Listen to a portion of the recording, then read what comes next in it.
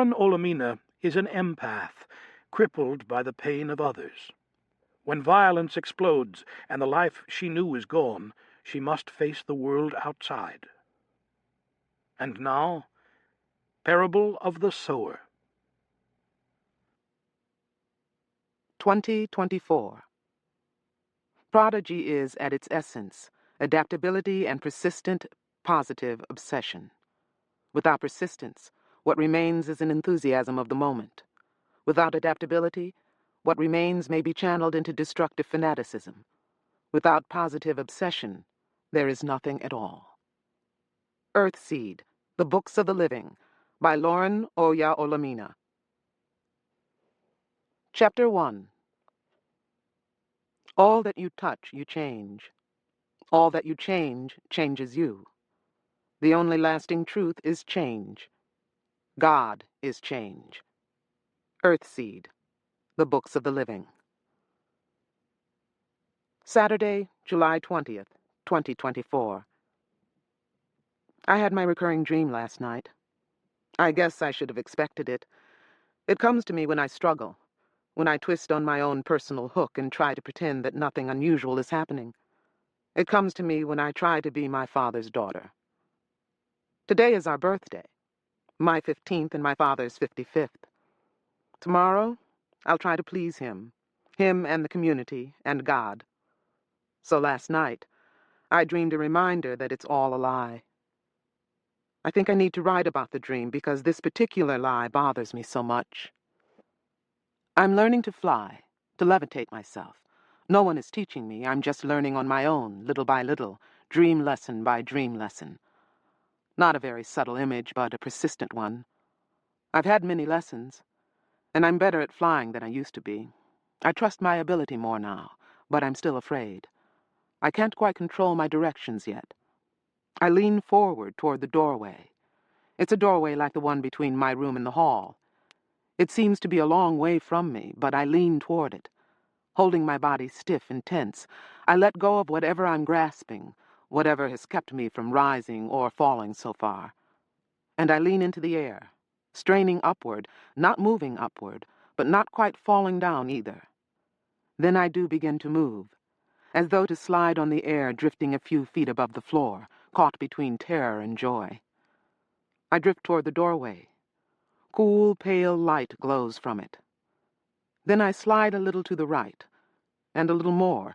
I can see that I'm going to miss the door and hit the wall beside it, but I can't stop or turn. I drift away from the door, away from the cool glow, into another light. The wall before me is burning.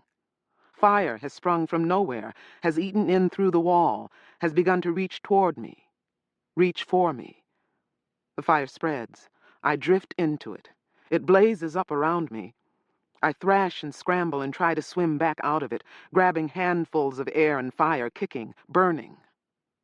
Darkness. Perhaps I awake a little. I do sometimes when the fire swallows me. That's bad. When I wake up all the way, I can't get back to sleep. I try, but I've never been able to. This time, I don't wake up all the way. I fade into the second part of the dream, the part that's ordinary and real, the part that did happen years ago when I was little, though at the time it didn't seem to matter. Darkness. Darkness brightening. Stars. Stars casting their cool, pale, glinting light. You couldn't see so many stars when I was little, my stepmother says to me. She's speaking in Spanish, her own first language. She stands still and small, looking up at the broad sweep of the Milky Way. She and I have gone out after dark to take the washing down from the clothesline. The day has been hot, as usual, and we both like the cool darkness of early night. There's no moon, but we can see very well. The sky is full of stars. The neighborhood wall is a massive looming presence nearby.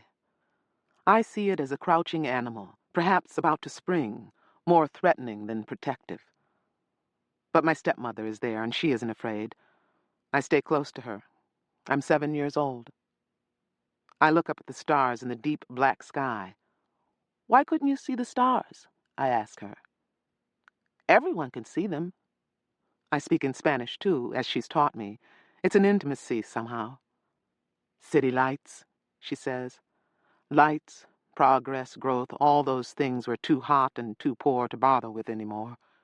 She pauses. When I was your age, my mother told me that the stars, the few stars we could see, were windows into heaven, windows for God to look through to keep an eye on us. I believed her for almost a year. My stepmother hands me an armload of my youngest brother's diapers. I take them, walk back toward the house where she has left her big wicker laundry basket, and pile the diapers atop the rest of the clothes.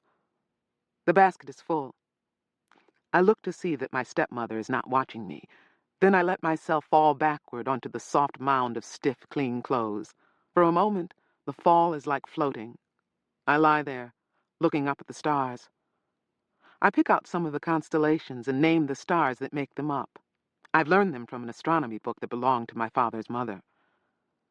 I see the sudden light streak of a meteor flashing westward across the sky. I stare after it, hoping to see another. Then my stepmother calls me, and I go back to her.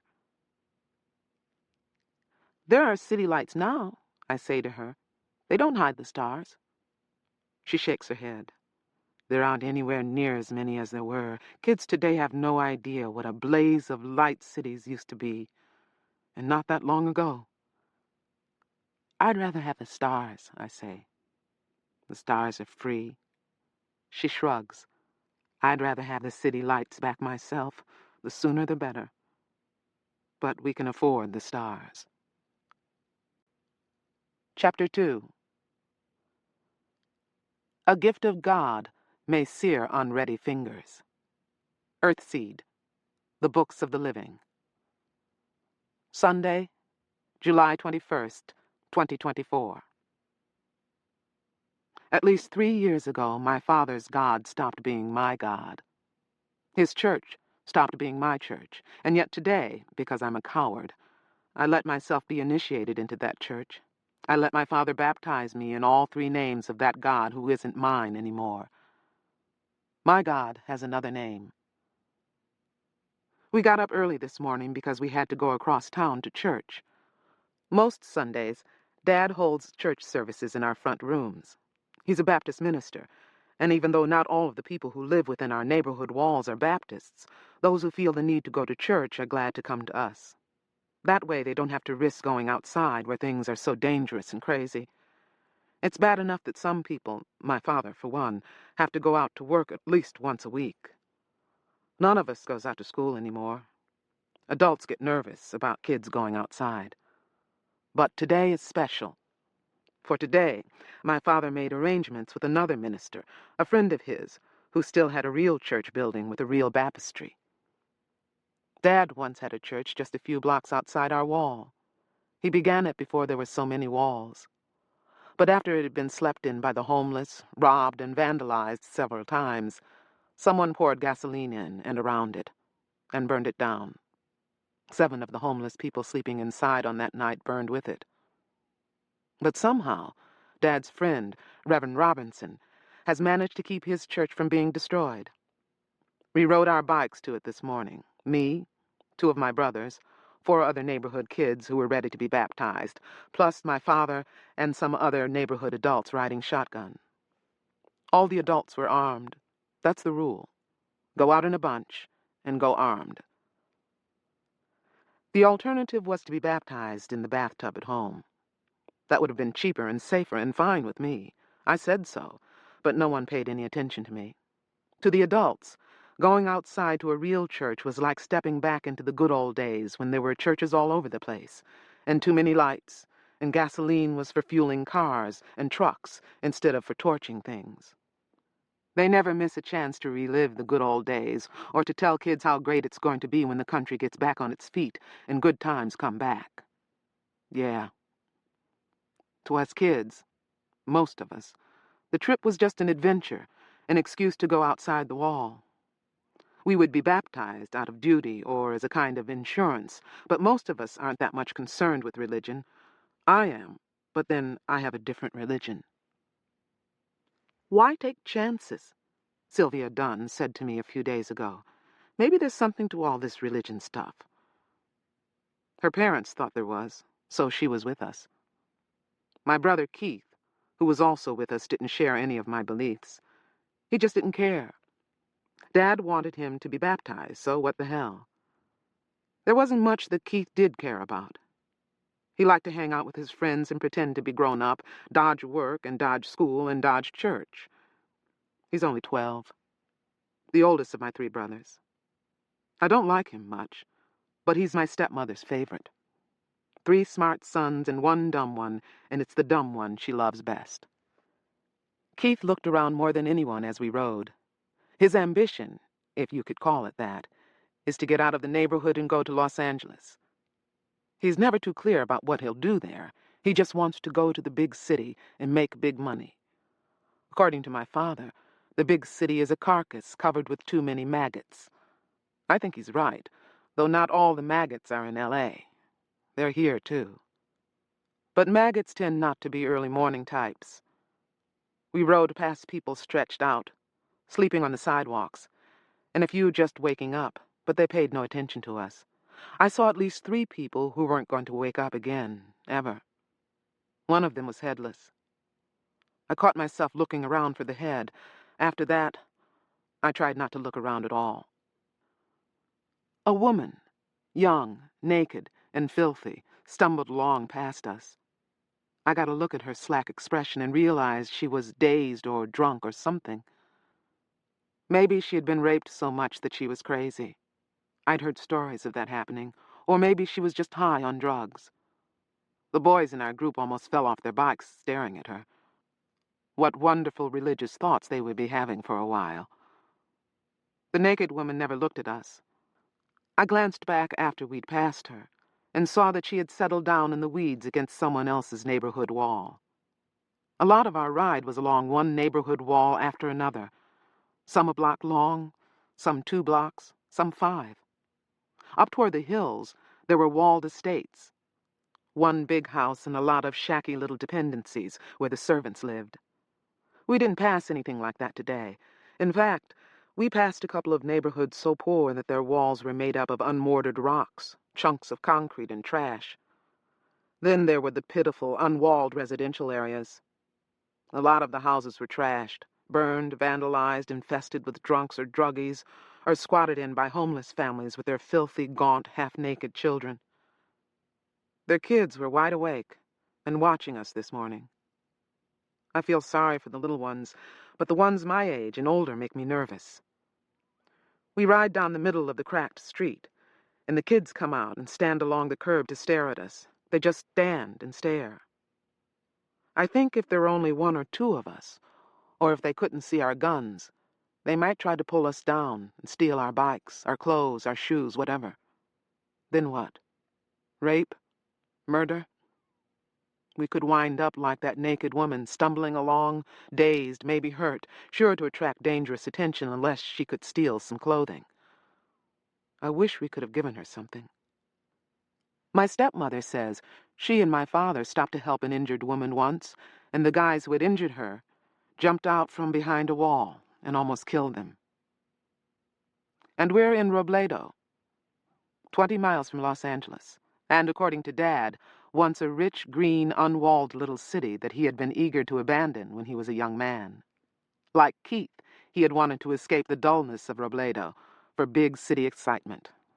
L.A. was better then, less lethal. He lived there for 21 years. Then, in 2010, his parents were murdered, and he inherited their house. Whoever killed them had robbed the house and smashed up the furniture, but they didn't torch anything. There was no neighborhood wall back then. Crazy to live without a wall to protect you. Even in Robledo, most of the street poor, squatters, winos, junkies, homeless people in general, are dangerous.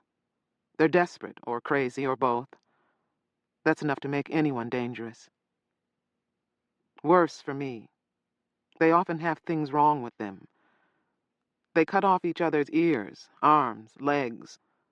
They carry untreated diseases and festering wounds. They have no money to spend on water to wash with, so even the unwounded have sores. They don't get enough to eat, so they're malnourished, or they eat bad food and poison themselves. As I rode, I tried not to look around at them, but I couldn't help seeing. collecting some of their general misery. I can take a lot of pain without falling apart. I've had to learn to do that. But it was hard today, to keep pedaling and keep up with the others when just about everyone I saw made me feel worse and worse. My father glanced back at me every now and then. He tells me, "You can beat this thing. You don't have to give in to it." He has always pretended, or perhaps believed, that my hyperempathy syndrome was something I could shake off and forget about. The sharing isn't real, after all. It isn't some magic or ESP that allows me to share the pain or the pleasure of other people. It's delusional. Even I admit that. My brother Keith used to pretend to be hurt just to trick me into sharing his supposed pain. Once he used red ink as fake blood to make me bleed. I was 11 then, and I still bled through the skin when I saw someone else bleeding. I couldn't help doing it, and I always worried that it would give me away to people outside the family. I haven't shared bleeding with anyone since I was 12 and got my first period. What a relief that was. I just wish all the rest of it had gone away too. Keith only tricked me into bleeding that once, and I beat the hell out of him for it. I didn't fight much when I was little because it hurt me so. I felt every blow that I struck, just as though I'd hit myself. So when I did decide that I had to fight, I set out to hurt the other kid more than the kids usually hurt one another. I broke Michael Talcott's arm and Ruben Quintanilla's nose. I knocked out 4 of Sylvia Dunn's teeth. They all earned what I did to them 2 or 3 times over. I got punished every time, and I resented it. It was double punishment, after all, and my father and stepmother knew it. But knowing didn't stop them. I think they did it to satisfy the other kids' parents. But when I beat up Keith, I knew that Corey, or Dad, or both of them would punish me for it. My poor little brother, after all. So I had to see that my poor little brother paid in advance. What I did to him had to be worthwhile in spite of what they would do to me. It was. We both got it later from Dad. Me for hurting a younger kid, and Keith for risking putting family business into the street. Dad is big on privacy and family business. There's a whole range of things we never even hint about outside the family. First among these is anything about my mother, my hyperempathy, and how the two are connected. To my father, the whole business is shameful. He's a preacher and a professor and a dean. A first wife who was a drug addict and a daughter who was drug damaged is not something he wants to boast about. Lucky for me. Being the most vulnerable person I know is damn sure not something I want to boast about. I can't do a thing about my hyperempathy, no matter what Dad thinks or wants or wishes. I feel what I see others feeling, or what I believe they feel. Hyperempathy is what the doctors call an organic delusional syndrome. Big shit. It hurts, that's all I know. Thanks to Paracetamol, the smart pill, the Einstein powder, the particular drug my mother chose to abuse before my birth killed her, I'm crazy. I get a lot of grief that doesn't belong to me, and that isn't real, but it hurts. I'm supposed to share pleasure and pain, but there isn't much pleasure around these days. About the only pleasure I've found that I enjoy sharing is sex. I get the guy's good feeling and my own. I almost wish I didn't. I live in a tiny, walled, fishbowl cul-de-sac community, and I'm the preacher's daughter. There's a real limit to what I can do as far as sex goes. Anyway, my neurotransmitters are scrambled, and they're going to stay scrambled. But I can do okay as long as other people don't know about me. Inside our neighborhood walls, I do fine. Our rides today, though, were hell. Going and coming, they were all the worst things I've ever felt. Shadows and ghosts, twists and jabs of unexpected pain. If I don't look too long at old injuries, they don't hurt me too much. There was a naked little boy whose skin was a mass of big red sores, a man with a huge scab over the stump where his right hand used to be, a little girl naked, maybe 7 years old, with blood running down her bare thighs, a woman with a swollen, bloody, beaten face. I must have seemed jumpy. I glanced around like a bird, not letting my gaze rest on anyone longer than it took me to see that they weren't coming in my direction or aiming something at me. Dad may have read something of what I was feeling in my expression. I try not to let my face show anything, but he's good at reading me. Sometimes people say I look grim or angry. Better to have them think that than know the truth. Better to have them think anything than let them know just how easy it is to hurt me. Dad had insisted on fresh, clean water for the baptism. He couldn't afford it, of course. Who could? That was the other reason for the 4 extra kids. Sylvia Dunn, Hector Quintanilla, Curtis Talcott, and Drew Balter, along with my brothers Keith and Marcus. The other kids' parents had helped with costs. They thought a proper baptism was important enough to spend some money and take some risks. I was the oldest by about 2 months. Curtis was next. As much as I hated being there, I hated even more that Curtis was there. I care about him more than I want to. I care what he thinks of me. I worry that I'll fall apart in public someday and he'll see. But not today. By the time we reached the fortress church, my jaw muscles hurt from clenching and unclenching my teeth, and overall I was exhausted. There were only 5 or 6 dozen people at the service, enough to fill up our front rooms at home and look like a big crowd. At the church, though, with its surrounding wall, and its security bars and laser wire, and its huge hollowness inside, and its armed guards, the crowd seemed a tiny scattering of people. That was all right. The last thing I wanted was a big audience to maybe trip me up with pain. The baptism went just as planned. They sent us kids off to the bathrooms, men's, women's. Please do not put paper of any kind into toilets. Water for washing in bucket at left. To undress and put on white gowns. When we were ready, Curtis's father took us to an anteroom where we could hear the preaching, from the 1st chapter of St. John and the 2nd chapter of the Acts, and wait our turns. My turn came last. I assumed that was my father's idea. First the neighborhood kids, then my brothers, then me. For reasons that don't make a lot of sense to me, Dad thinks I need more humility. I think my particular biological humility, or humiliation, is more than enough. What the hell? Someone had to be last. I just wish I could have been courageous enough to skip the thing altogether. So, in the name of the Father, the Son, and the Holy Ghost, Catholics get this stuff over with when they're babies. I wish Baptists did. I almost wish I could believe it was important the way a lot of people seem to, the way my father seems to. Failing that, I wish I didn't care. But I do. The idea of God is much on my mind these days. I've been paying attention to what other people believe, whether they believe, and if so, what kind of God they believe in. Keith says God is just the adults' way of trying to scare you into doing what they want. He doesn't say that around Dad, but he says it. He believes in what he sees, and no matter what's in front of him, he doesn't see much. I suppose Dad would say that about me if he knew what I believe. Maybe he'd be right, but it wouldn't stop me from seeing what I see. A lot of people seem to believe in a big daddy God, or a big cop God, or a big king God. They believe in a kind of super person. A few believe God is another word for nature, and nature turns out to mean just about anything they happen not to understand or feel in control of. Some say God is a spirit, a force, an ultimate reality. Ask 7 people what all of that means, and you'll get 7 different answers. So what is God?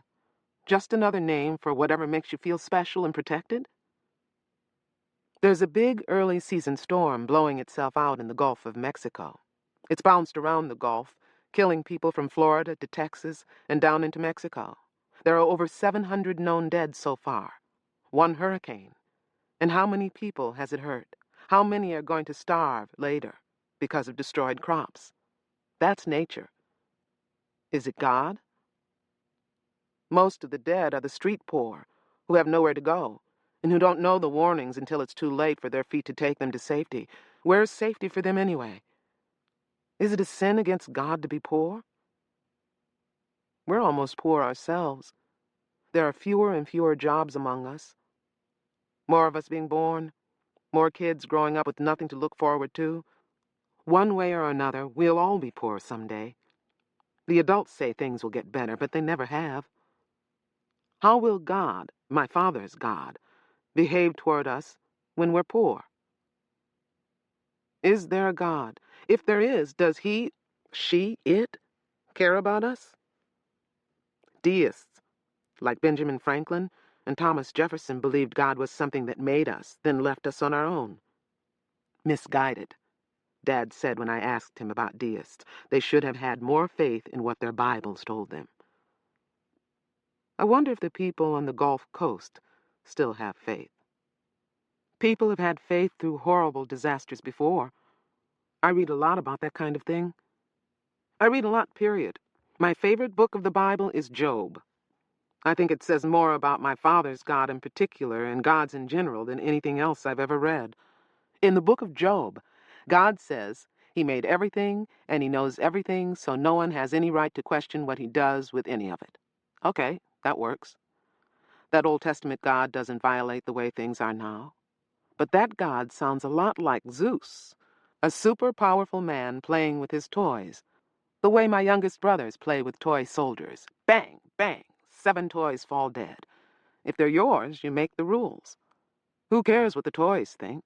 Wipe out a toy's family, then give it a brand new family. Toy children, like Job's children, are interchangeable. Maybe God is a kind of big kid playing with his toys. If he is, what difference does it make if 700 people get killed in a hurricane, or if 7 kids go to church and get dipped in a big tank of expensive water? But what if all that is wrong? What if God is something else altogether? Chapter 3.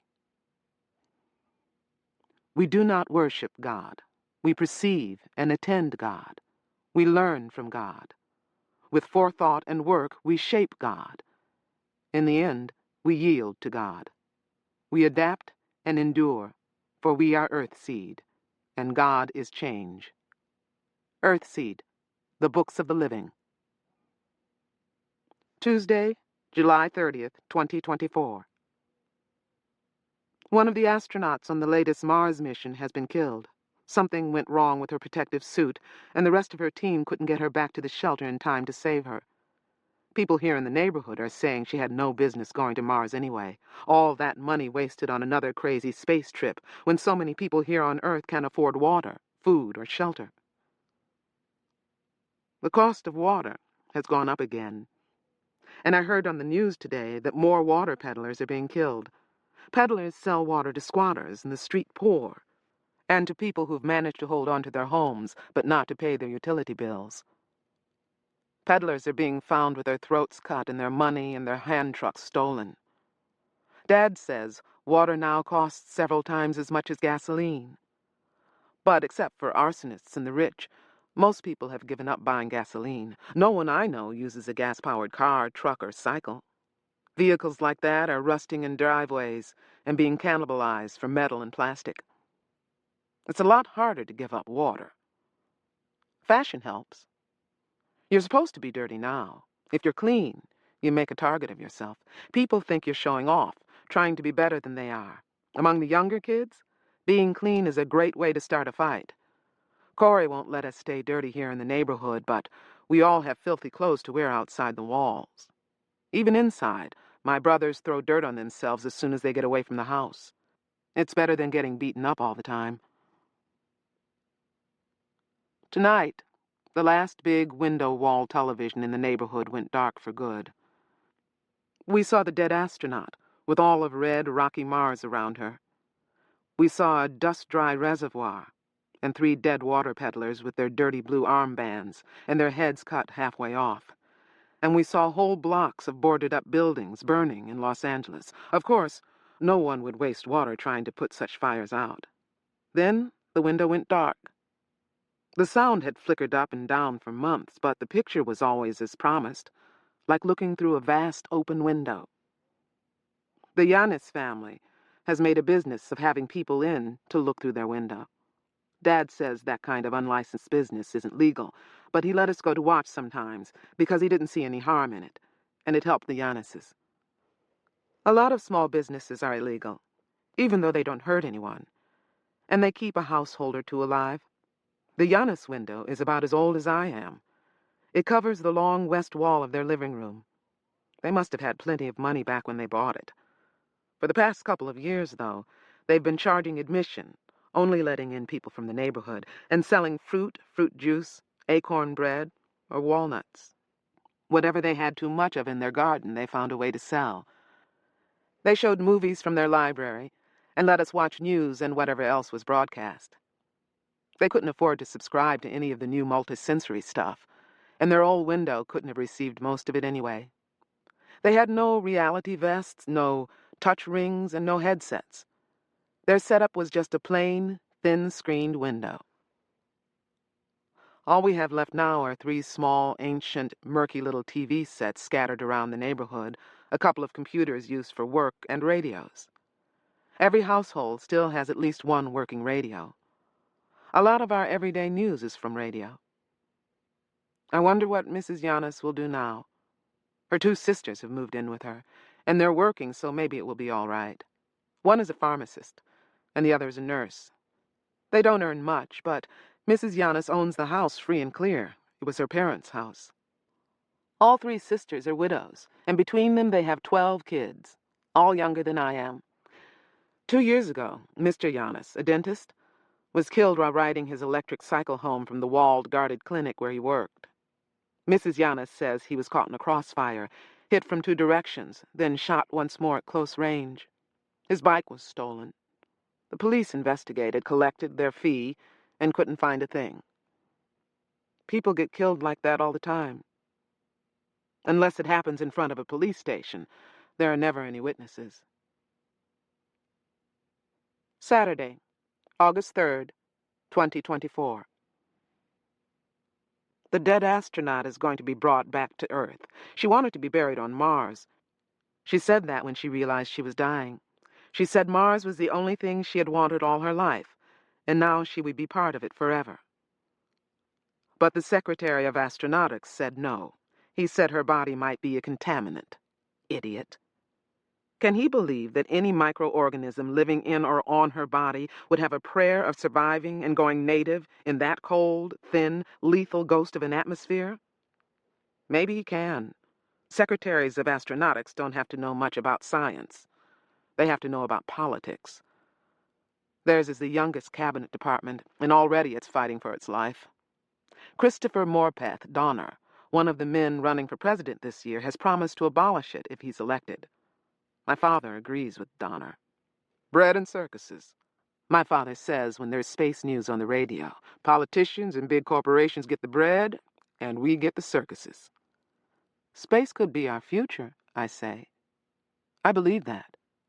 As far as I'm concerned, space exploration and colonization are among the few things left over from the last century that can help us more than they hurt us. It's hard to get anyone to see that, though, when there's so much suffering going on just outside our walls. Dad just looks at me and shakes his head. You don't understand, he says.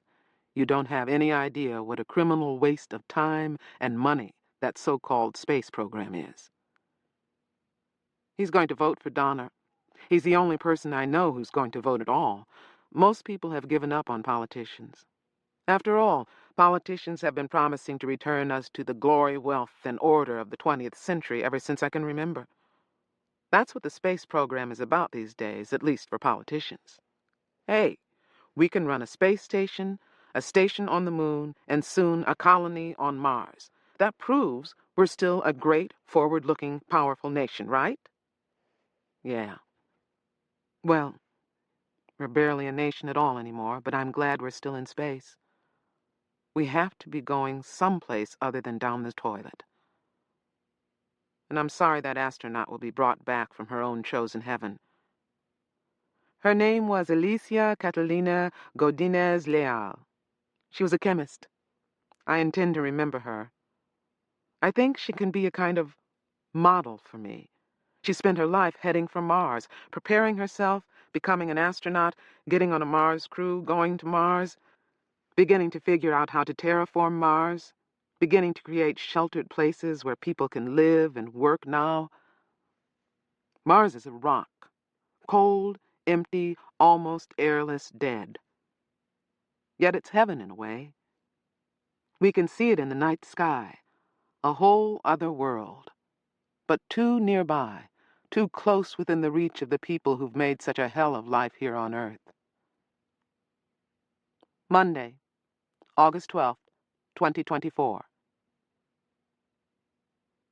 Mrs. Sims shot herself today, or rather, she shot herself a few days ago, and Corey and Dad found her today. Corey went a little crazy for a while afterward.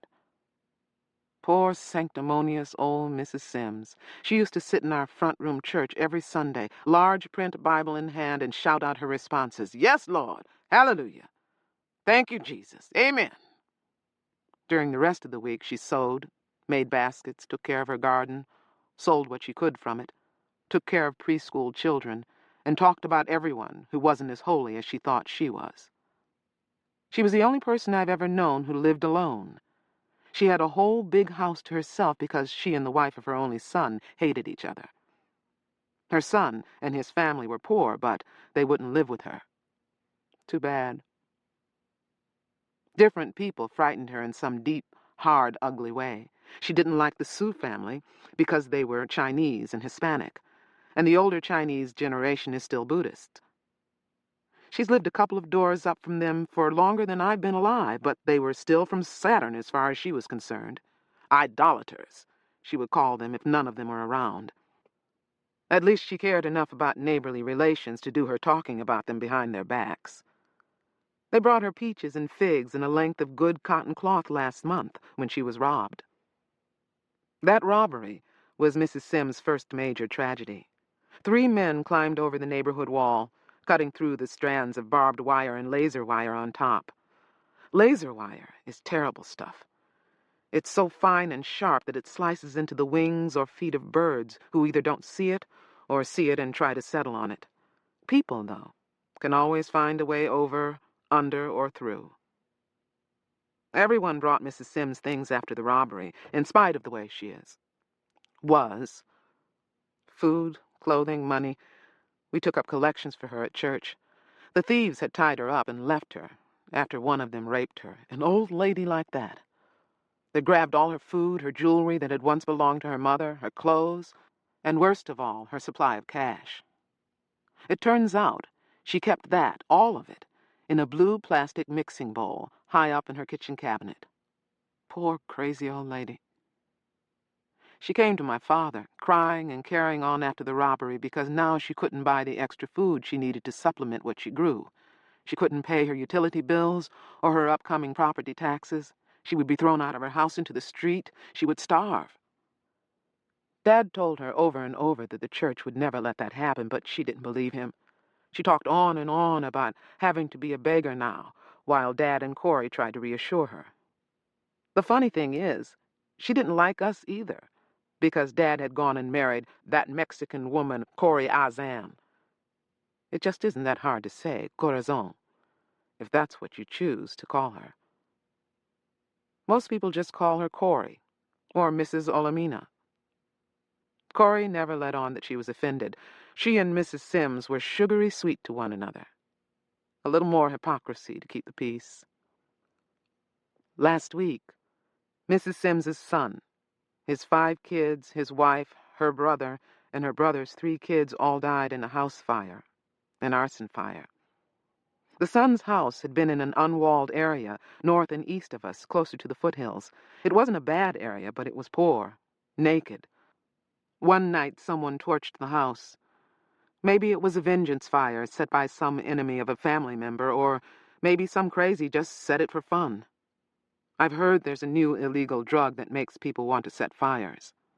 Anyway, no one knows who did it to the Sims-Boyer families. No one saw anything, of course.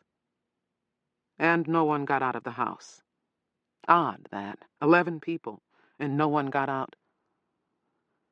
So, about 3 days ago, Mrs. Sims shot herself. Dad said he'd heard from the cops that it was about 3 days ago. That would have been just 2 days after she heard about her son's death.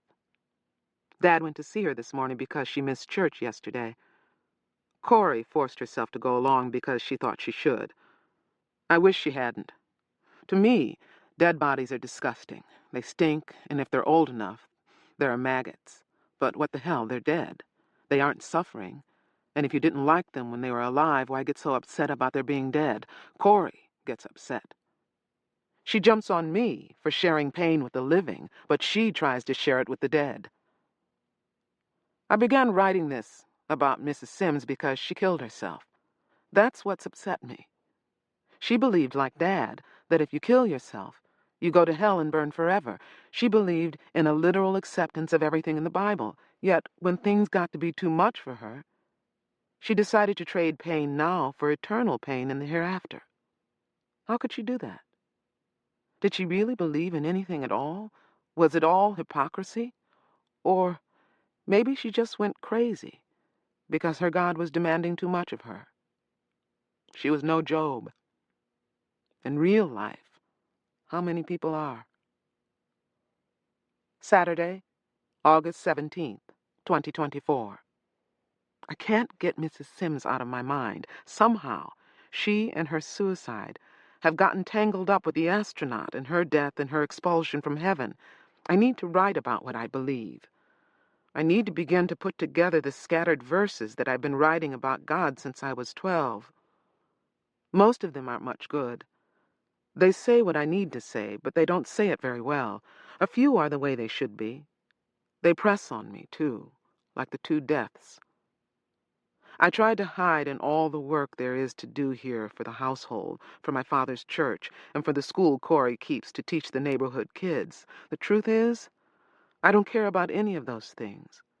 But they keep me busy and make me tired, and most of the time I sleep without dreaming. And Dad beams when people tell him how smart and industrious I am. I love him. He's the best person I know, and I care what he thinks. I wish I didn't, but I do. For what it's worth, here's what I believe. It took me a lot of time to understand it, then a lot more time with a dictionary and a thesaurus to say it just right, just the way it has to be. In the past year, it's gone through 25 or 30 lumpy, incoherent rewrites. This is the right one, the true one. This is the one I keep coming back to. God is power, infinite, irresistible, inexorable, indifferent. And yet, God is pliable, trickster, teacher, chaos, clay. God exists to be shaped. God is change. This is the literal truth.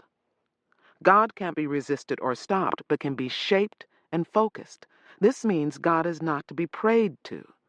Prayers only help the person doing the praying, and then only if they strengthen and focus that person's resolve.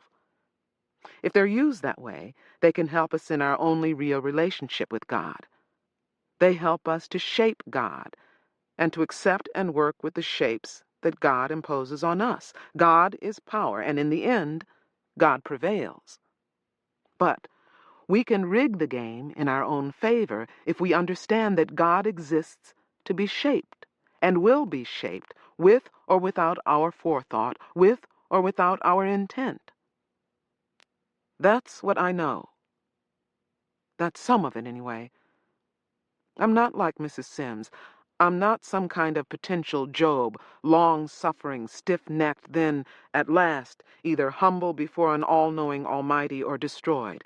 My God doesn't love me or hate me or watch over me or know me at all. And I feel no love for or loyalty to my God. My God just is. Maybe I'll be more like Alicia Leal, the astronaut. Like her, I believe in something that I think my dying, denying, backward-looking people need. I don't have all of it yet. I don't even know how to pass on what I do have. I've got to learn to do that. It scares me how many things I've got to learn. How will I learn them? Is any of this real? Dangerous questions. Sometimes I don't know the answer. I doubt myself. I doubt what I think I know. I try to forget about it. After all, if it's real, Why doesn't anyone else know about it? Everyone knows that change is inevitable. From the second law of thermodynamics to Darwinian evolution, from Buddhism's insistence that nothing is permanent and all suffering results from our delusions of permanence, to the third chapter of Ecclesiastes, to everything there is a season. Change is part of life, of existence, of the common wisdom. But I don't believe we're dealing with all that means. We haven't even begun to deal with it. We give lip service to acceptance, as though acceptance were enough. Then we go on to create super people, super parents, super kings and queens, super cops to be our gods and to look after us, to stand between us and God. Yet God has been here all along, shaping us and being shaped by us in no particular way, or in too many ways at once, like an amoeba, or like a cancer. Chaos. Even so, why can't I do what others have done? Ignore the obvious. Live a normal life. It's hard enough just to do that in this world. But this thing, this idea, philosophy, new religion won't let me alone, won't let me forget it, won't let me go. Maybe it's like my sharing. One more weirdness, one more crazy, deep-rooted delusion that I'm stuck with. I am stuck with it. And in time, I'll have to do something about it. In spite of what my father will say or do to me, in spite of the poisonous rottenness outside the wall where I might be exiled, I have to do something about it. That reality scares me to death. Wednesday, November 6th, 2024. President William Turner Smith lost yesterday's elections. Christopher Charles Morpeth Donner is our new president-elect. So, what are we in for? Donner has already said that as soon as possible after his inauguration next year, he'll begin to dismantle the wasteful, pointless, unnecessary Moon and Mars programs. Near-space programs dealing with communications and experimentation will be privatized, sold off. Also, Donner has a plan for putting people back to work. He hopes to get laws changed, suspend overly restrictive minimum wage, environmental, and worker protection laws for those employers willing to take on homeless employees and provide them with training and adequate room and board. What's adequate, I wonder? A house or apartment? A room? A bed in a shared room? A barracks bed? Space on a floor? Space on the ground? And what about people with big families? Won't they be seen as bad investments? Won't it make much more sense for companies to hire single people, childless couples, or, at most, people with only 1 or 2 kids? I wonder. And what about those suspended laws? Will it be legal to poison, mutilate, or infect people, as long as you provide them with food, water, and a space to die? Dad decided not to vote for Donner after all. He didn't vote for anyone. He said politicians turned his stomach. 2025. Intelligence is ongoing, individual adaptability. Adaptations that an intelligent species may make in a single generation, other species make over generations of selective breeding and selective dying. Yet intelligence is demanding. If it is misdirected by accident or by intent, it can foster its own orgies of breeding and dying. Earthseed, the Books of the Living. Chapter 4. A victim of God may, through learning adaptation, become a partner of God. A victim of God may, through forethought and planning, become a shaper of God. Or a victim of God may, through short-sightedness and fear, remain God's victim, God's plaything, God's prey. Earthseed, the Books of the Living. Saturday, February 1st, 2025. We had a fire today. People worry so much about fire, but little kids will play with it if they can. We were lucky with this fire. Amy Dunn, 3 years old, managed to start it in her family's garage. Once the fire began to crawl up the wall, Amy got scared and ran into the house. She knew she had done something bad, so she didn't tell anyone. She hid under her grandmother's bed. Out back, the dry wood of the garage burned fast and hot. Robin Balter saw the smoke and rang the emergency bell on the island in our street.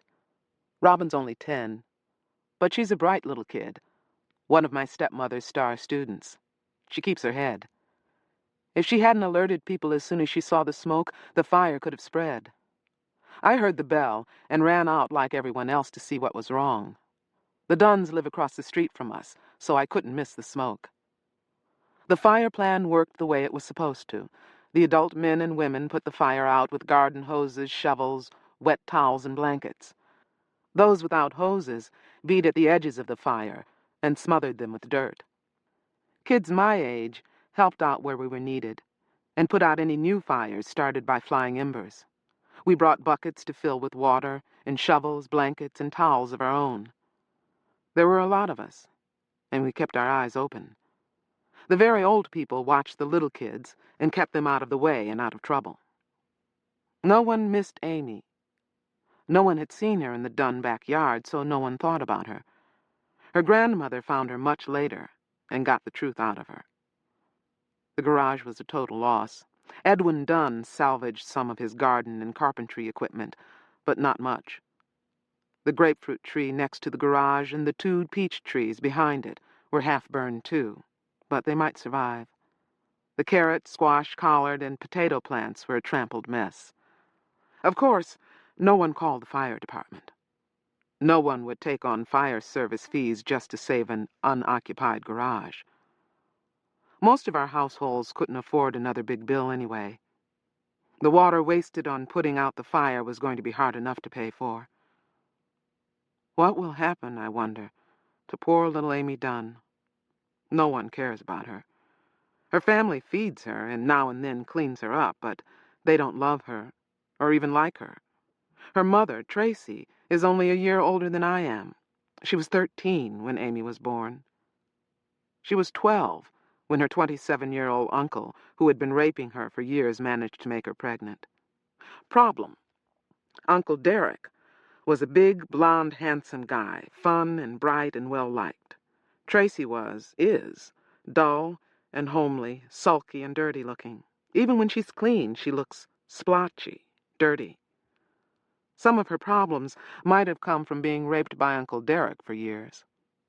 Uncle Derek was Tracy's mother's youngest brother, her favorite brother.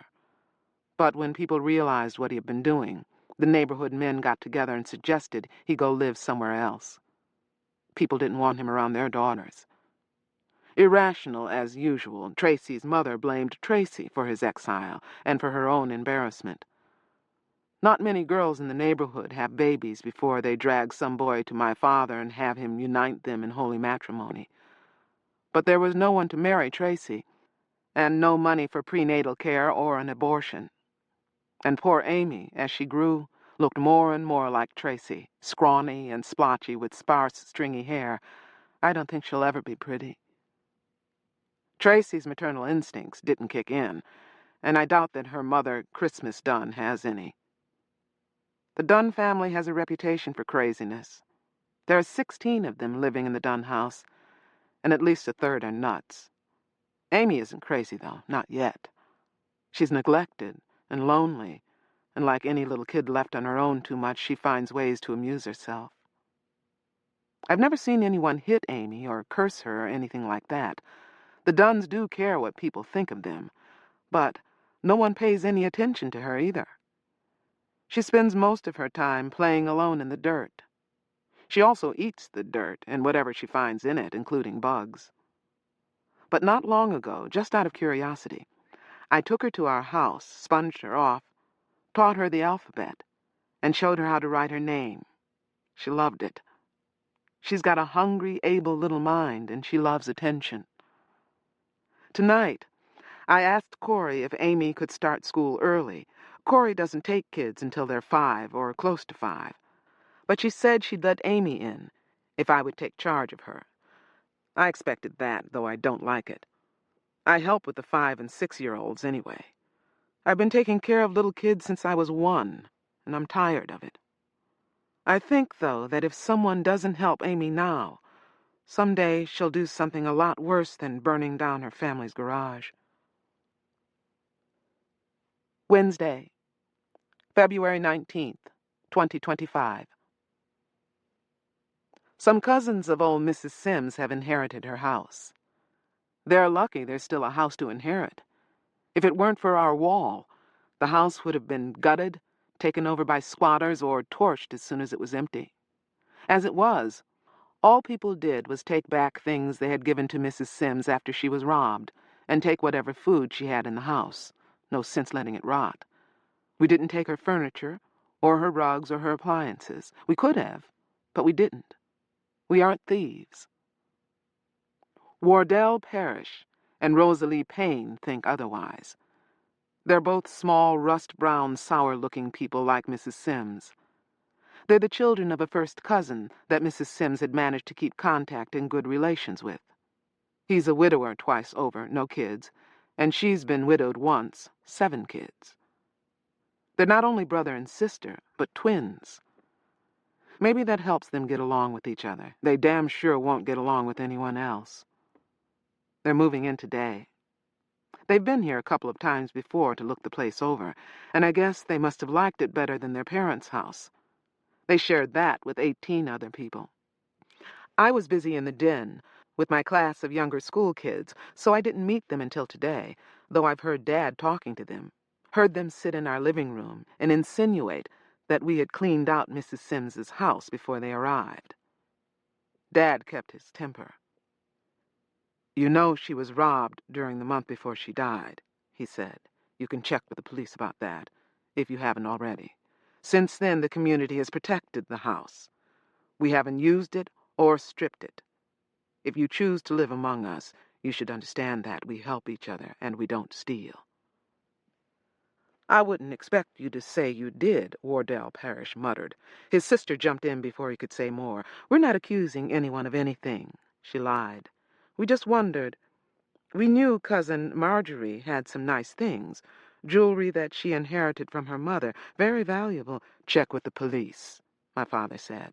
"Well, yes, I know, but this is a small community," my father said. "We all know each other here. We depend on each other." There was a silence. Perhaps the twins were getting the message. "We're not very social," Wardell Parrish said. "We mind our own business." Again his sister jumped in before he could go on. "I'm sure everything will be all right," she said. "I'm sure we'll get along fine." I didn't like them when I heard them. I liked them even less when I met them. They look at us as though we smell, and they don't. Of course, it doesn't matter whether I like them or not. There are other people in the neighborhood whom I don't like. But I don't trust the Payne Parishes. The kids seem all right, but the adults, I wouldn't want to have to depend on them. Not even for little things. Payne and Parish. What perfect names they have. Saturday, February 22nd, 2025. We ran into a pack of feral dogs today. We went to the hills today for target practice. Me, my father, Joanne Garfield, her cousin and boyfriend, Harry Balter, my boyfriend, Curtis Talcott, his brother Michael, Ora Moss, and her brother Peter. Our other adult guardian was Joanne's father, Jay. He's a good guy and a good shot. Dad likes to work with him, although sometimes there are problems. The Garfields and the Balters are white, and the rest of us are black. That can be dangerous these days. On the street, people are expected to fear and hate everyone but their own kind. But with all of us armed and watchful, people stared, but they let us alone. Our neighborhood is too small for us to play those kinds of games. Everything went as usual at first. The Talcotts got into an argument first with each other, then with the Mosses. The Mosses are always blaming other people for whatever they do wrong, so they tend to have disputes outstanding with most of us. Peter Moss is the worst, because he's always trying to be like his father, and his father's a total shit. His father has 3 wives, all at once: Karen, Natalie, and Zara. They've all got kids by him, though so far Zara, the youngest and prettiest, only has 1. Karen is the one with the marriage license, but she let him get away with bringing in first one, then another new woman into the house and calling them his wives. I guess the way things are, she didn't think she could make it on her own with 3 kids when he brought in Natalie, and 5 by the time he found Zara. The Mosses don't come to church.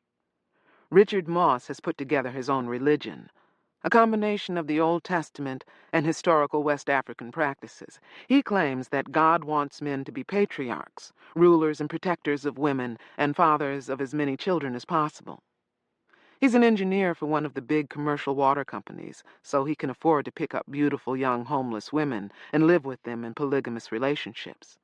He could pick up 20 women like that if he could afford to feed them. I hear there's a lot of that kind of thing going on in other neighborhoods. Some middle-class men prove they're men by having a lot of wives in temporary or permanent relationships. Some upper-class men prove they're men by having 1 wife and a lot of beautiful, disposable young servant girls. Nasty. When the girls get pregnant, if their rich employers won't protect them, the employers' wives throw them out to starve. Is that the way it's going to be, I wonder? Is that the future? Large numbers of people stuck in either President-elect Donner's version of slavery or Richard Moss's? We rode our bikes to the top of River Street, past the last neighborhood walls, past the last ragged, unwalled houses, past the last stretch of broken asphalt and rag and stick shacks of squatters, and street poor, who stare at us in their horrible, empty way, and then higher into the hills along a dirt road. At last we dismounted and walked our bikes down the narrow trail into one of the canyons that we and others used for target practice. It looked all right this time, but we always have to be careful. People use canyons for a lot of things. If we find corpses in one, we stay away from it for a while.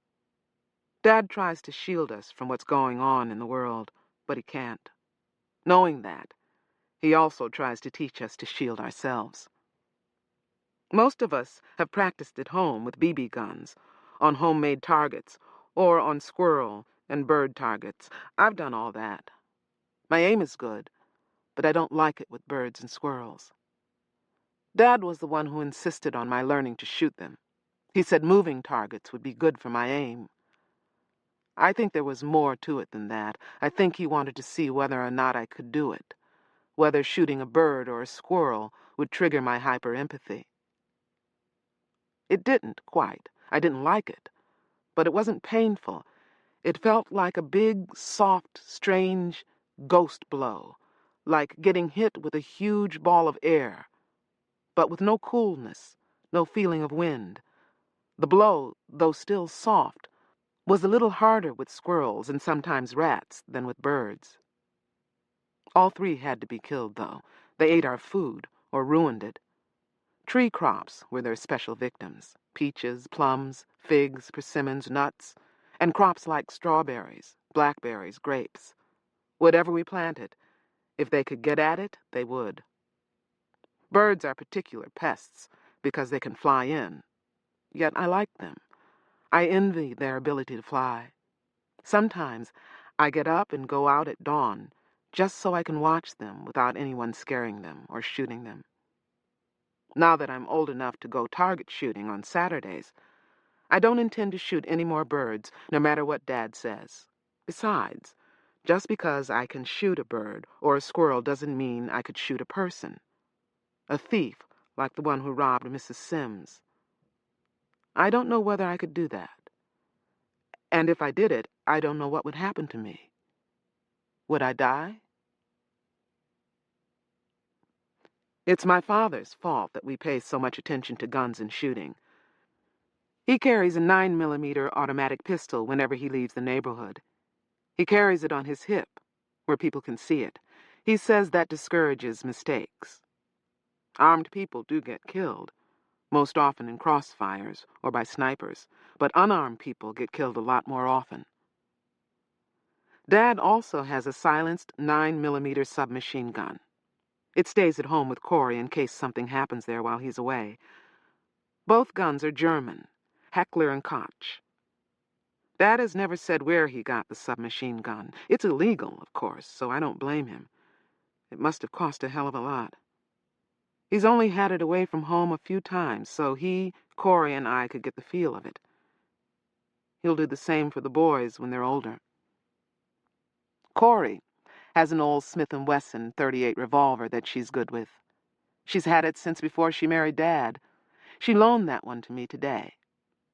Ours aren't the best or the newest guns in the neighborhood, but they all work. Dad and Corey keep them in good condition. I have to help with that now. And they spend the necessary time on practice and money on ammunition. At neighborhood association meetings, Dad used to push the adults of every household to own weapons, maintain them, and know how to use them. Know how to use them so well, he's said more than once, that you're as able to defend yourself at 2 a.m. as you are at 2 p.m. At first, there were a few neighbors who didn't like that. Older ones who said it was the job of the police to protect them. Younger ones who worried that their little children would find their guns. And religious ones who didn't think a minister of the gospel should need guns. This was several years ago. The police, my father told them, may be able to avenge you, but they can't protect you. Things are getting worse. And as for your children, well, yes, there is risk. But you can put your guns out of their reach while they're very young and train them as they grow older. That's what I mean to do. I believe they'll have a better chance of growing up if you can protect them. He paused, staring at the people, then went on. I have a wife and 5 children, he said. I will pray for them all. I'll also see to it that they know how to defend themselves, and for as long as I can, I will stand between my family and any intruder. He paused again. Now that's what I have to do. You all do what you have to do. By now, there are at least 2 guns in every household. Dad says he suspects that some of them are so well hidden, like Mrs. Sims's gun, that they wouldn't be available in an emergency. He's working on that. All the kids who attend school at our house get gun handling instruction. Once they passed that and turned 15, 2 or 3 of the neighborhood adults begin taking them to the hills for target practice. It's a kind of rite of passage for us.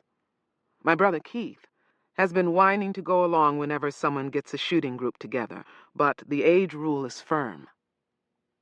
I worry about the way Keith wants to get his hands on the guns. Dad doesn't seem to worry, but I do.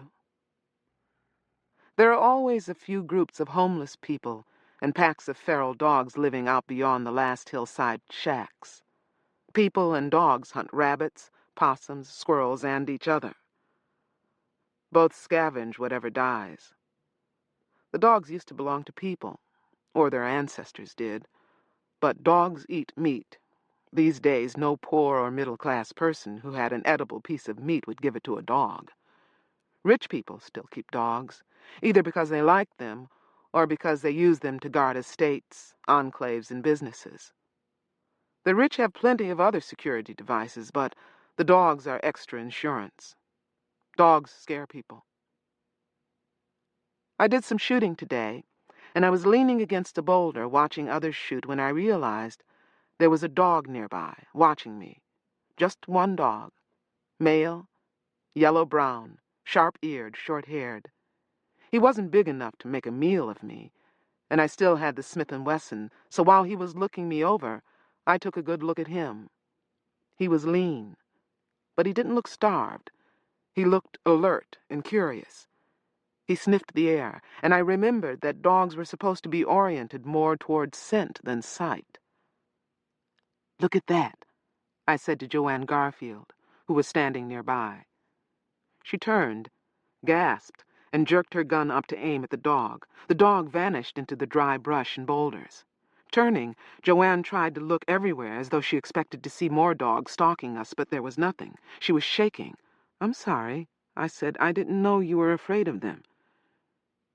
She drew a deep breath and looked at the place where the dog had been.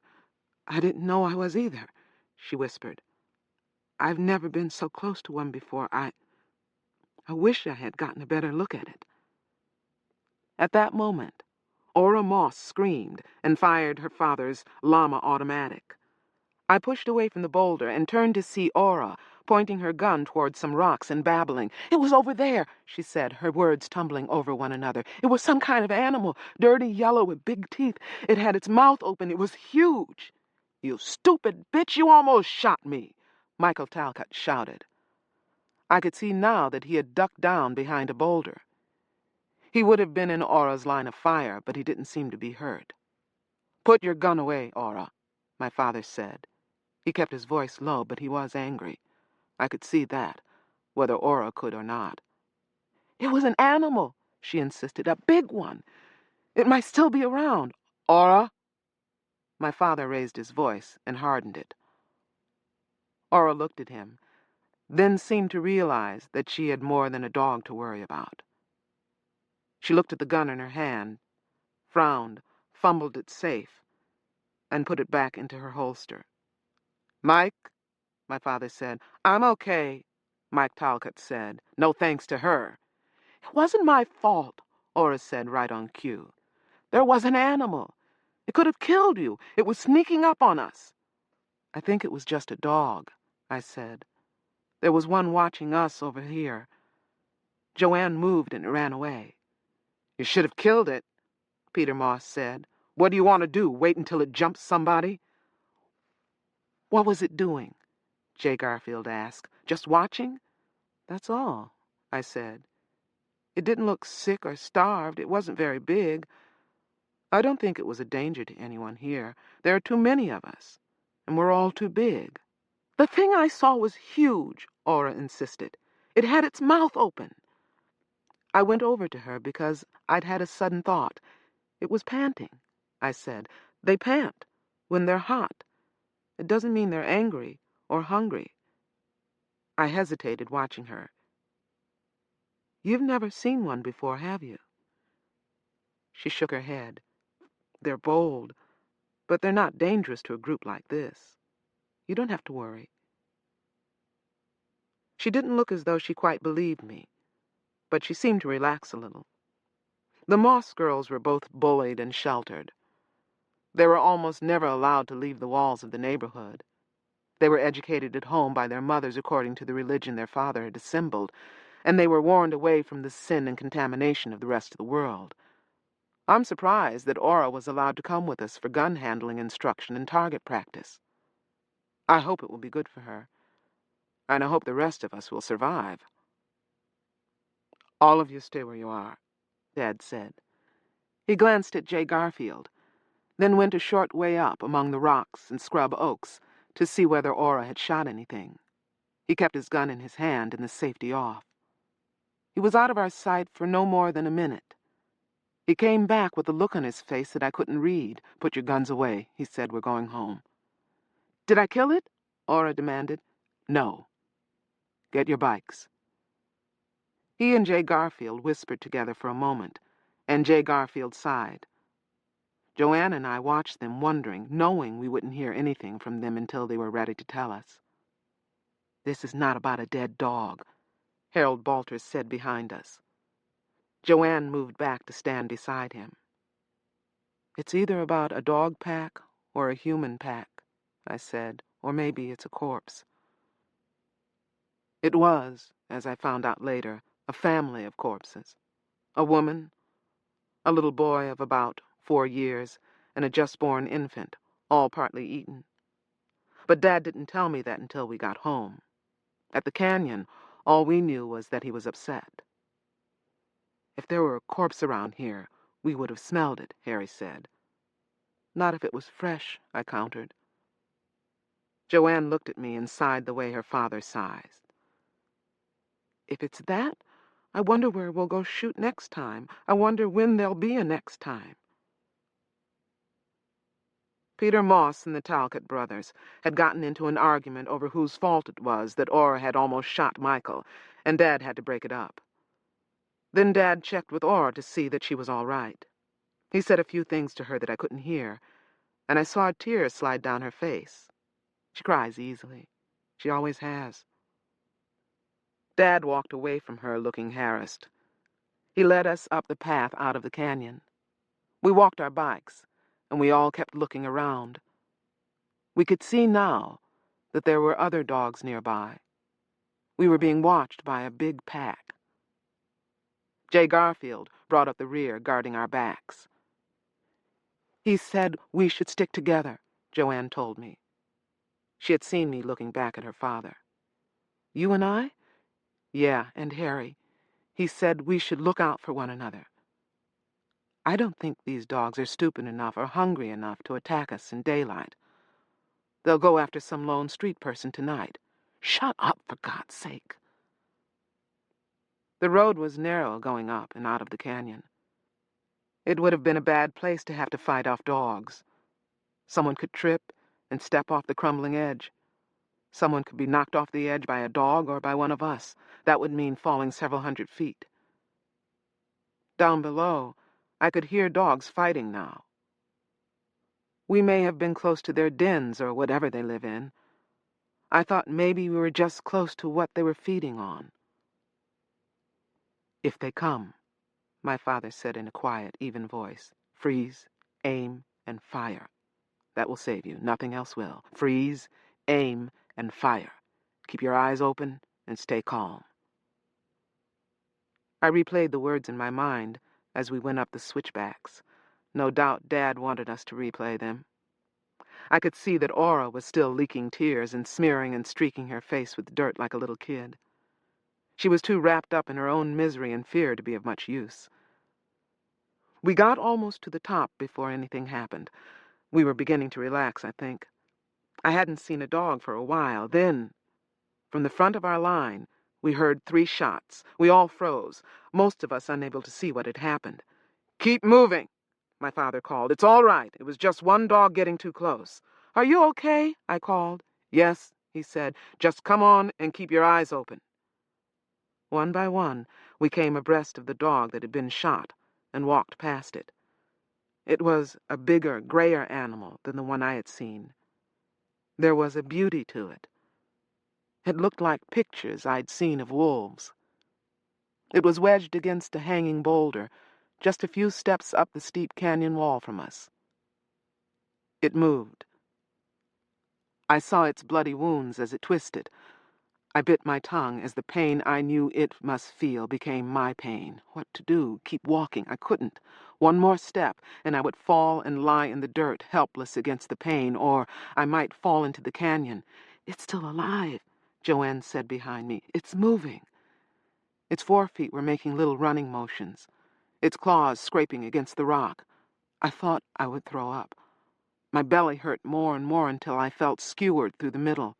I leaned on my bike with my left arm. With my right hand, I drew the Smith & Wesson, aimed, and shot the beautiful dog through its head. I felt the impact of the bullet as a hard, solid blow, something beyond pain. Then I felt the dog die. I saw it jerk, shudder, stretch its body long, then freeze. I saw it die. I felt it die. It went out like a match in a sudden vanishing of pain.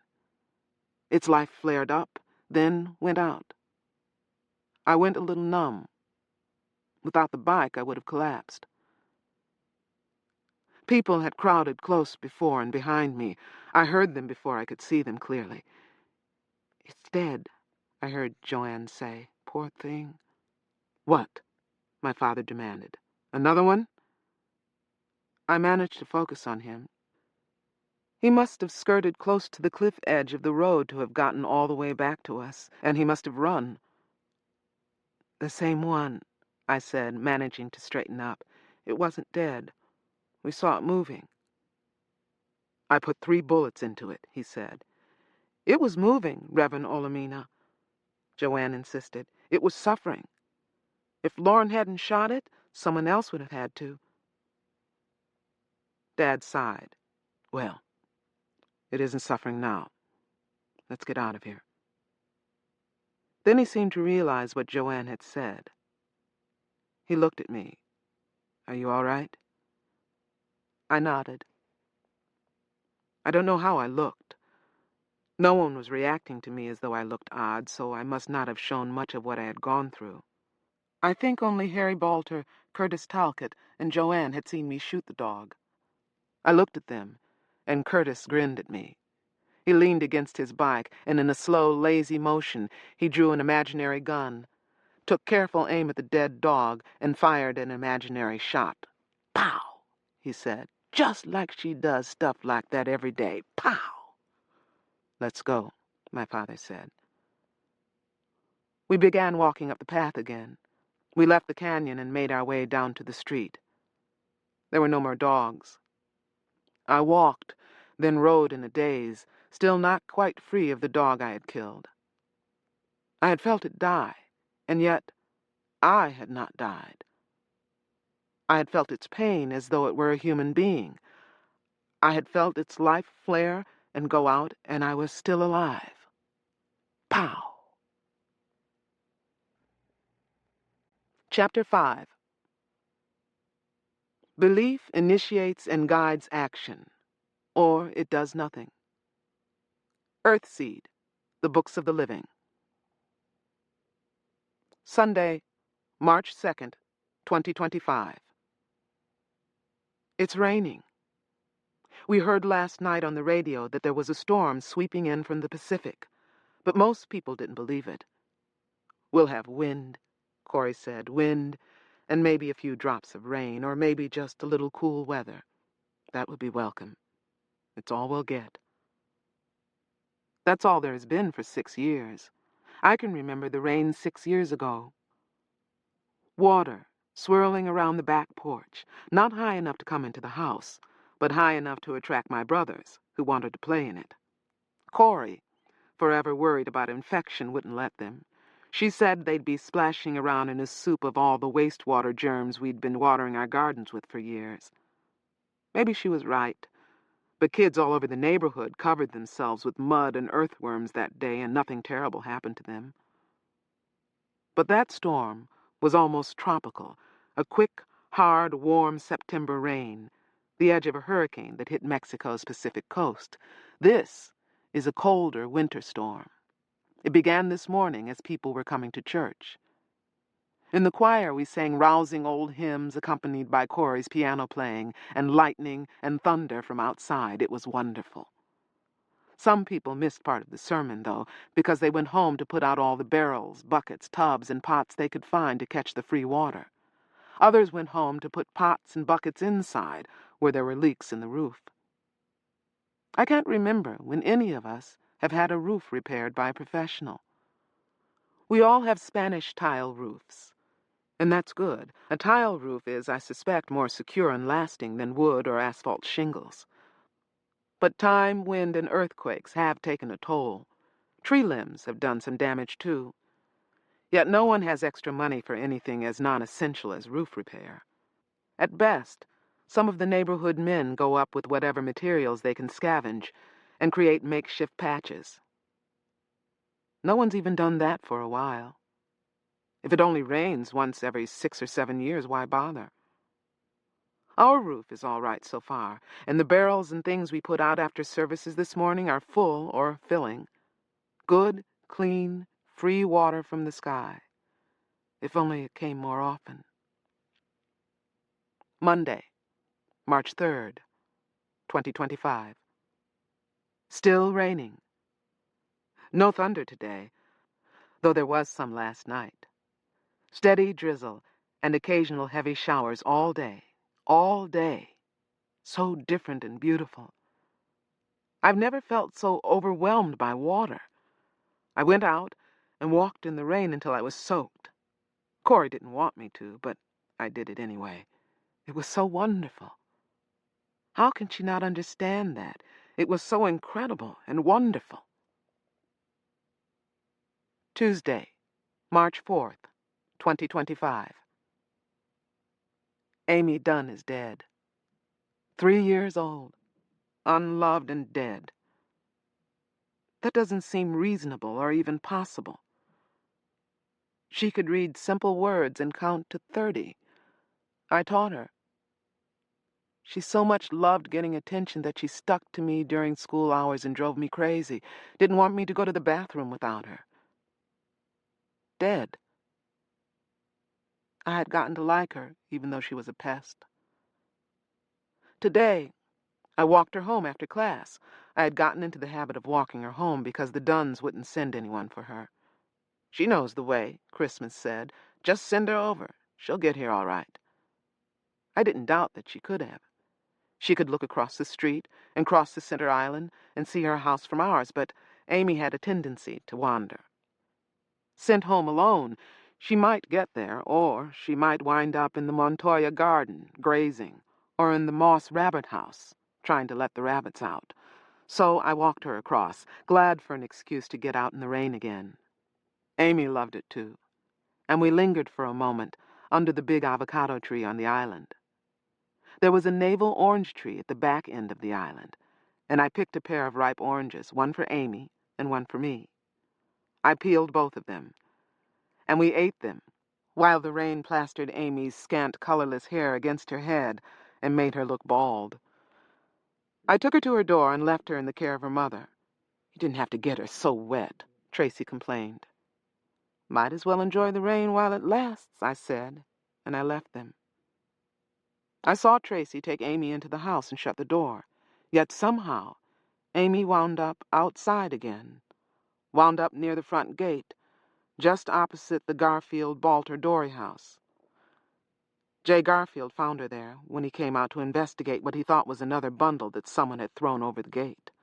People toss us things sometimes, gifts of envy or hate, a maggoty dead animal, a bag of shit, even an occasional severed human limb or a dead child. Dead adults have been left lying just beyond our wall. But these were all outsiders. Amy was one of us. Someone shot Amy right through the metal gate.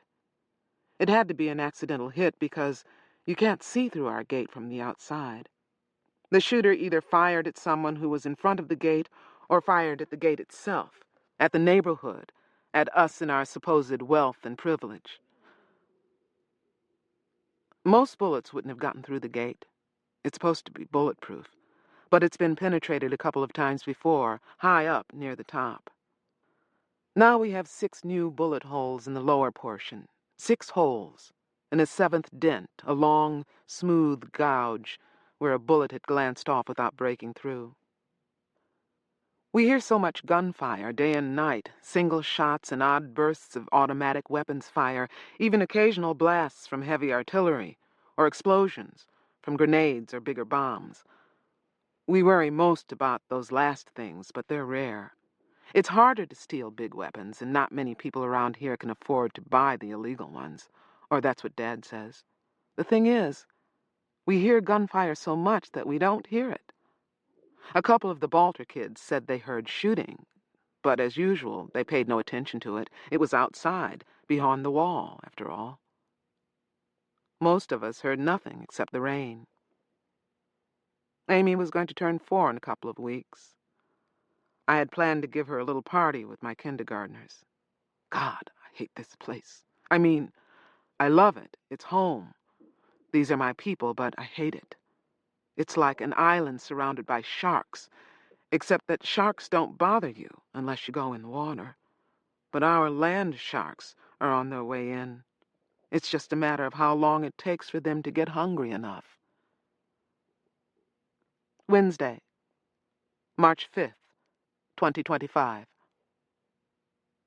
I walked in the rain again this morning. It was cold, but good. Amy has already been cremated. I wonder if her mother is relieved. She doesn't look relieved. She never liked Amy, but now she cries. I don't think she's faking. The family has spent money it could not afford to get the police involved to try to find the killer. I suspect that the only good this will do will be to chase away the people who live on the sidewalks and streets nearest to our wall. Is that good? The street people will be back, and they won't love us for sicking the cops on them. It's illegal to camp out on the street the way they do, the way they must. So the cops knock them around, rob them if they have anything worth stealing, then order them away or jail them. The miserable will be made even more miserable. None of that can help Amy. I suppose, though, that it will make the Dunns feel better about the way they treated her. On Saturday, Dad will preach Amy's funeral. I wish I didn't have to be there. Funerals have never bothered me before, but this one does. You cared about Amy, Joanne Garfield said to me when I complained to her. We had lunch together today. We ate in my bedroom because it's still raining off and on, and the rest of the house was full of all the kids who hadn't gone home to eat lunch. But my room is still mine. It's the one place in the world where I can go and not be followed by anyone I don't invite in. I'm the only person I know who has a bedroom to herself. These days, even Dad and Corey knock before they open my door. That's one of the best things about being the only daughter in the family. I have to kick my brothers out of here all the time, but at least I can kick them out. Joanne is an only child, but she shares a room with 3 younger girl cousins. Whiny Lisa, always demanding and complaining, smart giggly Robin with her near genius IQ, and invisible Jessica, who whispers and stares at her feet and cries if you give her a dirty look. All 3 are Balters, Harry's sisters, and the children of Joanne's mother's sister. The 2 adult sisters, their husbands, their 8 children, and their parents, Mr. and Mrs. Dory, are all squeezed into one 5-bedroom house. It isn't the most crowded house in the neighborhood, but I'm glad I don't have to live like that. Almost no one cared about Amy, Joanne said, but you did. After the fire, I did, I said. I got scared for her then. Before that, I ignored her like everyone else. So now you're feeling guilty? No. Yes, you are. I looked at her surprised. I mean it, no. I hate that she's dead, and I miss her, but I didn't cause her death. I just can't deny what all this says about us. What? I felt on the verge of talking to her about things I hadn't talked about before. I'd written about them. Sometimes I write to keep from going crazy. There's a world of things I don't feel free to talk to anyone about, but Joanne is a friend. She knows me better than most people, and she has a brain. Why not talk to her? Sooner or later, I have to talk to someone. What's wrong? She asked me. She had opened a plastic container of bean salad. Now she put it down on my night table. Don't you ever wonder if maybe Amy and Mrs. Sims are the lucky ones? I asked. I mean, don't you ever wonder what's going to happen to the rest of us? There was a clap of dull, muffled thunder and a sudden heavy shower. Radio weather reports say today's rain will be the last of the 4-day series of storms. I hope not. Sure, I think about it, Joanne said. With people shooting little kids, how can I not think about it? People have been killing little kids since there have been people, I said. Not in here, they haven't. Not until now. Yes, that's it, isn't it? We got a wake-up call. Another one. What are you talking about? Amy was the first of us to be killed like that. She won't be the last. Joanne sighed, and there was a little shudder in the sigh. So you think so, too? I do, but I didn't know you thought about it at all. Rape, robbery, and now murder, of course I think about it. Everybody thinks about it. Everyone worries. I wish I could get out of here. Where would you go? That's it, isn't it? There's nowhere to go. There might be. Not if you don't have money. Not if all you know how to do is take care of babies and cook. I shook my head. You know much more than that. Maybe, but none of it matters. I won't be able to afford college. I won't be able to get a job or move out of my parents' house because no job I could get would support me, and there are no safe places to move. Hell, my parents are still living with their parents. I know, I said, and as bad as that is, there's more. Who needs more? That's enough. She began to eat the bean salad. It looked good, but I thought I might be about to ruin it for her. There's cholera spreading in southern Mississippi and Louisiana, I said. I heard about it on the radio yesterday. There are too many poor people, illiterate, jobless, homeless, without decent sanitation or clean water. They have plenty of water down there, but a lot of it is polluted. And you know that drug that makes people want to set fires? She nodded, chewing. It's spreading again. It was on the East Coast. Now it's in Chicago. The reports say that it makes watching a fire better than sex. I don't know whether the reporters are condemning it or advertising it. I drew a deep breath. Tornadoes are smashing hell out of Alabama, Kentucky, Tennessee, and 2 or 3 other states. 300 people dead so far. And there's a blizzard freezing the northern Midwest, killing even more people. In New York and New Jersey, a measles epidemic is killing people. Measles! I heard about the measles, Joanne said. Strange. Even if people can't afford immunizations, measles shouldn't kill. Those people are half dead already, I told her. They've come through the winter cold, hungry, already sick with other diseases. And no, of course they can't afford immunizations. We're lucky our parents found the money to pay for all our immunizations. If we have kids, I don't see how we'll be able to do even that for them. I know. She sounded almost bored. Things are bad. My mother is hoping this new guy, President Donner, will start to get us back to normal. Normal? I muttered. I wonder what that is. Do you agree with your mother? No, Donner hasn't got a chance. I think he would fix things if he could, but Harry says his ideas are scary. Harry says he'll set the country back 100 years. My father says something like that. I'm surprised that Harry agrees. He would. His own father thinks Donner is God. Harry wouldn't agree with him on anything. I laughed, distracted, thinking about Harry's battles with his father. Neighborhood fireworks, plenty of flash, but no real fire. Why do you want to talk about this stuff? Joanne asked, bringing me back to the real fire. We can't do anything about it. We have to. Have to what? We're 15. What can we do? We can get ready. That's what we've got to do now. Get ready for what's going to happen. Get ready to survive it. Get ready to make a life afterward. Get focused on arranging to survive so that we can do more than just get battered around by crazy people, desperate people, thugs, and leaders who don't know what they're doing. She just stared at me. I don't know what you're talking about. I was rolling. Too fast, maybe. I'm talking about this place, Joe. This cul-de-sac with a wall around it. I'm talking about the day a big gang of those hungry, desperate, crazy people outside decide to come in. I'm talking about what we've got to do before that happens, so that we can survive and rebuild, or at least survive and escape to be something other than beggars. Someone's going to just smash in our wall and come in. More likely, blast it down or blast the gate open. It's going to happen someday. You know that as well as I do. Oh, no, I don't, she protested. She sat up straight, almost stiff, her lunch forgotten for the moment.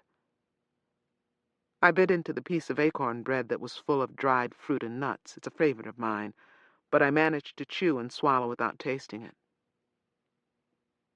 Joe, we're in for trouble. You've already admitted that. Sure, she said. More shootings, more break-ins, that's what I meant. And that's what will happen for a while. I wish I could guess how long. We'll be hit and hit and hit.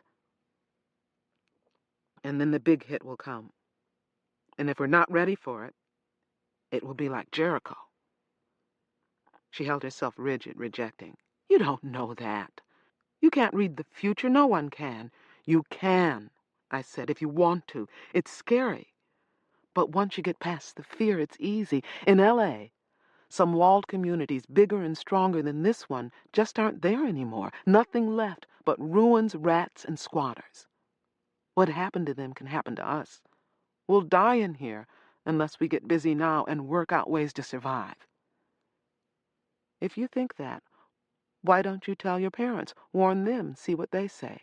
I intend to. As soon as I think of a way to do it that will reach them. Besides, I think they already know. I think my father does anyway. I think most of the adults know. They don't want to know, but they do. My mother could be right about Donner. He really could do some good. No. Donner's just a kind of human banister. A what? I mean, he's like a symbol of the past for us to hold on to as we're pushing into the future. He's nothing, no substance. But having him there, the latest in a 2.5-century-long line of American presidents, makes people feel that the country, the culture that they grew up with, is still here. That we'll get through these bad times and back to normal. We could, she said. We might. I think someday we will. No, she didn't. She was too bright to take anything but the most superficial comfort from her denial, but even superficial comfort is better than none, I guess. I tried another tactic. Did you ever read about bubonic plague in medieval Europe? I asked. She nodded. She reads a lot, the way I do, reads all kinds of things. A lot of the continent was depopulated, she said. Some survivors thought the world was coming to an end. Yes, but once they realized it wasn't, they also realized there was a lot of vacant land available for the taking, and if they had a trade, they realized they could demand better pay for their work. A lot of things changed for the survivors. What's your point? The changes. I thought for a moment. They were slow changes compared to anything that might happen here, but it took a plague to make some of the people realize that things could change. So, things are changing now, too. Our adults haven't been wiped out by a plague, so they're still anchored in the past, waiting for the good old days to come back. But things have changed a lot, and they'll change more. Things are always changing. This is just one of the big jumps instead of the little step-by-step changes that are easier to take. People have changed the climate of the world. Now they're waiting for the old days to come back. Your father says he doesn't believe people change the climate in spite of what scientists say. He says only God can change the world in such an important way. Do you believe him? She opened her mouth, looked at me, then closed it again. After a while, she said, I don't know. My father has his blind spots, I said. He's the best person I know, but even he has blind spots. It doesn't make any difference, she said. We can't make the climate change back. No matter why it changed in the first place, you and I can't. The neighborhood can't. We can't do anything. I lost patience. Then let's kill ourselves now and be done with it. She frowned, her round, too serious face almost angry. She tore bits of peel from a small navel orange. What then? She demanded. What can we do? I put the last bite of my acorn bread down and went around her to my night table. I took several books from the deep bottom drawer and showed them to her. This is what I've been doing, reading and studying these over the past few months. These books are old, like all the books in this house. I've also been using Dad's computer when he lets me to get new stuff. Frowning, she looked them over. 3 books on survival in the wilderness, 3 on guns and shooting, 2 each on handling medical emergencies, California native and naturalized plants and their uses, and basic living, log cabin building, livestock raising, plant cultivation, soap making, that kind of thing. Joanne caught on at once. What are you doing? She asked. Trying to learn to live off the land? I'm trying to learn whatever I can that might help me survive out there. I think we should all study books like these. I think we should bury money and other necessities in the ground where thieves won't find them. I think we should make emergency packs, grab and run packs. In case we have to get out of here in a hurry, money, Food, clothing, matches, a blanket. I think we should fix places outside where we can meet in case we get separated. Hell, I think a lot of things. And I know that no matter how many things I think of, they won't be enough. Every time I go outside, I try to imagine what it might be like to live out there without walls, and I realize I don't know anything. Then why? I intend to survive. She just stared. I mean, to learn everything I can while I can, I said. If I find myself outside, maybe what I've learned would help me live long enough to learn more.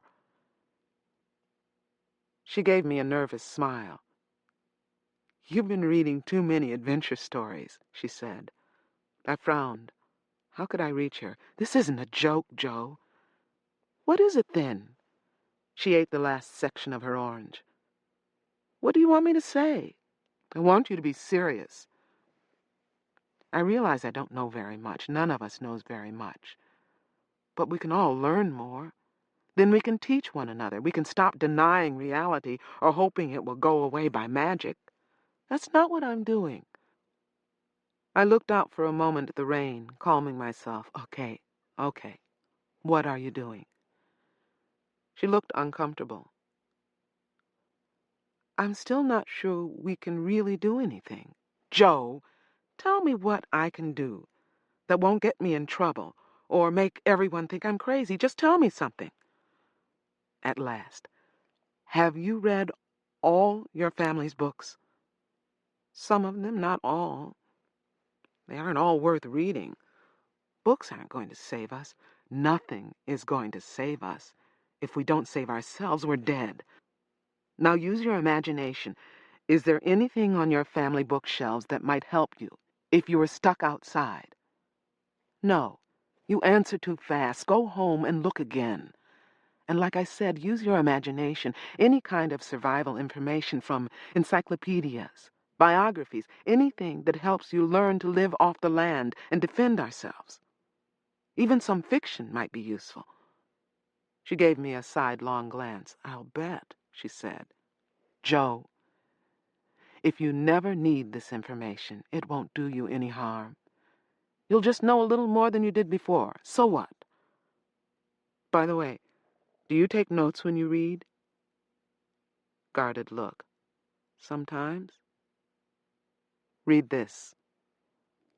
I handed her one of the plant books. This one was about California Indians, the plants they used, and how they used them. An interesting, entertaining little book. She would be surprised. There was nothing in it to scare her, or threaten her, or push her.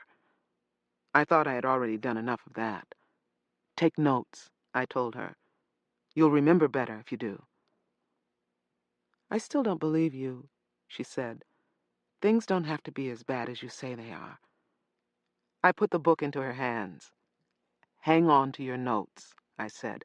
Pay special attention to the plants that grow between here and the coast, and between here and Oregon, along the coast. I've marked them.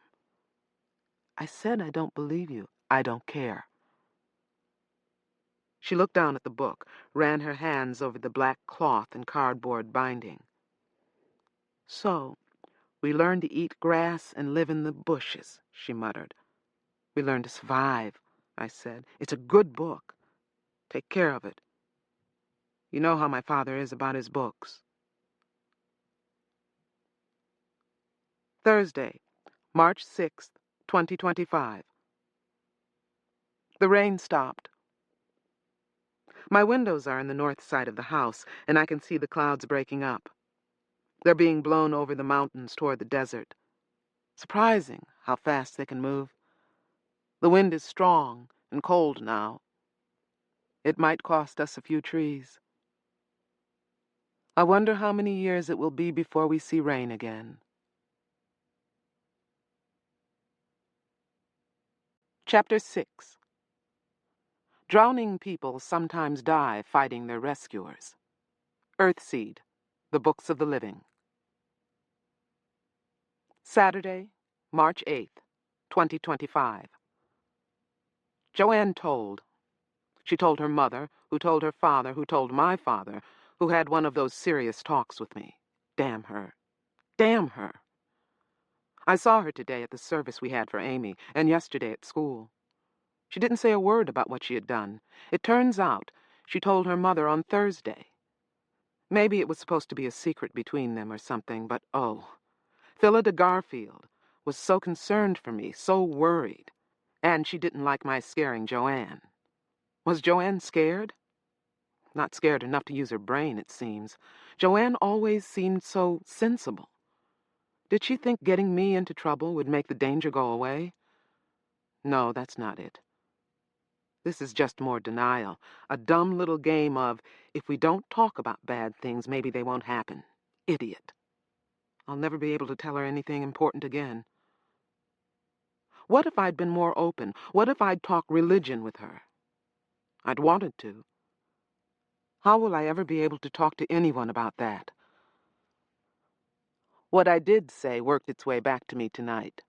Mr. Garfield talked to Dad after the funeral. It was like the whispering game that little kids play.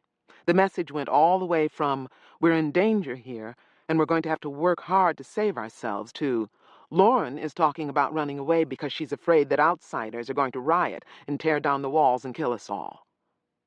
Well, I had said some of that, and Joanne had made it clear that she didn't agree with me. But I hadn't just let the bad prediction stand alone. We're going to die, boo-hoo. What would be the point of that? Still, only the negative stuff came home to me. Lauren, what did you say to Joanne? My father demanded. He came to my room after dinner when he should have been doing his final work on tomorrow's sermon. He sat down on my one chair and stared at me in a way that meant, where's your mind, girl? What's the matter with you? That look, plus Joanne's name, told me what had happened, what this was about. My friend Joanne. Damn her. I sat on my bed and looked back at him. I told her we were in for some bad, dangerous times, I said. I warned her we ought to learn what we could now, so we could survive. That was when he told me how upset Joanne's mother was, how upset Joanne was, and how they both thought I needed to talk to someone, because I thought our world was coming to an end. Do you think our world is coming to an end? Dad asked, and with no warning at all, I almost started crying. I had all I could do to hold it back. What I thought was, no, I think your world is coming to an end, and maybe you with it. That was terrible. I hadn't thought about it in such a personal way before. I turned and looked out a window until I felt calmer. When I faced him again, I said, yes, don't you? He frowned. I don't think he expected me to say that. You're 15, he said. You don't really understand what's going on here. The problems we have now have been building since long before you were born.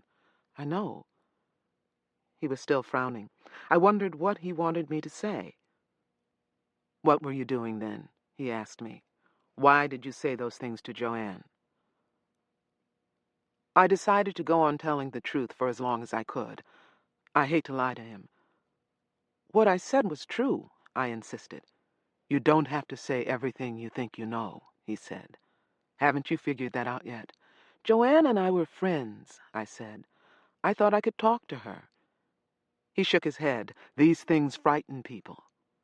It's best not to talk about them. But, Dad, that's like ignoring a fire in the living room because we're all in the kitchen, and besides, house fires are too scary to talk about.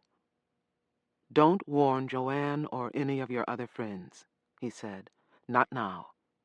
I know you think you're right, but you're not doing anyone any good. You're just panicking people. I managed to suppress a surge of anger by shifting the subject a little. Sometimes the way to move Dad is to go at him from several directions. Did Mr. Garfield give you back your book? I asked. What book? I loaned Joanne a book about California plants and the way Indians used them. It was one of your books. I'm sorry I loaned it to her. It's so neutral, I didn't think it could cause trouble, but I guess it has. He looked startled. Then he almost smiled. Yes, I will have to have that one back, all right. You wouldn't have the acorn bread you like so much without that one. not to mention a few other things we take for granted. Acorn bread? He nodded. Most of the people in this country don't eat acorns, you know. They have no tradition of eating them. They don't know how to prepare them, and for some reason, they find the idea of eating them disgusting. Some of our neighbors wanted to cut down all our big live oak trees and plant something useful. You wouldn't believe the time I had changing their minds. What did people eat before?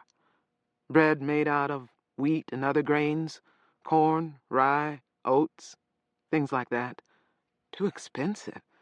Didn't used to be. You get that book back from Joanne. He drew a deep breath. Now, let's get off the side track and back onto the main track.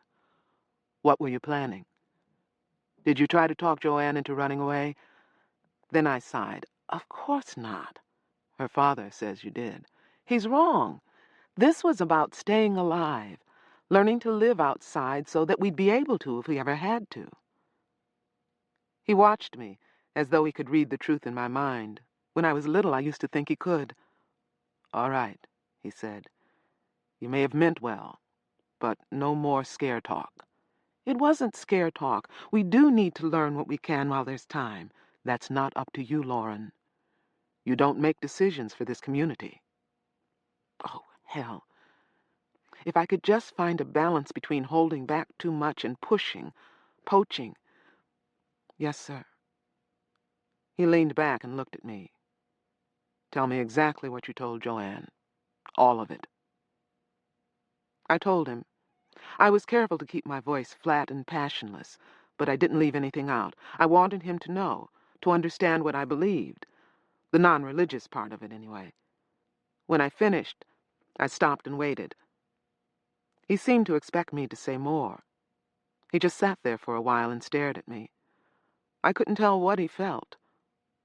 Other people never could if he didn't want them to, but I've been able to most of the time. Now I felt shut out, and there was nothing I could do about it. I waited. At last, he let his breath out as though he had been holding it. Don't talk about this anymore, he said in a voice that didn't invite argument. I looked back at him, not wanting to give a promise that would be a lie. Lauren? Dad? I want your promise that you won't talk about this anymore. What to say? I wouldn't promise. I couldn't. We could make earthquake packs, I suggested, emergency kits that we can grab in case we have to get out of the house fast. If we call them earthquake packs, the idea might not bother people so much. People are used to worrying about earthquakes. All this came out in a rush. I want your promise, daughter. I slumped. Why? You know I'm right. Even Mrs. Garfield must know it, so why? I thought he would yell at me or punish me. His voice had that warning edge to it that my brothers and I had come to call the rattle, as in a rattlesnake's warning sound. If you pushed him past the rattle, you were in trouble. If he called you son or daughter, you were close to trouble. Why? I insisted. Because you don't have any idea what you're doing, he said. He frowned and rubbed his forehead. When he spoke again, the edge went out of his voice. It's better to teach people than to scare them, Lauren. If you scare them and nothing happens, they lose their fear, and you lose some of your authority with them.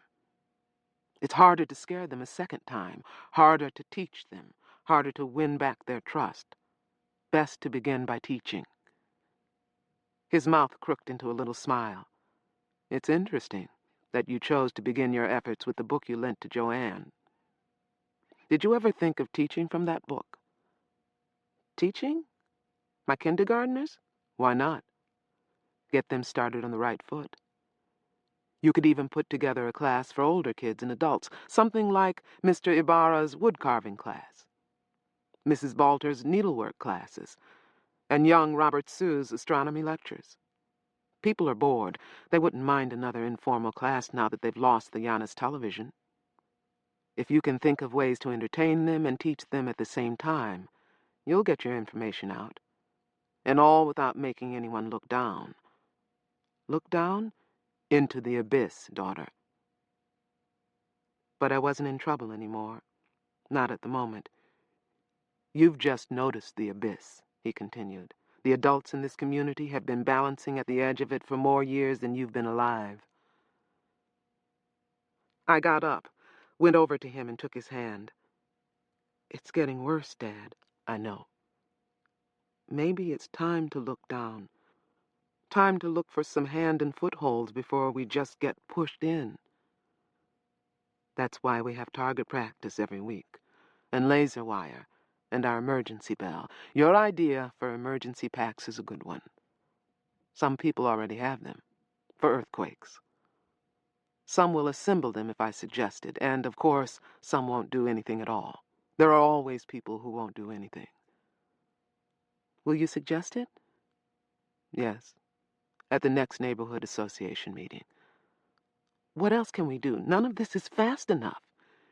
It will have to be. He stood up, a tall, broad wall of a man. Why don't you ask around? See if anyone in the neighborhood knows anything about martial arts. You need more than a book or two to learn good, dependable, unarmed combat. I blinked. Okay.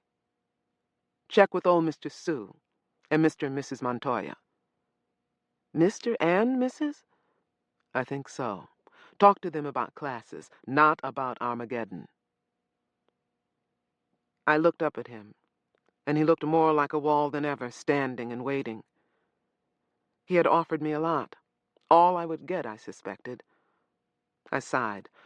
Okay, Dad, I promise. I'll try not to scare anyone else. I just hope things hold together long enough for us to do it your way. And he echoed my sigh. At last. Good. Now, come out back with me. There are some important things buried in the yard in sealed containers. It's time for you to know where they are, just in case. Sunday, March 9th, 2025. Today, Dad preached from Genesis 6, Noah in the ark. And God saw that the wickedness of man was great in the earth, and that every imagination of the thoughts and of his heart were only evil continually. And it repented the Lord that he had made man on the earth, and it grieved him at his heart. And the Lord said, I will destroy man, whom I have created from the face of the earth, both man and beast, and the creeping things, and the fowls of the air, for it repenteth me that I have made them. But Noah found grace in the eyes of the Lord. And then, of course, later God said to Noah, Make thee an ark of gopher wood. Rooms shalt thou make in the ark, and shalt pitch it within and without with pitch. Dad focused on the two-part nature of this situation. God decides to destroy everything except Noah, his family, and some animals. But if Noah is going to be saved, he has plenty of hard work to do. Joanne came to me after church and said she was sorry for all the craziness. Okay, I said. Still friends? She asked. And I hedged. Not enemies, anyway. Get my father's book back to me. He wants it. My mother took it. I didn't know she'd get so upset. It isn't hers. Get it back to me. Or have your dad give it to mine. I don't care, but he wants his book. All right. I watched her leave the house. She looked so trustworthy, tall and straight and serious and intelligent. I still feel inclined to trust her, but I can't. I don't. She has no idea how much she could have hurt me if I had given her just a few more words to use against me. I don't think I'll ever trust her again, and I hate that. She was my best friend. Now she isn't. Wednesday, March 12th, 2025. Garden thieves got in last night. They stripped citrus trees of fruit in the Sioux yard and the Talcott yard. In the process, they trampled what was left of winter gardens and much of the spring planting. Dad says we have to set up a regular watch. He tried to call a neighborhood association meeting for tonight, but it's a work night for some people, including Gary Sue, who sleeps over at his job whenever he has to report in person. We're supposed to get together for a meeting on Saturday. Meanwhile, Dad got Jay Garfield, Wyatt, and Kayla Talcott, Alex Montoya, and Edwin Dunn together to patrol the neighborhood in shifts in armed pairs. That meant that except for the Talcotts, who are already a pair, and who are so angry about their garden that I pity any thief who gets in their way, the others have to find partners among the other adults of the neighborhood. Find someone you trust to protect your back, I heard Dad tell the little group. Each pair was to patrol for 2 hours, from just before dark to just after dawn. The first patrol, walking through or looking into all the backyards, would get people used to the idea of watchers while they were still awake enough to understand. Make sure they see you if you get first watch, Dad said. The sight of you will remind them that there will be watchers all through the night. We don't want any of them mistaking you for thieves. Sensible. People go to bed soon after dark to save electricity, but between dinner and darkness, they spend time on their porches or in their yards where it isn't so hot. Some listen to their radio on front or back porches. Now and then, people get together to play music, sing, play board games, talk, or get out on the pavement part of the street for volleyball, touch football, basketball, or tennis. People used to play baseball, but we just can't afford what that costs in windows. A few people just find a corner and read a book while there's still daylight. It's a good, comfortable, recreational time. What a pity to spoil it with reminders of reality. But it can't be helped. What will you do if you catch a thief? Corey asked my father before he went out. He was on the second shift, and he and Corey were having a rare cup of coffee together in the kitchen while he waited. Coffee was for special occasions. I couldn't miss the good smell of it in my room where I lay awake. I eavesdrop. I don't put drinking glasses to walls or crouch with my ear against doors, but I do often lie awake long after dark when we kids are all supposed to be asleep. The kitchen is across the hall from my room. The dining room is nearby at the end of the hall, and my parents' room is next door. The house is old and well insulated. If there's a shut door between me and the conversation, I can't hear much. But at night, with all or most of the lights out, I can leave my door open a crack. And if other doors are also open, I can hear a lot. I learn a lot. We'll chase him off, I hope, Dad said. We've agreed to that. We'll give him a good scare and let him know there are easier ways to get $1. $1? Yes, indeed. Our thieves didn't steal all that food because they were hungry. They stripped those trees, took everything they could. I know, Corey said. I took some lemons and grapefruits to both the Sues and the Wyatts today and told them they could pick from our trees when they needed more. I took them some seed, too. They both had a lot of young plants trampled, but this early in the season they should be able to repair the damage. Yes, my father paused. But you see my point. People steal that way for money. They're not desperate, just greedy and dangerous. We might be able to scare them into looking for easier pickings. But what if you can't? Corey asked, almost whispering. Her voice fell so low that I was afraid I would miss something. If you can't, will you shoot them? Yes, he said. Yes? She repeated in that same small voice, just yes? She was like Joanne all over again. Denial personified. What planet do people like that live on? Yes, my father said. Why? There was a long silence. When my father spoke again, his own voice had gone very soft. Baby, if these people steal enough, they'll force us to spend more than we can afford on food or go hungry. We live on the edge as it is. You know how hard things are. But couldn't we just call the police? For what? We can't afford their fees. And anyway, they're not interested until after a crime has been committed. Even then, if you call them, they won't show up for hours. Maybe not for 2 or 3 days. I know. What are you saying, then? You want the kids to go hungry? You want thieves coming into the house once they've stripped the gardens? But they haven't done that. Of course they have. Mrs. Sims was only their latest victim. She lived alone.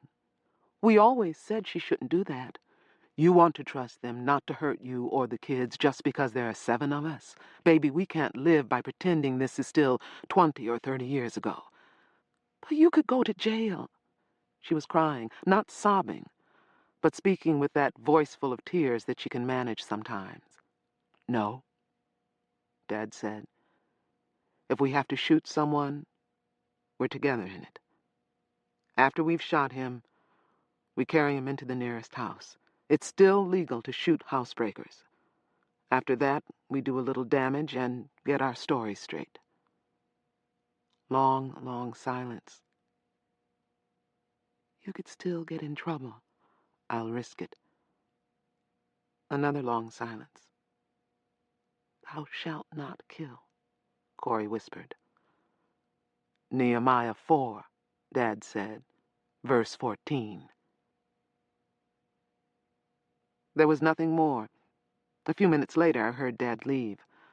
I waited until I heard Corey go to her room and shut the door. Then I got up, shut my door, moved my lamp so the light wouldn't show under the door, then turned it on and opened my grandmother's Bible.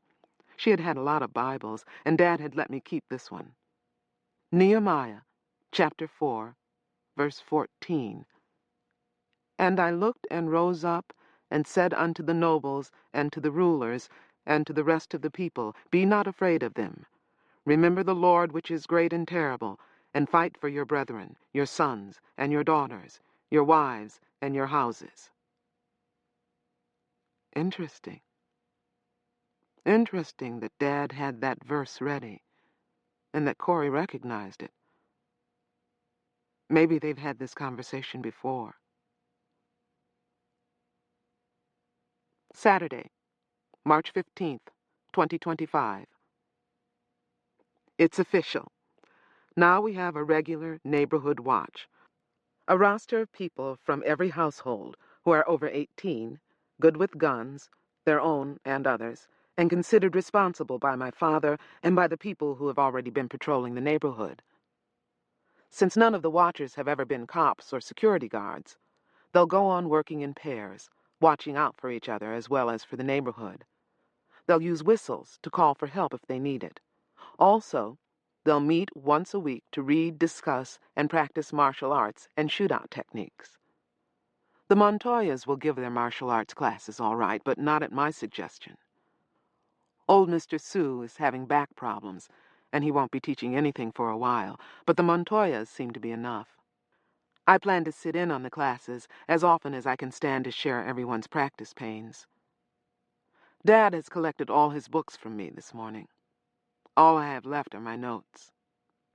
I don't mind. Thanks to the garden thieves, people are preparing themselves for the worst. I feel almost grateful to the thieves. They haven't come back, by the way, our thieves. When they do, we should be able to give them something they don't expect. Saturday, March 29th, 2025. Our thieves paid us another visit last night.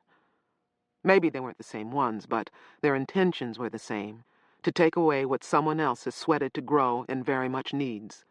This time, they were after Richard Moss's rabbits.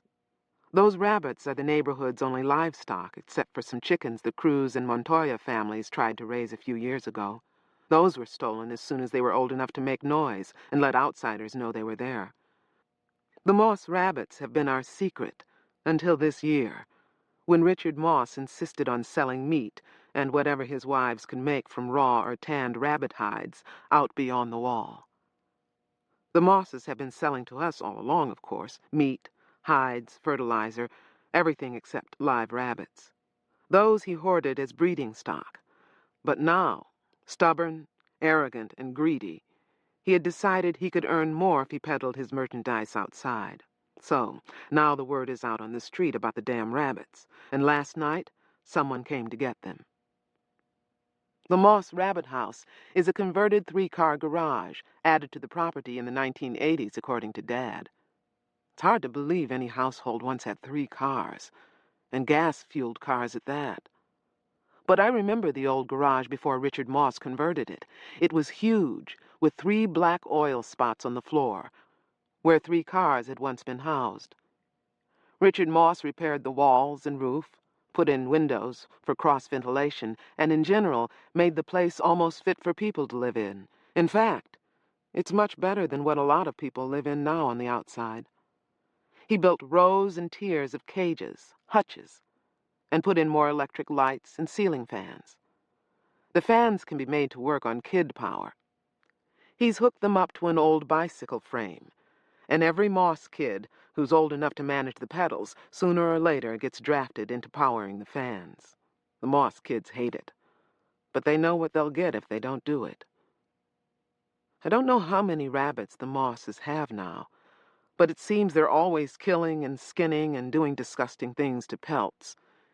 Even a little monopoly is worth a lot of trouble.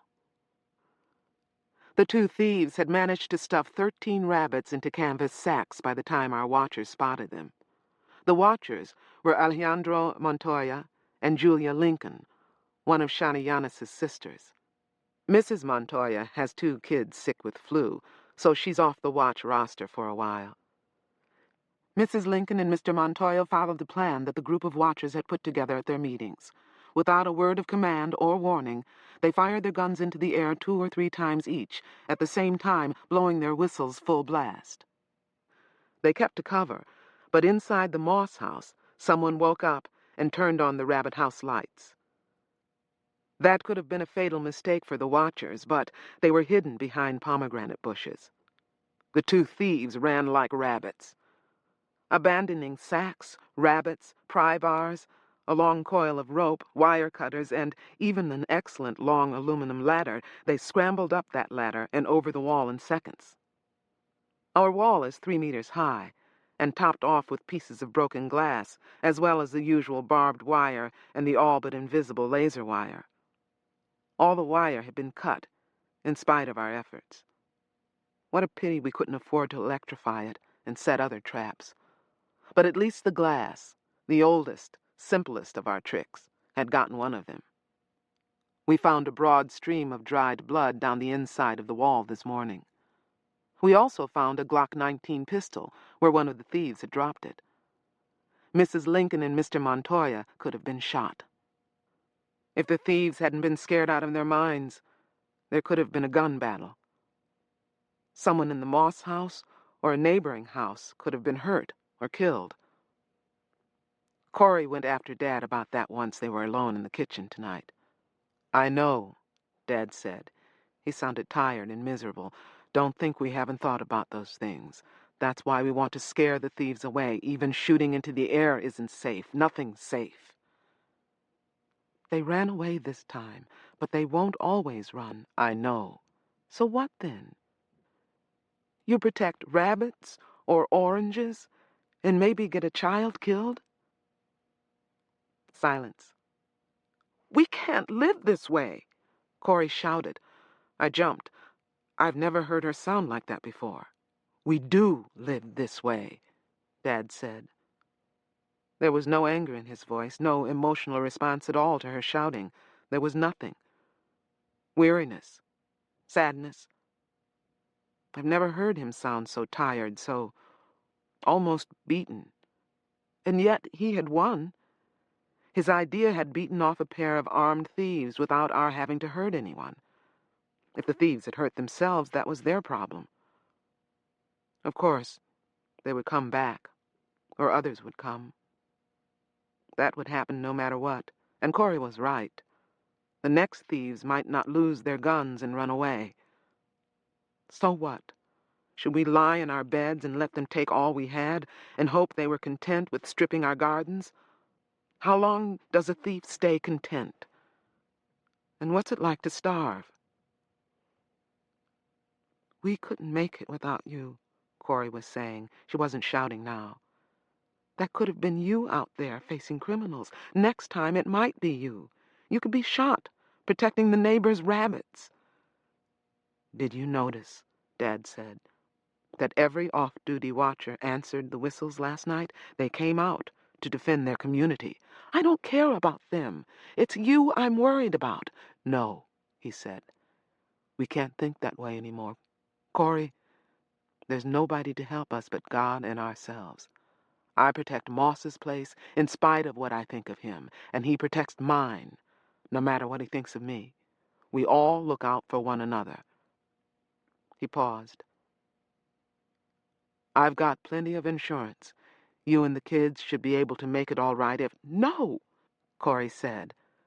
Do you think that's all it is? Money? Do you think... No, babe. No. Pause. I know what it is to be left alone. This is no world to be alone in.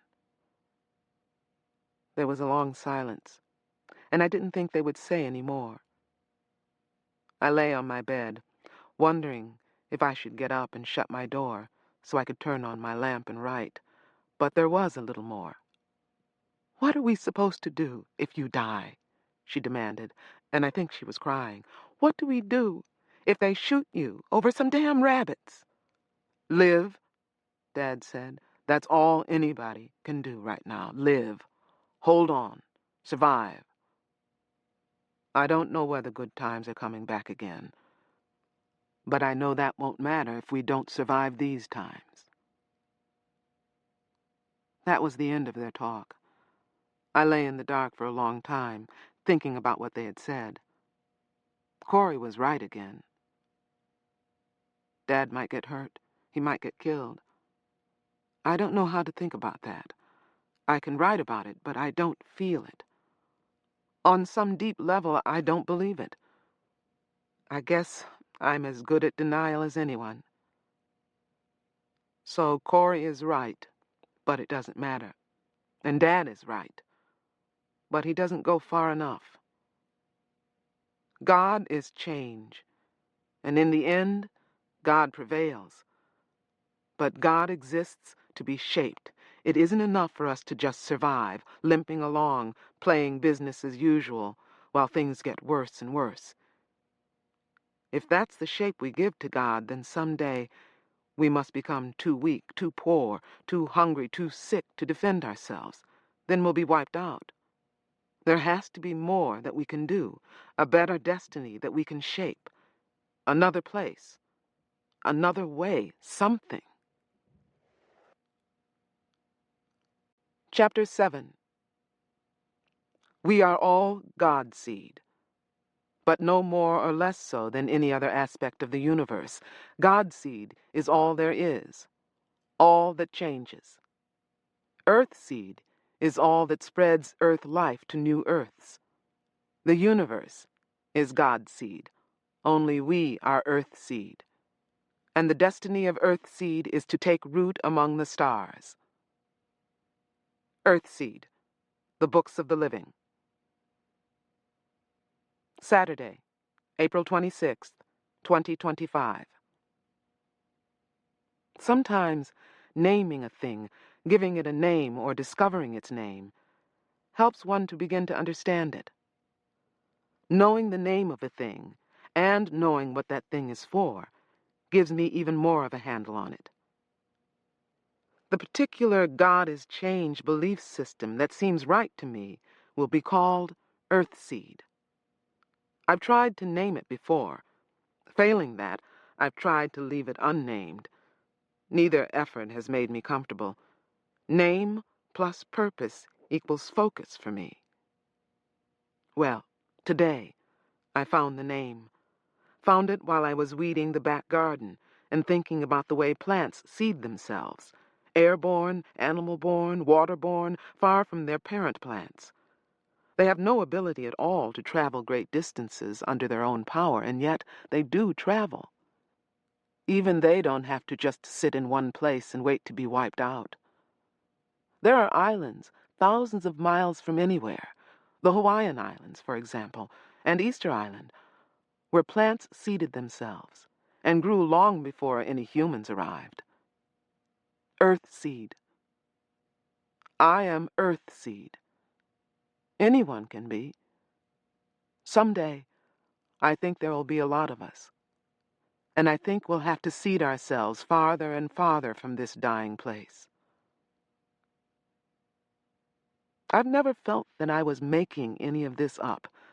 Not the name, Earthseed, not any of it. I mean, I've never felt that it was anything other than real. Discovery rather than invention, exploration rather than creation. I wish I could believe it was all supernatural and that I'm getting messages from God, but then I don't believe in that kind of God. All I do is observe and take notes, trying to put things down in ways that are as powerful, as simple, and as direct as I feel them.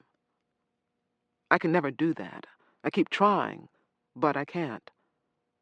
I'm not good enough as a writer or poet or whatever it is I need to be. I don't know what to do about that. It drives me frantic sometimes.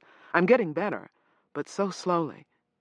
The thing is, even with my writing problems, every time I understand a little more, I wonder why it's taken me so long.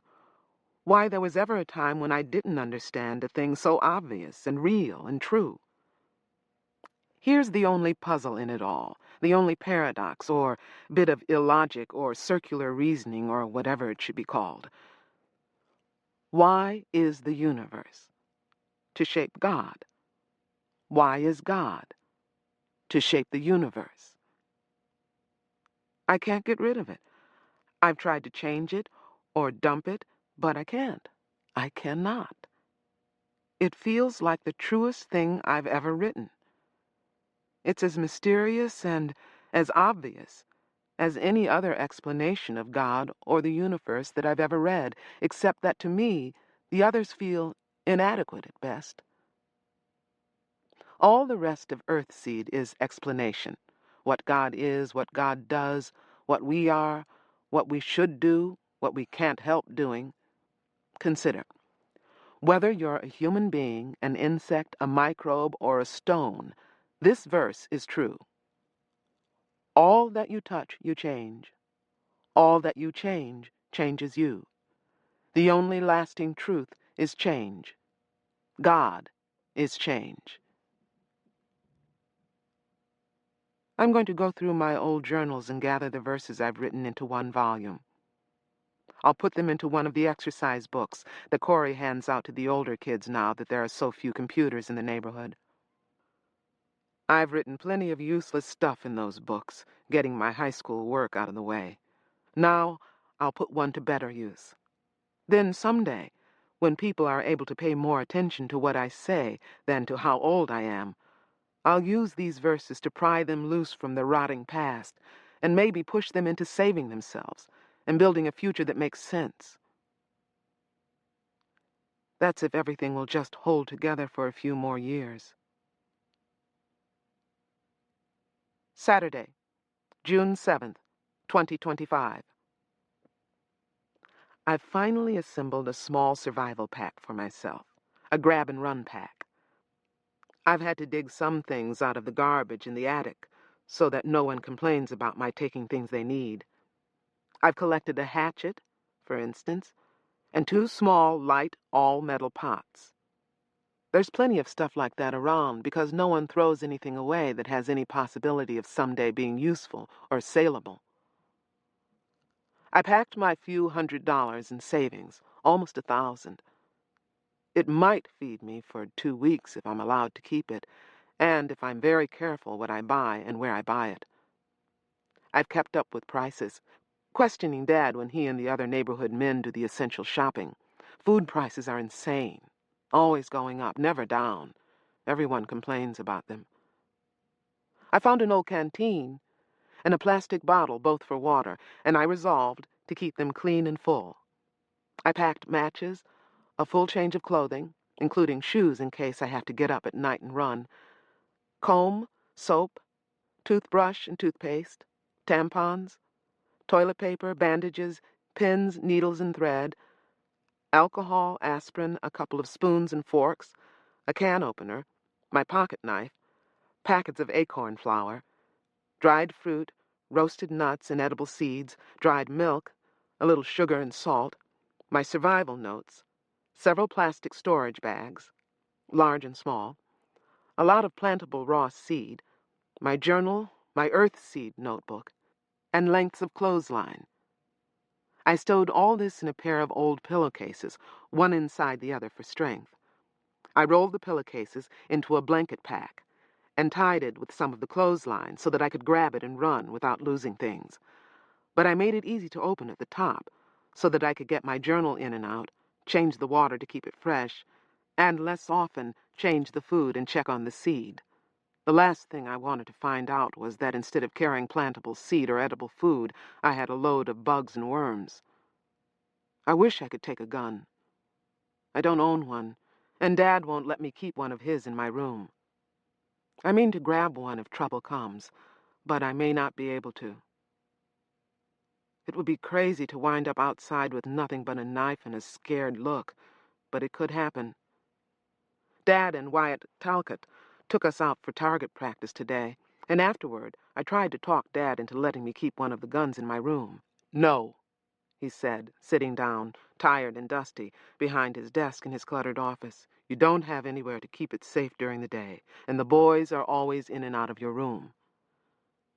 I hesitated, then told him about the emergency pack that I had put together. He nodded. "I thought it was a good idea, back when you first suggested it," he said. "But think, Lauren, it would be like a gift to a burglar. Money, food, water, a gun. Most burglars don't find what they want all bundled up and waiting for them. I think we'd better make it a little harder for any burglar who comes here to get hold of a gun." "It will just be a rolled-up blanket, mixed in with some other rolled or folded bedclothes in my closet," I said. "No one will even notice it." "No," he shook his head. "No, the guns stay where they are." And that was that. I think he's more worried about the boys snooping around than about burglars. My brothers have been taught how to behave around guns all their lives, but Greg is only 8, and Ben is 9. Dad just isn't ready to put temptation in their paths yet.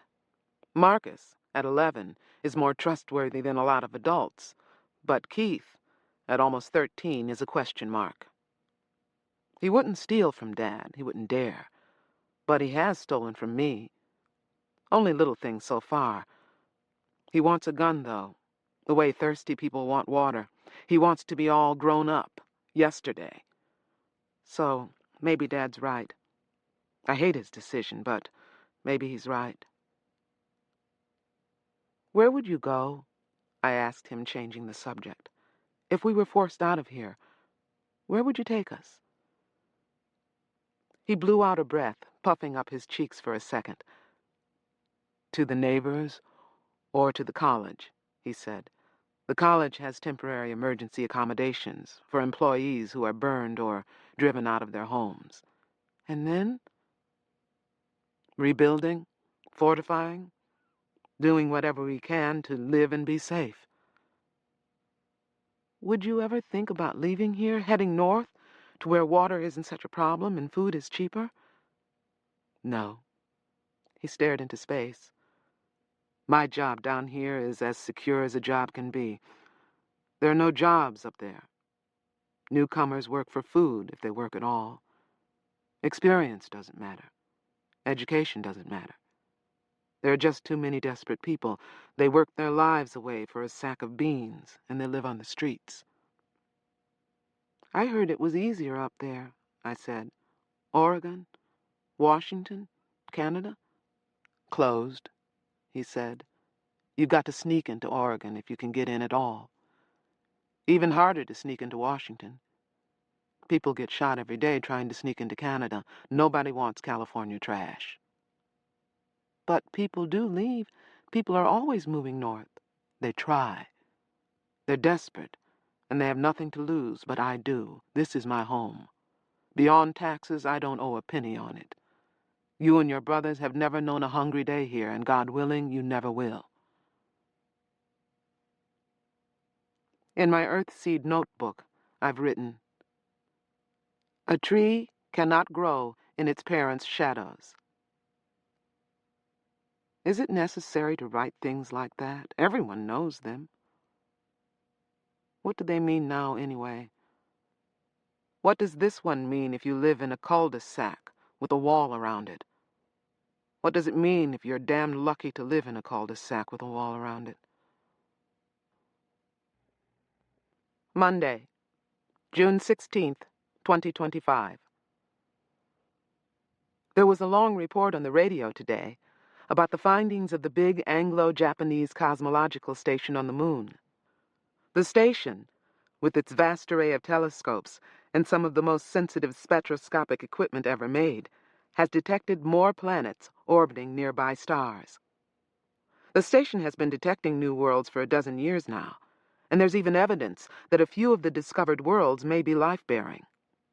I've listened to and read every scrap of information I could find on this subject, and I've noticed that there's less and less argument against the likelihood that some of these worlds are alive. The idea is gaining scientific acceptance. Of course, no one has any idea whether the extrasolar life is anything more than a few trillion microbes. People speculate about intelligent life, and it's fun to think about, but no one is claiming to have found anyone to talk to out there. I don't care. Life alone is enough. I find it more exciting and encouraging than I can explain, more important than I can explain. There is life out there. There are living worlds, just a few light years away, and the United States is busy drawing back from even our nearby dead worlds, the Moon and Mars. I understand why they are, but I wish they weren't. I suspect that a living world might be easier for us to adapt to and live on without a long, expensive umbilical to Earth. Easier, but not easy. Still, that's something. Because I don't think there could be a multi-light-year umbilical.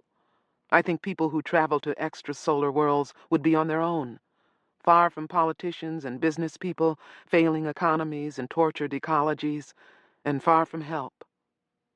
Well out of the shadow of their parent world. Saturday, July 19th, 2025. Tomorrow I'll be 16. Only 16. I feel older. I want to be older. I need to be older. I hate being a kid. Time drags. Tracy Dunn has disappeared. She's been depressed since Amy was killed. When she talked at all, it was about dying and wanting to die and deserving to die. Everyone kept hoping she would get over her grief, or her guilt, and get on with her life. Maybe she couldn't. Dad talked with her several times, and I know he was worried about her. Her crazy family hasn't been any help. They treat her the way they treated Amy. They ignore her. The rumor is that she went outside sometime yesterday. A group of Moss and Payne kids say they saw her go out of the gate just after they left school. No one has seen her since. Sunday, July 20th, 2025. Here's the birthday gift that came into my mind this morning as I woke up. Just 2 lines. The destiny of Earthseed is to take root among the stars. This is what I was reaching for a few days ago when the story of the new planets being discovered caught my attention. It's true, of course. It's obvious. Right now, it's also impossible. The world is in horrible shape. Even rich countries aren't doing as well as history says rich countries used to do. President Donner isn't the only one breaking up and selling off science and space projects. No one is expanding the kind of exploration that doesn't earn an immediate profit, or at least promise big future profits. There's no mood now for doing anything that could be considered unnecessary or wasteful, and yet, the destiny of Earthseed is to take root among the stars. I don't know how it will happen, or when it will happen. There's so much to do before it can even begin. I guess that's to be expected. There's always a lot to do before you get to go to heaven. Chapter 8. To get along with God, consider the consequences of your behavior. Earthseed, the Books of the Living. Saturday, July 26th, 2025. Tracy Dunn has not come home and has not been found by the police. I don't think she will be. She's only been gone for a week, but a week outside must be like a week in hell. People vanish outside. They go through our gate, like Mr. Yanis did, and everyone waits for them, but they never come back, or they come back in an urn. I think Tracy Dunn is dead. Bianca Montoya is pregnant. It isn't just gossip, it's true, and it matters to me somehow. Bianca is 17, unmarried, and out of her mind about Jorge Iturbe, who lives at the Ibarra house and is Yolanda Ibarra's brother. Jorge admits to being the father. I don't know why they didn't just get married before everything got so public. Jorge is 23, and he, at least, ought to have some sense. Anyway, they're going to get married now. The Ibarra and Iturbe families have been feuding with the Montoyas for a week over this. So stupid. You'd think they'd had nothing else to do. At least they're both Latino. No interracial feud this time. Last year, when Craig Dunn, who's white and one of the saner members of the Dunn family, was caught making love to City Moss, who's black, and Richard Moss's oldest daughter to boot, I thought someone was going to get killed. Crazy. But my point isn't who's sleeping with whom or who's feuding. My question is, how in the world can anyone get married and make babies with things the way they are now? I mean, I know people have always gotten married and had kids, but now there's nowhere to go, nothing to do. A couple gets married, and if they're lucky, they get a room or a garage to live in, with no hope of anything better, and every reason to expect things to get worse. Bianca's chosen life is one of my options. It's not one that I intend to exercise, but it is pretty much what the neighborhood expects of me, of anyone my age. Grow up a little more, get married, have babies. Curtis Talcott says the new Iturbe family will get half a garage to live in after they marry. Jorge's sister, Celia Iturbe Cruz, and her husband and baby have the other half. 2 couples, and not one paying job among them. The best they could hope for would be to move into some rich people's compound as domestic servants and work for room and board. There's no way to save any money or even do any better. And what if they wanted to go north, try for a better life in Oregon or Washington or Canada? It would be much harder to travel with a baby or two, and much more dangerous to try to sneak past hostile guards and over state lines or international borders with babies. I don't know whether Bianca is brave or stupid. She and her sister are busy altering their mother's old wedding dress, and everyone's cooking and getting ready for a party as though these were the good old days. How can they? I like Curtis Talcott a lot. Maybe I love him. Sometimes I think I do. He says he loves me. But if all I had to look forward to was marriage to him, and babies, and poverty that just keeps getting worse, I think I'd kill myself.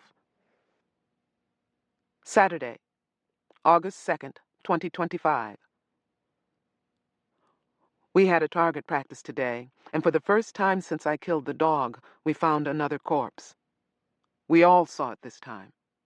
An old woman, naked, maggoty, half-eaten, and beyond disgusting.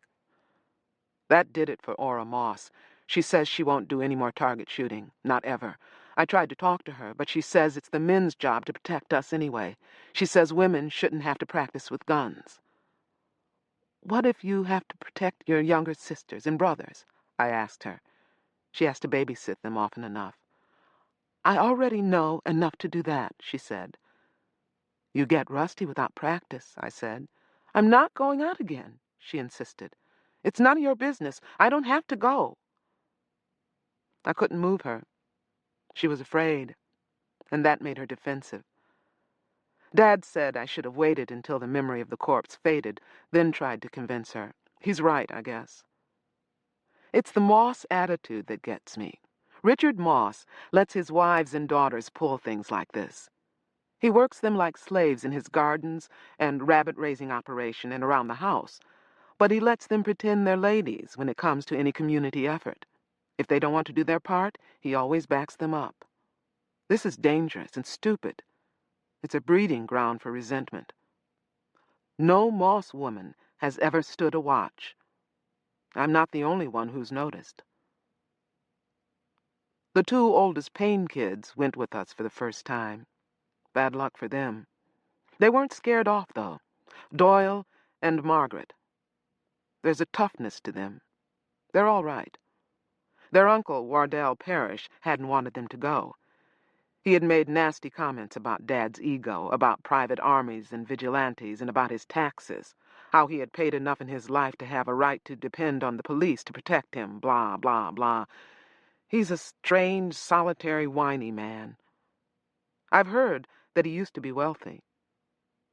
Dad agrees with me that he can't be trusted. But he's not Doyle and Margaret's father, and their mother, Rosalie Payne, doesn't like anyone telling her how to raise her 5 kids. The only power she has in the world is her authority over her children and her money. She does have a little money, inherited from her parents. Her brother has somehow lost his, so his trying to tell her what to do or what she shouldn't let her kids do was a dumb move. He should have known better, though for the kids' sake, I'm glad he didn't. My brother Keith begged to go with us as usual. He'll turn 13 in a few days, August 14th, and the thought of waiting 2 more years until he's 15 must seem impossible to him. I understand that. Waiting is terrible. Waiting to be older is worse than other kinds of waiting because there's nothing you can do to make it happen faster. Poor Keith. Poor me. At least Dad lets Keith shoot at birds and squirrels with the family BB gun, but Keith still complains. It's not fair, he said today for the 20th or 30th time. Lauren's a girl, and you let her go. You always let her do things. I could learn to help you guard and scare off robbers. He had once made the mistake of offering to help shoot robbers instead of scaring them off, and Dad all but preached him a sermon. Dad almost never hits us, but he can be scary without lifting a finger. Keith didn't go today, of course. And our practice went all right until we found the corpse. We didn't see any dogs this time. Most upsetting to me, though, there were a few more rag, stick, cardboard, and palm frond shacks along the way into the hills along River Street. There always seemed to be more. They've never bothered us, beyond begging and cursing, but they always stare so. It gets harder to ride past them. They're living skeletons, some of them. Skin and bones and a few teeth. They eat whatever they can find up there. Sometimes I dream about the way they stare at us. Back at home, my brother Keith slipped out of the neighborhood, out through the front gates and away. He stole Corey's key and took off on his own. Dad and I didn't know until we got home. Keith was still gone, and by then Corey knew he must be outside. She had checked with others in the neighborhood, and 2 of the Dunn kids, twins, Allison and Marie, age 6, said they saw him go out the gate. That was when Corey went home and discovered that her key was gone. Dad, tired and angry and scared, was going to go right back out to look for him, but Keith got home, just as Dad was leaving. Corey, Marcus, and I had gone to the front porch with Dad, all 3 of us speculating about where Keith had gone, and Marcus and I volunteering to go out with Dad to help search. It was almost dark. "You get back in that house and stay there," Dad said. "It's bad enough to have one of you out there." He checked the submachine gun, made sure it was fully loaded. "Dad, look," I said. I had spotted something moving 3 houses down. Quick, shadowy movement alongside the Garfield porch. I didn't know it was Keith. I was attracted by its furtiveness. Someone was sneaking around, trying to hide. Dad was quick enough to see the movement before it was hidden by the Garfield house. He got up at once, took the gun, and went to check. The rest of us watched and waited. Moments later, Corey said she heard an odd noise in the house. I was too focused on Dad and what was going on outside to hear what she heard, or to pay any attention to her. She went in. Marcus and I were still on the porch when she screamed. Marcus and I glanced at each other, then at the front door. Marcus lunged for the door. I yelled for Dad. Dad was out of sight, but I heard him answer my call. "Come quick!" I shouted. Then I ran into the house. Corey, Marcus, Bennett, and Gregory were in the kitchen, clustered around Keith. Keith was sprawled, panting on the floor, wearing only his underpants. He was scraped and bruised, bleeding and filthy. Corey knelt beside him, examining him, questioning him, crying, "What happened to you? Who did this? Why did you go outside? Where are your clothes? What?" "Where's the key you stole?" Dad cut in. "Did they take it from you?" Everyone jumped, looked up at Dad, then down at Keith. "I couldn't help it," Keith said, still panting. "I couldn't, Daddy. There were 5 guys. So they got the key." Keith nodded, careful not to meet Dad's eyes. Dad turned and strode out of the house, almost at a run. It was too late now to get George or Brian Sue to change the gate lock. That would have to be done tomorrow, and new keys made and passed out. I thought Dad might be going out to warn people and to put more watches on duty. I wanted to offer to help alert people, but I didn't. Dad looked too angry to accept help from one of his kids right then. And when he got back, Keith was in for it. Was he ever in for it? A pair of pants gone, and a shirt, and a pair of shoes. Corey had never been willing to let us run around barefoot the way a lot of kids did, except in the house. Her definition of being civilized did not involve dirty, heavily calloused feet, any more than they involved dirty, diseased skin. Shoes were expensive, and we were always growing out of ours, but Corey insisted. Each of us had at least one pair of wearable shoes, in spite of what they cost, and they cost a lot. Now money would have to be found to get an extra pair for Keith. Keith curled up on the floor, smudging the tile with blood from his nose and mouth, hugging himself and crying now that Dad was gone. It took Corey 2 or 3 minutes to get him up and half carry him to the bathroom. I tried to help her, but she stared at me like I was the one who beat him up, so I let them alone. It wasn't as though I wanted to help. I just thought I should. Keith was in real pain, and it was hard for me to endure sharing it. I cleaned up the blood so no one would slip in it or track it around. Then I fixed dinner, ate, fed the 3 younger boys, and put the rest aside for Dad, Corey, and Keith. Sunday, August 3rd, 2025. Keith had to confess what he had done this morning at church. He had to stand up in front of the whole congregation and tell them everything, including what the 5 thugs had done to him. Then he had to apologize, to God, to his parents, and to the congregation that he had endangered and inconvenienced.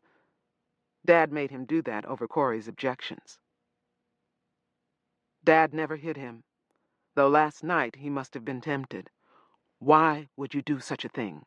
he kept demanding. "How could any son of mine be so stupid? Where are your brains, boy? What did you think you were doing? I'm talking to you. Answer me." Keith answered and answered and answered, but the answers never seemed to make much sense to Dad. "I ain't no baby no more," he wept, or, "I wanted to show you, just wanted to show you. You always let Lauren do stuff," or, "I'm a man. I shouldn't be hiding in the house, hiding in the wall. I'm a man." It went on because Keith refused to admit he had done anything wrong. He wanted to show he was a man, not a scared girl. It wasn't his fault that a gang of guys jumped him, beat him, robbed him. He didn't do anything. It wasn't his fault. Dad stared at him in utter disgust. "You disobeyed," he said. "You stole. You endangered the lives and the property of everyone here, including your mother, your sister, and your little brothers. If you were the man you think you are, I'd beat the hell out of you."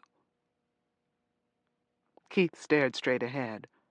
"Bad guys come in even if they don't have a key," he muttered. "They come in and steal stuff. It's not my fault." It took Dad 2 hours to get Keith to admit that it was his fault. No excuses. He'd done wrong. He wouldn't do it again. My brother isn't very smart, but he makes up for it in pure stubbornness. My father is smart and stubborn.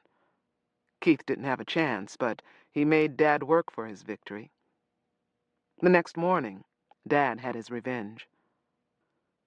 I don't believe he thought of Keith's forced confession that way, but Keith's expression told me that he did. "How do I get out of this family?" Marcus muttered to me as we watched. I sympathized. He had to share a room with Keith, and the two of them, only a year apart in age, fought all the time. Now things would be worse. Keith is Corey's favorite. If you asked her, she would say she didn't have a favorite, but she does. She babies him and lets him get away with skipping chores, a little lying, a little stealing. Maybe that's why Keith thinks when he screws up, it's okay. This morning's sermon was on the 10 Commandments, with extra emphasis on honor thy father and thy mother, and thou shalt not steal. I think Dad got rid of a lot of anger and frustration preaching that sermon. Keith, tall, stone-faced, looking older than his 13 years, kept his anger. I could see him keeping it inside, holding it down, choking on it. Chapter 9. All struggles are essentially power struggles. Who will rule? Who will lead? Who will define, refine, confine, design? Who will dominate? All struggles are essentially power struggles, and most are no more intellectual than two rams knocking their heads together. Earthseed, The Books of the Living. Sunday, August 17th, 2025. My parents' usual good judgment failed them this week on my brother Keith's birthday. They gave him his own BB gun. It wasn't new, but it worked. And it looked much more dangerous than it was. And it was his. He didn't have to share it. I suppose it was intended to make him feel better about the 2 years he still had to wait until he got his hands on the Smith & Wesson, or better yet, the Heckler & Koch. And of course, it was supposed to help him get over his stupid desire to sneak out, and the humiliation of his public confession. Keith shot a few more pigeons and crows, threatened to shoot Marcus. Marcus just told me about that tonight. Then yesterday, he took off for parts unknown. He took the BB gun with him, of course. No one has seen him for about 18 hours, and there's not much doubt that he's gone outside again. Monday, August 18th, 2025. Dad went out looking for Keith today. He even called in the police. He says he doesn't know how we'll afford the fee, but he's scared. The longer Keith is gone, the more likely he is to get hurt or killed. Marcus says he thinks Keith went looking for the guys who beat him up. I don't believe it. Not even Keith would go looking for 5 guys, or even 1 guy with nothing but a BB gun. Corey's even more upset than Dad. She's scared and jumpy and sick to her stomach, and she keeps crying. I talked her into going back to bed, then taught her classes myself. I've done that 4 or 5 times before when she was sick, so it wasn't too weird for the kids. I just used Corey's lesson plans, and during the first part of the day, I partnered the older kids with my kindergartners and let everyone get a taste of teaching or learning from someone different. Some of my students are my age and older, and a couple of these, Aura Moss and Michael Talcott, got up and left. They knew I understood the work. I got the last of my high school work and tests out of the way almost 2 years ago. Since then, I've done uncredited, free college work with Dad. Michael and Aura know all that, but they're much too grown up to learn anything from the likes of me. The hell with them. It's a pity, though, that my Curtis has to have a brother like Michael. Not that any of us gets to choose our brothers. Tuesday, August 19th, 2025. No sign of Keith.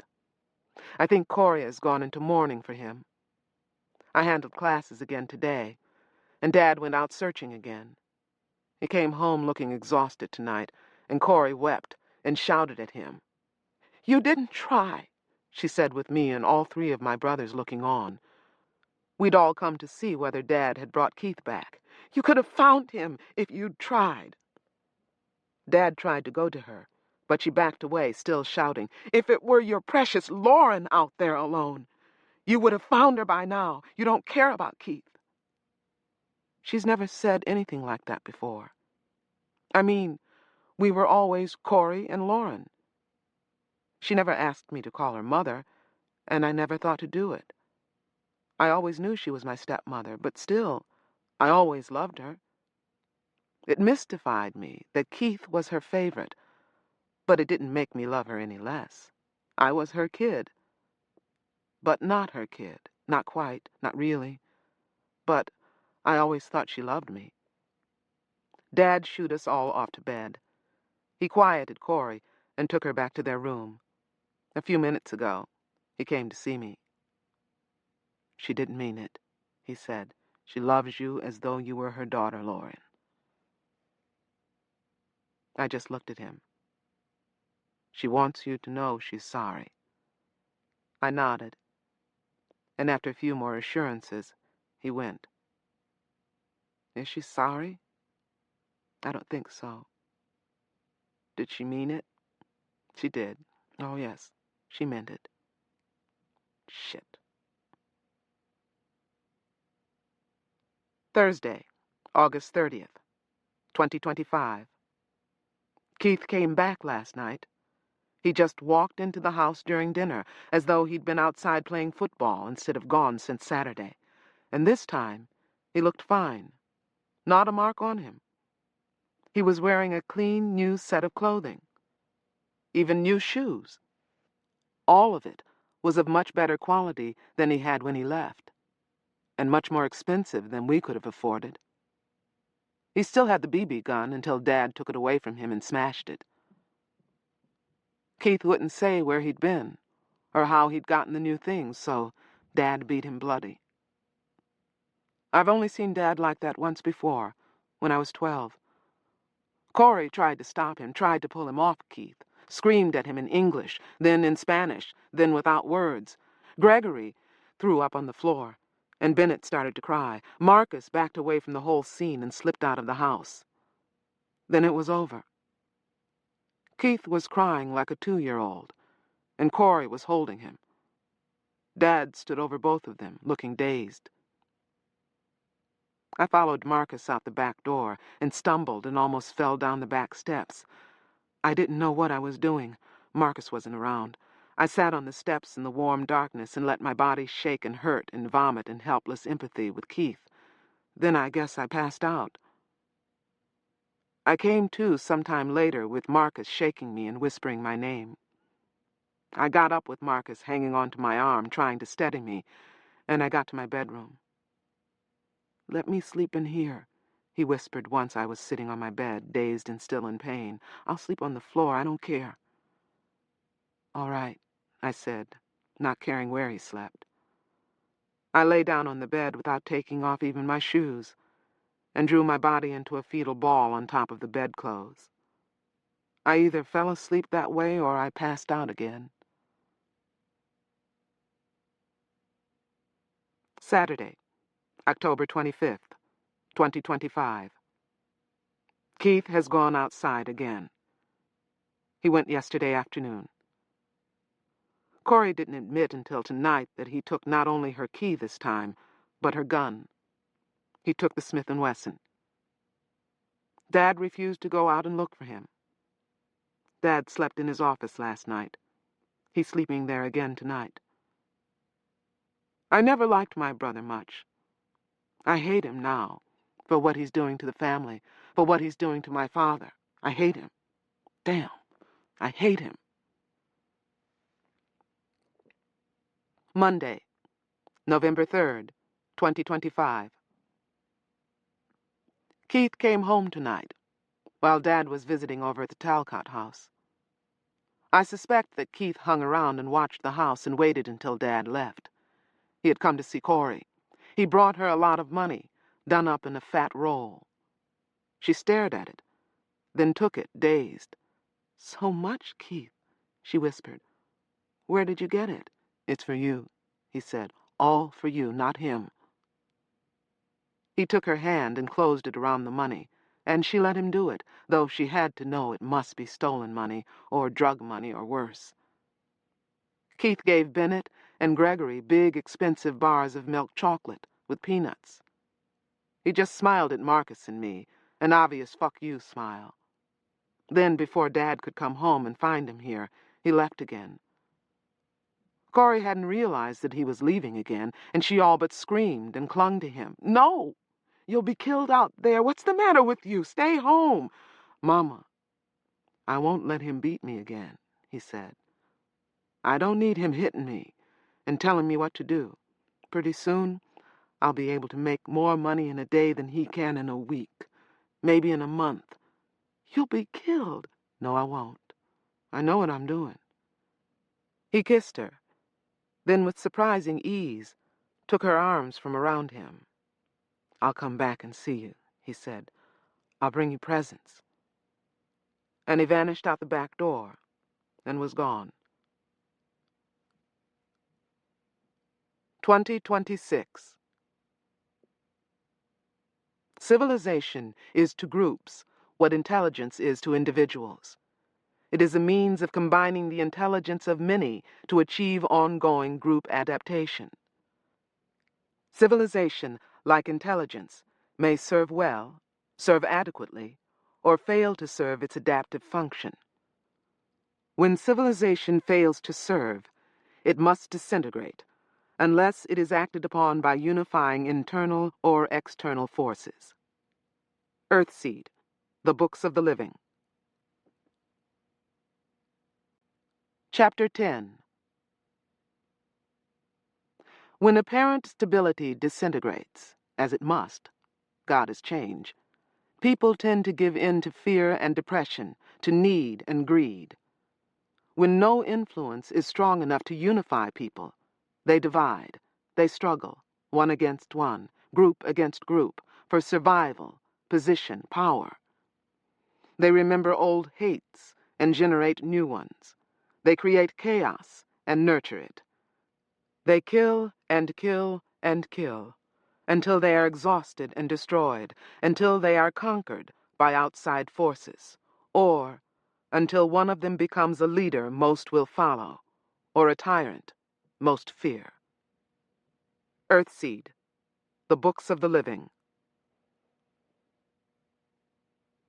Thursday, June 25th, 2026.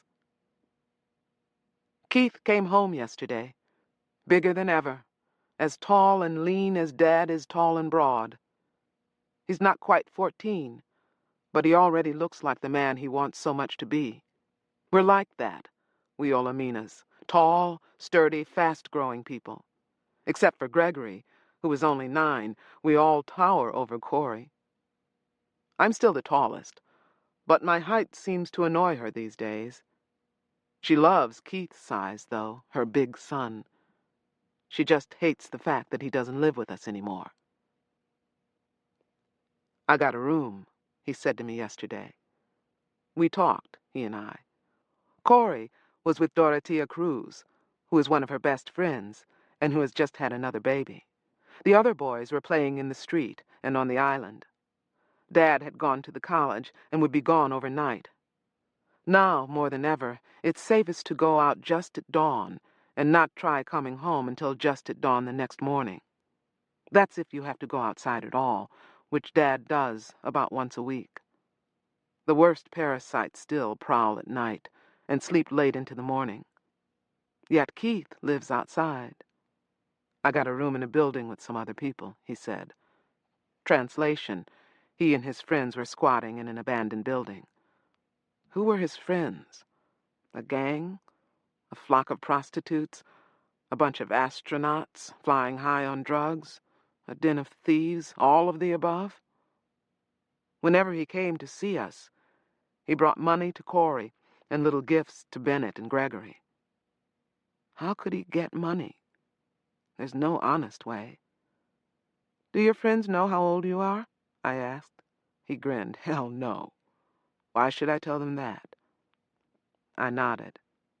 It does help to look older sometimes. You want something to eat? You gonna cook for me? I've cooked for you hundreds of times, thousands. I know. But you always had to before. Don't be stupid. You think I couldn't act the way you did, skip out on my responsibilities if I felt like it?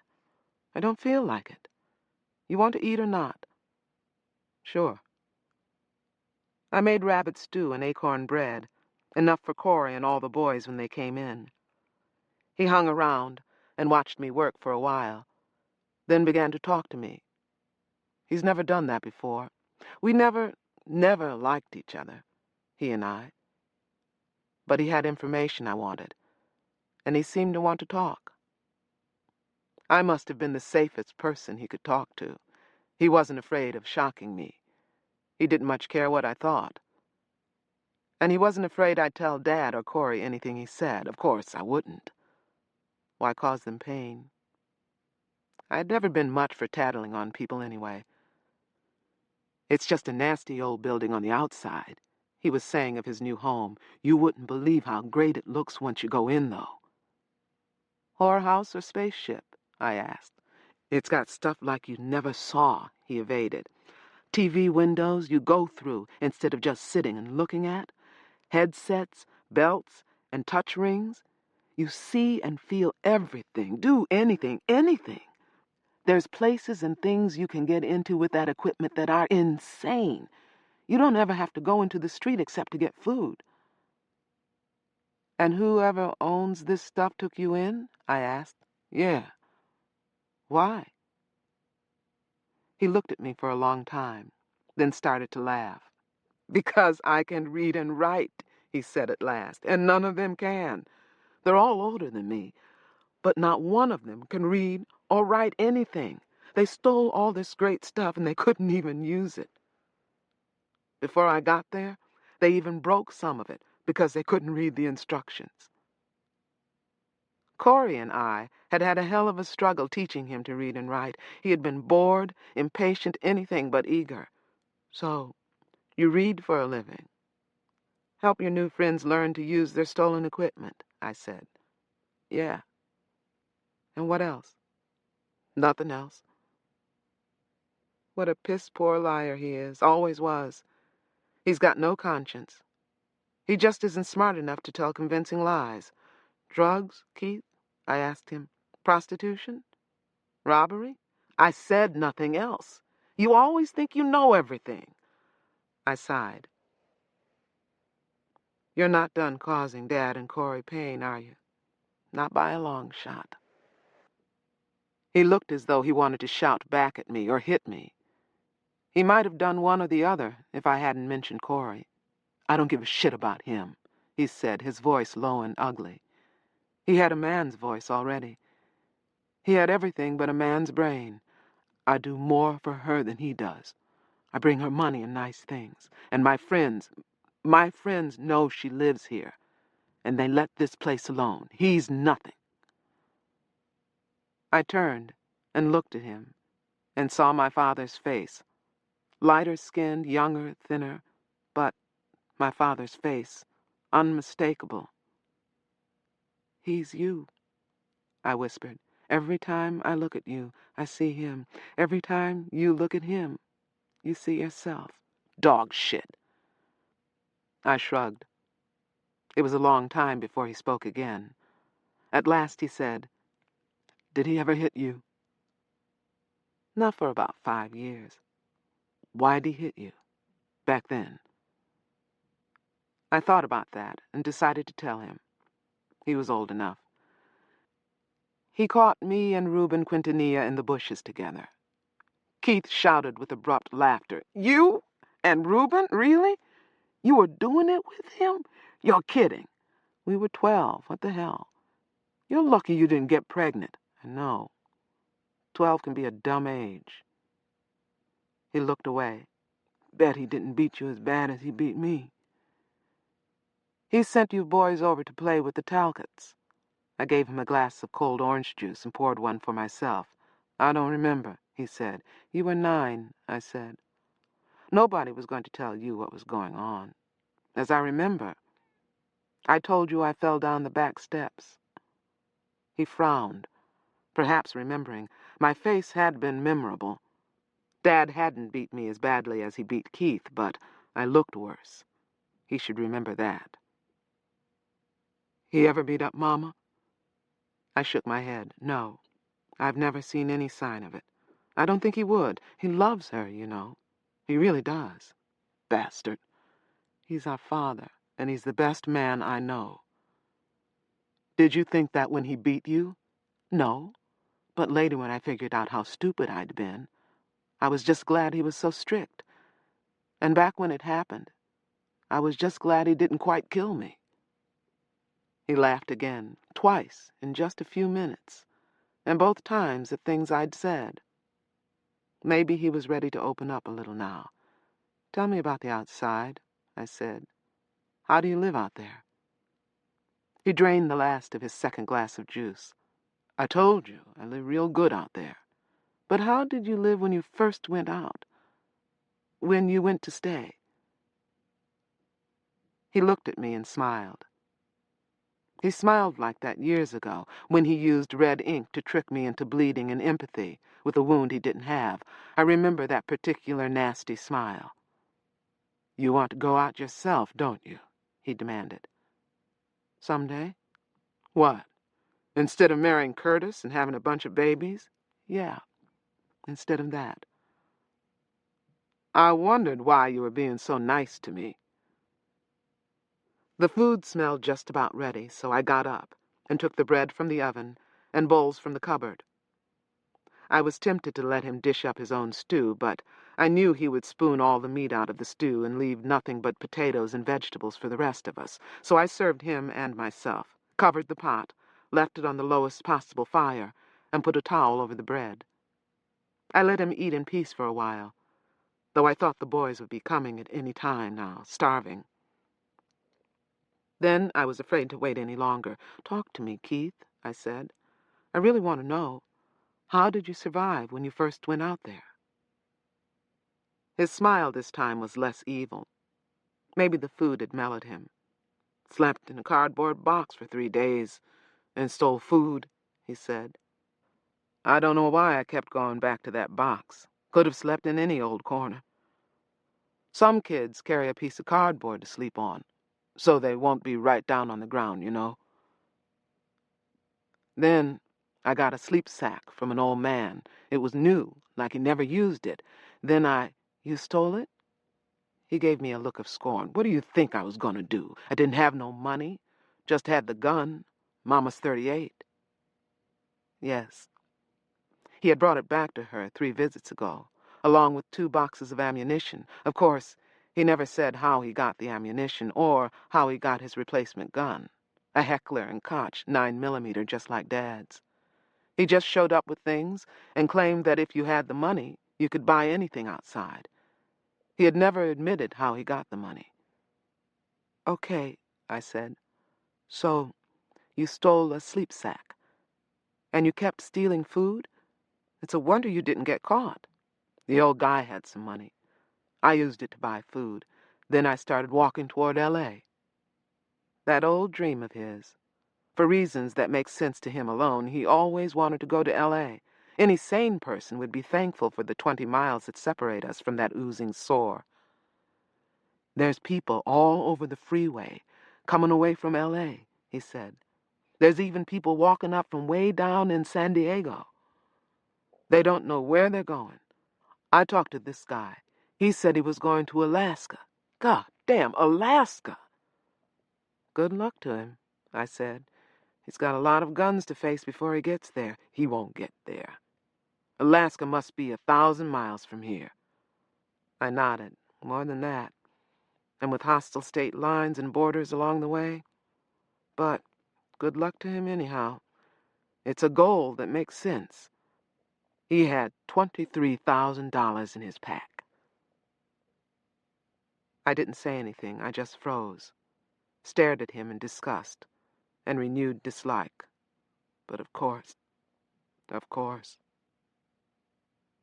You wanted to know, he said.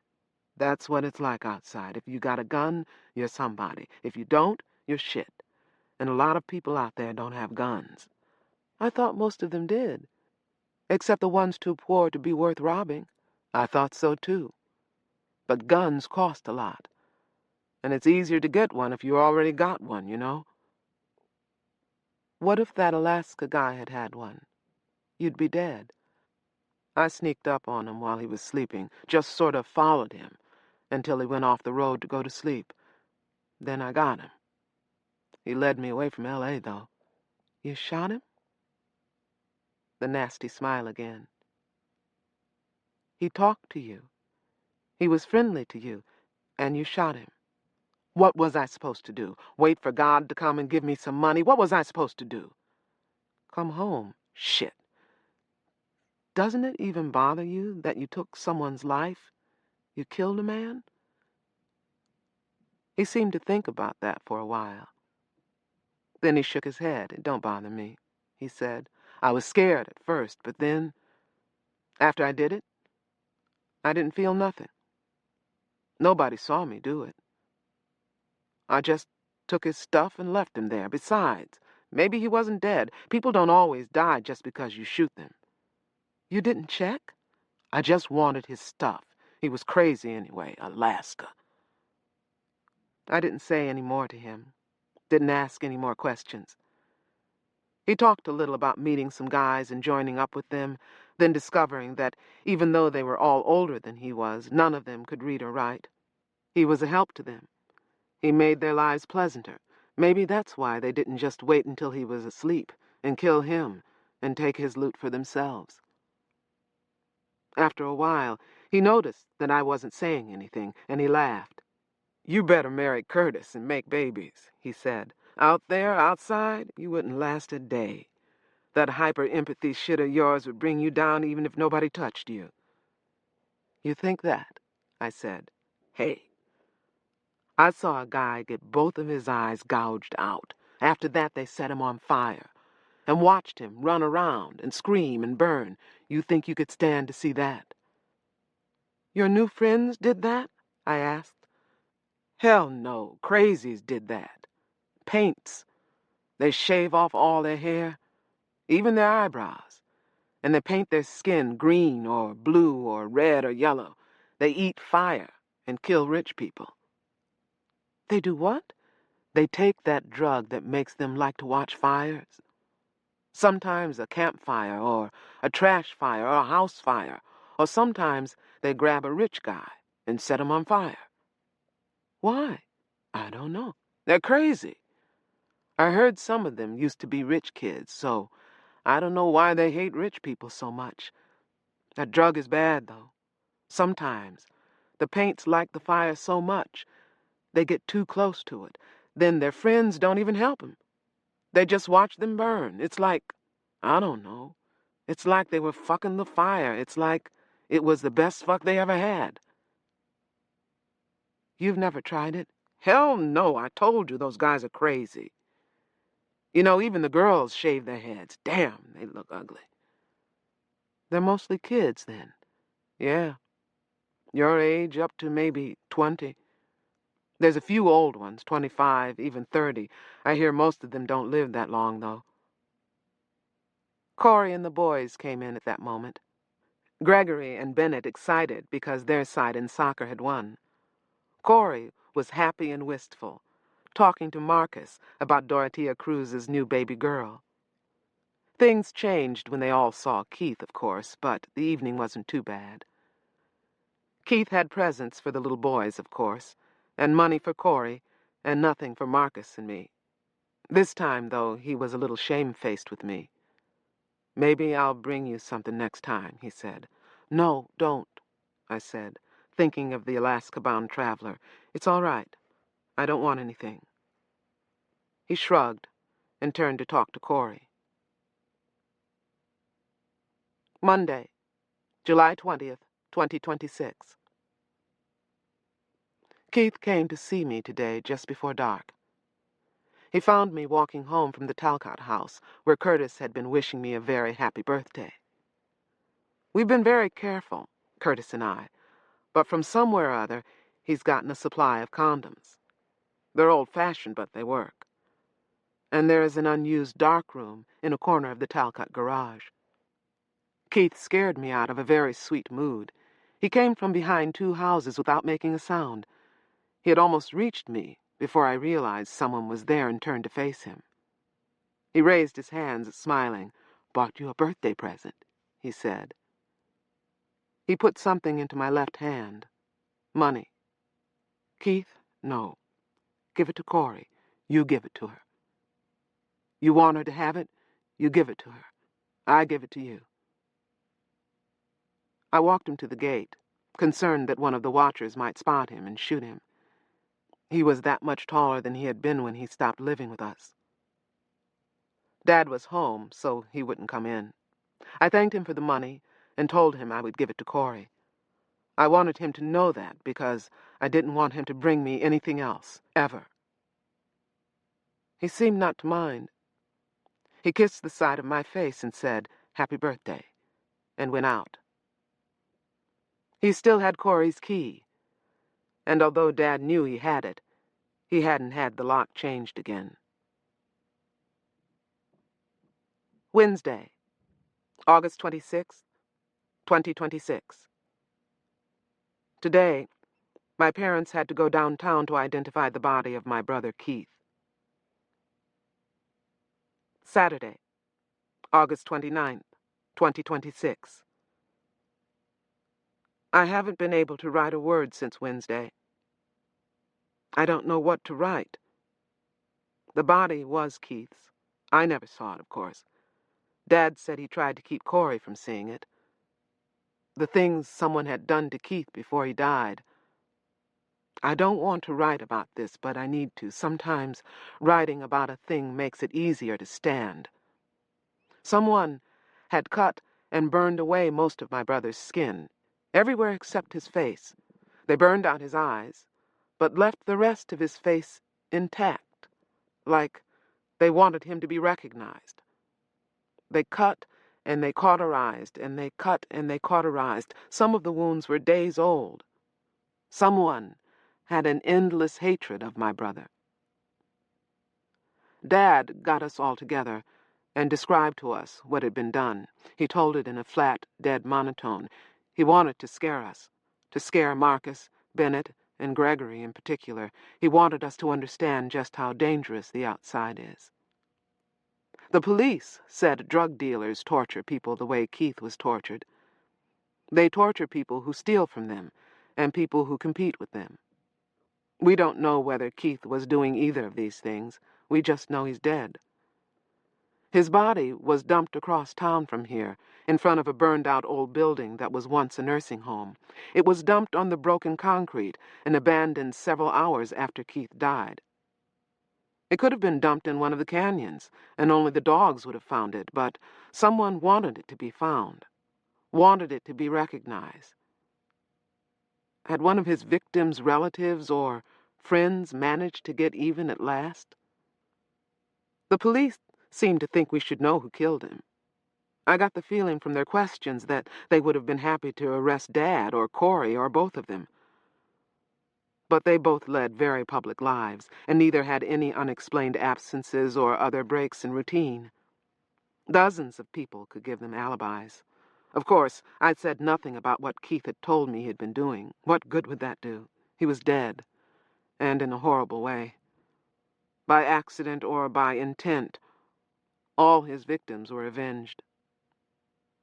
Wardell Parrish felt called upon to tell the police about the big fight Dad and Keith had had last year. He'd heard it, of course. Half the neighborhood had heard it. Family fights are neighborhood theater, and Dad the minister, after all. I know Wardell Parrish was the one who told the cops. His youngest niece, Tanya, let that much slip. Uncle Ward said he hated to mention it, but, oh, I'll bet he hated to mention it, damn bastard. But nobody backed him up. The cops went nosing around the neighborhood, but no one else admitted knowing anything about a fight. After all, they knew Dad didn't kill Keith, and they knew the cops liked to solve cases by discovering evidence against whomever they decided must be guilty. Best to give them nothing. They never helped when people called for help. They came later, and more often than not made a bad situation worse. We had the service today. Dad asked his friend, Reverend Robinson, to take care of it. Dad just sat with Corey and the rest of us, and looked bent and old. So old. Corey cried all day, most of the time without making a sound. She's been crying off and on since Wednesday. Marcus and Dad tried to comfort her. Even I tried, though the way she looked at me, as though I had had something to do with Keith's death, as though she almost hated me. I keep reaching out to her. I don't know what else to do. Maybe in time she'll be able to forgive me for not being her daughter, for being alive when her son is dead, for being Dad's daughter by someone else. I don't know. Dad never shed a tear. I've never seen him cry in my life. Today, I wish he would. I wish he could. Curtis Talcott sort of hung around with me today, and we talked and talked. I guess I needed to talk, and Curtis was willing to put up with me. He said I should cry. He said no matter how bad things had gotten between Keith and me, or Keith and the family, I should let myself cry. Odd. Until he brought it up, I hadn't thought about my own absence of tears. I hadn't cried at all. Maybe Corey had noticed. Maybe my dry face was just one more grudge she held against me. It wasn't that I was holding back, being stoic. It's just that I hated Keith at least as much as I loved him. He was my brother, half-brother, but he was also the most sociopathic person I've ever been close to. He would have been a monster if he had been allowed to grow up. Maybe he was one already. He never cared what he did. If he wanted to do something, and it wouldn't cause him immediate physical pain, he did it. Fuck the earth. He messed up our family, broke it into something less than a family. Still, I would never have wished him dead. I would never wish anyone dead in that horrible way. I think he was killed by monsters much worse than himself. It's beyond me how one human being could do that to another. If hyperempathy syndrome were a more common complaint, people couldn't do such things. They could kill if they had to, and bear the pain of it, or be destroyed by it. But if everyone could feel everyone else's pain, who would torture? Who would cause anyone unnecessary pain? I've never thought of my problem as something that might do some good before, but the way things are, I think it would help. I wish I could give it to people. Failing that, I wish I could find other people who have it and live among them. A biological conscience is better than no conscience at all.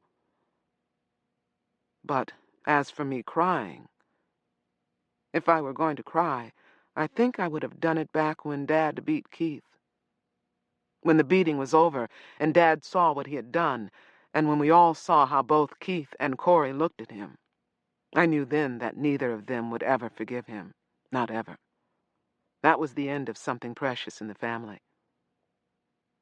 I wish Dad could cry for his son, but I don't feel any need at all to cry for my brother. May he rest in peace, in his urn, in heaven, wherever. Chapter 11. Any change may bear seeds of benefit. Seek them out. Any change may bear seeds of harm. Beware. God is infinitely malleable. God is change. Earthseed, the Books of the Living. Saturday, October 17th, 2026. We are coming apart. The community, the families, individual family members. We're a rope, breaking, a single strand at a time. There was another robbery last night, or an attempted robbery. I wish that was all. No garden theft this time. 3 guys came over the wall and crowbarred their way into the Cruz house. The Cruz family, of course, has loud burglar alarms, barred windows, and security gates at all the doors, just like the rest of us. But that doesn't seem to matter. When people want to come in, they come in. The thieves used simple hand tools. Crowbars, hydraulic jacks, things anyone can get. I don't know how they disabled the burglar alarm. I know they cut the electrical and phone lines to the house. That shouldn't have mattered, since the alarm had backup batteries. Whatever else they did, or whatever went wrong, the alarm didn't go off. And after the thieves used the crowbar on the door, they walked into the kitchen and used it on Dorothea Cruz's 75-year-old grandmother. The old lady was a light sleeper and had gotten into the habit of getting up at night and brewing herself a cup of lemongrass tea. Her family says that's what she was coming into the kitchen to do when the thieves broke in. Then Dorothea's brothers, Hector and Ruben Quintanilla, came running, guns in hand. They had the bedroom nearest to the kitchen, and they heard all the noise, the break-in itself, and Mrs. Quintanilla being knocked against the kitchen table and chairs. They killed 2 of the thieves. The third got away, perhaps wounded. There was a lot of blood. But old Mrs. Quintanilla was dead. This is the 7th incident since Keith was killed. More and more people are coming over our wall to take what we have and what they think we have. 7 intrusions into house and garden in less than 2 months, in an 11-household community. If this is what's happening to us, what must it be like for people who are really rich? Although perhaps with their big guns, private armies of security guards, and up-to-date security equipment, they're better able to fight back. Maybe that's why we're getting so much attention. We have a few stealables, and we're not that well protected. Of the 7 intrusions, 3 were successful. Thieves got in and out with something: a couple of radios, a sack of walnuts, wheat flour, cornmeal, pieces of jewelry, an ancient TV, a computer. If they could carry it, they made off with it. If what Keith told me is true, we're getting the poorer class of thieves here.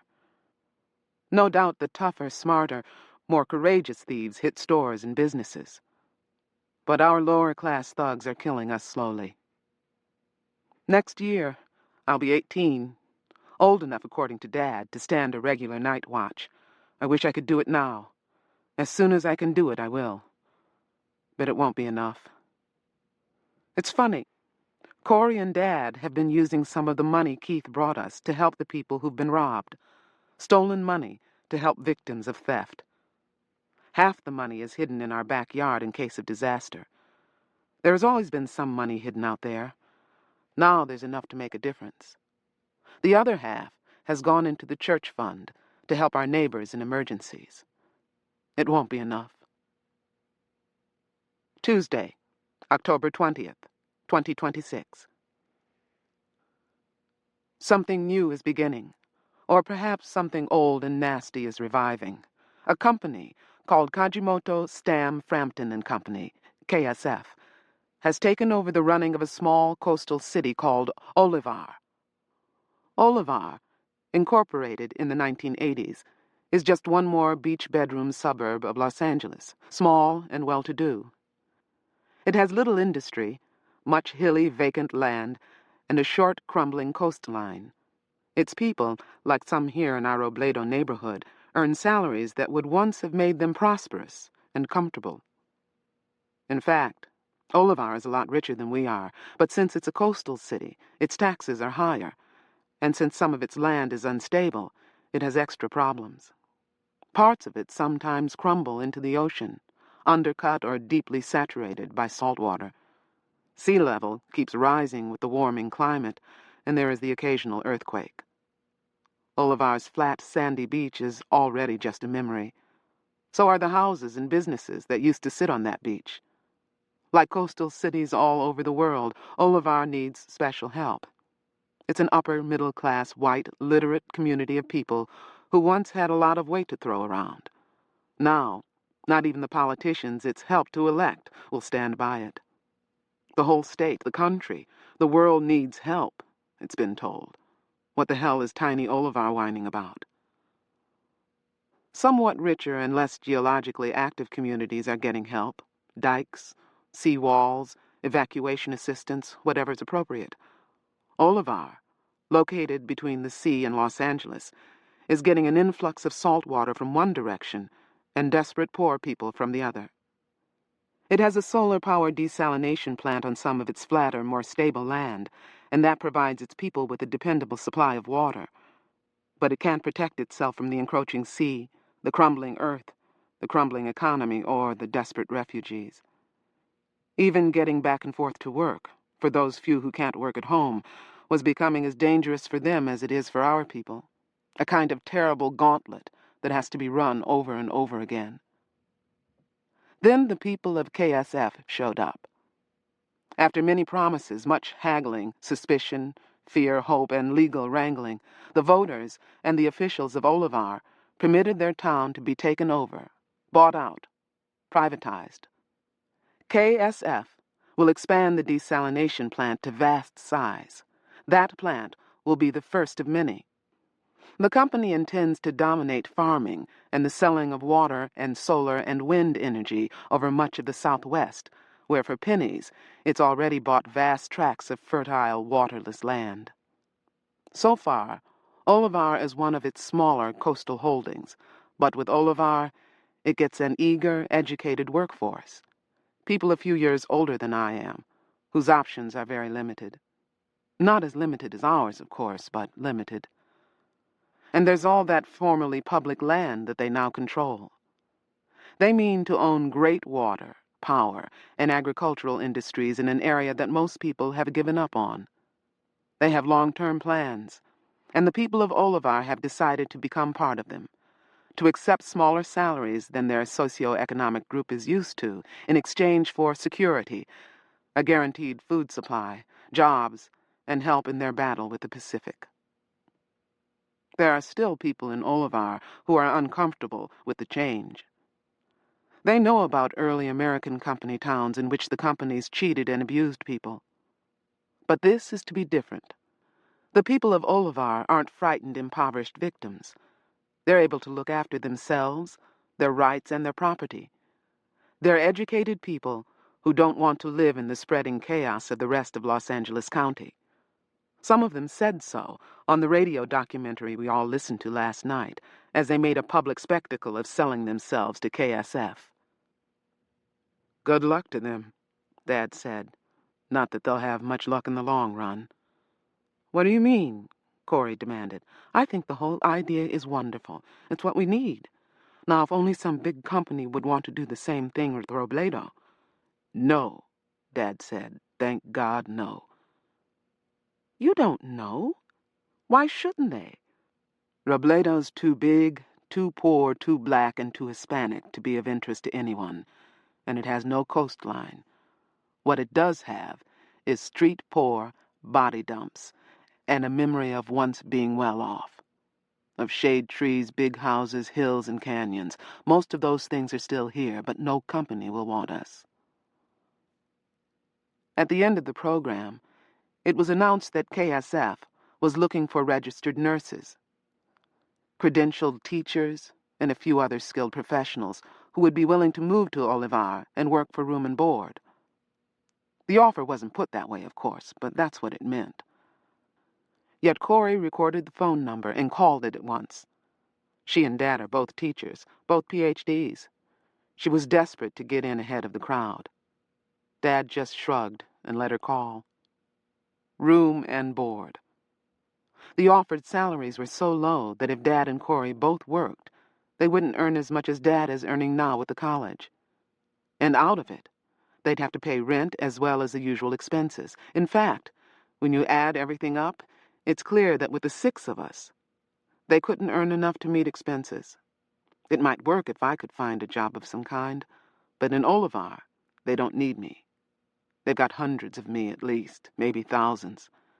Every surviving community is full of unemployed, half-educated kids or unemployed, uneducated kids. Anyone KSF hired would have a hard time living on the salary offered. In not very much time, I think the new hires would be in debt to the company. That's an old company town trick. Get people into debt, hang on to them, and work them harder. Debt slavery. That might work in Christopher Donner's America. Labor laws, state and federal, are not what they once were. We could try, Corey insisted to Dad. We could be safe in Olivar. The kids could go to a real school and later get jobs with the company. After all, where can they go from here except outside? Dad shook his head. Don't hope for it, Corey. There's nothing safe about slavery. Marcus and I were still up, listening. The two younger boys had been sent to bed, but we four were still clustered around the radio. Now Marcus spoke up. Olivar doesn't sound like slavery, he said. Those rich people would never let themselves be slaves. Dad gave him a sad smile. Not now, he said. Not at first. He shook his head. Kajimoto Stam Frampton. Japanese, German, Canadian. When I was young, people said it would come to this. Well, why shouldn't other countries buy what's left of us if we put it up for sale? I wonder how many of the people in Olivar have any idea what they're doing. I don't think many do, I said. I don't think they'd dare let themselves know. He looked at me, and I looked back. I'm still learning how dogged people can be in denial, even when their freedom or their lives are at stake. He's lived with it longer. I wonder how. Marcus said, Lauren, you ought to want to go to some place like Olivar more than anyone. You share pain every time you see someone get hurt. There'd be a lot less pain in Olivar. And there would be all those guards, I said. I've noticed that people who have a little bit of power tend to use it. All those guards KSF is bringing in, they won't be allowed to bother the rich people, at least at first. But new, bare-bones, work-for-room and board employees, I'll bet they'll be fair game. There's no reason to believe the company would allow that kind of thing, Corey said. Why do you always expect the worst of everyone? When it comes to strangers with guns, I told her, I think suspicion is more likely to keep you alive than trust. She made a sharp, wordless sound of disgust. You know nothing about the world. You think you have all the answers, but you know nothing. I didn't argue. There wasn't much point in my arguing with her. I doubt that Olivar is looking for families of blacks and Hispanics anyway, Dad said. The Balters, or the Garfields, or even some of the Dunns might get in, but I don't think we would. Even if I were trusting enough to put my family into KSF's hands, they wouldn't have us. We could try it, Corey insisted. We should. We wouldn't be any worse off than we are now if they turn us down. And if we got in and we didn't like it, we could come back here. We could rent the house to one of the big families here, charge them just a little, then come back here jobless and penniless, Dad said. No, I mean it. This business sounds half antebellum revival and half science fiction. I don't trust it. Freedom is dangerous, Corey, but it's precious too. You can't just throw it away or let it slip away. You can't sell it for bread and pottage. Corey stared at him, just stared. He refused to look away. Corey got up and went to their bedroom. I saw her there a few minutes later, sitting on the bed, cradling the urn of Keith's ashes and crying. Saturday, October 24th, 2026. Marcus tells me the Garfields are trying to get into Olivar. He's been spending a lot of time with Robin Balter, and she told him. She hates the idea because she likes her cousin Joanne a lot better than she does her two sisters. She's afraid that if Joanne goes away to Olivar, she'll never see her again. I suspect she's right. I can't imagine this place without the Garfields. Joanne, Jay, Phillida. We've lost individuals before, of course, but we've never lost a whole family. I mean, they'll be alive, but they'll be gone. I hope they're refused. I know it's selfish, but I don't care. Not that it makes any difference what I hope. Oh, hell. I hope they get whatever will be best for their survival. I hope they'll be all right. At 13, my brother Marcus has become the only person in the family whom I could call beautiful. Girls his age stare at him when they think he's not looking. They giggle a lot around him and chase him like crazy, but he sticks to Robin.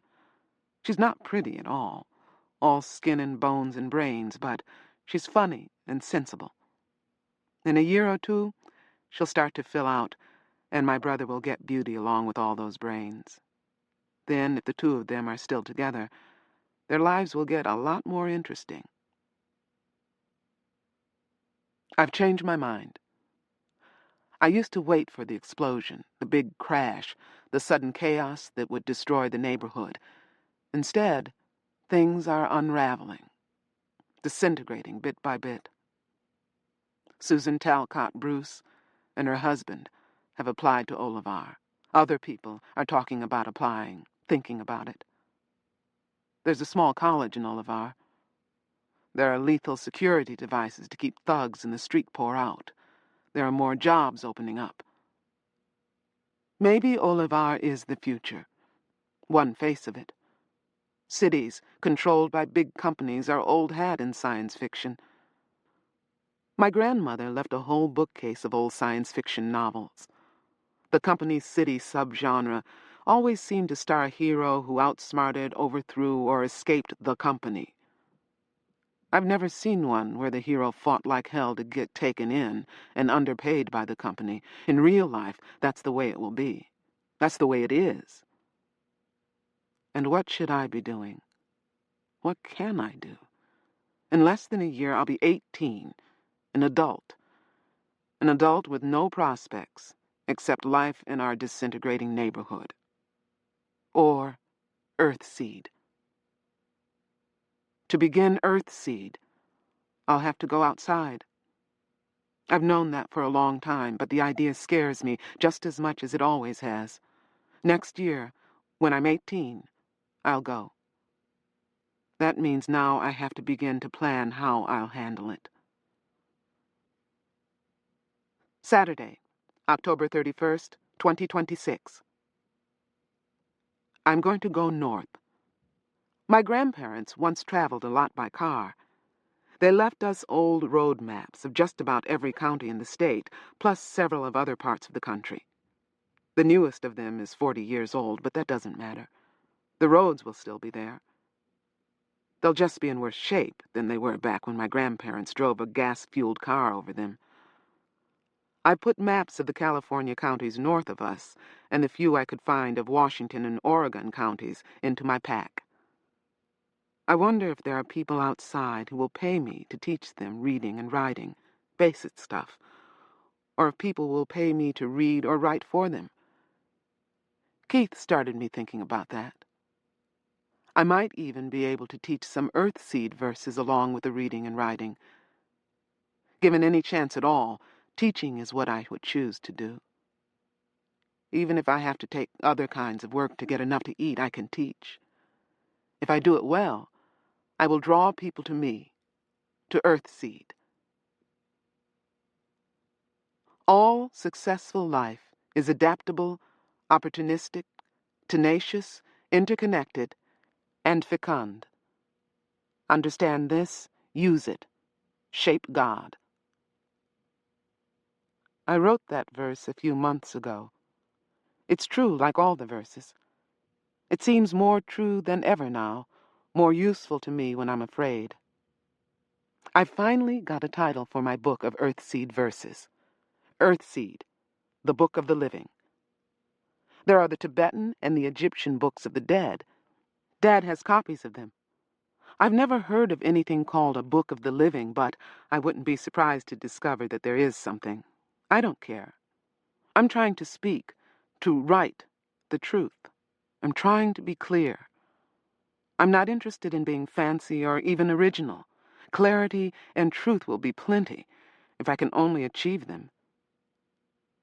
If it happens that there are other people outside somewhere preaching my truth, I'll join them. Otherwise, I'll adapt where I must, take what opportunities I can find or make, hang on, gather students, and teach. Chapter 12. We are Earthseed, the life that perceives itself changing. Earthseed, the Books of the Living. Saturday, November 14th, 2026. The Garfields have been accepted at Olivar. They'll be moving next month. That's soon. I've known them all my life, and they'll be gone.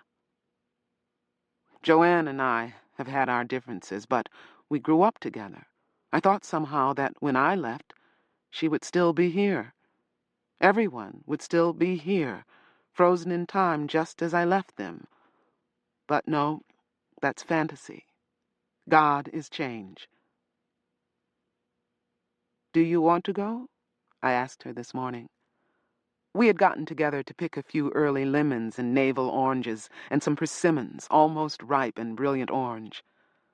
We picked at my house and then at hers, enjoying the work. The weather was cool. It was good to be outside. I have to go, she said. What else is there for me, for anyone? It's all going to hell here. You know it is. I stared at her. I guess discussing such things is all right now that she has a way out. So, you move into another fortress, I said. It's a better fortress. It won't have people coming over the walls, killing old ladies. Your mother says all you'll have is an apartment. No yard, no garden. You'll have less money, but you'll have to use more of it to buy food. We'll manage. There was a brittle quality to her voice. I put down the old rake I was using as a fruit picker. It worked fine on the lemons and oranges. Scared? I asked. She put down her own real fruit picker with its awkward extension handle and small fruit-catching basket. It was best for persimmons. She hugged herself. I've lived here, lived with trees and gardens all my life. I don't know how it will be to be shut up in an apartment. It does scare me, but we'll manage. We'll have to. You can come back here if things aren't what you hope. Your grandparents and your aunt's family will still be here. Harry will still be here, she whispered, looking toward her house. I would have to stop thinking of it as the Garfield house. Harry and Joanne were at least as close as Curtis and I. I hadn't thought about her leaving him, what that must be like. I like Harry Balter. I remember being surprised when he and Joanne first started going together. They'd lived in the same house all their lives. I had thought of Harry almost as her brother, but they were only first cousins, and against the odds they had managed to fall in love. Or, I thought they had. They hadn't gone with anyone else for years. Everyone assumed they would get around to marrying when they were a little older. Marry him and take him with you, I said. He won't go, she said in that same whisper. We've talked and talked about it. He wants me to stay here with him, get married soon, and go north. Just go, with no prospects, nothing. It's crazy. Why won't he go to Olivar? He thinks the way your father thinks. He thinks Olivar is a trap. He's read about 19th and early 20th century company towns. And he says no matter how great Olivar looks, all we'll get from it in the end is debt and loss of freedom. I knew Harry had sense. Joe, I said, you'll be of age next year. You could stay here with the Balters until then and marry. Or you could talk your father into letting you marry now. And then what? Go join the street poor? Stay and stuff more babies into that crowded house? Harry doesn't have a job, and there's no real chance of his getting one that pays money. Are we supposed to live on what Harry's parents earn? What kind of future is that? None. None at all. Sensible. Conservative and sensible and mature and wrong. Very much in character for Joanne. Or maybe I was the one who was wrong. Maybe the security Joanne will find in Olivar is the only kind of security to be had for anyone who isn't rich. To me, though, security in Olivar isn't much more attractive than the security Keith has finally found in his urn. I picked a few more lemons and some oranges and wondered what she would do if she knew I was planning to leave next year. Would she run to her mother again, frightened for me and eager to have someone protect me from myself? She might. She wants a future she can understand and depend on, a future that looks a lot like her parents' present. I don't think that's possible. Things are changing too much, too fast. Who can fight God? We put baskets of fruit inside my back door on the porch, then headed for her house. "What will you do?" she asked me as we walked. "Are you just going to stay here? I mean, are you going to stay and marry Curtis?" I shrugged and lied. I don't know. If I marry anyone, it will be Curtis. But I don't know about marrying. I don't want to have children here any more than you do. I know we'll be staying here for a while longer, though. Dad won't let Corey even apply to Olivar. I'm glad of that because I don't want to go there. But there'll be other Olivars. Who knows what I might wind up doing? The last part didn't feel like a lie. "You think there'll be more privatized cities?" she asked. "Bound to be if Olivar succeeds. This country is going to be parceled out as a source of cheap labor and cheap land. When people like those in Olivar beg to sell themselves, our surviving cities are bound to wind up the economic colonies of whoever can afford to buy them." Oh, God, there you go again. You've always got a disaster up your sleeve. I see what's out there. You see it, too. You just deny it. Remember when you thought starving hordes were going to come crawling over our walls and we would have to run away to the mountains and eat grass? Did I remember? I turned to face her, first angry, furious, then to my own surprise, sad. "I'll miss you," I said. She must have read my feelings. "I'm sorry," she whispered. We hugged each other. I didn't ask her what she was sorry for, and she didn't say any more. Tuesday, November 17th, 2026. Dad didn't come home today. He was due this morning. I don't know what that means. I don't know what to think. I'm scared to death. Corey called the college, his friends, fellow ministers, co-workers, the cops, the hospitals. Nothing.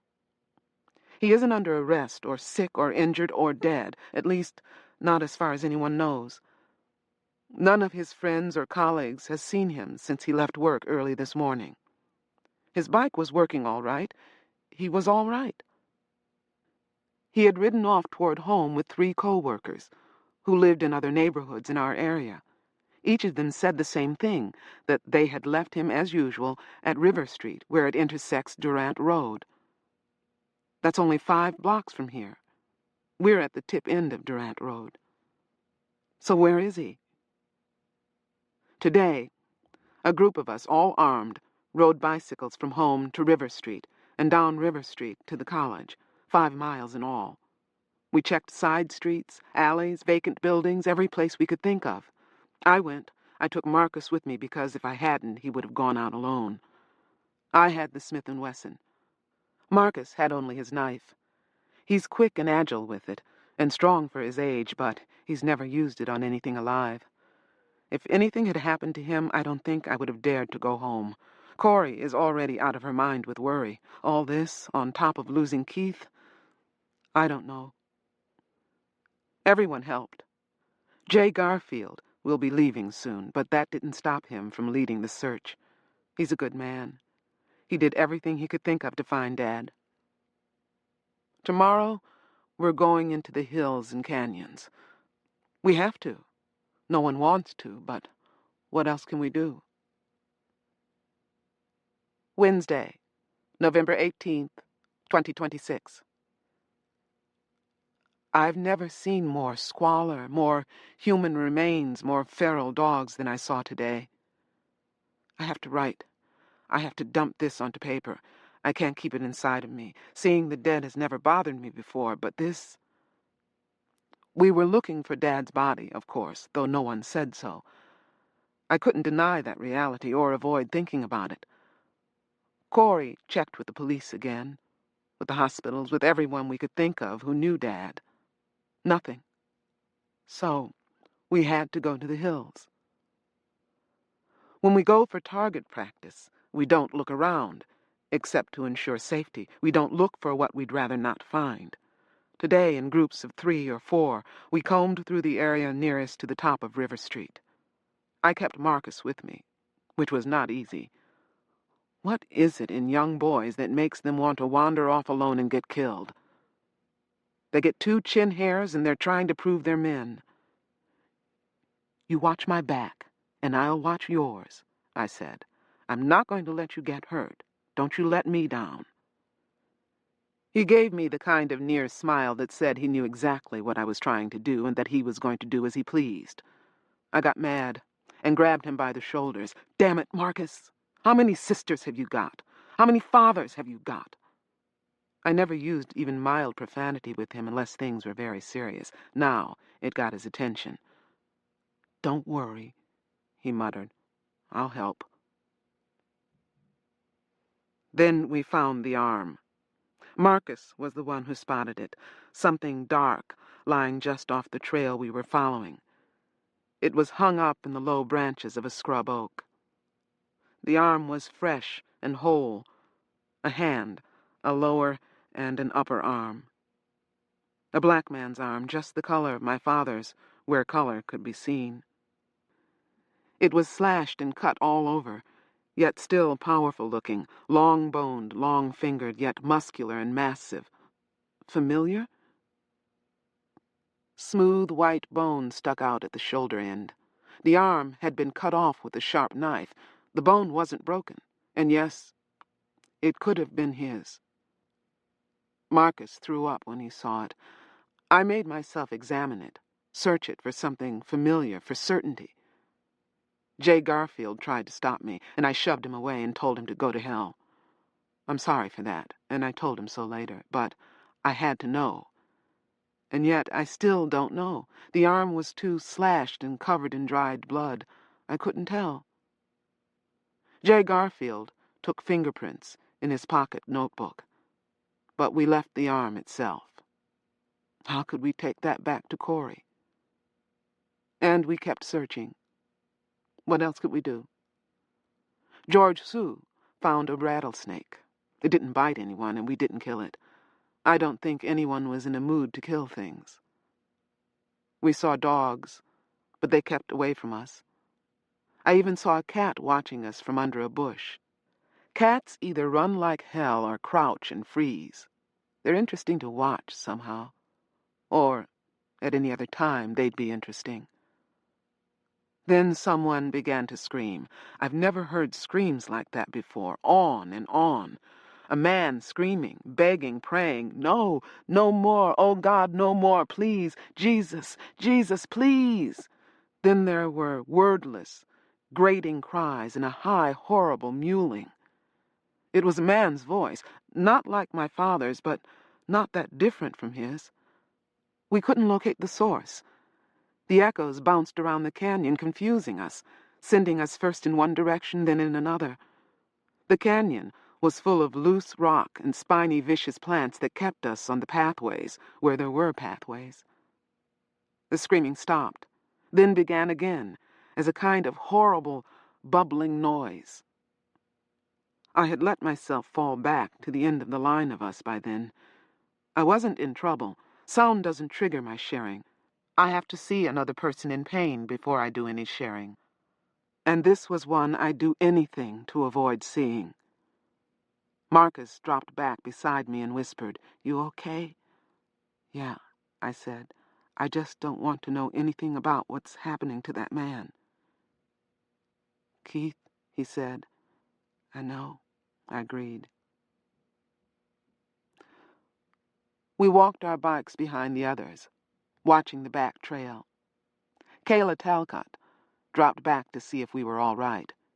She hadn't wanted us to come, but since we had come, she had come. She had kept an eye on us. She's like that. "It doesn't sound like your daddy," she said. "Doesn't sound like him at all." Kayla is from Texas, like my biological mother. Sometimes she sounded as though she'd never left, and sometimes she sounded as though she'd never been near any part of the South. She seemed to be able to turn the accent on and off. She tended to turn it on for comforting people, and for threatening to kill them. Sometimes, when I'm with Curtis, I see her in his face and wonder what kind of relative, what kind of mother-in-law she would make. Today, I think both Marcus and I were glad she was there. We needed to be close to someone with her kind of mothering strength. The horrible noise ended. Maybe the poor man was dead and out of his misery. I hope so. We never found him. We found human bones and animal bones. We found the rotting corpses of 5 people scattered among the boulders. We found the cold remains of a fire with a human femur and 2 human skulls lying among the ashes. At last, we came home and wrapped our community wall around us and huddled in our illusions of security. Sunday, November 22nd, 2026. No one has found my father. Almost every adult in the neighborhood has spent some time looking. Richard Moss didn't, but his oldest son and daughter did. Wardell Parrish didn't, but his sister and oldest nephew did. I don't know what else people could have done. If I did know, I would be out doing it. And yet nothing, nothing. The police never came up with any sign of him. He never turned up anywhere. He's vanished. Gone. Even the severed arm's fingerprints weren't his. Every night since Wednesday, I've dreamed that horrible screaming. I've gone out twice more with teams hunting through the canyons. We've found nothing but more of the dead and the poorest of the living, people who are all staring eyes and visible bones.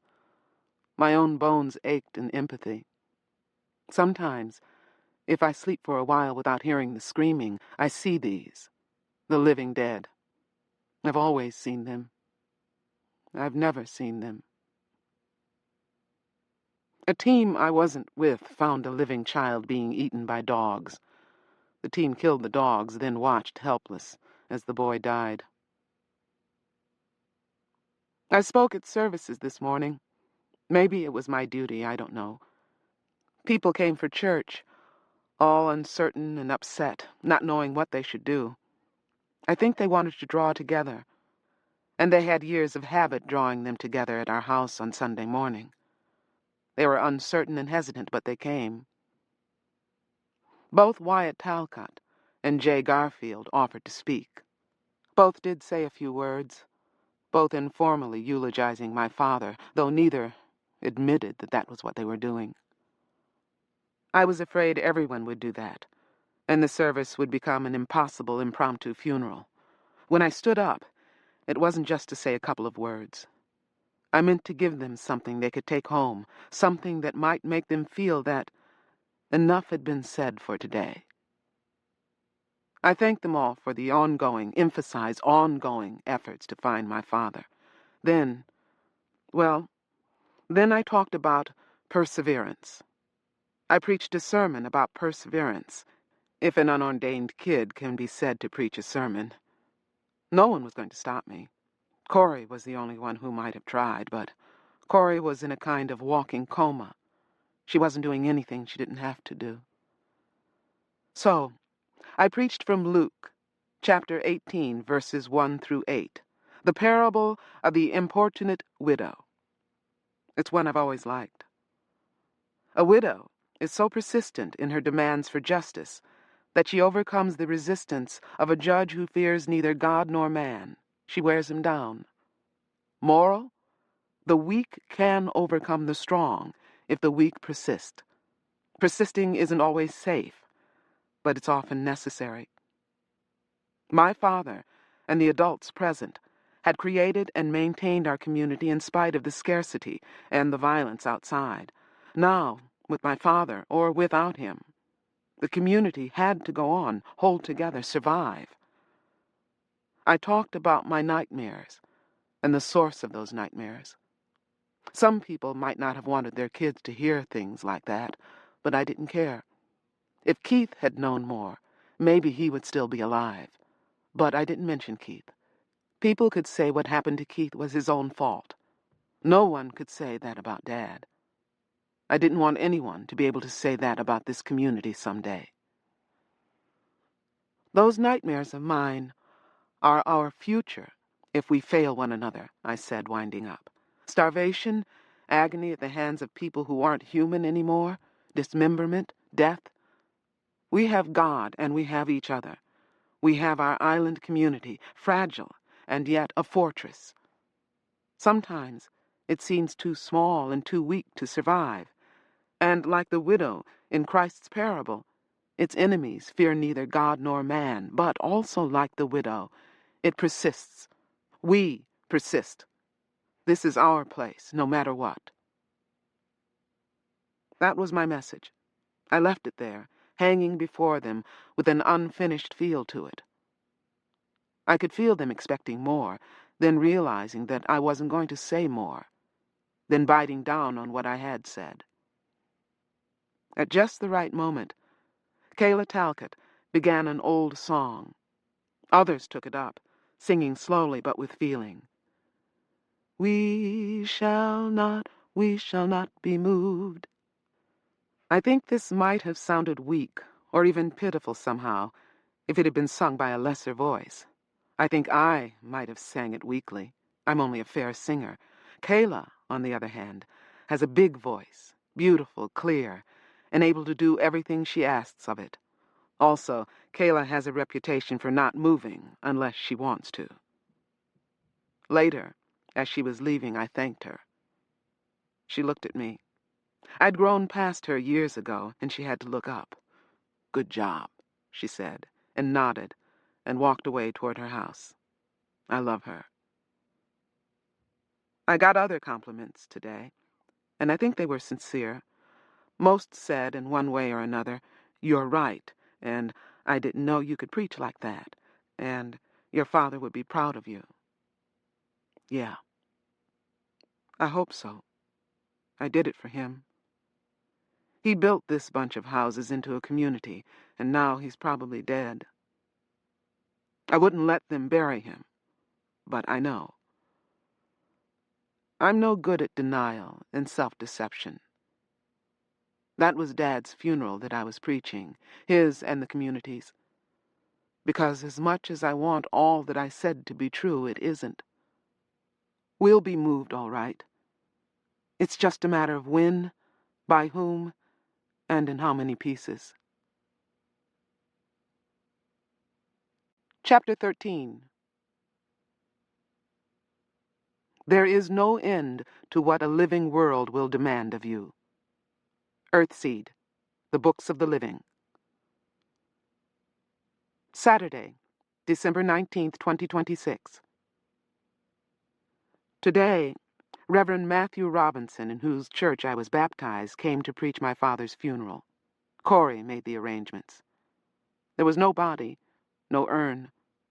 No one knows what happened to my father. Neither we nor the police have been able to find out. We're sure he's dead. He would find a way to come home if he were alive, so we're certain he's dead. No, we're not certain. We're not certain at all. Is he sick somewhere, hurt, held against his will for who knows what reason by who knows what monsters? This is worse than when Keith died, so much worse. As horrible as that was, we knew he was dead. Whatever he suffered, we knew he wasn't suffering anymore. Not in this world, anyway. We knew. Now, we don't know anything. He is dead, but we don't know. The Dunns must have felt this when Tracy vanished. Crazy as they are, crazy as she was, they must have felt this. What do they feel now? Tracy never came back. If she's not dead, what must have happened to her outside? A girl alone only faced one kind of future outside. I intend to go out posing as a man when I go. How will they all feel when I go? I'll be dead to them. To Corey, the boys, the neighborhood. They'll hope I'm dead, considering the supposed alternative. Thank Dad for my tallness and my strength. I won't have to leave Dad now. He's already left me. He was 57. What reason would strangers have for keeping a 57-year-old man alive? Once they'd robbed him, they would either let him go or kill him. If they let him go, he'd come home, walking, limping, crawling. So, he's dead. That's that. It has to be. Tuesday, December 22nd, 2026. The Garfields left for Olivar today. Phillida, Jay, and Joanne. An armored KSF truck came from Olivar to collect them and their belongings. The adults of the community had all they could do to keep the little kids from climbing all over the truck and pestering the drivers to death. Most kids my brother's ages have never been close to a truck that runs. Some of the younger Moss kids have never seen a truck of any kind. The Moss kids weren't even allowed to visit the Yanni's house back when the Yanni's television still worked. The two guys from KSF were patient once they realized the kids weren't thieves or vandals. Those two guys with their uniforms, pistols, whips, and clubs looked more like cops than movers. No doubt they had even more substantial weapons in the truck. My brother Bennett said he saw bigger guns mounted inside the truck when he climbed onto the hood. But when you consider how much a truck that size is worth, and how many people might want to relieve them of it and its contents, I guess the weaponry isn't surprising. The two movers were a black and a white, and I could see that Corey considered that hopeful. Maybe Olivar wouldn't be the white enclave that Dad had expected. Corey cornered the black guy and talked to him for as long as he would let her. Will she try now to get us into Olivar? I think she will. After all, without Dad's salary, she'll have to do something. I don't think we have a prayer of being accepted. The insurance company isn't going to pay, or not for a long time. Its people chose not to believe that Dad is dead. Without proof, he can't be declared legally dead for 7 years. Can they hold on to our money for that long? I don't know, but it wouldn't surprise me. We could starve many times over in 7 years. And Corey must know she alone can't earn enough in Olivar to feed and house us. Is she hoping to get work for me, too? I don't know what we're going to do. Joanne and I cried all over each other, saying goodbye. We promised to phone each other to stay in touch. I don't think we'll be able to. It costs extra to call Olivar. We won't be able to afford it. I don't think she will either. Chances are, I'll never see her again. The people I've grown up with are falling out of my life, one by one. After the truck pulled away, I found Curtis and took him back to the old darkroom to make love. We hadn't done it for a long time, and I needed it. I wish I could imagine just marrying Curtis, staying here, and having a decent life with him. It isn't possible. Even if there were no Earthseed, it wouldn't be possible. I would almost be doing the family a favor if I left now, one less mouth to feed. Unless I could somehow get a job.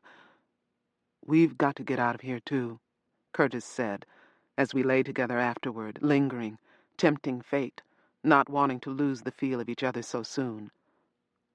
But that wasn't what he had meant. I turned my head to look at him. Don't you want to go? He asked. Wouldn't you like to get out of this dead-end neighborhood, out of Robledo? I nodded. I was just thinking that, but I want you to marry me, and I want us to get out of here, he said in a near whisper. This place is dying. I raised myself on my elbows and looked down at him. The only light in the room came from a single window, up near the ceiling. Nothing covered it anymore, and the glass was broken out of it, but still, Only a little light came in. Curtis's face was full of shadows. "Where do you want to go?" I asked him. "Not Olivar," he said. "That could turn out to be a bigger dead end than living here." "Where, then?" "I don't know. Oregon? Or Washington? Canada? Alaska?" I don't think I gave any sign of sudden excitement. People tell me my face doesn't show them what I'm feeling. My sharing has been a hard teacher, but he saw something. "You've already been thinking about leaving, haven't you?" he demanded. "That's why you won't talk about getting married." I rested my hand on his smooth chest. "You were thinking about going alone." He grasped my wrist, seemed ready to push it away. Then he held on to it, kept it. "You were just going to walk away from here and leave me." I turned so that he couldn't see my face, because now I had a feeling my emotions were all too obvious. Confusion, fear, hope. And of course I had intended to go alone. And of course I hadn't told anyone that I was leaving. And I had not decided yet how Dad's disappearance would affect my going. That raised frightening questions. What are my responsibilities? What will happen to my brothers if I leave them to Corey? They're her sons, and she'll move the earth to take care of them, keep them fed and clothed and housed, but can she do it alone? How? "I want to go," I admitted, moving around trying to be comfortable on the pallet of old sleep sacks that we had put down on the concrete floor. "I plan to go. Don't tell anyone." "How can I if I go with you?" I smiled, loving him, but "Corey and my brothers are going to need help," I said. "When my father was here, I plan to go next year when I'm 18. Now, I don't know." "Where were you going?" "North. Maybe as far as Canada, maybe not." "Alone?" "Yeah." "Why? Why alone?" he meant. I shrugged. "I could get killed as soon as I leave here. I could starve. The cops could pick me up. Dogs could get me. I could catch a disease. Anything could happen to me. I've thought about it. I haven't named half the bad possibilities. That's why you need help. That's why I couldn't ask anyone else to walk away from food and shelter and as much safety as there is in our world. To just start walking north and hope you wind up someplace good? How could I ask that of you? It's not that bad. Farther north, we can get work, maybe. But people have been flooding north for years. Jobs are scarce up there, too. And state lines and borders are closed. There's nothing down here." "I know. So how can you help Corey and your brothers?" "I don't know. We haven't figured out what to do. So far, nothing I've thought of will work." "They'd have more of everything if you left." "Maybe. But, Curtis, how can I leave them? Could you walk away and leave your family not knowing how they would manage to survive?" "Sometimes I think so," he said. I ignored that. He didn't get along very well with his brother Michael, but his family was probably the strongest unit in the neighborhood. Take on one of them, and you've got to deal with them all. He would never walk away from them if they were in trouble. "Marry me now," he said. "We'll stay here and help your family get on its feet. Then we'll leave." "Not now," I said. "I can't see how anything is going to work out now. Everything's too crazy." "And what? You think it's going to get sane?" "It's never been sane. You just have to go ahead and live, no matter what." I didn't know what to say, so I kissed him. But I couldn't distract him. "I hate this room," he said. "I hate hiding to be with you, and I hate playing games." He paused. "But I do love you. Damn, sometimes I almost wish I didn't." "Don't wish that," I said. He knew so little about me, and he thought he knew everything. I'd never told him about my sharing, for instance. I'll have to, before I marry him. If I don't, when he finds out, he'll know I didn't trust him enough to be honest with him. and not much is known about sharing. Suppose I pass it on to my kids.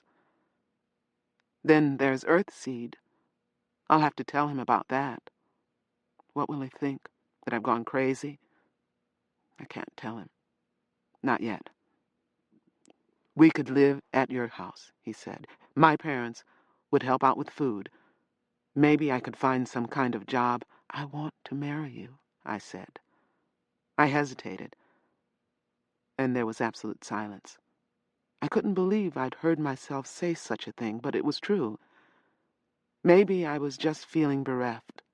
Keith, my father, the Garfields, Mrs. Quintanilla. People could disappear so easily. I wanted someone with me, who cared about me, and who wouldn't disappear. But my judgment wasn't entirely gone. When my family is back on its feet, we'll marry, I said. Then we can get out of here. I just have to know that my brothers will be all right. If we're going to marry anyway, why not do it now? Because I have things to tell you, I thought. Because if you reject me or make me reject you with your reactions, I don't want to have to hang around and watch you with someone else. Not now, I said. Wait for me. He shook his head in obvious disgust. What the hell do you think I've been doing? Thursday, December 24th, 2026. It's Christmas Eve. Last night, someone set fire to the Payne Parish house. When the community tried to put out the fire and then tried to keep it from spreading, 3 other houses were robbed. Ours was one of the 3. Thieves took all our store-bought food, wheat, flour, sugar, canned goods, packaged goods. They took our radio, our last one. The crazy thing is, before we went to bed, we had been listening to a half-hour news feature about increasing arson. People are setting more fires to cover crimes, although why they would bother these days, I don't know. The police are no threat to criminals. People are setting fires to do what our arsonists did last night, to get the neighbors of the arson victim to leave their own homes unguarded. People are setting fires to get rid of whomever they dislike, from personal enemies to anyone who looks or sounds foreign or racially different. People are setting fires because they're frustrated, angry, hopeless. They have no power to improve their lives, but they have the power to make others even more miserable. And the only way to prove to yourself that you have power is to use it. Then there's the fire drug, with its dozen or so names: blaze, fuego, flash, sunfire. The most popular name is pyro, short for pyromania. It's all the same drug, and it's been around for a while. From what Keith said, it's becoming more popular. It makes watching the leaping, changing patterns of fire a better, more intense, longer-lasting high than sex. Like paracetamol, my biological mother's drug of choice, pyro screws around with people's neurochemistry. But paracetamol began as a legitimate drug intended to help victims of Alzheimer's disease. Pyro was an accident. It was a home brew, a basement drug, invented by someone who was trying to assemble one of the other higher-priced street drugs. The inventor made a very small chemical mistake and wound up with pyro. That happened on the East Coast and caused an immediate increase in the number of senseless arson fires, large and small. Pyro worked its way west without making nearly as much trouble as it could have. Now its popularity is growing. And in dry as straw Southern California, it can cause a real orgy of burning. "My God," Corey said when the radio report was over. And in a small, whispery voice, she quoted from the book of Revelation. "Babylon the Great is fallen, and has become the habitation of devils." And the devils set fire to the Payne Parish house. At about 2 a.m., I woke to the jangling of the bell. Emergency! Earthquake? Fire? Intruders? But there was no shaking, no unfamiliar noise, no smoke. Whatever was happening, it wasn't at our house. I got up, threw clothing on, Debated for a second whether to snatch my survival pack, then left it. Our house didn't seem to be in immediate danger. My pack was safe in the closet, mixed in among blankets and bundles of old clothes. If I had to have it, I could come back and snatch it in seconds. I ran outside to see what was needed and saw at once. The Payne Parish house was fully involved, surrounded by fire. One of the watchers on duty was still sounding the alarm. People spilled from all the houses and must have seen, as I did, that the parish house was a total loss. Neighbors were already wetting down the houses on either side. A live oak tree, one of our huge, ancient ones, was afire. There was a light wind blowing, swirling bits of burning leaves and twigs into the air and scattering them. I joined the people who were beating and wetting the grounds. Where were the Paynes? Where was Wardell Parish? Had anyone called the fire department? A house full of people, after all. It wasn't like a burning garage. I asked several people. Kayla Talcott said she had called them. I was grateful and ashamed. I wouldn't have asked if Dad were still with us. One of us would have just called. Now we couldn't afford to call.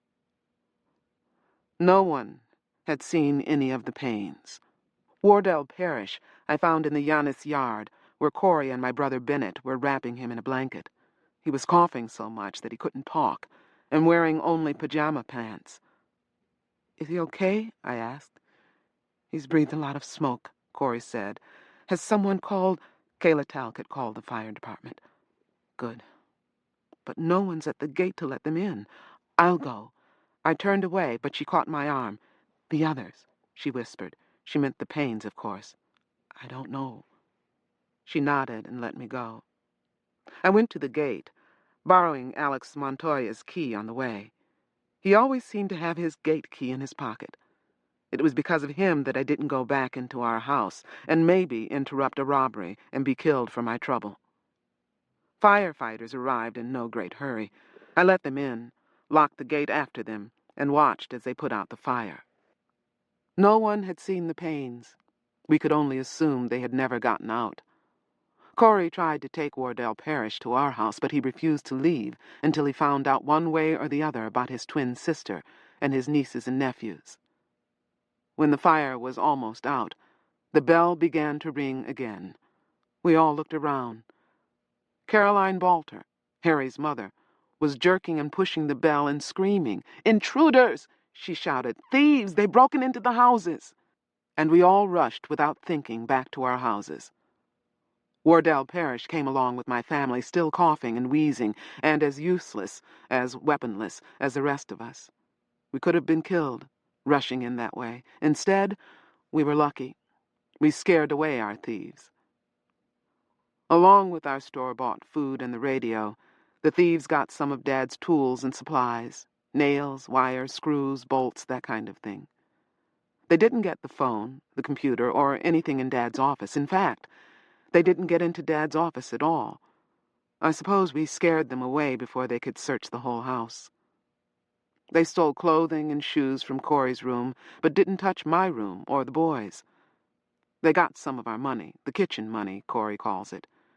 She had hidden it in the kitchen, in a box of detergent. She had thought no one would steal such a thing. In fact, the thieves might have stolen it for resale without realizing that it wasn't just detergent. It could have been worse. The kitchen money was only about $1,000 for minor emergencies. The thieves did not find the rest of our money. Some of it hidden out by our lemon tree, and some hidden with our 2 remaining guns under the floor in Corey's closet. Dad had gone to a lot of trouble to make a kind of floor safe, not locked, but completely concealed beneath a rug in a battered chest of drawers filled with sewing things, salvaged bits of cloth, buttons, zippers, hooks, things like that. The chest of drawers could be moved with one hand. It slid from one side of the closet to the other if you pushed it right, and in seconds you could have the money and the guns in your hands. The concealment trick wouldn't have defeated people who had time to make a thorough search, but it had defeated our thieves. They had dumped some of the drawers onto the floor, but they had not thought to look under the chest. The thieves did take Corey's sewing machine. It was a compact, sturdy old machine with its own carrying case. Both case and machine were gone. That was a real blow. Corey and I both used the machine to make, alter, and repair clothing for the family. I had thought I might even be able to earn some money with the machine, sewing for other people in the neighborhood. Now the machine is gone. Sewing for the family will have to be done by hand. It will take much more time, and may not look like what we're used to. Bad. Hard. But not a fatal blow. Corey cried over the loss of her machine, but we can get along without it. She's just being worn down by one blow after another. We'll adapt. We'll have to. God is change. Strange how much it helps me to remember that. Curtis Talcott just came to my window to tell me that the firemen have found charred bodies and bones in the ashes of the Payne Parish house. The police are here, taking reports of the robberies and the obvious arson. I told Corey. She can tell Wardell Parrish or let the cops tell him. He's lying down on one of our living room couches. I doubt that he's sleeping. Even though I've never liked him, I feel sorry for him. He's lost his home and his family. He's the only survivor. What must that be like? Tuesday, December 29th, 2026. I don't know how long it can last, but in some way that I suspect is not quite legal, Corey has taken over part of the job Dad held for so long. She'll give the classes Dad gave. With the computer hookups we have already in place, she'll issue assignments, receive homework, and be available for phone and CompuConferences. The administrative part of Dad's work will be handled by someone else who can use the extra money, and who is willing to show up at the college more often than once or twice a month. It will be as though Dad were still teaching, but had decided to give up his other responsibilities.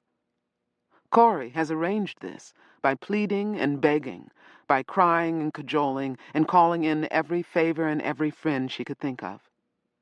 People at the college know her. She taught there before Bennett's birth, before she saw the need here, and began the front-room school that serves all the children of the neighborhood. Dad was all for her quitting the college because he didn't want her going back and forth outside, exposed to all the dangers that involved. The neighbors pay a per-kid fee, but it isn't much. No one could support a household on it. Now Corey will have to go outside again. She's already drafting men and older boys in the neighborhood to escort her when she has to go out. There are plenty of unemployed men here, and Corey will be paying them a small fee. So in a few days, the new term will start, and Corey will do Dad's work, while I do her work. I'll handle the school with help from her and from Russell Dorey, Joanne and Harry's grandfather. He used to be a high school math teacher. He's been retired for years, but he's still sharp. I don't think I need his help, but Corey does, and he's willing, so that's that. Alex Montoya and Kayla Talcott will take over Dad's preaching and other church work. Neither is ordained, but both have substituted for Dad in the past. Both have authority in the community and the church, and of course, both know their Bible. This is how we will survive and hold together. It will work.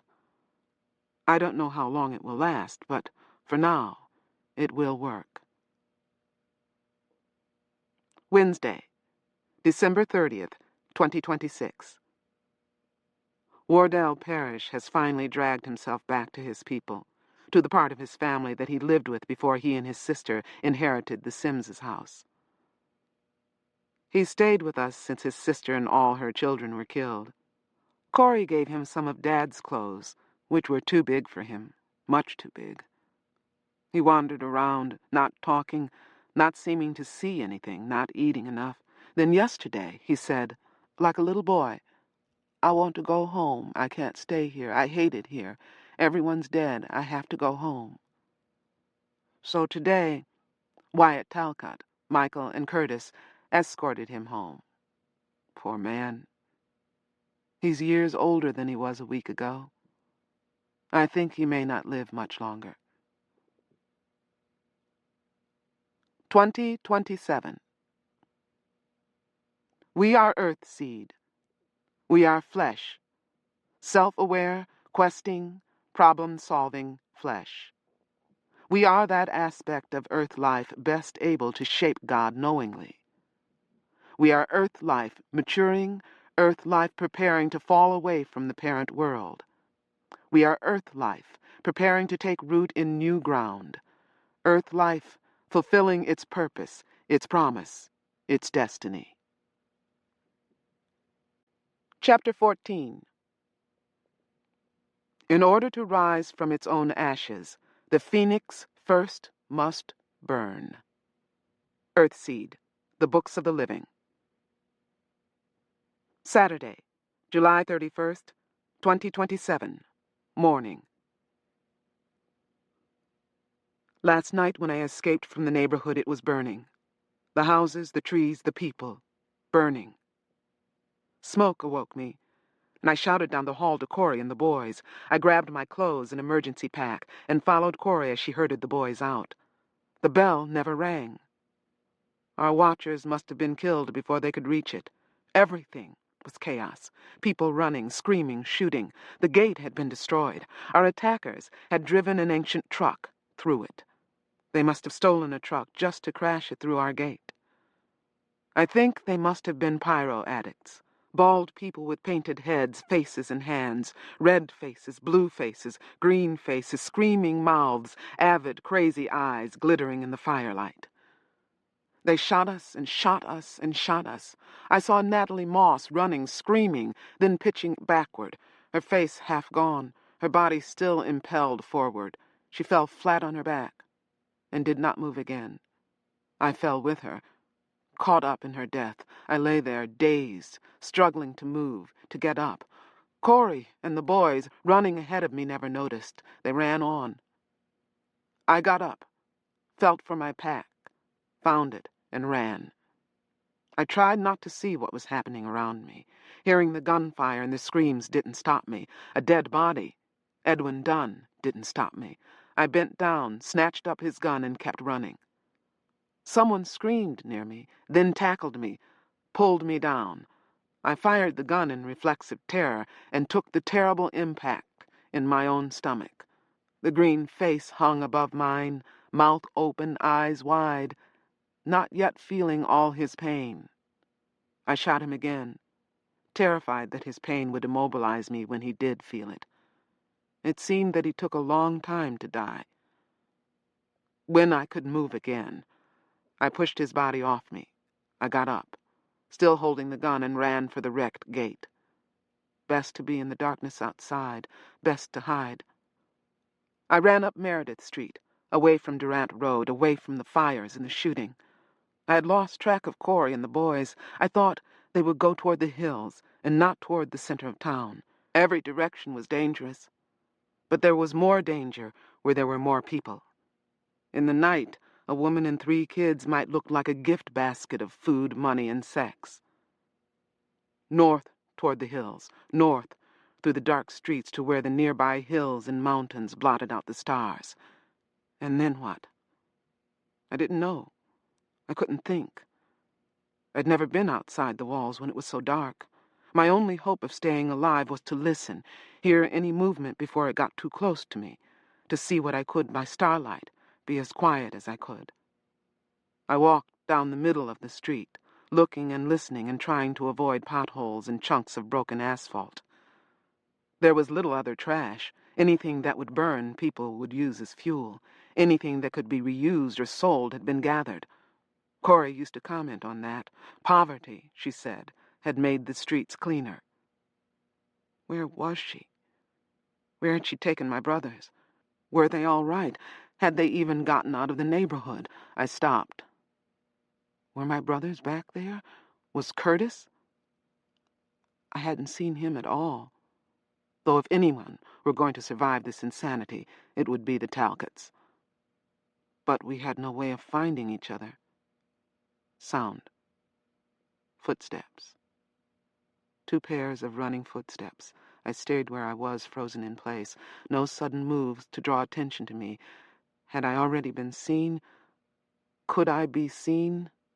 a figure of darker darkness in an otherwise empty street. The sound was behind me. I listened and knew that it was off to one side, approaching, passing. Two people running down a side street, indifferent to the noise they made, indifferent to woman-shaped shadows. I let out a breath and drew another through my mouth because I could get more air with less sound that way. I couldn't go back to the fires and the pain. If Corey and the boys were there, they were dead, or worse, captive. But they had been ahead of me. They must have gotten out. Corey wouldn't let them come back to look for me. There was a bright glow in the air over what had been our neighborhood. If she had gotten the boys away, all she had to do was look back to know that she didn't want to go back. Did she have her Smith & Wesson? I wished I had it, and the 2 boxes of ammunition that went with it. All I had was a knife in my pack, and Edwin Dunn's old .45 automatic, and all the ammunition I had for it was in it, if it wasn't empty. I knew the gun. It held 7 rounds. I'd fired it twice. How many times had Edwin Dunn fired it before someone shot him? I didn't expect to find out until morning. I had a flashlight in my pack, but I didn't intend to use it, unless I could be certain I wouldn't be making a target of myself. During the day, the sight of the bulge in my pocket would be enough to make people think twice about robbing or raping me, but during the night, the blue gun would be all but invisible even in my hand. If it were empty, I could only use it as a club. And the moment I hit someone with it, I might as well hit myself.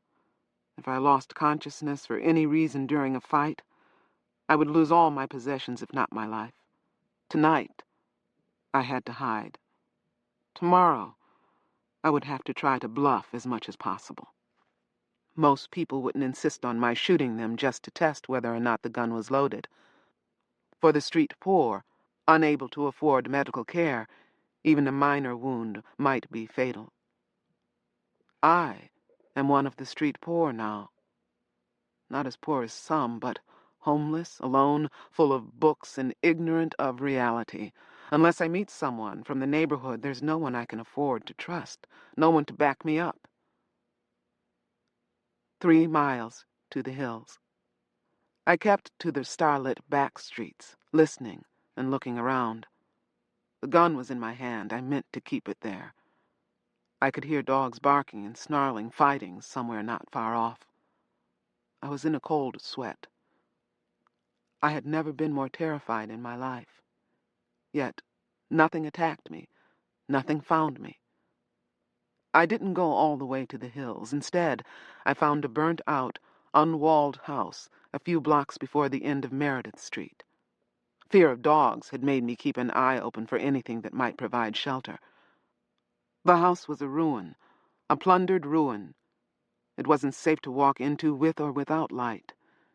It was a roofless collection of upright black bones. But it had been built up off the ground. 5 concrete steps led up to what had been the front porch. There should be a way under the house. What if other people were under it? I walked around it, listening, trying to see. Then, instead of daring to crawl under, I settled in what was left of the attached garage. A corner of it was still standing, and there was enough rubble in front of that corner to conceal me if I didn't show a light. Also, if I were surprised, I could get out of the garage faster than I could crawl out from under a house. The concrete floor could not collapse under me as the wooden floor might in what was left of the house proper. It was as good as I was going to get, and I was exhausted. I didn't know whether I could sleep, but I had to rest. Morning now. What shall I do? I did sleep a little, but I kept startling awake. Every sound woke me. The wind, rats, insects, then squirrels and birds. I don't feel rested, but I'm a little less exhausted. So, what shall I do? How is it that we had never established an outside meeting place, somewhere where the family could reunite after disaster? I remember suggesting to Dad that we do that, but he had never done anything about it, and I hadn't pushed the idea as I should have. Poor God-shaping, lack of forethought.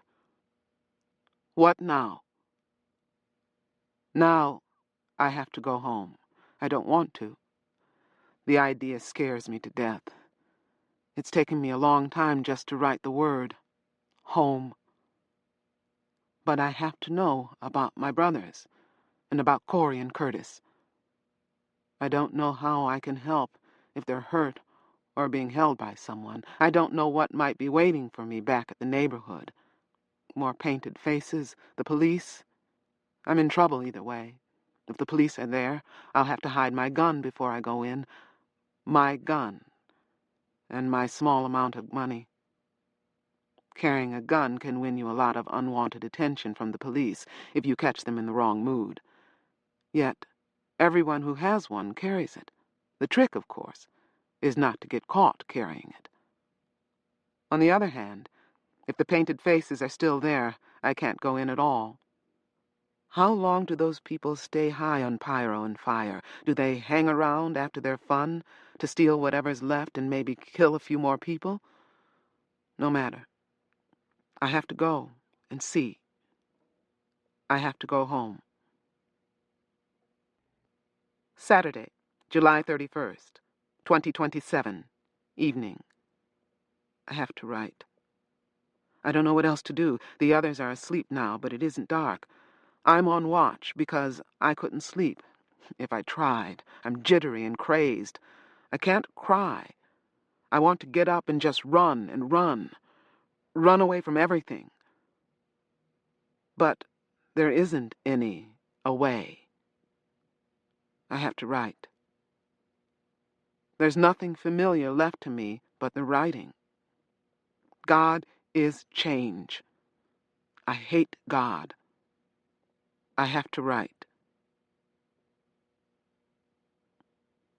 There were no unburned houses back in the neighborhood, although some were burned worse than others. I don't know whether police or firefighters ever came. If they had come, they were gone when I got there. The neighborhood was wide open and crawling with scavengers. I stood at the gate, staring in as strangers picked among the black bones of our homes. The ruins were still smoking, but men, women, and children were all over them, digging through them, picking fruit from the trees, stripping our dead, quarreling or fighting over new acquisitions, stashing things away in clothing or bundles. Who were these people? I put my hand on the gun in my pocket. It had 4 rounds left in it, and I went in. I was grimy from lying in dirt and ashes all night. I might not be noticed. I saw 3 women from an unwalled part of Durant Road digging through what was left of the Giannis house. They were laughing and throwing around chunks of wood and plaster. Where were Shani Giannis and her daughters? Where were her sisters? I walked through the neighborhood, looking past the human maggots, trying to find some of the people I had grown up with. I found dead ones. Edwin Dunn lay where he had when I took his gun, but now he was shirtless and shoeless. His pockets had been turned out. The ground was littered with ash-covered corpses, some burned or half blown apart by automatic weapons fire. Dried or nearly dried blood had pooled in the street. 2 men were prying loose our emergency bell. The bright, clear, early morning sunlight made the whole scene less real somehow, more nightmare-like. I stood in front of our house and stared at the 5 adults and the child who were picking through the ruins of it. Who were these vultures? Did the fire draw them? Is that what the street poor do, run to fire and hope to find a corpse to strip? There was a dead green face on our front porch. I went up the steps and stood looking at him, at her. The green face was a woman, tall, lean, bald, but female. And what had she died for? What was the point of all this? Leave her alone. A woman who had a pair of Corey's shoes in her hand strode up to me. She died for all of us. Leave her alone. I've never in my life wanted more to kill another human being. "Get the hell out of my way," I said. I didn't raise my voice. I don't know how I looked, but the thief backed away. I stepped over the green face and went into the carcass of our home. The other thieves looked at me, but none of them said anything. One pair, I noticed, was a man with a small boy. The man was dressing the boy in a pair of my brother Gregory's jeans. The jeans were much too big, but the man belted them and rolled them up. And where was Gregory? My clownish smart-ass of a baby brother. Where was he? Where was everyone? The roof of our house had fallen in. Most things had burned. Kitchen, living room, dining room, my room. The floor wasn't safe to walk on. I saw one of the scavengers fall through, give a surprised yell, then climb, unhurt, onto a floor joist. Nothing left in my room could be salvaged.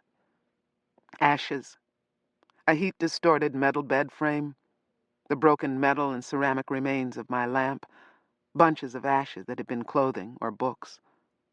Many books were not burned through. They were useless, but they had been packed so tightly together that the fire had burned in deeply from the edges and the spines. Rough circles of unburnt paper remained, surrounded by ash. I didn't find a single whole page. The back two bedrooms had survived better. That was where the scavengers were, and where I headed. I found bundled pairs of my father's socks, folded shorts and T-shirts, and an extra holster that I could use for the .45.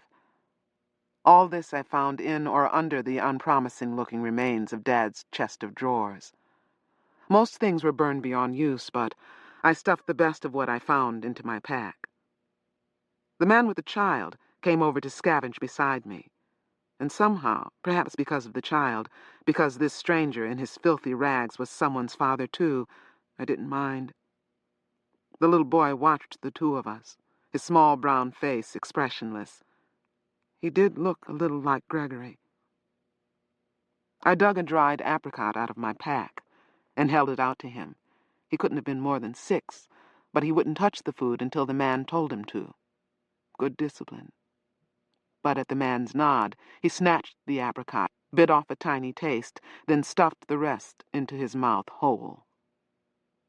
So, in the company of 5 strangers, I plundered my family's home. The ammunition under the closet floor in my parents' room had burned, had no doubt exploded. The closet was badly charred. So much for the money hidden there. I took dental floss, soap, and a jar of petroleum jelly from my parents' bathroom. Everything else was already gone. I managed to gather 1 set of outer clothing each for Corey and my brothers. In particular, I found shoes for them.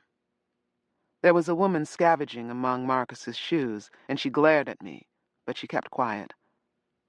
My brothers had run out of the house in their pajamas. Corey had thrown on a coat.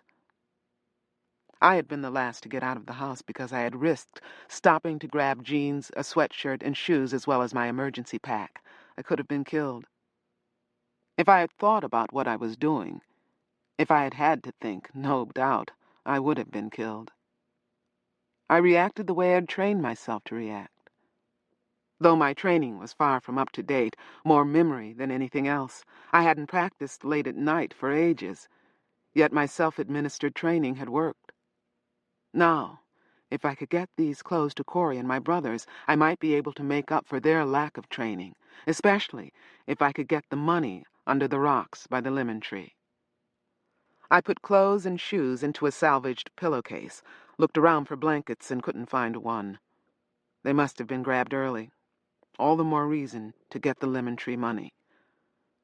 I went out to the peach tree, and being tall, managed to reach a couple of nearly ripe peaches that other scavengers had missed. Then I looked around, as though for something more to take, and surprised myself by almost crying at the sight of Corey's big, well-tended back garden, trampled into the ground. Peppers, tomatoes, squashes, carrots, cucumbers, lettuce, melons, sunflowers, beans, corn.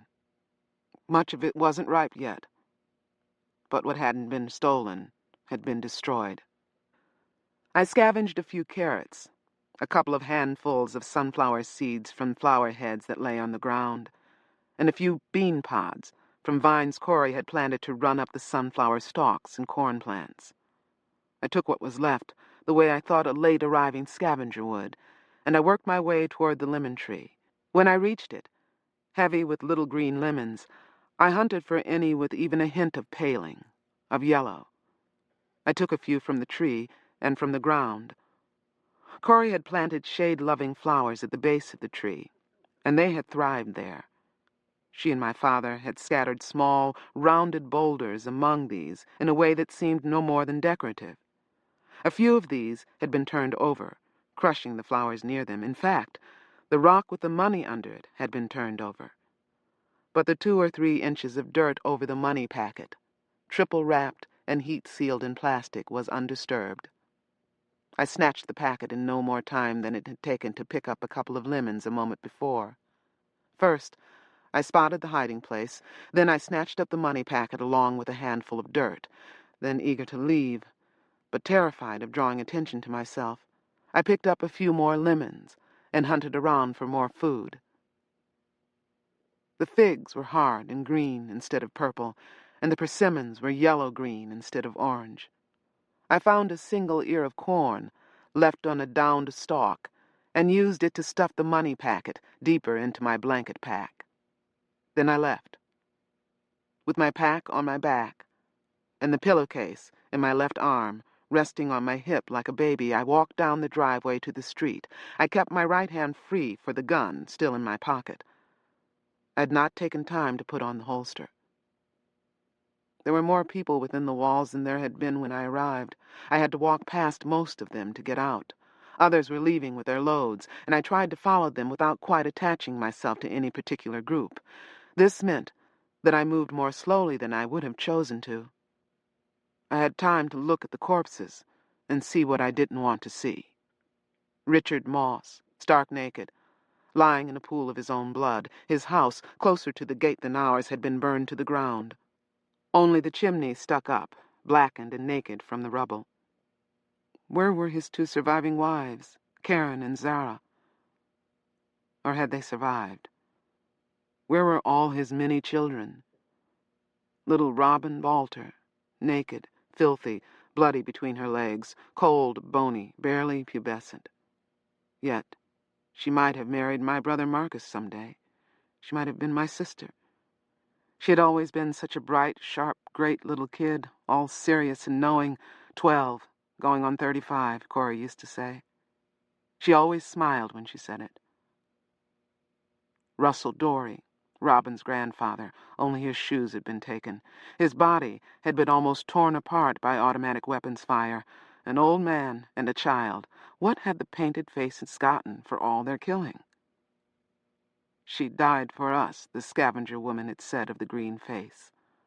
Some kind of insane burn-the-rich movement, Keith had said.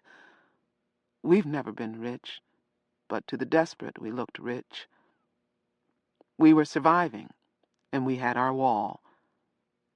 Did our community die so that addicts could make a help-the-poor political statement? There were other corpses. I didn't get a close look at most of them. They littered the front yards, the street, and the island. There was no sign of our emergency bell now. The men who had wanted it had carried it away, perhaps to be sold for its metal. I saw Layla Yanis, Shani's oldest daughter. Like Robin, she had been raped. I saw Michael Talcott, one side of his head smashed in. I didn't look around for Curtis. I was terrified that I might see him lying nearby. I was almost out of control as it was, and I couldn't draw attention to myself. I couldn't be anything more than another scavenger, hauling away treasure. Bodies passed under my eyes. Jeremy Balter, one of Robin's brothers. Philip Moss, George Sue, his wife, and his oldest son, Juana Montoya, Ruben Quintanilla, Lydia Cruz. Lydia was only 8 years old. She had been raped, too. I made it back through the gate. I didn't break down. I hadn't seen Corey or my brothers in the carnage. That didn't mean they weren't there, but I hadn't seen them. They might be alive. Curtis might be alive. Where could I look for them? The Talcotts had relatives living in Robledo, but I didn't know where. Somewhere on the other side of River Street. I couldn't look for them, though Curtis might have gone to them. Why hadn't anyone else stayed to salvage what they could? I circled the neighborhood, keeping the wall in sight, then made a greater circle. I saw no one, or at least no one I knew. I saw other street poor who stared at me. Then, because I didn't know what else to do, I headed back toward my burned-out garage on Meredith Street. I couldn't call the police. All the phones I knew of were slag. No strangers would let you use their phone if they had phones. And I didn't know anyone whom I could pay to call and trust to make the call. Most people would avoid me, or be tempted to keep my money and never call. And anyway, if the police have ignored what's been done to my neighborhood so far, if such a fire and so many corpses can be ignored, why should I go to them? What would they do? Arrest me? Take my cash as their fee? I wouldn't be surprised. Best to stay clear of them. But where is my family? Someone called my name. I turned around, my hand in my pocket, and saw Zara Moss and Harry Balter, Richard Moss's youngest wife and Robin Balter's oldest brother. They were an unlikely pair, but they were definitely together. They managed, without touching each other, to give the appearance of all but clinging together. Both were blood-spattered and ragged. I looked at Harry's battered, swollen face and remembered that Joanne had loved him, or thought she had, and that he wouldn't marry her and go with her to Olivar because he believed what Dad believed about Olivar. "Are you all right?" he asked me.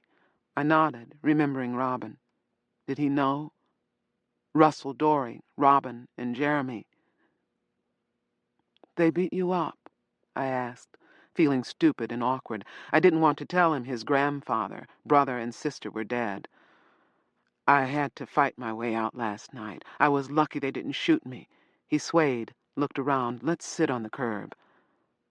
Both Zara and I looked around, made sure no one else was nearby. We sat with Harry between us. I sat on my pillowcase of clothing. Zara and Harry were fully dressed in spite of their coating of blood and dirt, but they carried nothing. Did they have nothing? Or had they left their things somewhere, perhaps with whatever was left of their families? And where was Zara's little girl, Bibi? Did she know that Richard Moss was dead? "Everyone's dead," Zara whispered, as though speaking into my thoughts. "Everyone. Those painted bastards killed them all." "No." Harry shook his head. "We got out. There'll be some others." He sat with his face in his hands, and I wondered whether he was more hurt than I had thought. I wasn't sharing any serious pain with him. "Have either of you seen my brothers or Corey?" I asked. "Dead," Zara whispered. "Like my Bibi. All dead." I jumped. "No, not all of them. No. Did you see them?" "I saw most of the Montoya family," Harry said. He wasn't talking to me as much as musing aloud. "We saw them last night. They said Juana was dead.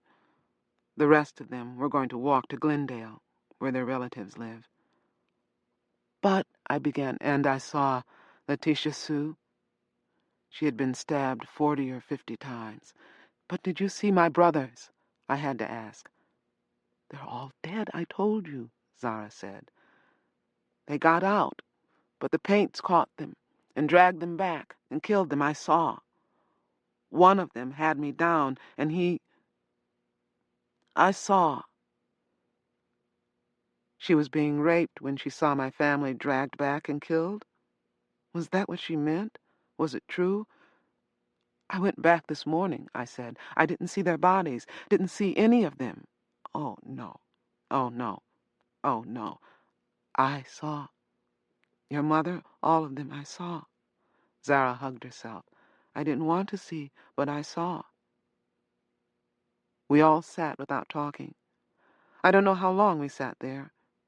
Now and then someone walked past us and looked at us, some dirty, ragged person with bundles. Cleaner people in little bunches rode past us on bikes. A group of 3 rode past on motorcycles, their electric hum and whine strange in the quiet street. When I got up, the other 2 looked at me. For no reason except habit, I picked up my pillowcase. I don't know what I meant to do with the things in it. It had occurred to me, though, that I should get back to my garage before someone else settled there. I wasn't thinking very well. It was as though that garage was home now, and all I wanted in the world was to be there. Harry got up and almost fell down again. He bent and threw up into the gutter. The side of his throwing up grabbed at me, and I only just managed to look away in time to avoid joining him. He finished, spat, turned to face Zara and me, and coughed. "I feel like hell," he said. "They hit him in the head last night," Zara explained. "He got me away from the guy who was... well, you know, he got me away. But they hurt him." "There's a burnt-out garage where I slept last night," I said. "It's a long walk. But he can rest there. We can all rest there." Zara took my pillowcase and carried it. Maybe something in it could do her some good. We walked on either side of Harry and kept him from stopping or wandering off or staggering too much. Somehow, we got him to the garage. Chapter 15. Kindness Eases Change. Earthseed, The Books of the Living. Sunday, August 1st, 2027. Harry slept most of the day today. Zara and I took turns staying with him. He has a concussion, at least, and he needs time to heal. We haven't talked about what we'll do if he gets sicker instead of healing. Zara doesn't want to abandon him because he fought to save her. I don't want to abandon him because I've known him all my life. He's a good guy. I wonder if there's some way to get in touch with the Garfields. They would give him a home, or at least see that he has medical care. But he doesn't seem to be getting worse. He totters out to the fenced backyard to urinate. He eats the food and drinks the water that I give him. With no need for discussion, we're eating and drinking sparingly from my supplies.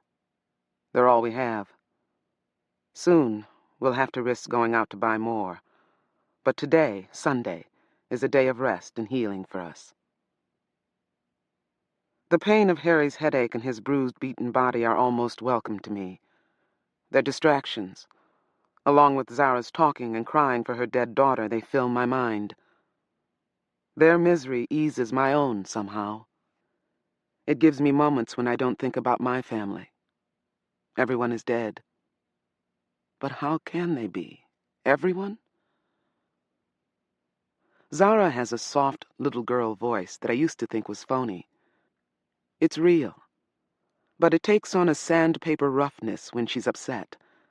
It sounds painful, as though it's abrading her throat as she speaks. She had seen her daughter killed, seen the blue face who shot Bibi as Zara ran, carrying her. She believed the blue face was enjoying himself, shooting at all the moving targets. She said his expression reminded her of a man having sex. "I fell down," she whispered. "I thought I was dead. I thought he had killed me. There was blood, then I saw Bibi's head drop to one side. A red face grabbed her from me. I didn't see where he came from. He grabbed her and threw her into the Sioux house. The house was burning everywhere. He threw her into the fire. I went crazy then. I don't know what I did. Somebody grabbed me. Then I was free. Then somebody shoved me down and fell on me. I couldn't get my breath, and he tore my clothes. Then he was on me, and I couldn't do nothing. That's when I saw your mother, your brothers. Then Harry was there, and he pulled the bastard off me. He told me later that I was screaming. I don't know what I was doing. He was beating up the guy he'd pulled off me when a new guy jumped him. I hit the new guy with a rock, and Harry knocked the other one out. Then we got away. We just ran. We didn't sleep. We hid between 2 unwalled houses down the street away from the fire until a guy came out with an axe and chased us away. Then we just wandered until we found you. We didn't even really know each other before. You know, Richard never wanted us to have much to do with the neighbors, especially the white ones. I nodded, remembering Richard Moss. He's dead, you know, I said. I saw him. I wanted to take the words back as soon as I'd said them. I didn't know how to tell someone her husband was dead, but there must be a better, gentler way than that. She stared at me, stricken. I wanted to apologize for my bluntness, but I didn't think it would help. I'm sorry, I said in a kind of generic apology for everything. She began to cry, and I repeated, I'm sorry. I held her and let her cry. Harry woke up, drank a little water, and listened while Zara told how Richard Moss had bought her from her homeless mother when she was only 15, younger than I had thought, and brought her to live in the first house she had ever known. He gave her enough to eat and didn't beat her, and even when her co-wives were hateful to her, it was 1,000 times better than living outside with her mother and starving. Now she was outside again. In 6 years, she had gone from nothing to nothing. Do you have some place to go? She asked us at last. Do you know anybody who still has a house? I looked at Harry. You might be able to get into Olivar if you can walk there from here. The Garfields would take you in. He thought about that for a while. I don't want to, he said. I don't think there's any more future in Olivar than there was in our neighborhood. But at least in our neighborhood, we had the guns.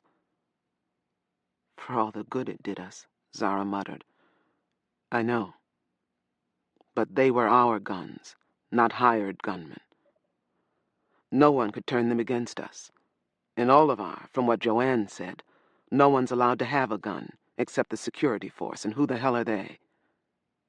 Company people, I said. People from outside Olivar. He nodded. That's what I heard, too. Maybe it will be all right, but it doesn't sound all right. It sounds better than starving, Zara said. You guys have never missed a meal, have you? I'm going north, I said. I planned to go anyway once my family was back on its feet. Now I have no family, and I'm going. North where? Zara demanded. Up toward Canada. The way things are now, I may not be able to get that far. But I'll get to a place where water doesn't cost more than food, and where work brings a salary. Even a small one. I'm not going to spend my life as some kind of 21st century slave. North is where I'm headed to, Harry said. There's nothing here. I've tried for over a year to get a job here. Any job that pays money. There's nothing. I want to work for money. And get some college. The only jobs that pay serious money are the kind our parents had. The kind that require college degrees. I looked at him, wanting to ask something, hesitating, plunging. Harry, what about your parents? I don't know, he said. I didn't see them killed. Zara says she didn't. I don't know where anyone is. We got separated. I swallowed. I didn't see your parents, I said, but I did see some of your other relatives. Dead. Who? He demanded. I guess there really isn't any way to tell people that their close relatives are dead except to say it, no matter how much you don't want to. Your grandfather, I said, and Jeremy and Robin. Robin and Jeremy? Kids? Little kids? Zara took his hand. They kill little kids, she said. Out here in the world, they kill kids every day. He didn't cry. Or maybe he cried when we were asleep. First, though, he closed himself up, stopped talking, stopped responding, stopped doing anything until it was nearly dark. By then, Zara had gone out and come back with my brother Bennett's shirt full of ripe peaches. Don't ask me where I got them, she said. I assume you stole them, I said. Not from anyone around here, I hope. No sense making the neighbors mad. She lifted an eyebrow. I don't need you to tell me how to live out here. I was born out here. Eat your peaches. I ate 4 of them. They were delicious, and too ripe to travel well anyway. Why don't you try on some of those clothes, I said. Take what fits you.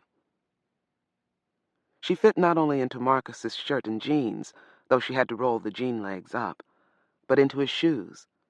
Shoes are expensive. Now she has 2 pair. You let me do it. I'll trade these little shoes for some food, she said. I nodded. Tomorrow. Whatever you get, we'll split it. Then I'm leaving. Going north? Yes. Just north?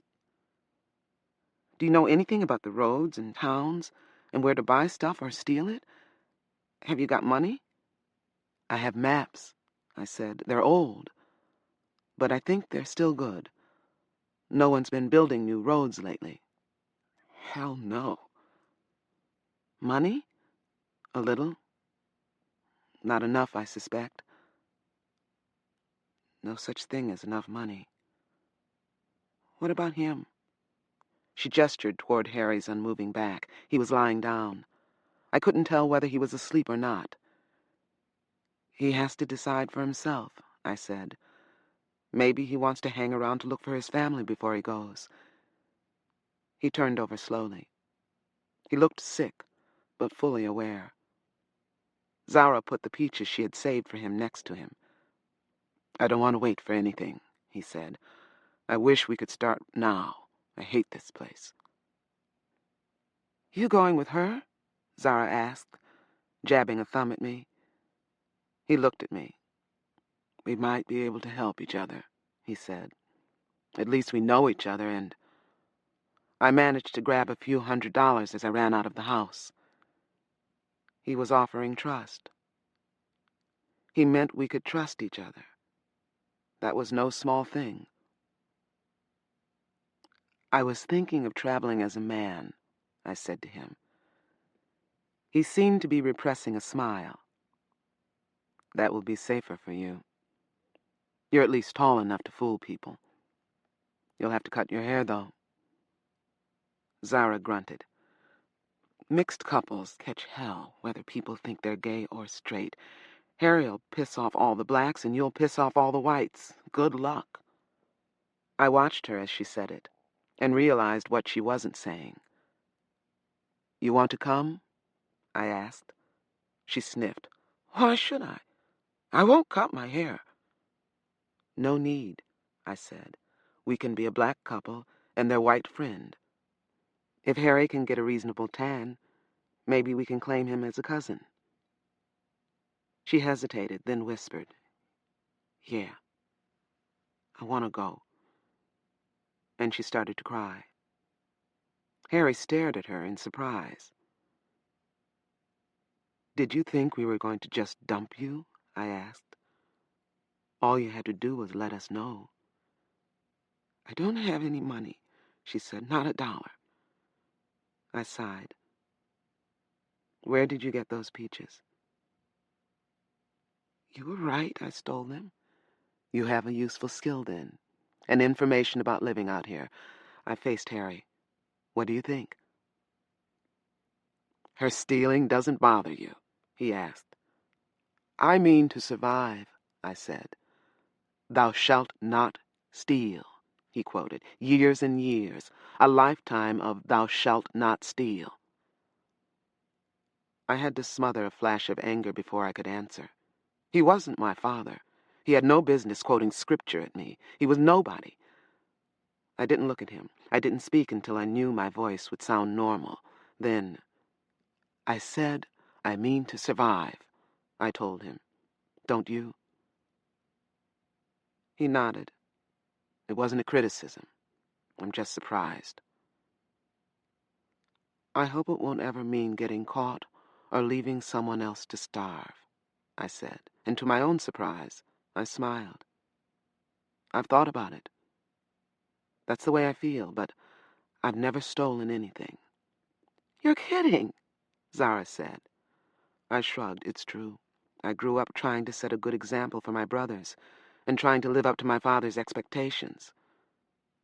That seemed like what I should be doing. Oldest kid, Harry said. I know. He was the oldest in his family. Oldest hell, Zara said, laughing. You're both babies out here. And that wasn't offensive somehow. Perhaps because it was true. I'm inexperienced, I admitted, but I can learn. You're going to be one of my teachers.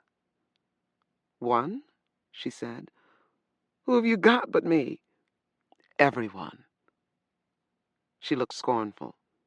No one. Everyone who's surviving out here knows things that I need to know, I said. I'll watch them. I'll listen to them. I'll learn from them. If I don't, I'll be killed. And like I said, I intend to survive. They'll sell you a bowl of shit, she said. I nodded. I know. But I'll buy as few of those as possible.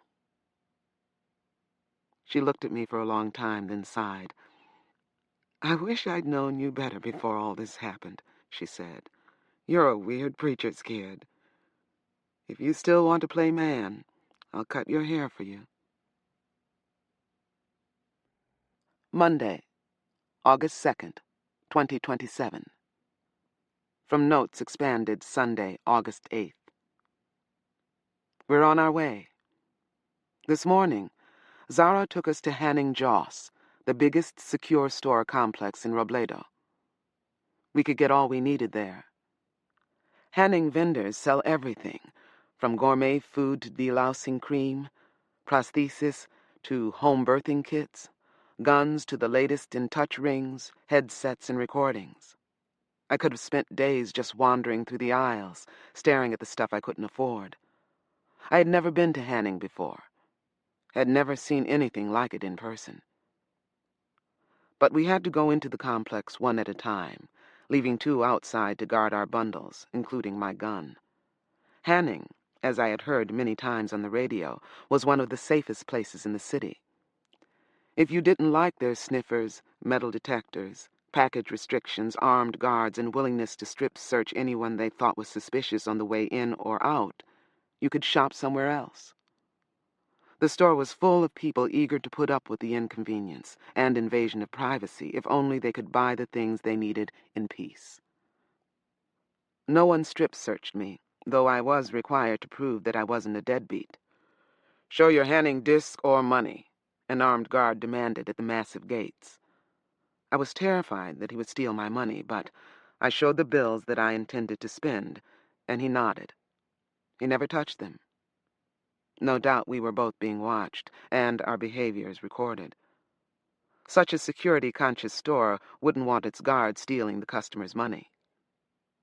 "Shop in peace," the guard said with no hint of a smile.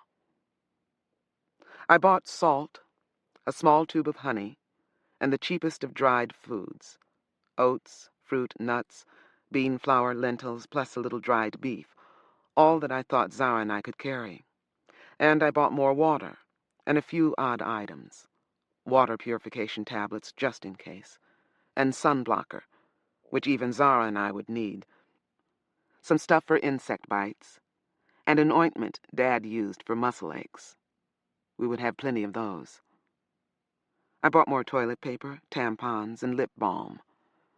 I bought myself a new notebook, 2 more pens, and an expensive supply of ammunition for the .45. I felt better once I had that. I bought 3 of the cheap multi-purpose sleep sacks, big, tough storage bags, and the preferred bedding of all the more affluent homeless.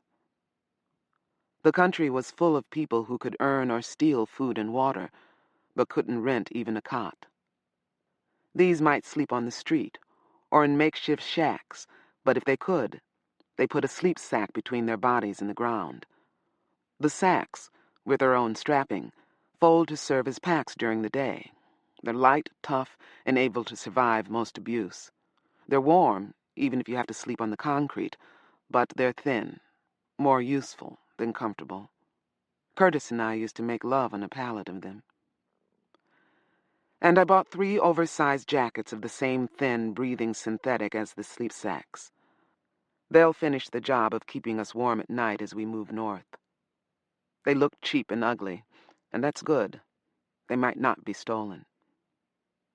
That was the end of my money, the money I'd packed in my emergency pack.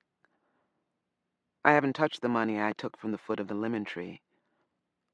That I had split in half and put in 2 of my father's socks. I kept it pinned inside my jeans, invisible and unavailable to pickpockets. It isn't a lot of money, but it's more than I've ever had before, more than anyone could expect me to have. I pinned it where it is, rewrapped in plastic and secure in the socks on Saturday night when I had finished writing and still couldn't stop thinking and remembering and knowing there was nothing I could do about the past. Then I had a kind of tactile memory of grabbing the money packet and a handful of dirt and stuffing both into my pack. I had an incredible amount of nervous energy that was spending itself in jitteriness. My hands shook so that I could hardly find the money by feel in darkness. I made it an exercise in concentration to find the money, socks, and pins, divide the money in half, or as close to in half as I could without seeing, put it into the socks, and pin it in place. I checked it when I went out to urinate the next morning. I'd done a good job. The pins didn't show at all on the outside. I'd put them through the seams down near my ankles. Nothing dangling. No problems. I took my many purchases out to what was once the ground floor of a parking structure and was now a kind of semi-enclosed flea market. Many of the things dug out of ash heaps and landfills wind up for sale here. The rule is that if you buy something in the store, you can sell something of similar value in the structure. Your receipt, coded and dated, is your peddler's license. The structure was patrolled, though more to check these licenses than to keep anyone safe. Still, the structure was safer than the street. I found Harry and Zara sitting on our bundles, Harry waiting to go into the store, and Zara waiting for her license. They had put their backs against a wall of the store, at a spot away from the street and away from the biggest crowd of buyers and sellers. I gave Zara the receipt and began to separate and pack our new supplies. We would leave as soon as Zara and Harry finished their buying and selling. We walked down to the freeway, the 118, and turned west. We would take the 118 to the 23, and the 23 to US 101. The 101 would take us up the coast toward Oregon. We became part of a broad river of people walking west on the freeway. Only a few straggled east against the current, east toward the mountains and the desert. Where were the westward walkers going? To something, or just away from here? We saw a few trucks. Most of them run at night. Swarms of bikes or electric cycles, and 2 cars. All of these had plenty of room to speed along the outer lanes past us. We're safer if we keep to the left lanes, away from the on and off ramps. It's against the law in California to walk on the freeways, but the law is archaic. Everyone who walks on the freeways sooner or later. Freeways provide the most direct routes between cities and parts of cities. Dad walked or bicycled on them often. Some prostitutes and peddlers of food, water, and other necessities live along the freeways in sheds and shacks, or in the open air. Beggars, thieves, and murderers live here too. But I've never walked a freeway before today. I found the experience both fascinating and frightening. In some ways, the scene reminded me of an old film I saw once, of a street in mid-20th century China, walkers, bicyclers, people carrying, pulling, pushing loads of all kinds. But the freeway crowd is a heterogeneous mass. Black and white, Asian and Latin, whole families are on the move, with babies on backs, or perched atop loads in carts, wagons, or bicycle baskets, sometimes along with an old or handicapped person. Other old, ill, or handicapped people hobble along as best they could with the help of sticks or fitter companions. Many were armed with sheathed knives, rifles, and, of course, visible, holstered handguns. The occasional passing cop paid no attention. Children cried, played, squatted, did everything except eat. Almost no one ate while walking. I saw a couple of people drink from canteens. They took quick, furtive gulps, as though they were doing something shameful or something dangerous. A woman alongside us collapsed. I got no impression of pain from her, except at the sudden impact of her body weight on her knees. That made me stumble, but not fall. The woman sat where she had fallen for a few seconds, then lurched to her feet and began walking again, leaning forward under her huge pack. Almost everyone was filthy. Their bags and bundles and packs were filthy. They stank, and we, who have slept on concrete and ashes and dirt, and who have not bathed for 3 days, we fitted in pretty well. Only our new sleep sack packs gave us away as either new to the road or at least in possession of new stealables. We should have dirtied the packs a little before we got started. We will dirty them tonight. I'll see to it. There were a few young guys around, lean and quick, some filthy, some not dirty at all. Keiths. Today's Keiths. The ones who bothered me most weren't carrying much. Some weren't carrying anything except weapons. Predators. They looked around a lot, stared at people, and the people looked away. I looked away. I was glad to see that Harry and Zara did the same. We didn't need trouble. If trouble came, I hoped we could kill it and keep walking. The gun was fully loaded now, and I wore it holstered, but half covered by my shirt. Harry bought himself a knife. The money he had snatched up as he ran from his burning house had not been enough to buy a gun. I could have bought a second gun, but it would have taken too much of my money, and we have a long way to go. Zara used the shoe money to buy herself a knife and a few personal things.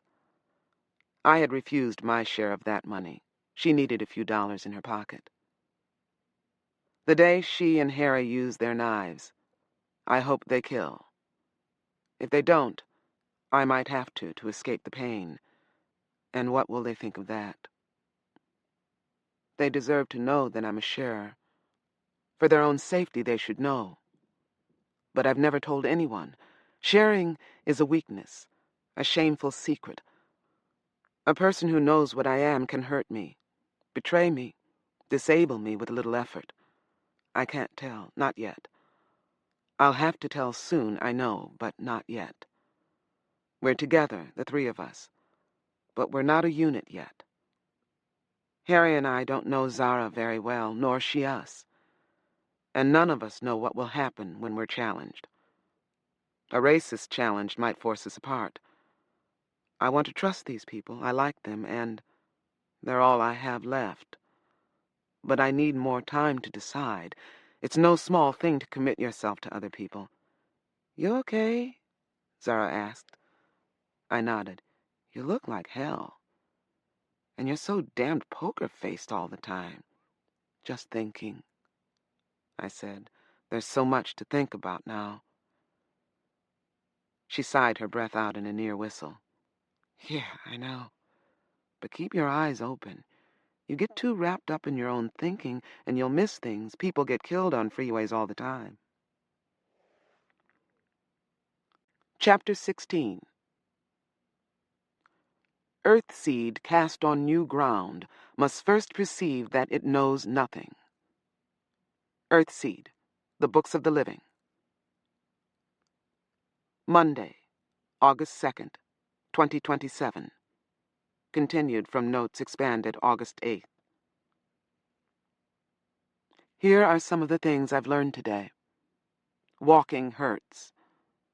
I've never done enough walking to learn that before, but I know it now. It isn't only the blisters and sore feet, although we've got those. After a while, everything hurts.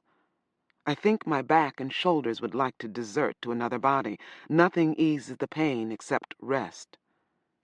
Even though we got a late start, we stopped twice today to rest. We went off the freeway into hills or bushes to sit down, drink water, eat dried fruit and nuts. Then we went on. The days are long this time of year. Sucking on a plum or apricot pit all day makes you feel less thirsty. Zara told us that. When I was a kid, she said, there were times when I would put a rock in my mouth.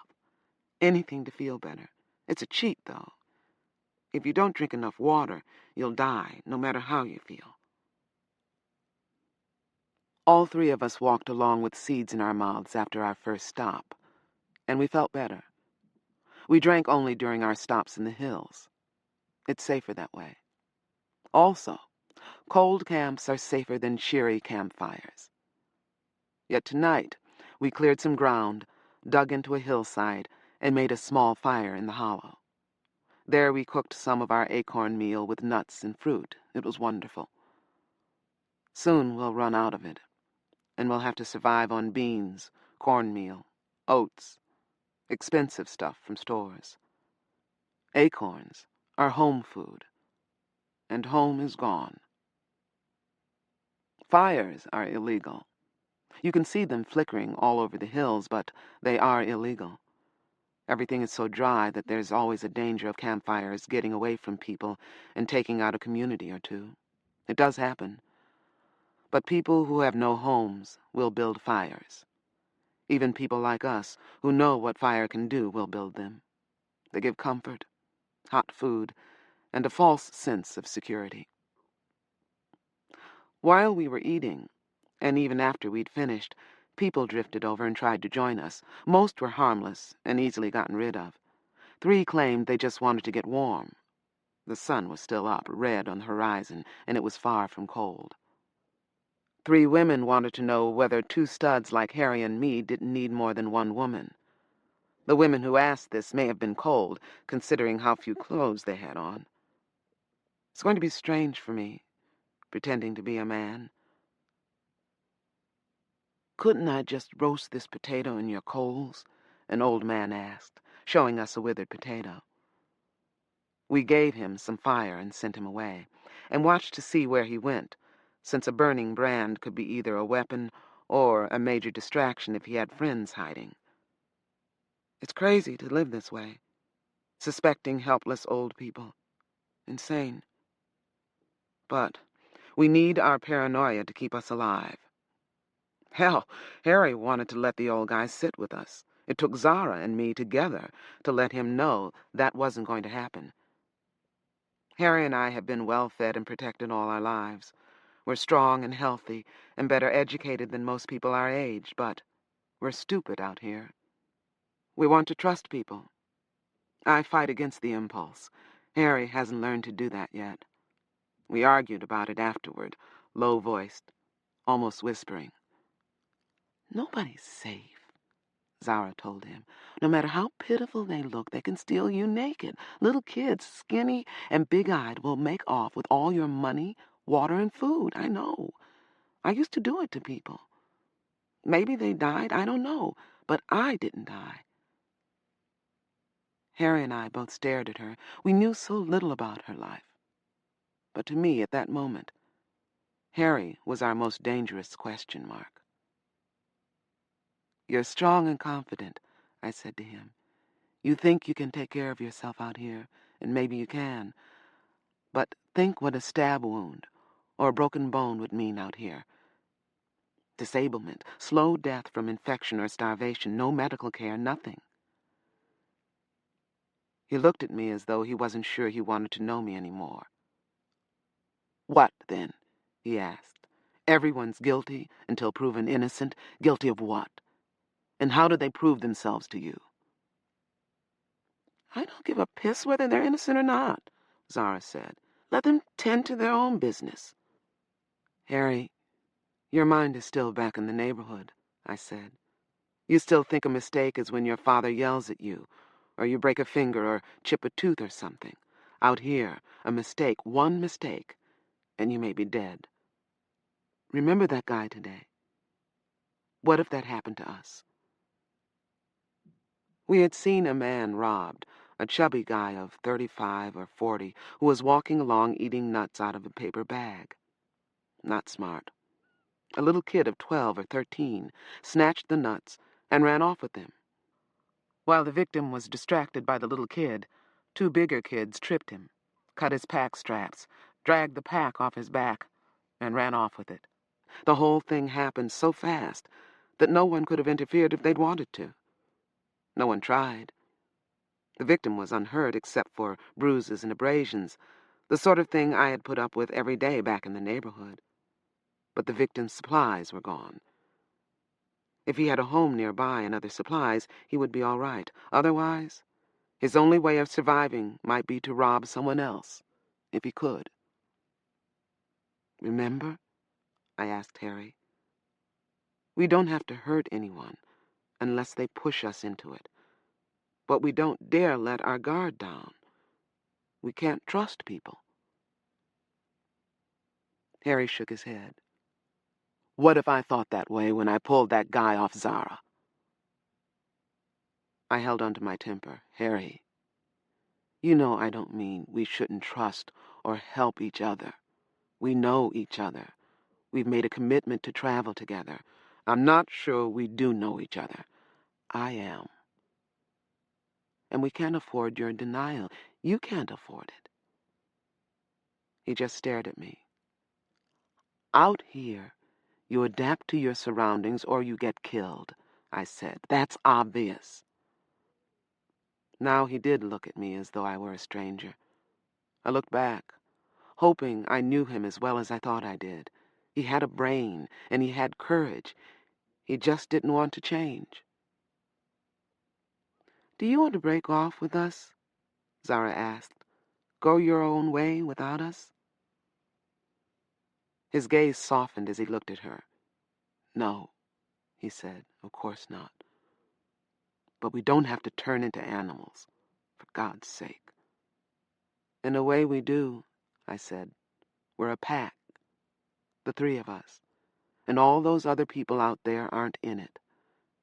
If we're a good pack and we work together, we have a chance. You can be sure we aren't the only pack out here. He leaned back against a rock and said with amazement, You damn sure talk macho enough to be a guy. I almost hit him. Maybe Zara and I would be better off without him. But no, that wasn't true. Numbers mattered. Friendship mattered. One real male presence mattered. Don't repeat that, I whispered, leaning close to him. Never say that again. There are other people all over these hills. You don't know who's listening. You give me away, and you weaken yourself. That reached him. Sorry, he said. It's bad out here, Zara said. But most people make it if they're careful. People weaker than us make it, if they're careful. Harry gave a wan smile. I hate this world already, he said. It's not so bad if people stick together. He looked from her to me and back to her again. He smiled at her and nodded. It occurred to me then that he liked her, was attracted to her. That could be a problem for her later. She was a beautiful woman, and I would never be beautiful, which didn't bother me. Boys had always seemed to like me, but Zara's looks grabbed male attention. If she and Harry get together, she could wind up carrying 2 heavy loads northward. I was lost in thought about the 2 of them when Zara nudged me with her foot. 2 big, dirty-looking guys were standing nearby, watching us, watching Zara in particular. I stood up, feeling the others stand with me, flanking me. These guys were too close to us. They meant to be too close. As I stood up, I put my hand on the gun. Yeah, I said. What do you want? Not a thing, one of them said, smiling at Zara. Both wore big holstered knives, which they fingered. I drew the gun. Good deal, I said. Their smiles vanished. What, you going to shoot us for standing here? The talkative one said. I thumbed the safety. I would shoot the talker, the leader. The other one would run away. He already wanted to run away. He was staring open-mouthed at the gun. By the time I collapsed, he would be gone. Hey, no trouble. The talker raised his hands, backing away. Take it easy, man.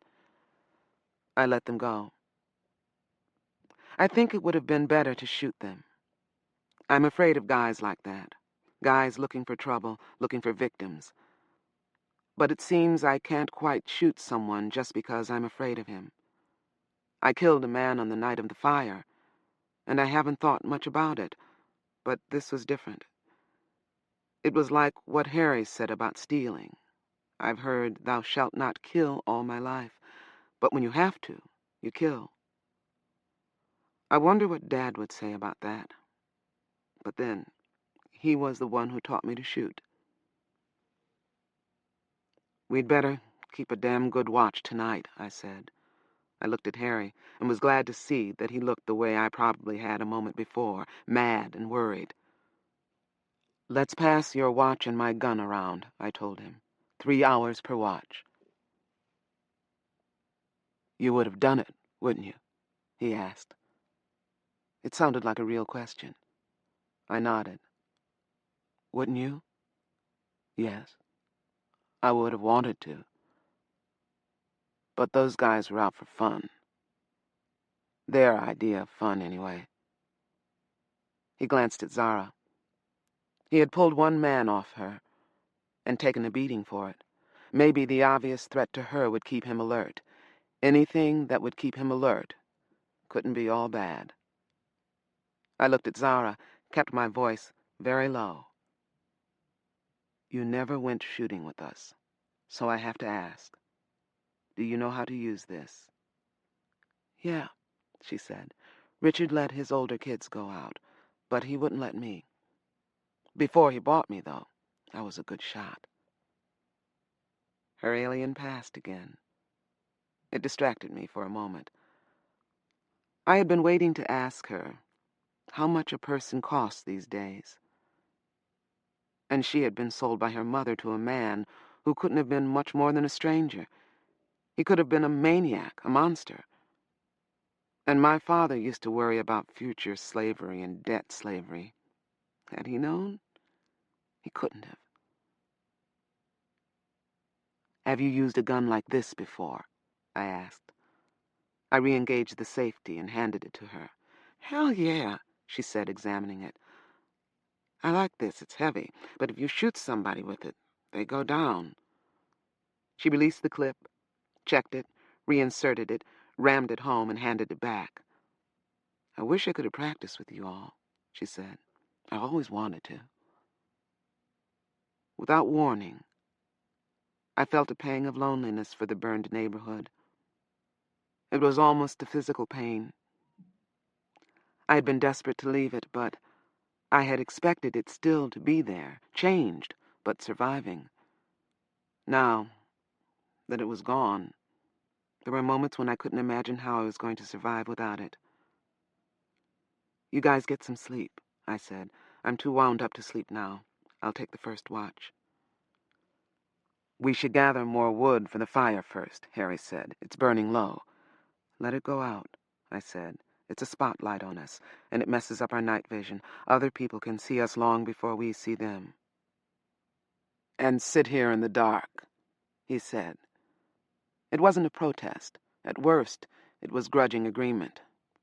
I'll take the watch after you, he said, lying back and pulling up his sleep sack and positioning the rest of his gear to serve as a pillow. As an afterthought, he took off his wristwatch and gave it to me. It was a gift from my mother, he said. I know. I'll take care of it, I told him. He nodded. You be careful, he said, and closed his eyes. I put the watch on, pulled the elastic of my sleeve down over it, so that the glow of the dial wouldn't be visible by accident, and sat back against the hill to make a few quick notes. While there was still some natural light, I could write and watch. Zara watched me for a while, then laid her hand on my arm. "Teach me to do that," she whispered. I looked at her, not understanding. "Teach me to read and write." I was surprised, but I shouldn't have been.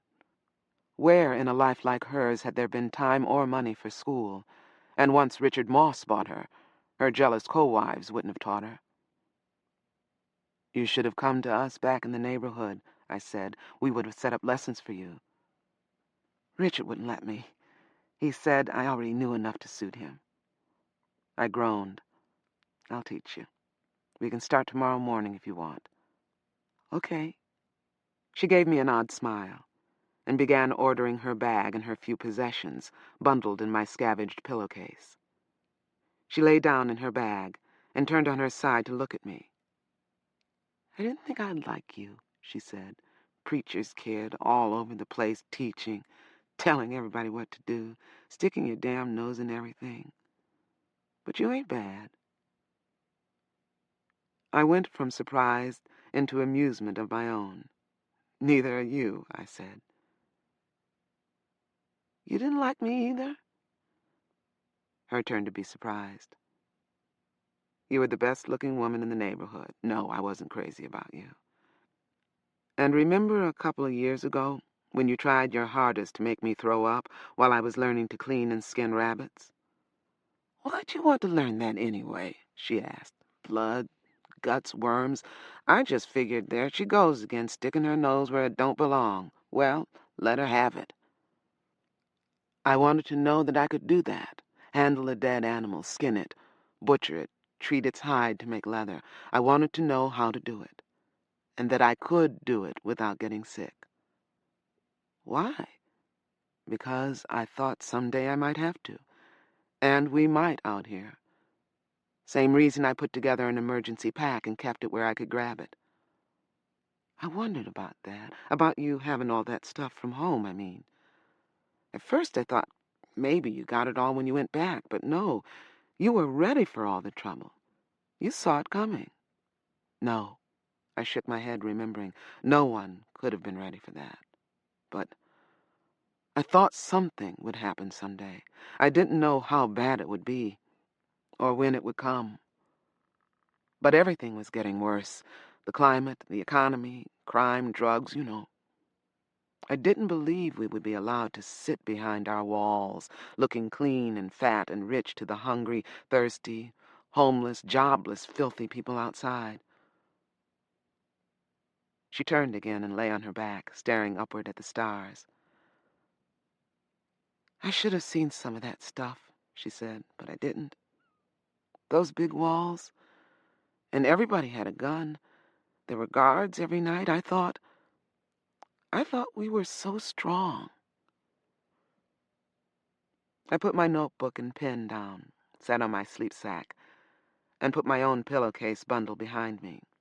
Mine was lumpy and uncomfortable to lean on. I wanted it uncomfortable.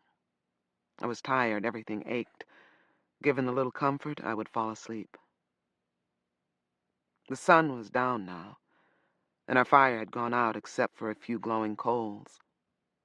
I drew the gun and held it in my lap. If I needed it at all, I would need it fast.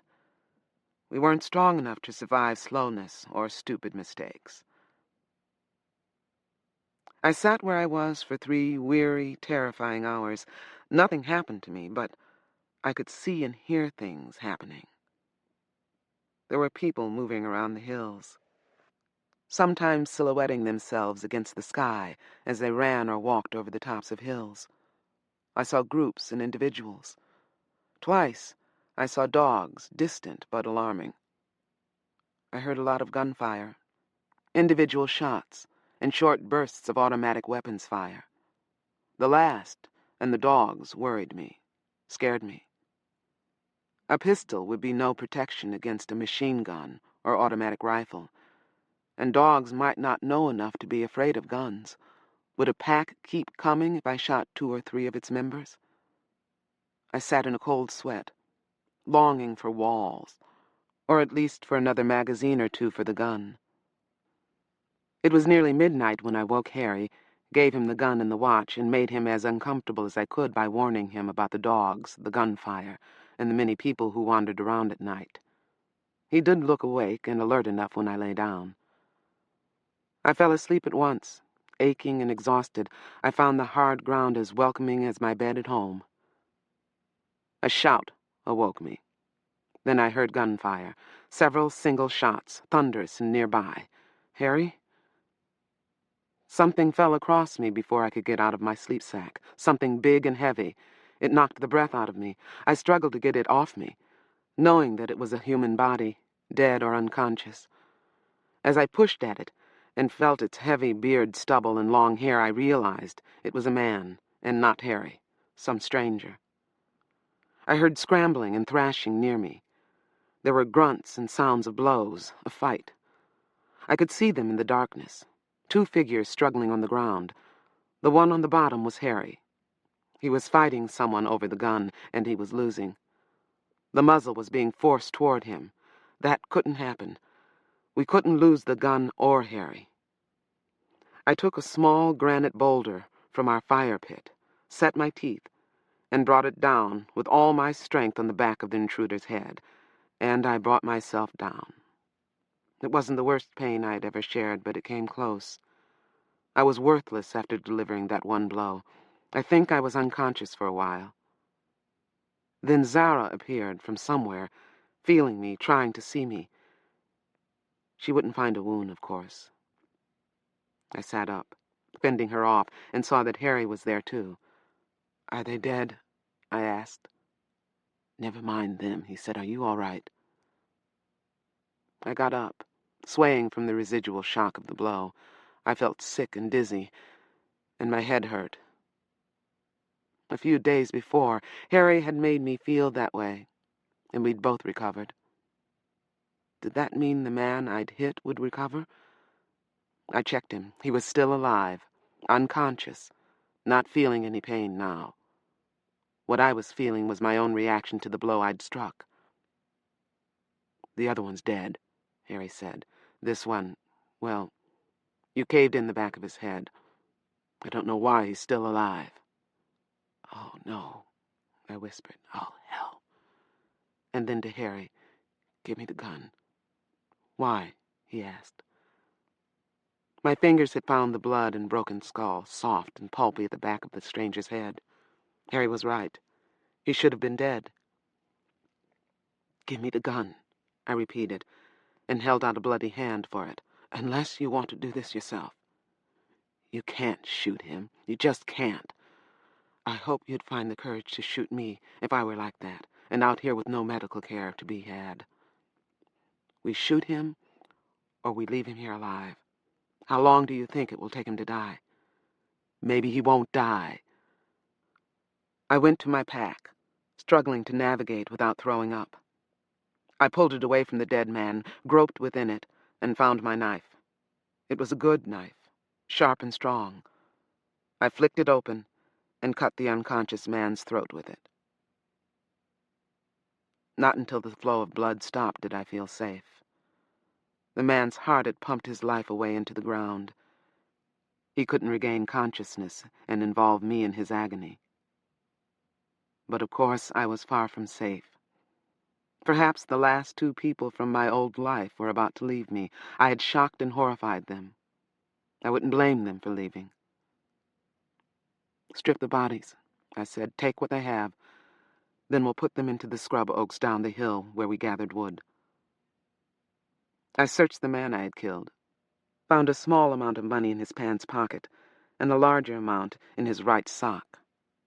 Matches, a packet of almonds, a packet of dried meat, and a packet of small, round, purple pills. I found no knife, no weapon of any kind. So this was not one of the pair that sized us up earlier in the night. I hadn't thought so. Neither of them had been long-haired. Both of these were. I put the pills back in the pocket I had taken them from. Everything else I kept. The money would help sustain us. The food might or might not be edible. I would decide that when I could see it clearly. I looked to see what the others were doing, and was relieved to find them stripping the other body.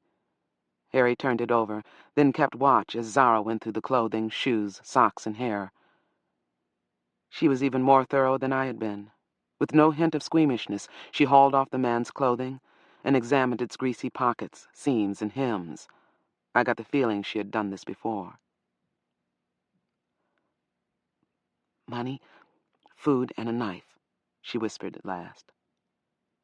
"The other one didn't have a knife," I said, crouching beside them. "Harry, what—" "He had one," Harry whispered. "He pulled it when I yelled for them to stop. It's probably on the ground somewhere. Let's put these two down in the oaks." "You and I can do it," I said. "Give Zara the gun. She can guard us." I was glad to see him hand her the gun without protest. He hadn't made a move to hand it to me when I asked, but that had been different. We took the bodies down to the scrub oaks and rolled them into cover. Then we kicked dirt over all the blood we could see, and the urine that one of the men had released. That wasn't enough. By mutual consent, we moved camp. This meant nothing more than gathering our bundles and sleep sacks and carrying them over the next low ridge and out of sight of where we had been. If you camped on a hill between any two of the many low, rib-like ridges, you could have almost the privacy of a big, open-topped, three-walled room. You were vulnerable from hill or ridge tops, but if you camped on the ridges, you would be noticed by far more people. We chose a spot between two ridges, settled, and sat silent for some time. I felt set apart. I knew I had to speak, and I was afraid that nothing I could say would help. They would leave me. In disgust, in distrust, in fear. They might decide that they couldn't travel with me any longer. Best to try to get ahead of them. "I'm going to tell you about myself," I said. "I don't know whether it will help you to understand me, but I have to tell you. You have a right to know." And in low whispers, I told them about my mother, my biological mother, and about my sharing. When I finished, there was another long silence. Then Zara spoke, and I was so startled by the sound of her soft voice that I jumped. "So when you hit that guy," she said, "it was like you hitting yourself?" "No," I said. "I don't get the damage, just the pain. But, I mean, it felt like you hit yourself?" I nodded. "Close enough. When I was little, I used to bleed along with people if I hurt them, or even if I saw them hurt. I haven't done that for a few years." "But if they're unconscious or dead, you don't feel anything?" "That's right. So that's why you killed that guy." "I killed him because he was a threat to us. To me in a special way, but to you too." "What could we have done about him? Abandon him to the flies, the ants, and the dogs?" "You might have been willing to do that, but would Harry? Could we stay with him? For how long? To what purpose? Or would we dare to hunt up a cop and try to report seeing a guy hurt without involving ourselves? Cops are not trusting people. I think they would want to check us out, hang on to us for a while, maybe charge us with attacking the guy and killing his friend." I turned to look at Harry, who had not said a word. "What would you have done?" I asked. "I don't know," he said, his voice hard with disapproval. "I only know I wouldn't have done what you did." "I wouldn't have asked you to do it," I said. "I didn't ask you. But, Harry, I would do it again. I might have to do it again. That's why I'm telling you this." I glanced at Zara. "I'm sorry I didn't tell you before. I knew I should, but talking about it is hard, very hard. I've never told anyone before. Now," I took a deep breath, "now everything's up to you." "What do you mean?" Harry demanded. I looked at him, wishing I could see his expression well enough to know whether this was a real question. I didn't think it was. I decided to ignore him. "So, what do you think?" I asked, looking at Zara. Neither of them said anything for a minute. Then Zara began to speak, began to say such terrible things in that soft voice of hers. After a moment, I wasn't sure she was talking to us. "My mama took drugs, too," she said. "Shit. Where I was born, everybody's mama took drugs, and hoarded to pay for them, and had babies all the time, and threw them away like trash when they died. Most of the babies did die from the drugs or accidents or not having enough to eat or being left alone so much, or from being sick. They were always getting sick. Some of them were born sick. They had sores all over, or big things in their eyes, tumors, or no legs or fits or can't breathe right, all kinds of things. And some of the ones who lived were dumb as dirt. Can't think, can't learn, just sit around, 9, 10 years old, peeing in their pants, rocking back and forth, and dripping spit down their chins. There's a lot of them." She took my hand and held it. "You ain't got nothing wrong with you, Lauren. Nothing worth worrying about. That Parasetco shit was baby's milk." How was it that I had not gotten to know this woman back in the neighborhood? I hugged her. She seemed surprised, then hugged back. We both looked at Harry. He sat still, near us, but far from us, from me. "What would you do," he asked, "if that guy only had a broken arm or leg?" I groaned, thinking about pain. I already knew more than I wanted to about how broken bones feel. "I think I'd let him go," I said, "and I'm sure I would be sorry for it. It would be a long time before I stopped looking over my shoulder." "You wouldn't kill him to escape the pain?" "I never killed anyone back in the neighborhood to escape pain, but a stranger. I've said what I would do. What if I broke my arm? Then I might not be much good to you. I would be having trouble with my arm, too, after all. But we'd have 2 good arms between us." I sighed. "We grew up together, Harry. You know me. You know what kind of person I am. I might fail you, but if I could help myself, I wouldn't betray you." "I thought I knew you." I took his hands, looked at their big, pale, blunt fingers. They had a lot of strength in them, I knew, but I'd never seen him use it to bully anyone. He was worth some trouble, Harry was. "No one is who we think they are," I said. "That's what we get for not being telepathic. But you've trusted me so far, and I've trusted you. I've just put my life in your hands. What are you going to do?" Was he going to abandon me now to my infirmity, instead of me maybe abandoning him at some future time due to a theoretical broken arm? And I thought, one oldest kid to another, Harry, would that be responsible behavior? He took his hands back. "Well, I did know you were a manipulative bitch," he said. Zara smothered a laugh. I was surprised. I'd never heard him use the word before. I heard it now as a sound of frustration. He wasn't going to leave. He was the last bit of home that I didn't have to give up yet. How did he feel about that? Was he angry with me for almost breaking up the group? He had reason to be, I suppose. "I don't understand how you could have been like this all the time," he said. "How could you hide your sharing from everyone?" "My father taught me to hide it," I told him. He was right.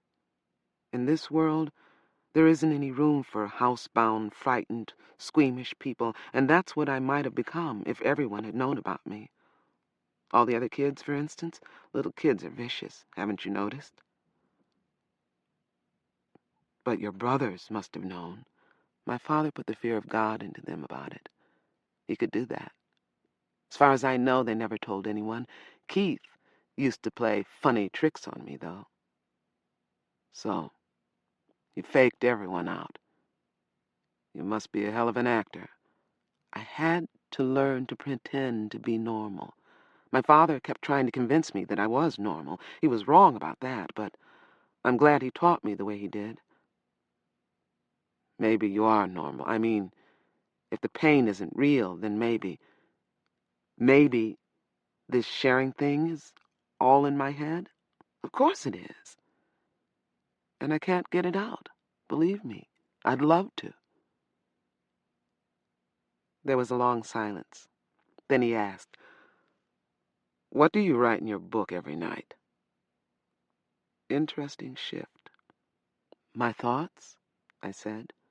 The day's events, my feelings. Things you can't say, he asked. Things that are important to you? Yes. Then let me read something. Let me know something about the you that hides. I feel as though you're a lie.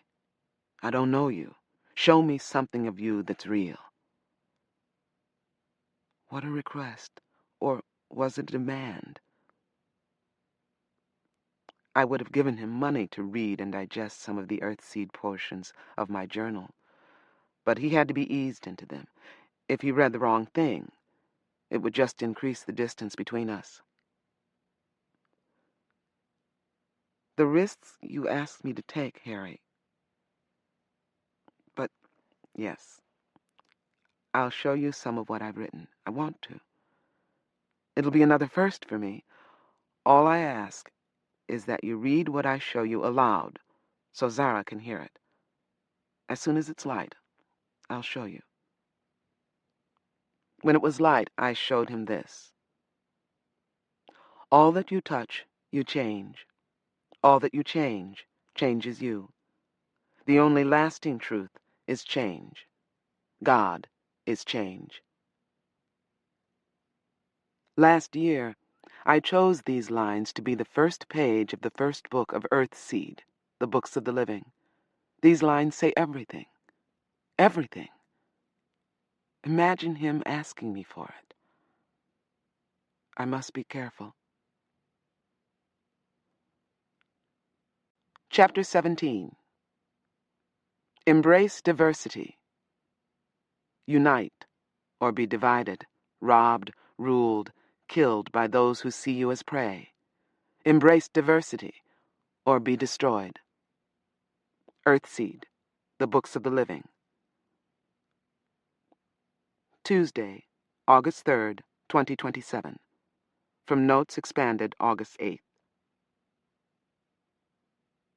There's a big fire in the hills to the east of us. We saw it begin as a thin, dark column of smoke rising into an otherwise clear sky. Now it's massive. A hillside or two. Several buildings. Many houses. Our neighborhood again? We kept looking at it, then looking away. Other people dying, losing their families, their homes. Even when we had walked past it, we looked back. Had the people with painted faces done this too? Zara was crying as she walked along, cursing in a voice so soft that I could hear only a few of the bitter words. Earlier today, we left the 118 freeway to look for and finally connect with the 23. Now we're on the 23, with charred, overgrown wilderness on one side and neighborhoods on the other. We can't see the fire itself now. We've passed it, come a long way from it, put hills between it and us, as we headed southward toward the coast. But we can still see the smoke. We didn't stop for the night until it was almost dark, and we were all tired and hungry. We've camped away from the freeway, on the wilderness side of it, out of sight, but not out of hearing of the shuffling hordes of people on the move. I think that's a sound we'll hear for the whole of our journey, whether we stop in Northern California or go through to Canada. So many people, hoping for so much up where it still rains every year, and an uneducated person might still get a job that pays in money instead of beans, water, potatoes, and maybe a floor to sleep on. But it's the fire that holds our attention. Maybe it was started by accident, maybe not. But still, people are losing what they might not be able to replace. Even if they survive, insurance isn't worth much these days. People on the highway, shadowy in the darkness, had begun to reverse the flow, to drift northward, to find a way to the fire. Best to be early for the scavenging. "Should we go?" Zara asked, her mouth full of dried meat. We built no fire tonight. Best for us to vanish into the darkness and avoid guests. We had put a tangle of trees and bushes at our back and hoped for the best. "You mean go back and rob those people?" Harry demanded. "Scavenge," she said. "Take what people don't need no more. If you're dead, you don't need much." "We should stay here and rest," I said. "We're tired. And it will be a long time before things are cool enough over there to allow scavenging. It's a long way off anyway." Zara sighed. "Yeah." "We don't have to do things like that anyway," Harry said. Zara shrugged. "Every little bit helps. You were crying about that fire a while ago." Uh-uh. Zara drew her knees up against her body. "I wasn't crying about that fire. I was crying about our fire, and my BB, and thinking about how much I hate people who set fires like that. I wish they would burn. I wish I could burn them. I wish I could just take them and throw them in the fire, like they did my BB." And she began to cry again, and he held her, apologizing and, I think, shedding a few tears himself. Grief hit like that. Something would remind us of the past, of home, of a person, and then we would remember it was all gone. The person was dead, or probably dead. Everything we'd known and treasured was gone. Everything except the three of us. And how well were we doing? "I think we should move," Harry said some time later. He was still sitting with Zara, one arm around her, and she seemed to welcome the contact. "Why?" she asked. "I want to be higher, closer to the level of the freeway, or above it. I want to be able to see the fire if it jumps the freeway and spreads toward us.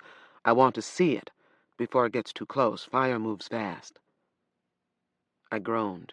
"You're right," I said. "But moving now that it's dark is risky. We could lose this place and find nothing better." "Wait here," he said, and got up and walked away into the darkness. I had the gun, so I hoped he kept his knife handy, and I hoped he wouldn't need it. He was still raw about what had happened the night before. He had killed a man. That bothered him. I had killed a man in a much more cold-blooded way, according to him, and it didn't bother me. But my cold-bloodedness bothered him. He wasn't a sharer. He didn't understand that to me, pain was the evil. Death was an end to pain. No Bible verses were going to change that as far as I was concerned. He didn't understand sharing. Why should he? Most people knew little or nothing about it.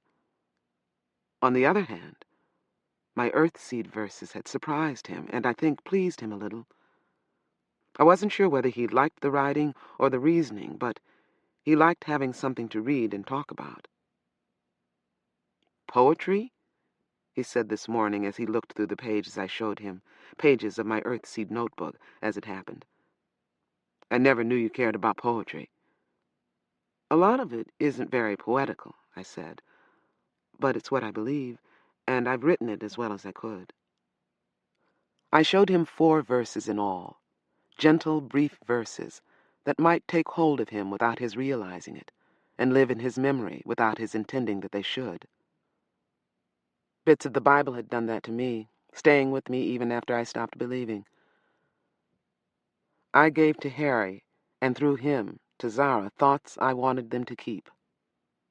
But I couldn't prevent Harry from keeping other things as well. His new distrust of me, for instance, also his new dislike. I was not quite Lauren Olamina to him any longer. I had seen that in his expression off and on all day. Odd.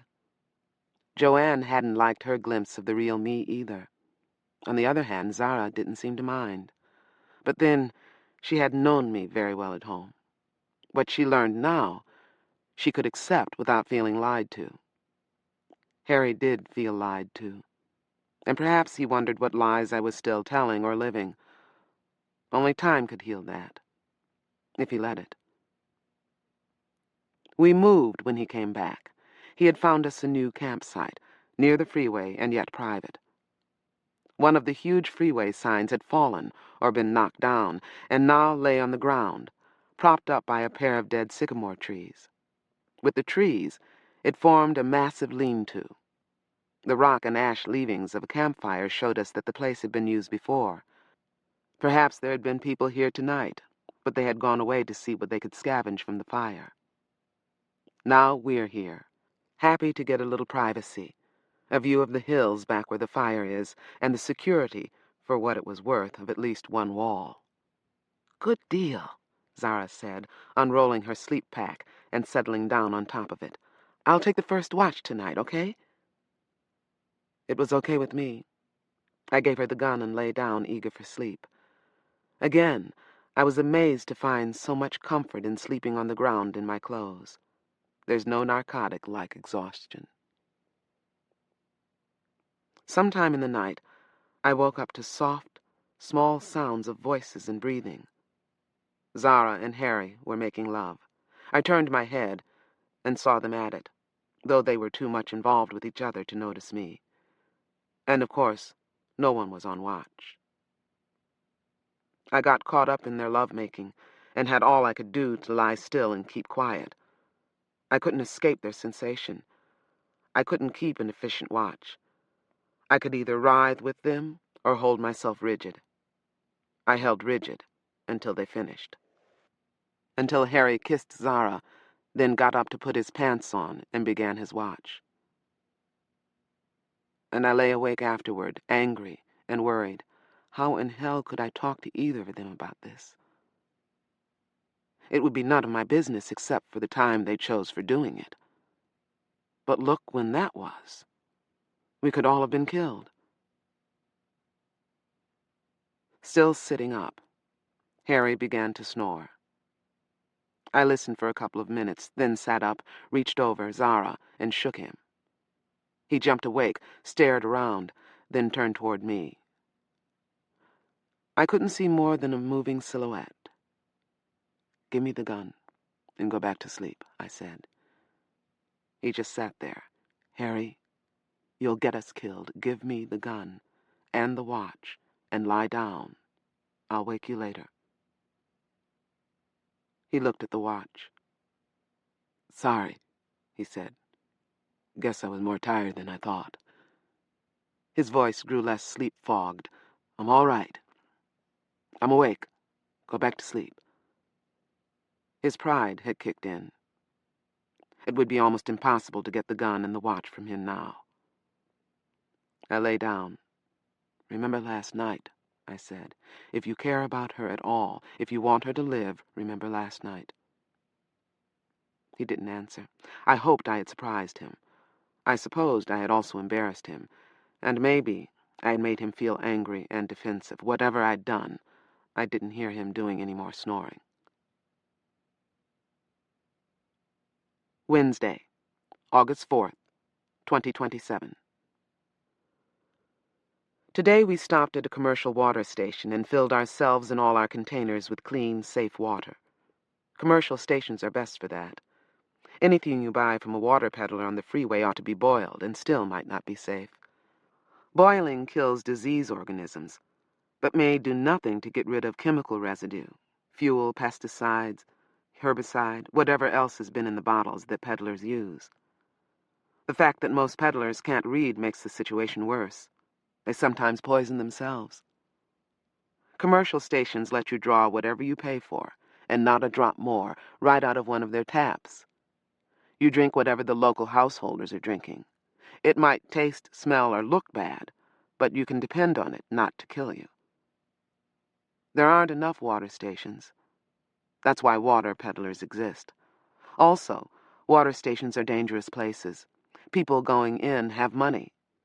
People coming out have water, which is as good as money. Beggars and thieves hang around such places, keeping the whores and the drug dealers company. Dad warned us all about water stations, trying to prepare us in case we ever went out and got caught far enough from home to be tempted to stop for water. His advice? Don't do it. Suffer. Get your rear end home. Yeah. 3 is the smallest comfortable number at a water station. 2 to watch, and 1 to fill up. And it's good to have 3 ready for trouble on the way to and from the station. 3 would not stop determined thugs, but it would stop opportunists. And most predators are opportunists. They prey on old people, lone women, or women with young kids, handicapped people. They don't want to get hurt. My father used to call them coyotes. When he was being polite, he called them coyotes. We were coming away with our water when we saw a pair of 2-legged coyotes grab a bottle of water from a woman who was carrying a sizable pack and a baby. The man with her grabbed the coyote who had taken the water. The coyote passed the water to his partner, and his partner ran straight into us. I tripped him. I think it was the baby who attracted my attention, my sympathy. The tough plastic bubble that had held the water didn't break. The coyote didn't break either. I set my teeth, sharing the jolt as he fell and the pain of his scraped forearms. Back home, the younger kids hit me with that kind of thing every day. I stepped back from the coyote and put my hand on the gun. Harry stepped up beside me. I was glad to have him there. We looked more intimidating together. The husband of the woman had thrown off his attacker, and the 2 coyotes, finding themselves outnumbered, scampered away. Skinny, scared little bastards out to do their daily stealing. I picked up the plastic bubble of water and handed it to the man. He took it and said, "Thanks, man, thanks a lot." I nodded and we went on our way. It still felt strange to be called man. I didn't like it, but that didn't matter. "All of a sudden you're a good Samaritan," Harry said. But he didn't mind. There was no disapproval in his voice. "It was the baby, wasn't it?" Zara asked. "Yes," I admitted. "The family, really. All of them together." All of them together. They had been a black man, a Hispanic-looking woman, and a baby who managed to look a little like both of them. In a few more years, a lot of the families back in the neighborhood would have looked like that. Hell, Harry and Zara were working on starting a family like that. And as Zara had once observed, mixed couples catch hell out here. Yet there were Harry and Zara, walking so close together that they couldn't help now and then brushing against each other. But they kept alert, looking around. We were on US 101 now, and there were even more walkers. Even clumsy thieves would have no trouble losing themselves in this crowd. But Zara and I had had a talk this morning during her reading lesson. We were supposed to be working on the sounds of letters and the spelling of simple words. But when Harry went off to the bushes of our designated toilet area, I stopped the lesson. "Remember what you said to me a couple of days ago?" I asked her. "My mind was wandering, and you warned me. People get killed on freeways all the time," you said. To my surprise, she saw where I was headed at once. "Damn you," she said, looking up from the paper I had given her. "You don't sleep sound enough, that's all." She smiled as she said it. "You want privacy. I'll give it to you," I said. "Just let me know. And I'll guard the camp from someplace a short distance away. You two can do what you want. But no more of this shit when you're on watch." She looked surprised. "Didn't think you said words like that.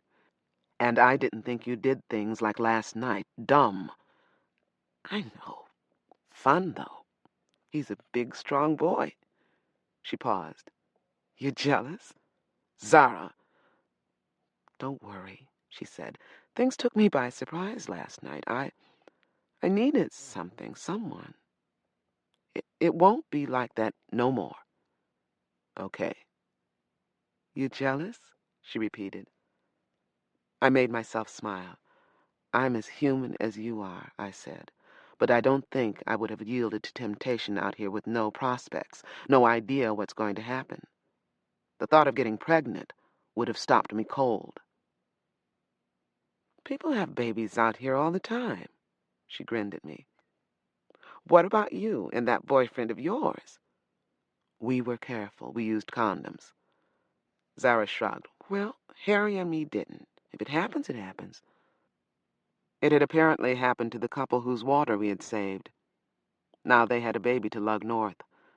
They stayed near us today, that couple. I saw them every now and then. Tall, stocky, velvet-skinned, deep black man carrying a huge pack. Short, pretty, stocky, light brown woman with baby and pack. Medium brown baby a few months old. Huge-eyed baby with curly black hair. They rested when we rested. They camped now, not far behind us. They look more like potential allies than potential dangers, but I'll keep an eye on them. Thursday, August 5th, 2027. Late today, we came within sight of the ocean. None of us have ever seen it before, and we had to go closer, look at it, camp within sight and sound and smell of it. Once we had decided to do that, we walked shoeless in the waves, pants legs rolled up. Sometimes we just stood and stared at it. The Pacific Ocean, the largest, deepest body of water on Earth, almost half a world of water. Yet, as it was, we couldn't drink any of it. Harry stripped down to his underwear and waded out until the cool water reached his chest. He can't swim, of course. None of us can swim. We've never before seen water enough to swim in. Zara and I watched Harry with a lot of concern. Neither of us felt free to follow him. I'm supposed to be a man, and Zara attracts enough of the wrong kind of attention with all her clothes on. We decided to wait until after sundown and go in fully clothed, just to wash away some of the grime and stink. Then we could change clothes. We both had soap, and we were eager to make use of it. There were other people on the beach. In fact, the narrow strip of sand was crowded with people, though they managed to stay out of each other's way. They had spread themselves out and seemed far more tolerant of one another than they had during our night in the hills. I didn't hear any shooting or fighting. There were no dogs, no obvious thefts, no rape. Perhaps the sea and the cool breeze lulled them. Harry wasn't the only one to strip down and go into the water. Quite a few women had gone out, wearing almost nothing. Maybe this was a safer place than any we had seen so far. Some people had tents, and several had built fires. We settled in against the remnants of a small building. We were always, it seemed, looking for walls to shield us. Was it better to have them, and perhaps get trapped against them, or to camp in the open and be vulnerable on every side? We didn't know. It just felt better to have at least one wall. I salvaged a flat piece of wood from the building, went a few yards closer to the ocean, and began to dig into the sand. I dug until I found dampness. Then I waited. "What's supposed to happen?" Zara asked. Until now, she had watched me without saying anything. "Drinkable water," I told her. "According to a couple of books I read, water is supposed to seep up through the sand, with most of the salt filtered out of it." She looked into the damp hole. "When?" she asked. I dug a little more. "Give it time," I said. "If the trick works, we ought to know about it. It might save our lives someday." "Or poison us, or give us a disease," she said. She looked up to see Harry coming toward us, dripping wet. Even his hair was wet. "He don't look bad naked," she said. He was still wearing his underwear, of course, but I could see what she meant. He had a nice, strong-looking body, and I don't think he minded our looking at it. And he looked clean, and he didn't stink. I couldn't wait to get into the water. "Go ahead," he said. "It's sundown. I'll watch our stuff. Go." We got our soap out, gave him the gun, took off shoes and socks, and went. It was wonderful. The water was cold, and it was hard to stand up in the waves, and the sand kept being drawn away from our feet, even drawn from under our feet. But we threw water on each other and washed everything, clothes, bodies, and hair, let the waves knock us around, and laughed like crazy people. Best time I've had since we left home. Quite a lot of water had seeped into the hole I dug by the time we got back to Harry. I tasted it, took a little up in my hand while Harry criticized me. "Look at all the people in this damn place," he said. "Do you see any bathrooms? What do you think they do out here? You ought to at least have the sense to use a water purification tablet." That thought was enough to make me spit out the mouthful of water I had taken. He was right, of course. But that one mouthful had told me what I wanted to know. The water had been a little brackish, but not bad, drinkable. It should be boiled, or a water purification tablet should be added to it, as Harry had said, and before that, according to my book, it could be strained through sand to get rid of more of the salt. That meant if we stayed near the coast, we could survive even if we ran short of water. That was good to know. We still had our shadows. The couple with the baby had camped near us, and the woman was now sitting on the sand, nursing her baby, while the man knelt beside his pack, rummaging through it. "Do you think they want to wash?" I asked Harry and Zara. "What are you going to do?" Zara responded. "Offer to babysit?" I shook my head. "No, I think that would be too much. Do either of you mind if I invite them over?" "Aren't you afraid they'll rob us?" Harry demanded. "You're afraid of everyone else." "They have better gear than we do," I said. "And they have no natural allies around here except us. Mixed couples or groups are rare out here. No doubt that's why they've kept close to us." "And you helped them," Zara said. "People don't help strangers too much out here. And you gave them back their water. That means you have enough so you don't have to rob them." "So do you mind?" I asked again. They looked at each other. "I don't mind," Zara said, "long as we keep an eye on them." "Why do you want them?" Harry asked, watching me. "They need us more than we need them," I said. "That's not a reason." "They're potential allies. We don't need allies. Not now. But we'd be damn fools to wait and try to get them when we do need them. By then, they might not be around." He shrugged and sighed. "All right. Like Zara says, as long as we watch them." I got up and went over to the couple. I could see them straighten and go tense as I approached. I was careful not to go too close or move too fast. "Hello," I said. "If you two would like to take turns bathing, you can come over and join us. That might be safer for the baby." "Join you?" the man said. "You asking us to join you?" "Inviting you." "Why?" "Why not? We're natural allies. The mixed couple and the mixed group." "Allies," the man said, and he laughed. I looked at him, wondering why he laughed. "What the hell do you really want?" he demanded. I sighed. "Come, join us if you want to. You're welcome. And in a pinch, 5 is better than 2. I turned and left them. Let them talk it over and decide. "They coming?" Zara asked when I got back. "I think so," I said, "although maybe not tonight." Friday, August 6th, 2027. We built a fire and had a hot meal last night, but the mixed family didn't join us. I didn't blame them. People stay alive out here by being suspicious. But they didn't go away either. And it was no accident that they had chosen to stay near us. It was a good thing for them that they were near us. The peaceful beach scene changed late last night. Dogs came onto the sand. They came during my watch. I saw movement far down the beach, and I focused on it. Then there was shouting, screams.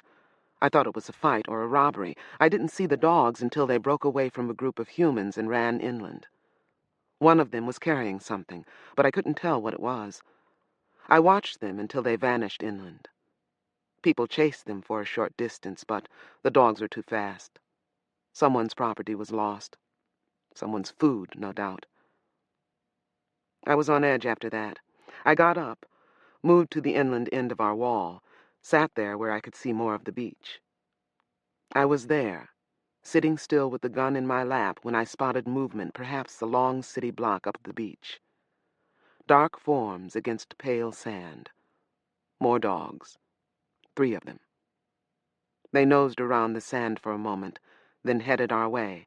I sat as still as I could, watching. So many people slept without posting watches.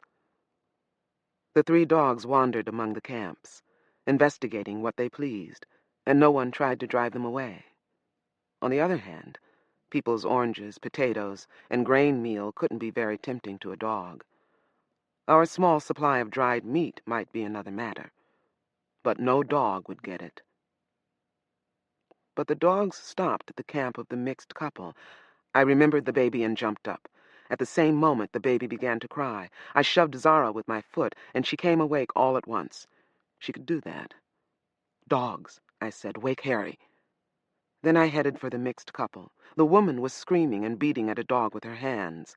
The second dog was dodging the man's kicks and going for the baby. Only the third dog was clear of the family. I stopped, slipped the safety, and as the third dog went in toward the baby, I shot it. The dog dropped without a sound. I dropped too, gasping, feeling kicked in the chest. It surprised me how hard the loose sand was to fall on. At the crack of the shot, the other 2 dogs took off inland. From my prone position, I sighted on them as they ran. I might have been able to pick off one more of them, but I let them go. I heard enough already. I couldn't catch my breath, it seemed. As I gasped, though, it occurred to me that prone was a good shooting position for me. Sharing would be less able to incapacitate me at once if I shot two-handed and prone. I filed the knowledge away for future use. Also, it was interesting that the dogs had been frightened by my shot. Was it the sound that scared them, or the fact that one of them had been hit? I wish I knew more about them. I've read books about them being intelligent, loyal pets, but that's all in the past. Dogs now are wild animals who will eat a baby if they can. I felt that the dog I had shot was dead. It wasn't moving, but by now a lot of people were awake and moving around. A living dog, even wounded, would be frantic to get away. The pain in my chest began to ebb. When I could breathe without gasping, I stood up and walked back to our camp. There was so much confusion by then that no one noticed me except Harry and Zara. Harry came out to meet me. He took the gun from my hand, then took my arm and steered me back to my sleep sack. "So you hit something," he said as I sat gasping again from the small exertion. I nodded. "I killed a dog. I'll be okay soon." "You need a keeper," he said. "Dogs were after the baby." "You've adopted those damn people." I smiled in spite of myself, liking him, thinking that I'd pretty much adopted him and Zara, too. "What's wrong with that?" I asked. He sighed. "Get in your bag and go to sleep, will you? I'll take the next watch." "Some people just came and carried off the dog you killed," Zara said. "We should have got it." "I'm not ready to eat a dog yet," Harry told her. "Go to sleep."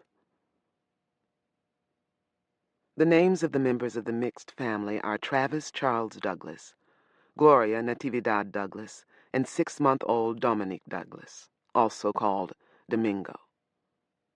They gave in and joined us tonight after we made camp. We've detoured away from the highway to make camp on another beach, and they've followed. Once we were settled, they came over to us, uncertain and suspicious, offering us small pieces of their treasure. Milk chocolate full of almonds, real milk chocolate, not carob candy. It was the best thing I'd tasted since long before leaving Robledo. "It was you last night?" Natividad asked Harry.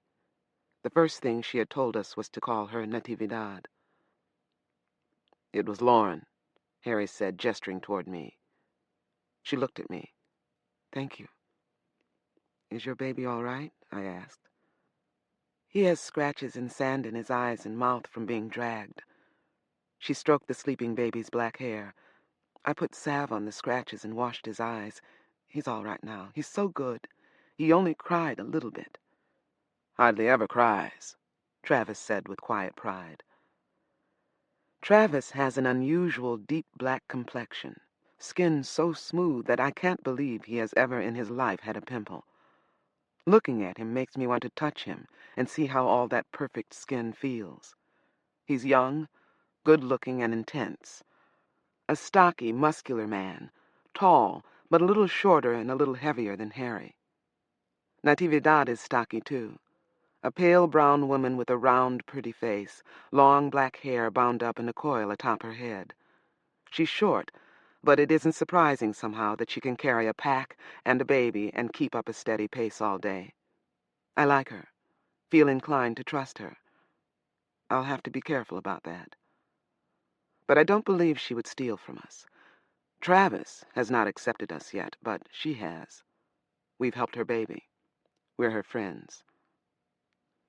"We're going to Seattle," she told us. "Travis has an aunt there. She says we can stay with her until we find work. We want to find work that pays money." "Don't we all?" Zara agreed. She sat on Harry's sleep sack with him, his arm around her. "Tonight could be tiresome for me." Travis and Natividad sat on their 3 sacks, spread out to give their baby room to crawl when he woke up. Natividad had harnessed him to her wrist with a length of clothesline. I felt alone between the 2 couples. I let them talk about their hopes and rumors of northern Edens. I took out my notebook and began to write up the day's events, still savoring the last of the chocolate. The baby awoke hungry and crying. Natividad opened her loose shirt, gave him a breast, and moved over near me to see what I was doing. "You can read and write," she said with surprise. "I thought you might be drawing. What are you writing?" "She's always writing. Asked to read her poetry. Some of it isn't bad." I winced. My name is androgynous, in pronunciation at least. Lauren sounds like the more masculine Lauren. But pronouns are more specific and still a problem for Harry. "She?" Travis asked right on cue. "Her?" "Damn it, Harry," I said. "We forgot to buy that tape for your mouth." He shook his head, then gave me an embarrassed smile. "I've known you all my life. It isn't easy to remember to switch all your pronouns. I think it's all right this time, though." "I told you so," Natividad said to her husband. Then she looked embarrassed. "I told him you didn't look like a man," she said to me. "You're tall and strong, but I don't know. You don't have a man's face." I had, almost, a man's chest and hips, so maybe I should be glad to hear that I didn't have a man's face, though it wasn't going to help me on the road. "We believed 2 men and a woman would be more likely to survive than 2 women and a man," I said. "Out here, the trick is to avoid confrontation by looking strong." "The 3 of us aren't going to help you look strong," Travis said. He sounded bitter. Did he resent the baby and Natividad? "You are our natural allies," I said. "You sneered at that last time I said it, but it's true. The baby won't weaken us much, I hope, and he'll have a better chance of surviving with 5 adults around him." "I can take care of my wife and my son," Travis said with more pride than sense. I decided not to hear him. "I think you and Natividad will strengthen us," I said.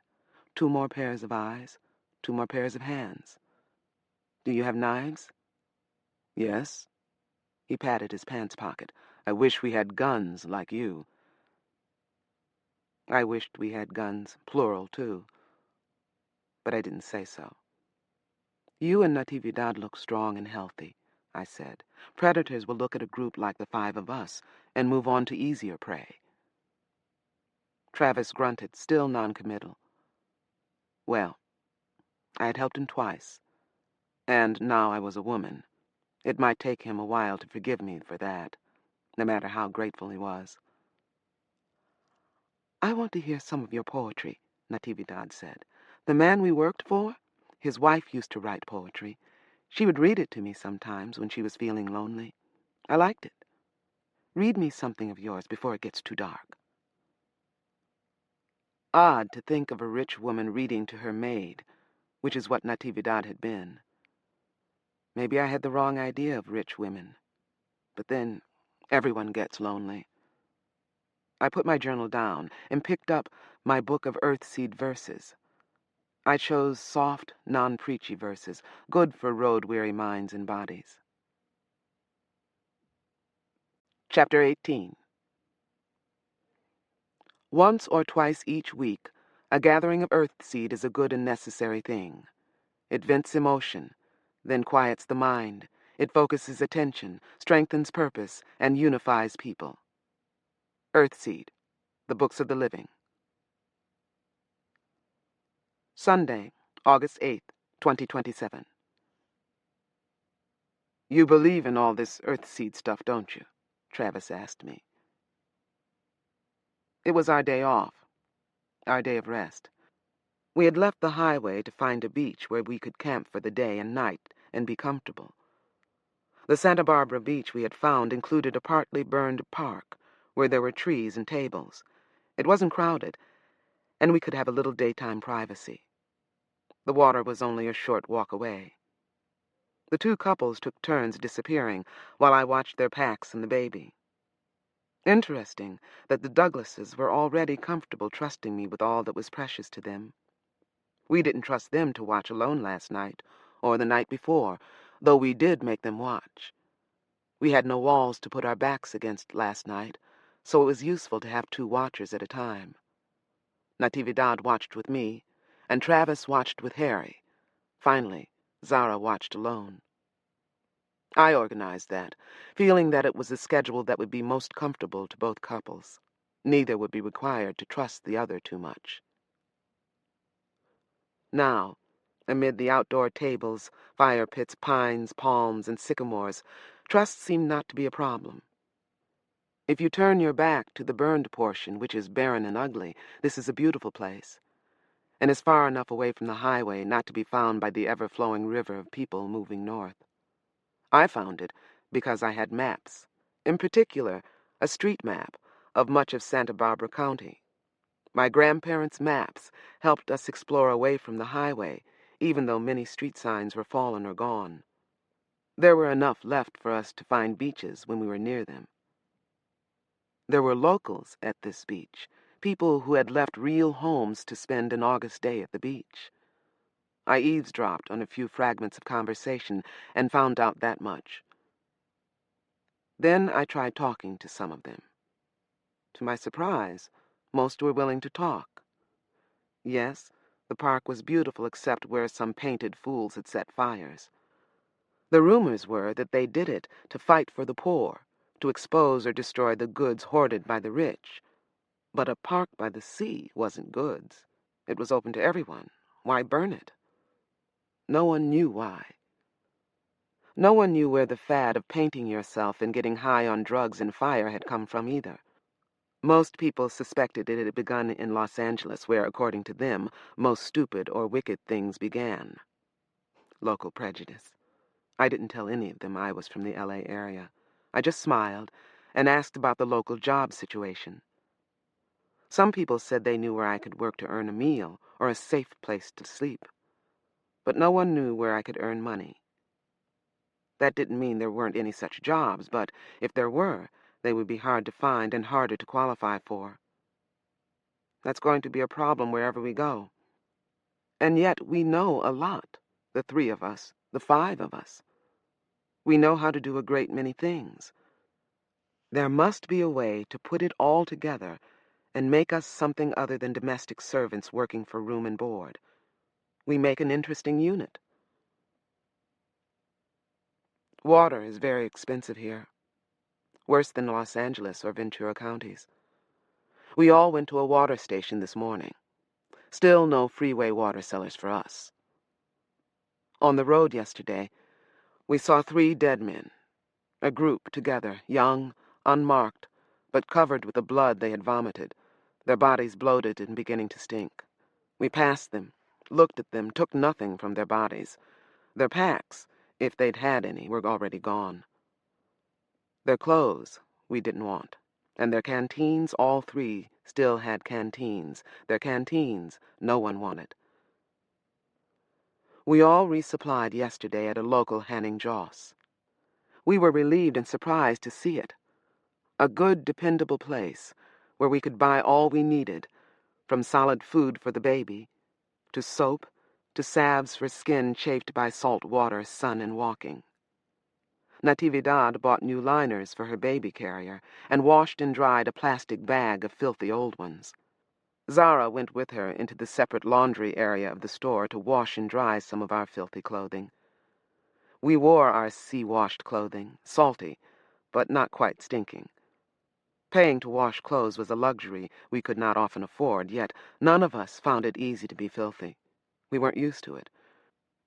We were all hoping for cheaper water in the north. I even bought a second clip for the gun, plus solvent, oil, and brushes to clean the gun. It had bothered me, not being able to clean it before. If the gun failed us when we needed it, we could be killed. The new clip was a comfort, too. It gave us a chance to reload fast and keep shooting. Now we lounged in the shade of pines and sycamores, enjoying the sea breeze, rested and talked. I wrote, fleshing out my journal notes for the week. I was just finishing that when Travis sat down next to me and asked his question. "You believe in all this Earthseed stuff, don't you?" "Every word," I answered. "But you made it up." I reached down, picked up a small stone, and put it on the table between us. If I could analyze this and tell you all that it was made of, would that mean I'd made up its contents? He didn't do more than glance at the rock. He kept his eyes on me. "So, what did you analyze to get Earthseed?"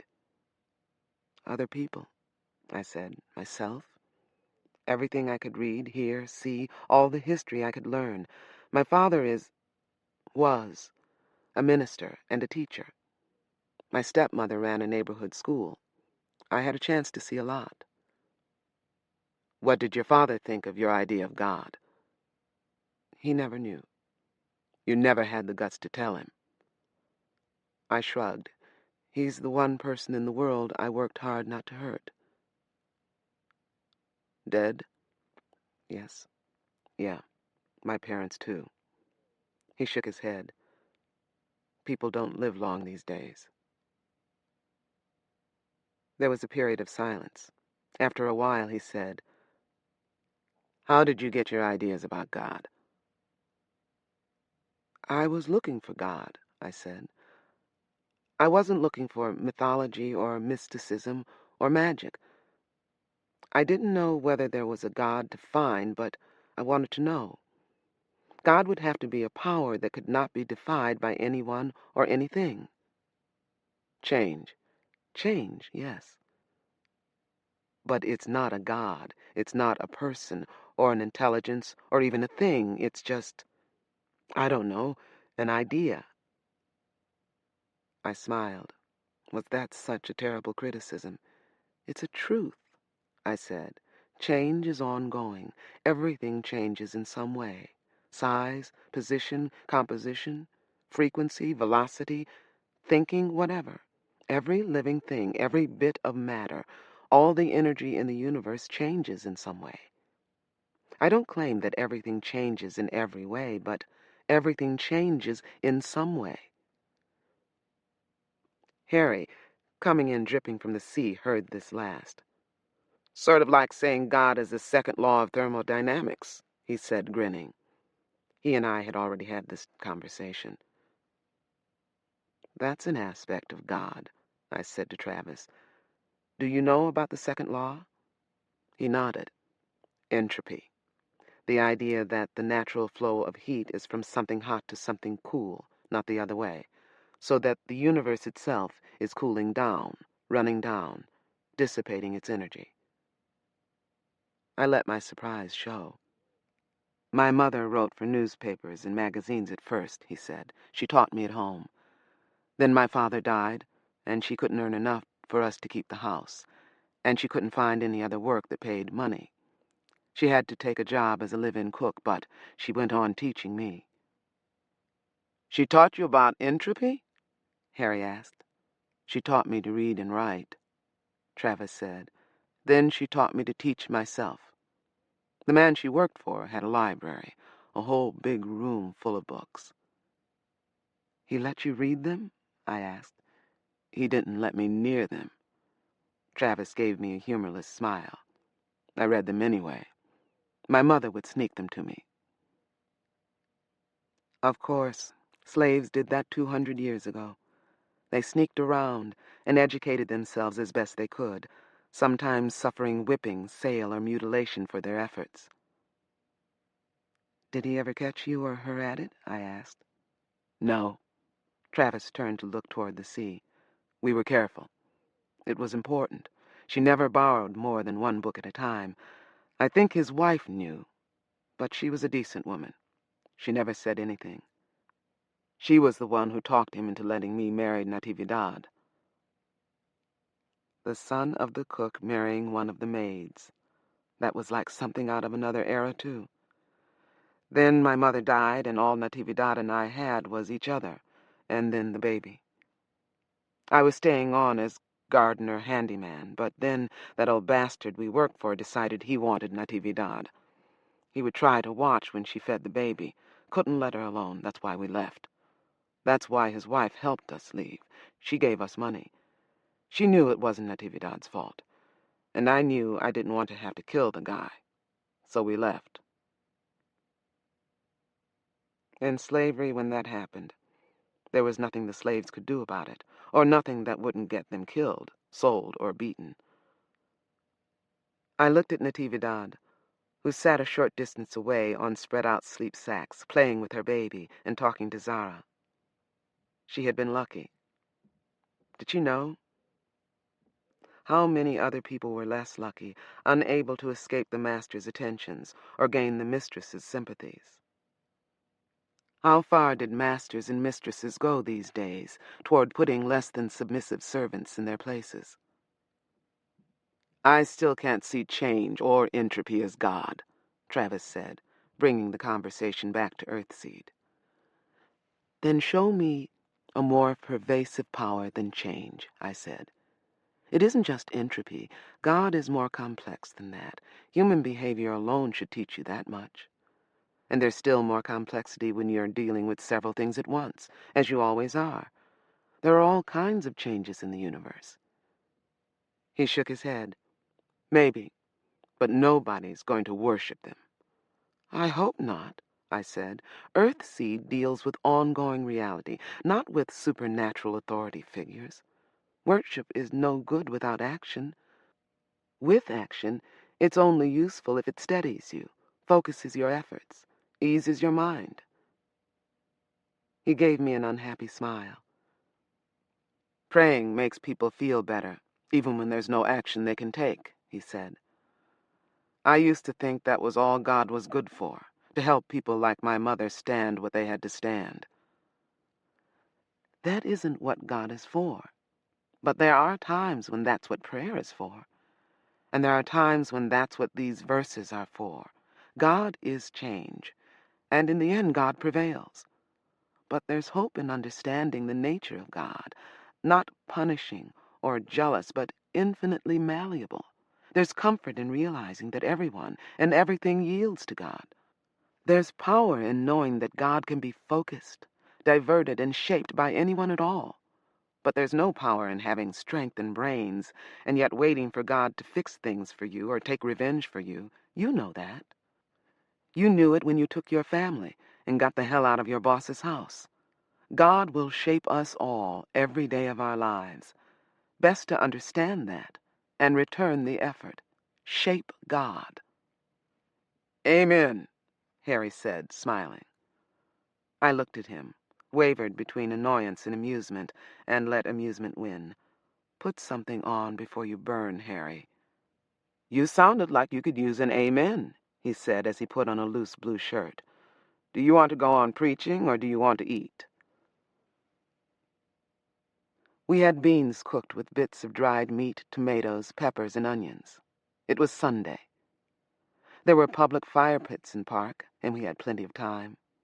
We even had a little wheat flour bread, and the baby had real baby food with his milk, instead of mashed or mother-chewed bits of whatever we were eating. It's been a good day.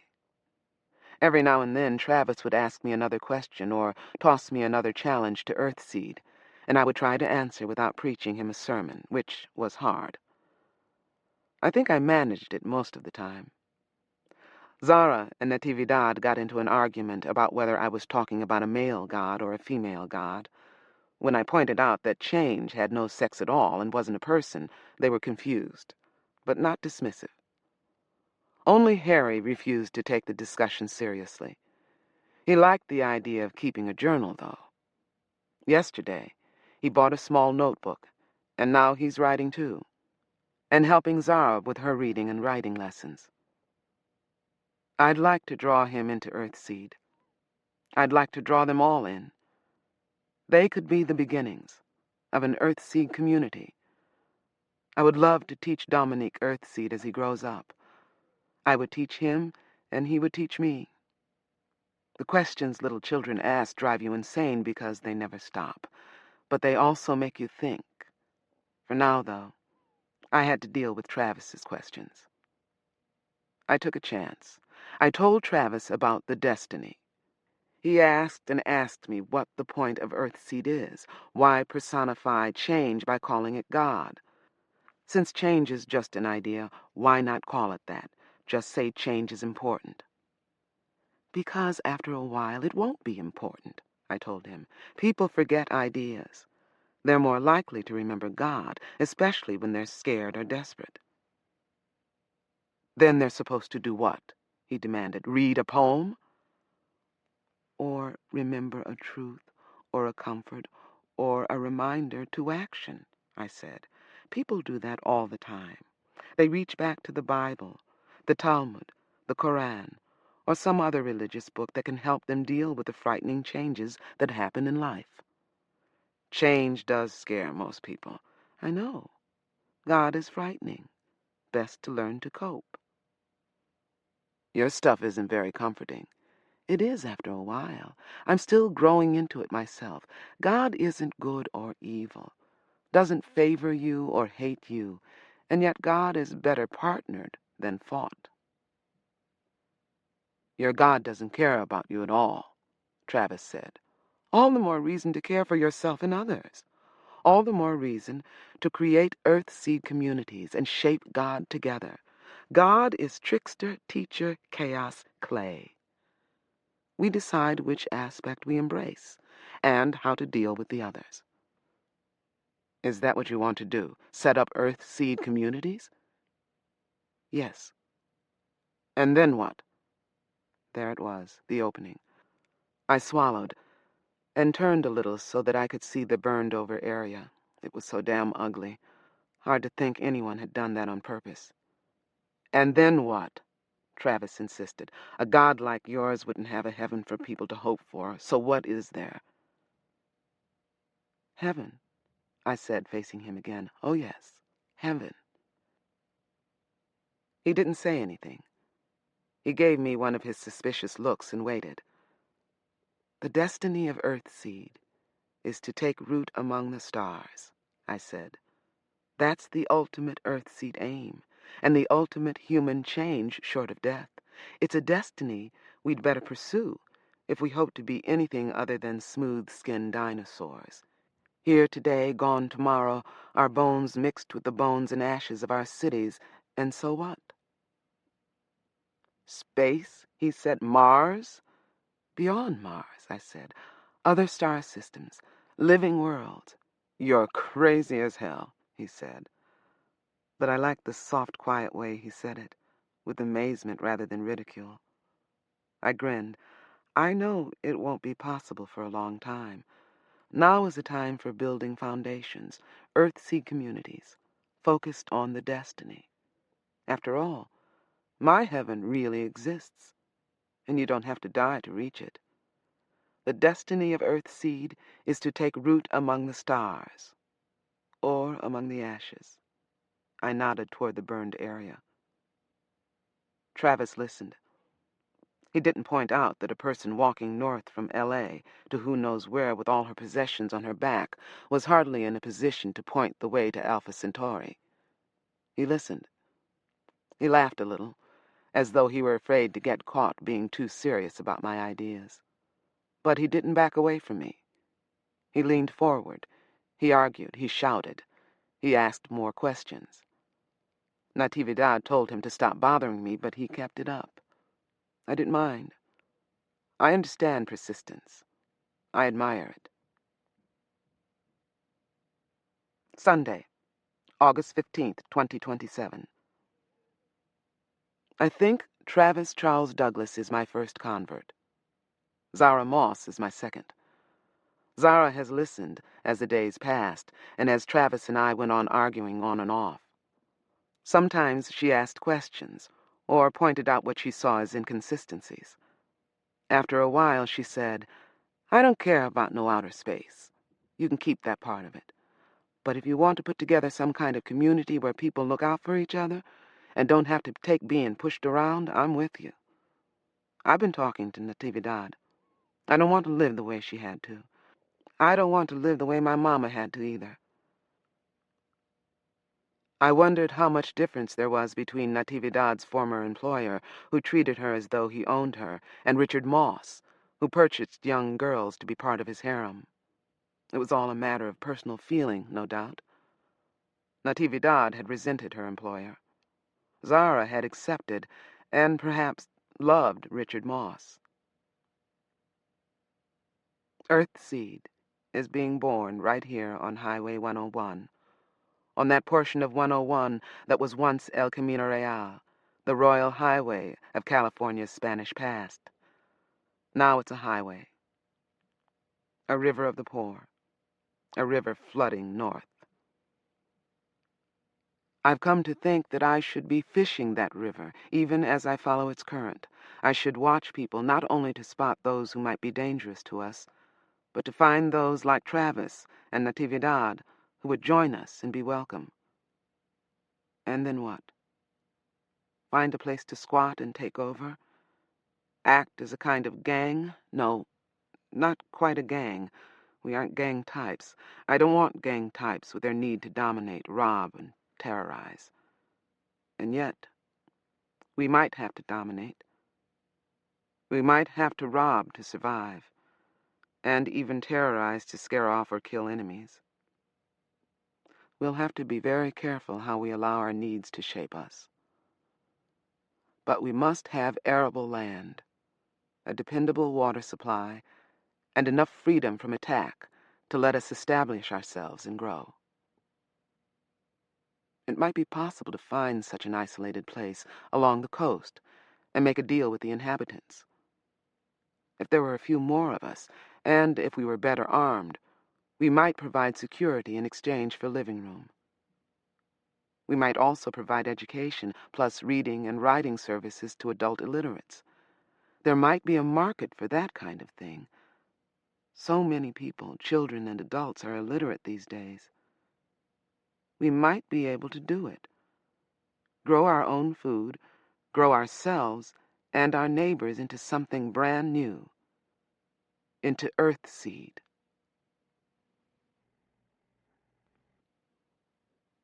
Chapter 19. Changes. The galaxies move through space. The stars ignite, burn, age, cool, evolving. God is change. God prevails. Earthseed, the Books of the Living. Friday, August 27th, 2027. From Notes Expanded, Sunday, August 29th. Earthquake today. It hit early this morning, just as we were beginning the day's walk, and it was a strong one. The ground itself gave a low, grating rumble, like buried thunder. It jerked and shuddered, then seemed to drop. I'm sure it did drop, though I don't know how far. Once the shaking stopped, everything looked the same, except for sudden patches of dust thrown up here and there in the brown hills around us. Several people screamed or shouted during the quake. Some, burdened by heavy packs, lost their footing and fell into the dirt or onto the broken asphalt. Travis, with Dominic on his chest and a heavy pack on his back, was almost one of these. He stumbled, staggered, and managed somehow to catch himself. The baby, unhurt, but jolted by the sudden shaking, began to cry, adding to the noise of two older children walking nearby, the sudden talking of almost everyone, and the gasp of an old man who had fallen during the quake. I put aside my usual suspicions and went to see whether the old man was all right. Not that I could have done much to help him if he hadn't been. I retrieved his cane for him. It had landed beyond his reach, and helped him up. He was as light as a child, thin, toothless, and frightened of me. I gave him a pat on the shoulder and sent him on his way, checking when his back was turned to see that he hadn't lifted anything. The world was full of thieves. Old people and young kids were often pickpockets. Nothing missing. Another man nearby smiled at me.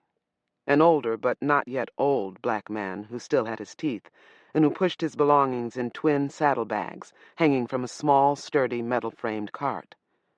He didn't say anything, but I liked his smile. I smiled back. Then I remembered that I was supposed to be a man, and wondered whether he had seen through my disguise. Not that it mattered. I went back to my group, where Zara and Natividad were comforting Dominique, and Harry was picking up something from the roadside. I went to Harry, and saw that he had found a filthy rag knotted into a small, tight ball around something.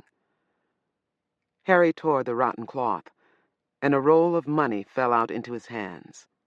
$100 bills, 2 or 3 dozen of them. "Put it away," I whispered. He pushed the money into a deep pants pocket. "New shoes," he whispered. "Good ones, and other things. Do you need anything?" I had promised to buy him a new pair of shoes as soon as we reached a dependable store. His were worn out. Now another idea occurred to me. "If you have enough," I whispered, "buy yourself a gun. I'll still get your shoes. You get the gun." Then I spoke to the others, ignoring his surprise. "Is everyone all right?" Everyone was. Dominic was happy again, riding now on his mother's back and playing with her hair. Zara was readjusting her pack, and Travis had gone on and was taking a look at the small community ahead. This was farm country. We'd passed through nothing for days except small dying towns, withering roadside communities and farms, some working, some abandoned and growing weeds. We walked forward toward Travis. "Fire," he said as we approached. One house down the hill from the road smoked from several of its windows. Already people from the highway had begun to drift down toward it. Trouble.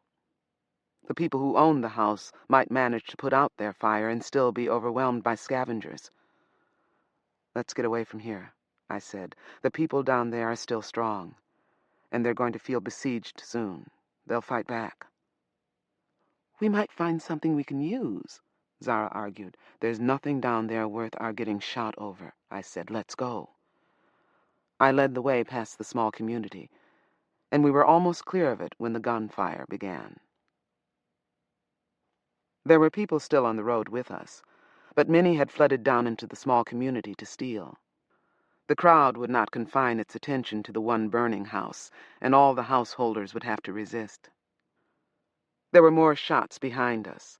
First single shots, then an uneven crackling of exchanged fire, then the unmistakable chatter of automatic weapons fire. We walked faster, hoping that we were beyond the range of anything aimed in our direction. Shit, Zara whispered, keeping up with me. I should have known that was going to happen. People out here in the middle of nowhere gotta be tough. I don't think their toughness will get them through this day, though, I said, looking back.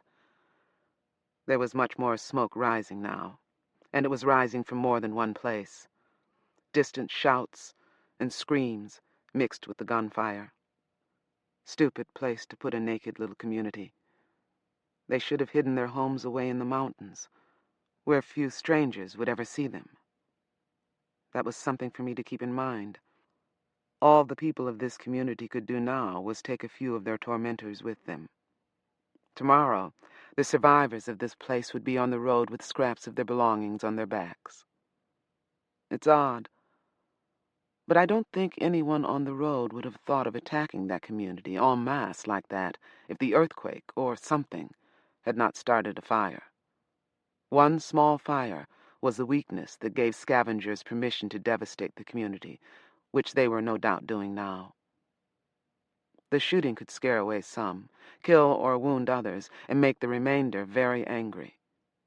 If the people of the community chose to live in such a dangerous place, they should have set up overwhelming defenses, a line of explosive charges and incendiaries, that kind of thing.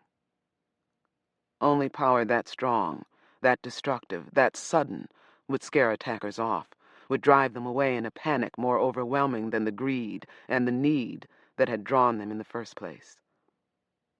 If the people of the community were without explosives, they should have grabbed their money and their kids and run like crazy the moment they saw the horde coming. They knew the hills better than migrating scavengers could.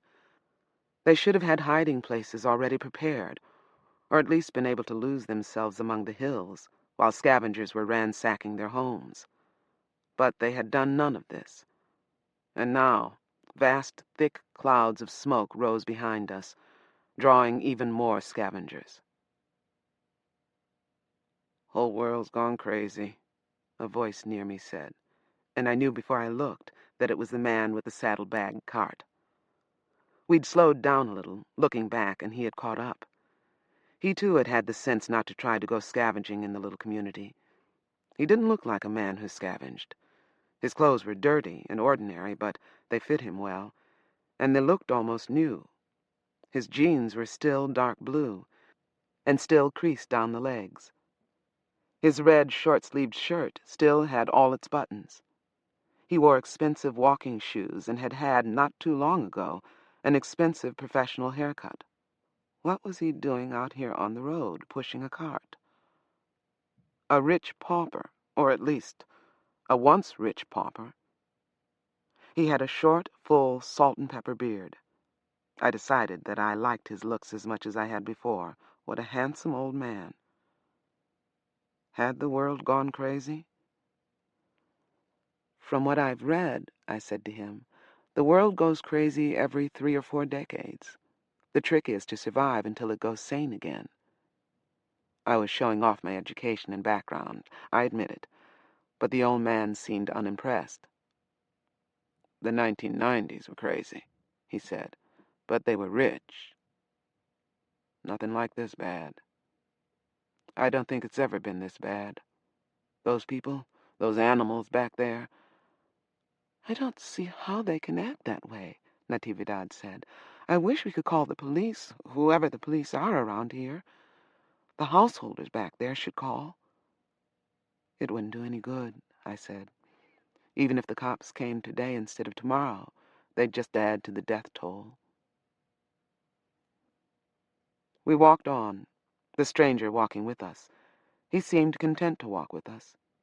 He could have dropped back, or walked on ahead, since he didn't have to carry his load. As long as he stayed on the road, he could speed along. But he stuck with us.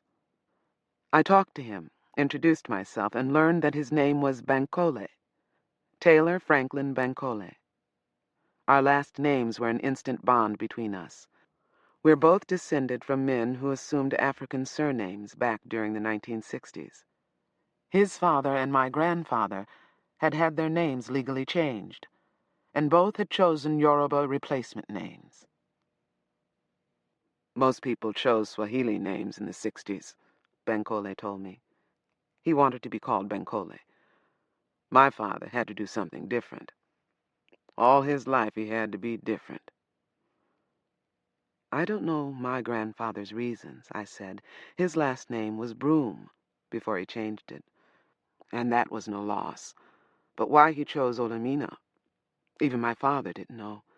He made the change before my father was born, so my father was always Olamina, and so were we. Bankole was 1 year younger than my father.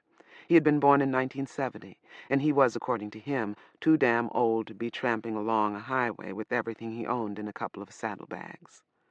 He was 57. I caught myself wishing he were younger so he would live longer. Old or not, he heard the two girls calling for help sooner than we did. There was a road, more dirt than asphalt, running below and alongside the highway, then veering away from the highway into the hills. Up that road was a half-collapsed house, the dust of its collapse still hanging over it. It couldn't have been much of a house before it fell in. Now it was rubble, and once Bankole alerted us, we could hear faint shouts from it. "Sounds like women," Harry said. I sighed. "Let's go see. It might just be a matter of pushing some wood off them or something." Harry caught me by the shoulder. "You sure?" "Yeah." I took the gun out and gave it to him in case someone else's pain made me useless. "Watch our backs," I said. We went in, wary and tentative, knowing that a call for help could be false, could lure people to their attackers. A few other people followed us off the road, and Harry hung back, staying between them and us. Bankole shoved his cart along, keeping up with me. There were two voices calling from the rubble. Both sounded like women. One was pleading, the other cursing. We located them by the sound of their voices. Then Zara, Travis, and I began throwing off rubble. Dry, broken wood, plaster, plastic, a brick from an ancient chimney. Bankole stood with Harry watching and looking formidable. Did he have a gun? I hoped he did. We were drawing a small audience of hungry-eyed scavengers. Most people looked to see what we were doing and went on. A few stayed and stared. If the women had been trapped since the earthquake, it was surprising that no one had come already to steal their belongings and set fire to the rubble, leaving them in it. I hoped we would be able to get the women out and get back on the highway before someone decided to rush us. No doubt they already would have if there had been anything of value in sight. Natividad spoke to Bankole, then put Dominic in one of his saddlebags and felt to see that her knife was still in her pocket. I didn't like that much. Better she should keep wearing the baby so we could leave at a run if she had to. I found a pale leg, bruised and bleeding but unbroken, pinned under a beam. A whole section of wall and ceiling, plus some of the chimney, had fallen on these women. We moved the loose stuff, then worked together to lift heavier pieces. At last we dragged the women out by their exposed limbs. An arm and a leg for one, both legs for the other. I didn't enjoy it any more than they did. On the other hand, it wasn't that bad. The women had lost some skin here and there, and one was bleeding from the nose and mouth. She spat out blood and a couple of teeth, and cursed, and tried to get up. I let Zara help her up. All I wanted to do now was get away from there. The other one, face wet with tears, just sat and stared at us. She was quiet now, in a blank, unnatural way. Too quiet. When Travis tried to help her up, she cringed and cried out. Travis let her alone. She didn't seem to be hurt beyond a few scratches, but she might have hit her head. She might be in shock. "Where's your stuff?" Zara was asking the bloody one. "We're going to have to get away from here fast." I rubbed my mouth, trying to get past an irrational certainty that two of my own teeth were gone. I felt horrible, scraped and bruised and throbbing, yet whole and unbroken, undamaged in any major way. I just wanted to huddle somewhere until I felt less miserable. I took a deep breath and went to the frightened, cringing woman. "Can you understand me?" I asked. She looked at me, then looked around, saw her companion wiping away blood with a grimy hand, and tried to get up and run to her. She tripped, started to fall, and I caught her, grateful that she wasn't very big. "Your legs are all right," I said, "but take it easy. We have to get out of here soon, and you've got to be able to walk." "Who are you?" she asked. "A total stranger," I said. "Try to walk." "There was an earthquake." "Yeah, walk." She took a shaky step away from me, then another. She staggered over to her friend. "Allie?" she said. Her friend saw her, stumbled to her, hugged her, smeared her with blood. "Jill, thank God!" "Here's their stuff," Travis said. "Let's get them out of here while we still can." We made them walk a little more, tried to make them see and understand the danger of staying where we were. We couldn't drag them with us, and what would have been the point of digging them out, then leaving them at the mercy of scavengers? They had to walk along with us until they were stronger and able to take care of themselves. "Okay," the bloody one said. She was the smaller and tougher of the two. Not that there was that much physical difference between them. Two medium-sized, brown-haired white women in their 20s. They might be sisters. "Okay," the bloody one repeated. "Let's get out of here." She was walking without limping or staggering now, though her companion was less steady. "Give me my stuff," she said. Travis waved her toward two dusty sleep-sack packs. She put one on her back, then looked at the other and at her companion. "I can carry it," the other woman said. "I'm all right." She wasn't, but she had to carry her own things. No one could carry a double pack for long. No one could fight while carrying a double pack. There were a dozen people standing around staring as we brought the two women out. Harry walked ahead of us, gun in hand. Something about him said with great clarity that he would kill. If he were pushed even a little, he would kill. I hadn't seen him that way before. It was impressive and frightening and wrong. Right for the situation in the moment, but wrong for Harry. He wasn't the kind of man who ought ever to look that way. When had I begun thinking of him as a man rather than a boy? What the hell? We're all men and women now, not kids anymore. Shit. Bancole walked behind, looking even more formidable than Harry in spite of his graying hair and beard. He had a gun in his hand. I had gotten a look at it as I walked past him. Another automatic, perhaps a 9mm. I hoped he was good with it. Natividad pushed his cart along just ahead of him with Dominique still in one of the bags.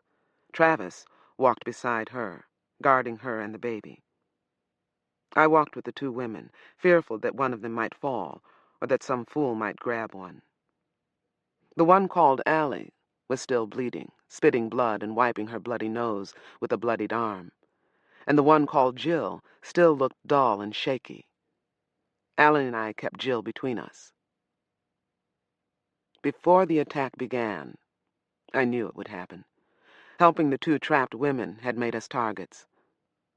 We might already have been attacked if the community down the road had not drawn off so many of the most violent, desperate people. The weak would be attacked today. The quake had set the mood, and one attack would trigger others. We could only try to be ready. Out of the blue, a man grabbed Zara. She's small and must have looked weak as well as beautiful. An instant later, someone grabbed me. I was spun around and I tripped and started to fall. It was that stupid. Before anyone could hit me, I tripped and fell. But because my attacker had pulled me toward him, I fell against him. I dragged him down with me. Somehow, I managed to get my knife out. I flicked it open. I jabbed it upward into my attacker's body. The 6-inch blade went into the hilt. Then, in empathetic agony, I jerked it out again. I can't describe the pain. The others told me later that I screamed as they'd never heard anyone scream. I'm not surprised. Nothing has ever hurt me that much before.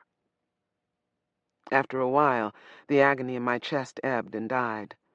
That is, the man on top of me bled and died. Not until then could I begin to be aware of something other than pain. The first thing I heard was Dominic crying.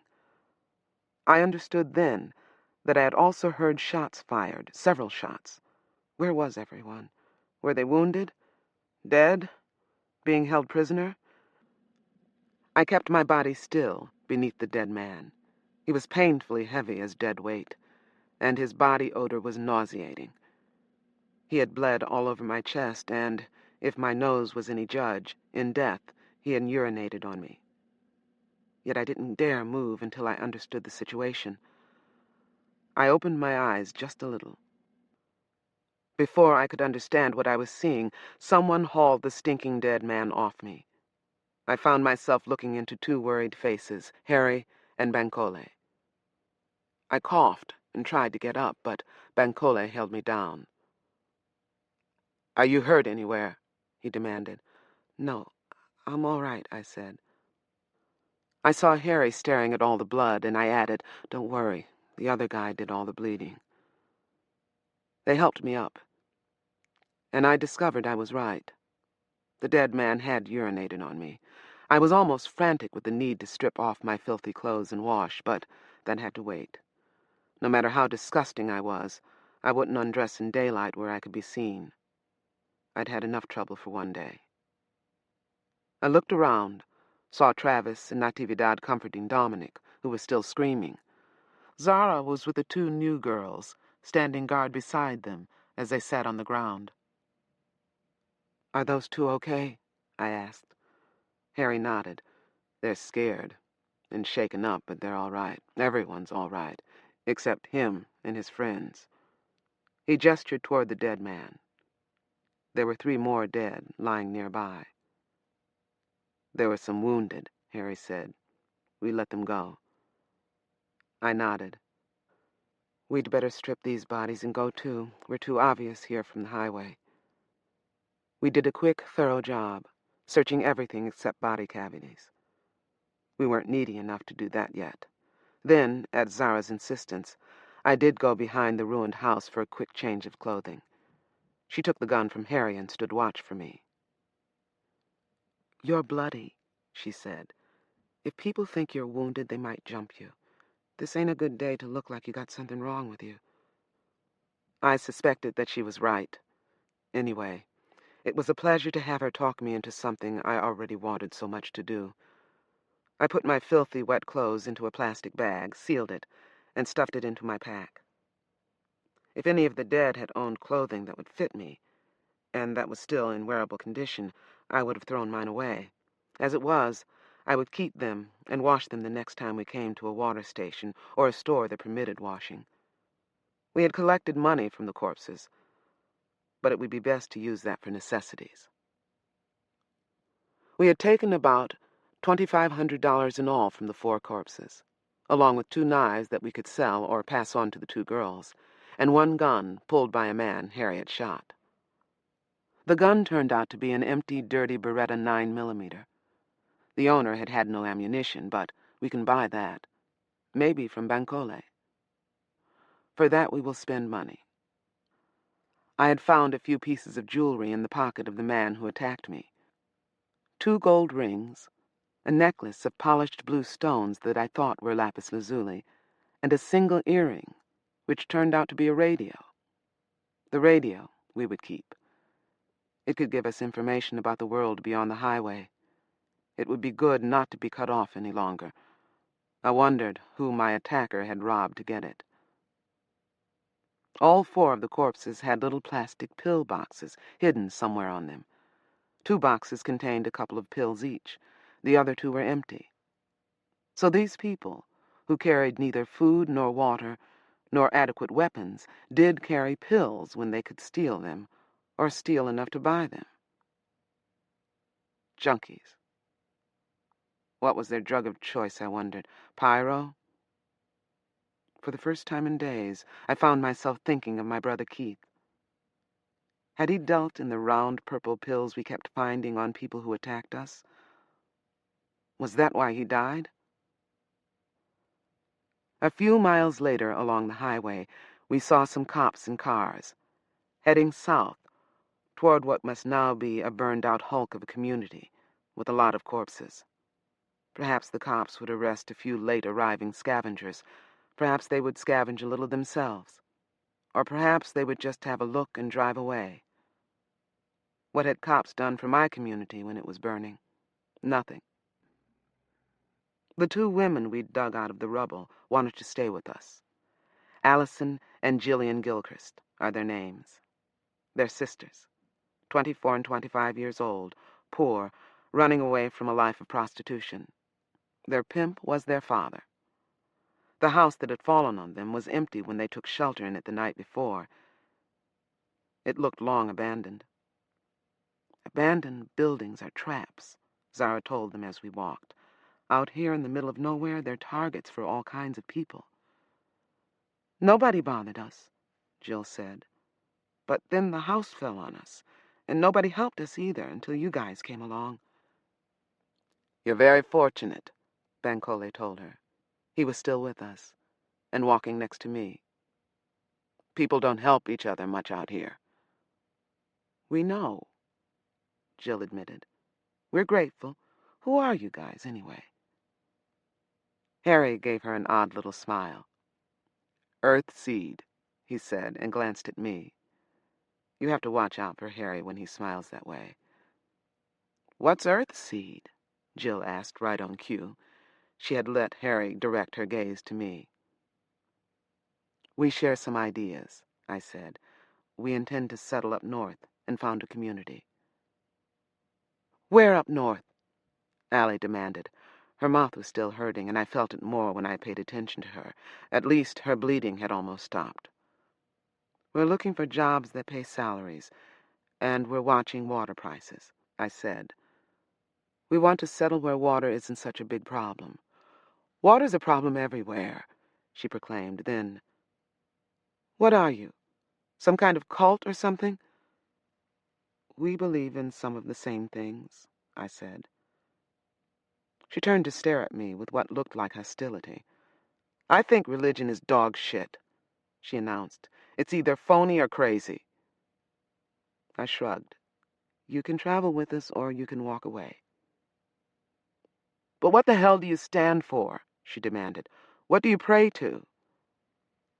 Ourselves, I said. What else is there? She turned away in disgust, then turned back. Do we have to join your cult if we travel with you? No. All right, then. She turned her back and walked ahead of me as though she'd won something. I raised my voice just enough to startle and project it at the back of her head. I said, We risked ourselves for you today.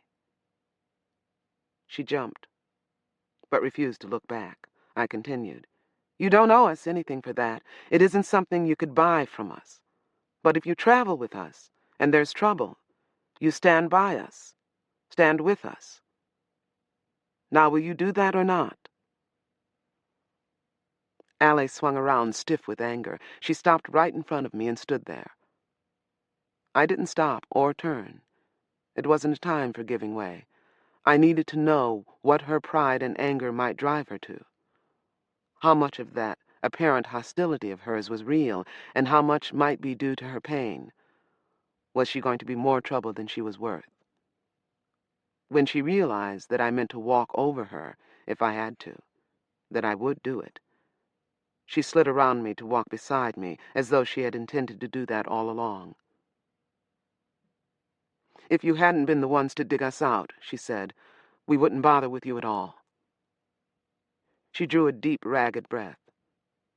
We know how to pull our own weight. We can help our friends and fight our enemies. We've been doing that since we were kids. I looked at her, thinking of the little that she and her sisters had told us about their lives.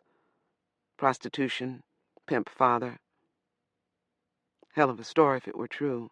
No doubt the details would be even more interesting. How had they gotten away from their father anyway? They would bear watching, but they might turn out to be worth something. Welcome, I said. She stared at me, nodded, then walked ahead of me in long, quick strides. Her sister, who had dropped to walk near us while we were talking, now walked faster to join her, and Zara, who had dropped back to keep an eye on the sister, grinned at me and shook her head. She went up to join Harry, who was leading the group. Bankole came up beside me again, and I realized he had gotten out of the way as soon as he saw trouble between Allie and me. "One fight a day is enough for me," he said when he saw me looking at him. I smiled. "Thank you for standing by us back there." He shrugged. I was surprised to see that anyone else cared what happened to a couple of strangers. "You cared?" "Yes. That kind of thing will get me killed someday. If you don't mind, I'd like to travel with your group, too." "You have been. You're welcome." "Thank you," he said, and smiled back at me. He had clear eyes with deep brown irises, attractive eyes. I liked him too much already. I'll have to be careful. Late today, we reached Salinas, a small city that seemed little touched by the quake and its aftershocks. The ground has been shuddering off and on all day. Also, Salinas seems untouched by the hordes of overeager scavengers that we had been seeing since that first burning community this morning. That was a surprise. Almost all the smaller communities we'd passed had been burned and swarming with scavengers. It was as though the quake had given yesterday's quiet, plodding paupers permission to go animal and prey on anyone who still lives in a house. I suspected that the bulk of the predatory scavengers were still behind us, still killing and dying and fighting over the spoils. I've never worked as hard at not seeing what was going on around me as I did today. The smoke and the noise helped veil things for me. I had enough to do, dealing with Allie's throbbing face and mouth and the ambient misery of the highway. We were tired when we reached Salinas, but we had decided to walk on after resupplying and washing. We didn't want to be in town when the worst of the scavengers arrived. They might be calm, tired after their day of burning and stealing, but I doubted it.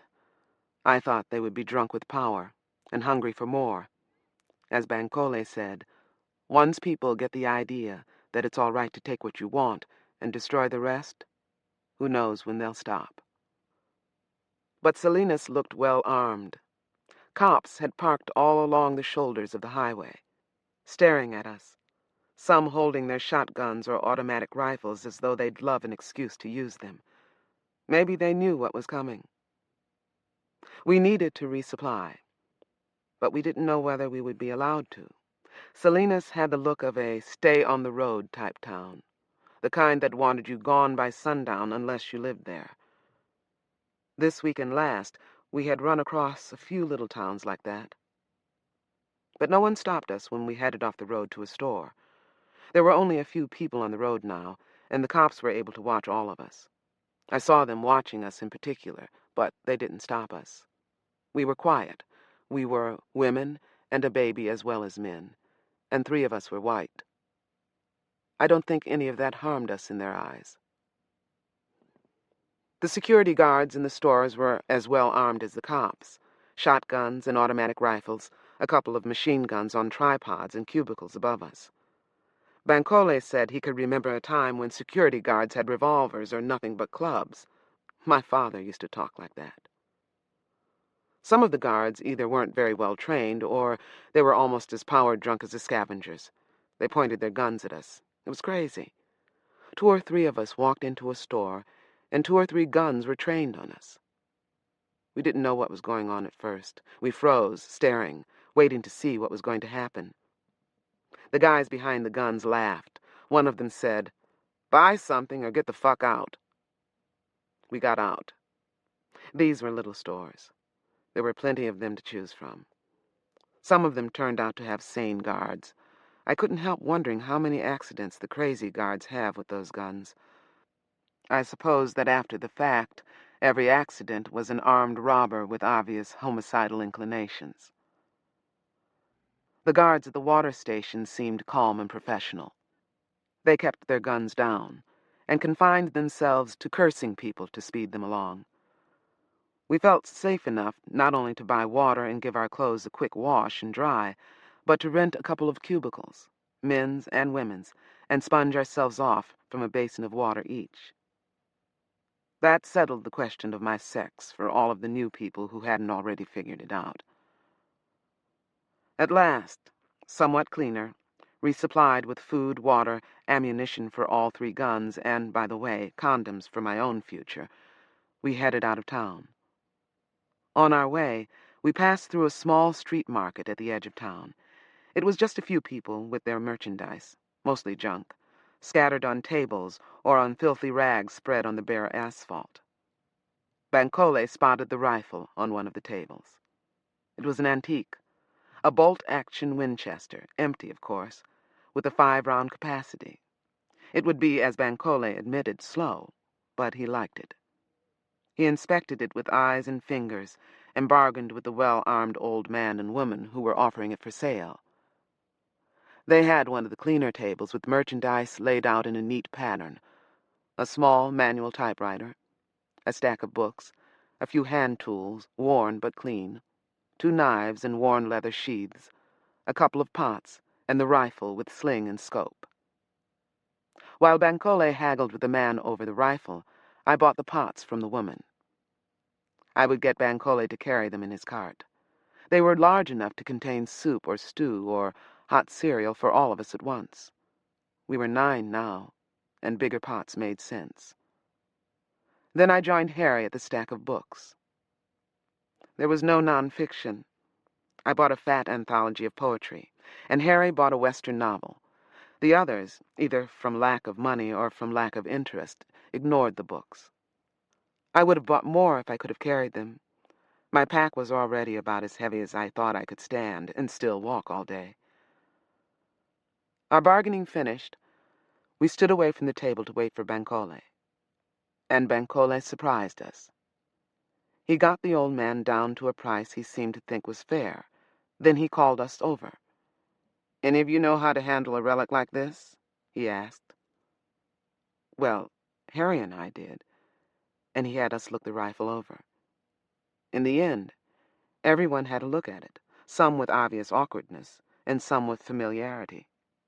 Back in the neighborhood, Harry and I had practiced with guns of other households, rifles and shotguns as well as handguns. Whatever was legal back home was shared, at least in practice sessions. My father had wanted us to be familiar with whatever weapons might be available. Harry and I were both good, competent shots, but we never bought a used gun. I liked the rifle. I liked the look and feel of it, but that didn't mean much. Harry seemed to like it too. Same problem. "Come over here," Bankole said. He herded us out of earshot of the old couple. "You should buy that gun," he told us. "You took enough money off those 4 junkies to pay the price I got that guy to agree to. You need at least one accurate, long-range weapon, and this is a good one." "That money would buy a lot of food," Travis said. Bankole nodded. "Yes, but only living people need food. You buy this, and it will pay for itself the first time you need it. Anyone who doesn't know how to use it, I'll teach. My father and I used to hunt deer with guns like this." "It's an antique," Harry said. If it were automatic, you couldn't afford it." Bankole shrugged. "This thing is cheap because it's old and it's legal." "And it's slow," Zara said. "If you think that old guy's price is cheap, you're crazy." "I know I'm new here," Allie said, "but I agree with Bankole. You guys are good with your handguns, but sooner or later, you're going to meet someone who sits out of handgun range and picks us off." "And this rifle is going to save us?" Zara demanded. "I doubt that it would save us," I said, "but with a decent shot behind it, it might give us a chance." I looked at Bankole. "You hit any of those deer?" He smiled. "1 or 2. I didn't return the smile. "Why don't you buy the rifle for yourself?" "I can't afford it," he said. I've got enough money to keep me going and take care of necessities for a while. Everything else that I had was stolen from me or burned. I didn't quite believe him. But then no one knew how much money I had either. In a way, I suppose he was asking about our solvency. Did we have enough money to spend an unexpected windfall on an old rifle? And what did he intend to do if we did? I hoped, not for the first time, that he wasn't just a handsome thief. Yet I did like the gun, and we do need it. Harry and I are decent shots, too, I said to the group. I like the feel of this gun, and it's the best we can afford right now. Has anyone seen any real trouble with it? They looked at one another. No one answered. It just needs a cleaning, and some 30-06 ammunition, Bankole said. It's been stored for a while, but it appears to have been well maintained. If you buy it, I think I can manage to buy a cleaning kit and some ammunition. At that, I spoke up, before anyone else could. If we buy, that's a deal. Who else can handle the rifle? I can, Natividad said. And when that won her a few surprised looks, she smiled. I had no brothers. My father needed to teach someone. We never had a chance to do any shooting, Allie said, but we can learn. Jill nodded. I always wanted to learn, she said. I'll have to learn too, Travis admitted.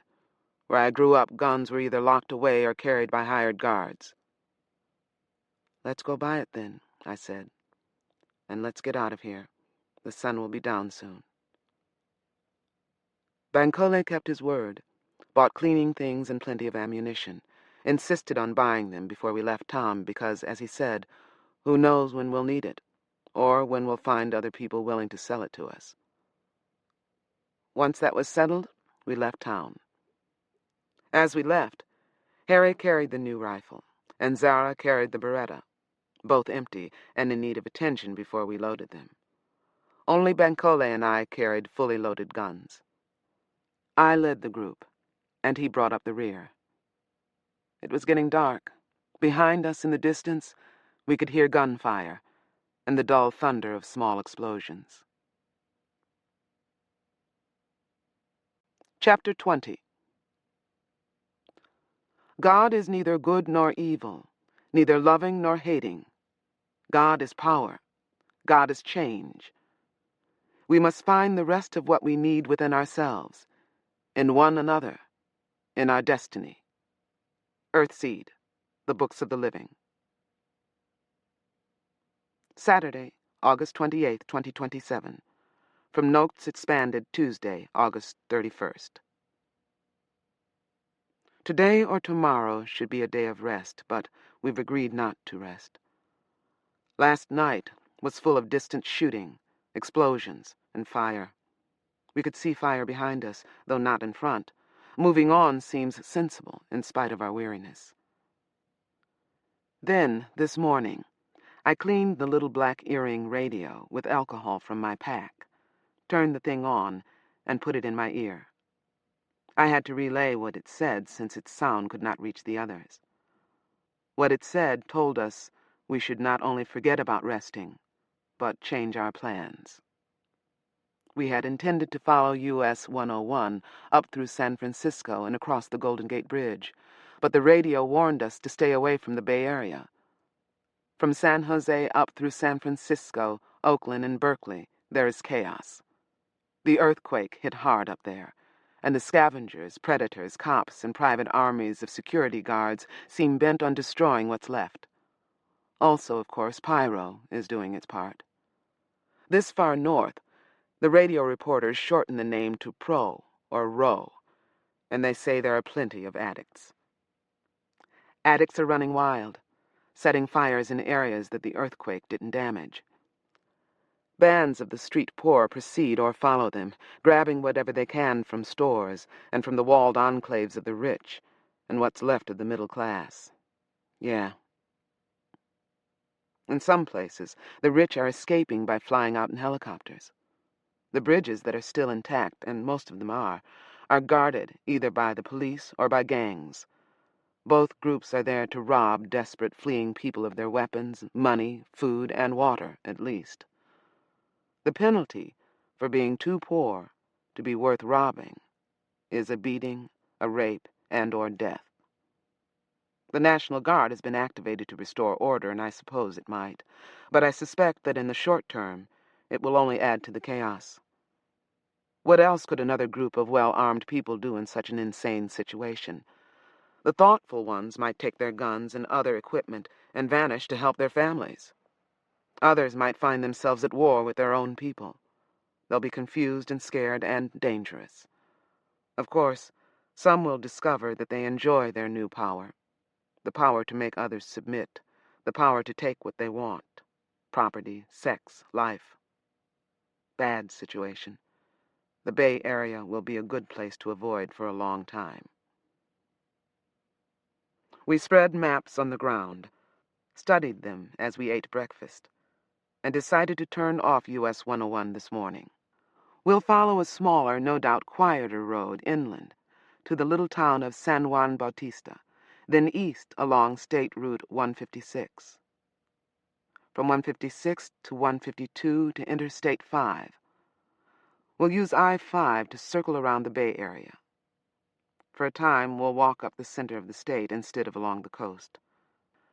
We might have to bypass I-5 and go farther east to State 33 or 99. I like the emptiness around much of I-5. Cities are dangerous. Even small towns can be deadly. Yet, we have to be able to resupply. In particular, we have to be able to get water. If that means going into the more populated areas around one of the other highways, we'll do it. Meanwhile, we'll be careful. Resupply every time we get a chance. Never pass up a chance to top off our water and food. Waste nothing. But hell, the maps are old. Maybe the area around I-5 is more settled now. To reach I-5, we'll pass a big freshwater lake, San Luis Reservoir. It might be dry now. Over the past few years, a lot of things had gone dry. But there will be trees, cool shade, a place to rest and be comfortable. Perhaps there will at least be a water station. If so, we'll camp there and rest for a day, or even 2 days. After hiking up and over a lot of hills, we'll need the extra rest. For now, I suspect that we'll soon have scavengers being driven north toward us from Salinas, and refugees being driven south toward us from the Bay Area. The best thing we can do is get out of the way. We got an early start, fortified by the good food we had bought at Salinas, some extra stuff that Bancole had wheeled in his cart, though we all chipped in to buy it. We made sandwiches, dried beef, cheese, sliced tomatoes, all on bread made from wheat flour. And we ate grapes. It was a shame we had to hurry. We hadn't had anything that good tasting for a long time. The highway north was emptier today than I'd ever seen it. We were the biggest crowd around, 8 adults and a baby, and other people kept away from us. Several of the other walkers were individuals and couples with children. They all seemed in a hurry, as though they too knew what might be coming behind them. Did they also know what might be ahead? What was ahead if they stayed on 101? Before we left 101, I tried to warn a couple of women traveling alone with kids to avoid the Bay Area. I told them I'd heard there was a lot of trouble up there. Fires, riots, bad quake damage. They just held on to their kids and edged away from me. Then we left 101 and took our small hilly road, our shortcut to San Juan Bautista. The road was paved and not too badly broken up. It was lonely. For long stretches, we saw no one at all. No one had followed us from 101. We passed farms, small communities, and shanties, and the people living in these came out with their guns to stare at us, but they let us alone. The shortcut worked. We managed to reach and pass through San Juan Bautista before dark. We've camped just east of the town. We're all exhausted, footsore, full of aches and pains and blisters. I long for a rest day, but not yet. Not yet. I put my sleep sack next to Bancole's and lay down, already half asleep. We had drawn straws for the watch schedule, and my watch wasn't until the early morning. I ate nuts and raisins, bread and cheese, and I slept like a corpse. Sunday, August 29th, 2027. From Notes Expanded Tuesday, August 31st. This morning I awoke to the sound of gunfire, nearby and loud. Short bursts of automatic weapons fire, and there was light from somewhere. "Be still," someone said. "Stay down and keep quiet." Zara's voice. She had the watch just before mine. "What is it?" one of the Gilchrists demanded. And then, "We've got to get away." "Stay," I whispered. "Be still, and it will pass." I could see now that two groups were running from the highway, the 156, one group chasing the other, both firing their guns as though they and their enemies were the only people in the world. We could only stay down and hope they didn't shoot us by accident. If nobody moved, accidents were less likely. The light came from a fire burning some distance from us. Not buildings. We hadn't camped near buildings, yet something was burning. It was, I decided, a big truck of some kind. Perhaps that was the reason for the shooting. Some group had tried to hijack a truck on the highway, and things had gone wrong. Now, whatever the truck was carrying, food, I suspected, the fire would get it. Neither the hijackers nor the defenders would win. We would win if we could just keep out of the fighting. I reached over to feel for Bancole, wanting assurance that he was all right. He wasn't there. His sleep sack and his things were still there, but he was gone. Moving as little as I could, I looked toward our designated toilet area. He must be there. I couldn't see him, but where else could he be? Bad timing. I squinted, trying to pick him out, not knowing whether to be glad or afraid because I couldn't. After all, if I could see him, so could other people. The shooting went on and on while we lay still and quiet and scared. One of the trees we'd camped under was hit twice, but well above our heads. Then the truck exploded. I don't know what exploded in it. It hadn't looked like an old truck, one of those that used diesel fuel, but it might have been. Would diesel fuel explode? I didn't know. The explosion seemed to end the gunfight. A few more shots were exchanged, then nothing. I saw people, visible in the firelight, walking back toward the truck. Some time later, I saw others, several together in a bunch, moving away toward the town. Both groups were moving away from us, and that was good. Now, where was Bancole? In as low a voice as I could manage, I spoke to the others.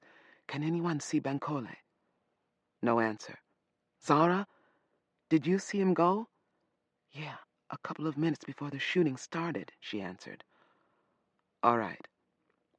If he didn't come out soon, we would have to go looking for him." I swallowed, tried not to think about finding him hurt or dead.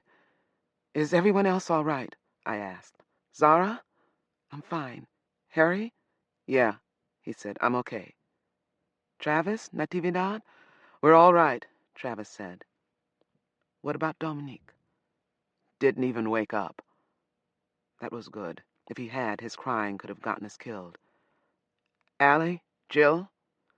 "We're okay," Allie said.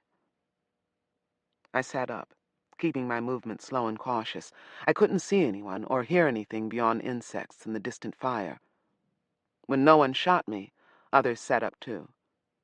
Where noise and light had not awakened Dominique, his mother's movement did the trick. He awoke and began to whimper, but Natividad held him and he quieted. But still, no Bancole. I wanted to get up and go looking for him. I had two mental images of him, one of him lying wounded or dead, and one of him crouching behind a tree holding his own Beretta 9mm. If the latter was true, I could scare him into shooting me. There might also be other people out there with ready guns and frayed nerves. "What time is it?" I asked Zara, who had Harry's watch. 3:40, she said. "Let me have the gun," I said. "Your watch is almost over anyway." "What about Bankole?" She passed both the watch and the gun over. "If he isn't back in 5 minutes, I'm going to go look for him." "Wait a minute," Harry said. "You aren't going to do that by yourself. I'll go with you." I almost said no. I don't think he would have paid any attention if I had, but I never spoke the word. If Bankole were injured and conscious, I would be useless the moment I saw him. I would be lucky to drag myself back to camp. Someone else would have to drag him back. "Thank you," I said to Harry. 5 minutes later, he and I went first to the toilet area, then around it searching. There was no one, or rather, we could see no one. Still, there might be other people around, others camping overnight, others involved in the shooting, others prowling. Still, I called Bankole's name once, aloud. I touched Harry as a kind of warning, and he jumped, settled, then jumped again as I said the name. We both listened in absolute silence. There was a rustling off to our right, where there were several trees, blotting out the stars, creating a space of impenetrable darkness. Anything could be there. The rustling came again, and with it a whimper, a child's whimper. Then Bankole spoke. "Olamina." "Yes," I answered, almost limp with relief. "Here." He came out of the pool of darkness, a tall, broad shadow that seemed bulkier than it should have been. He was carrying something. "I have an orphan child," he said. "The mother was hit by a stray bullet. She just died." I sighed. "Is the child hurt?" "No, just scared. I'll carry him back to our camp. Will one of you get his things?" "Take us to his camp," I said.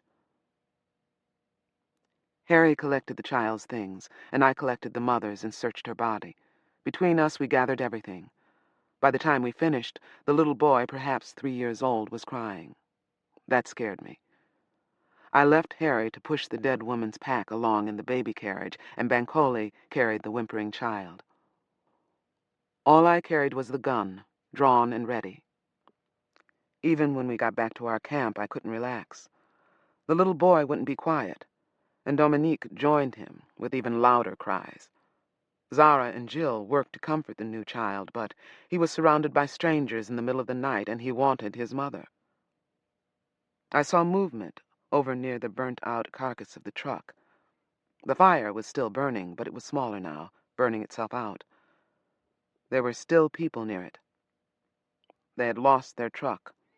Would they care about a crying child? And if they did care, would they want to help the kid or just shut its mouth? A lone, dark figure came away from the truck and took several steps toward us. At that moment, Natividad took the new child and, in spite of his age, gave him one breast and Dominique the other. It worked. Both children were comforted almost at once. They made a few more small sounds, then settled down to nursing. The shadow figure from the truck stood still, perhaps confused now that it was no longer guided by noise. After a moment, it turned and went back past the truck and out of sight. Gone. It couldn't have seen us. We could look out of the darkness under the trees that sheltered our campsite and see by firelight, by starlight, but others could only follow the baby noise to us. "We ought to move," Allie whispered. "Even if they can't see us, they know we're here." "Watch with me," I said. "What?" "Stay awake and watch with me. Let the others get a little more rest. Trying to move in the dark is more dangerous than staying put." "All right. But I don't have a gun." "Do you have a knife?" "Yeah." "That will have to be enough until we get the other guns clean and ready. We've been too tired and in too much of a hurry to do that so far. Also, I don't want Allie and Jill to have guns yet. Not yet. Just keep your eyes open." The only real defense against automatic rifles is concealment and silence. A knife is better than a gun now, Zara said. If you have to use it, it will be quiet. I nodded. The rest of you tried to get a little more rest. I'll wake you at dawn. Most of them lay down to sleep, or at least to rest. Natividad kept both children with her. Tomorrow, though, one of us would have to take charge of the little boy. We didn't need the burden of such a big child, one who had reached the run-around-and-grab-everything stage. But we had the little boy, and there was no one to hand him off to. No woman camping alongside a highway with her child would have other relatives handy.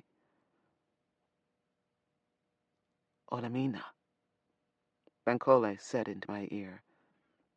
His voice was low and soft, and only I reacted to it. I turned. He was so close I felt his beard brush my face.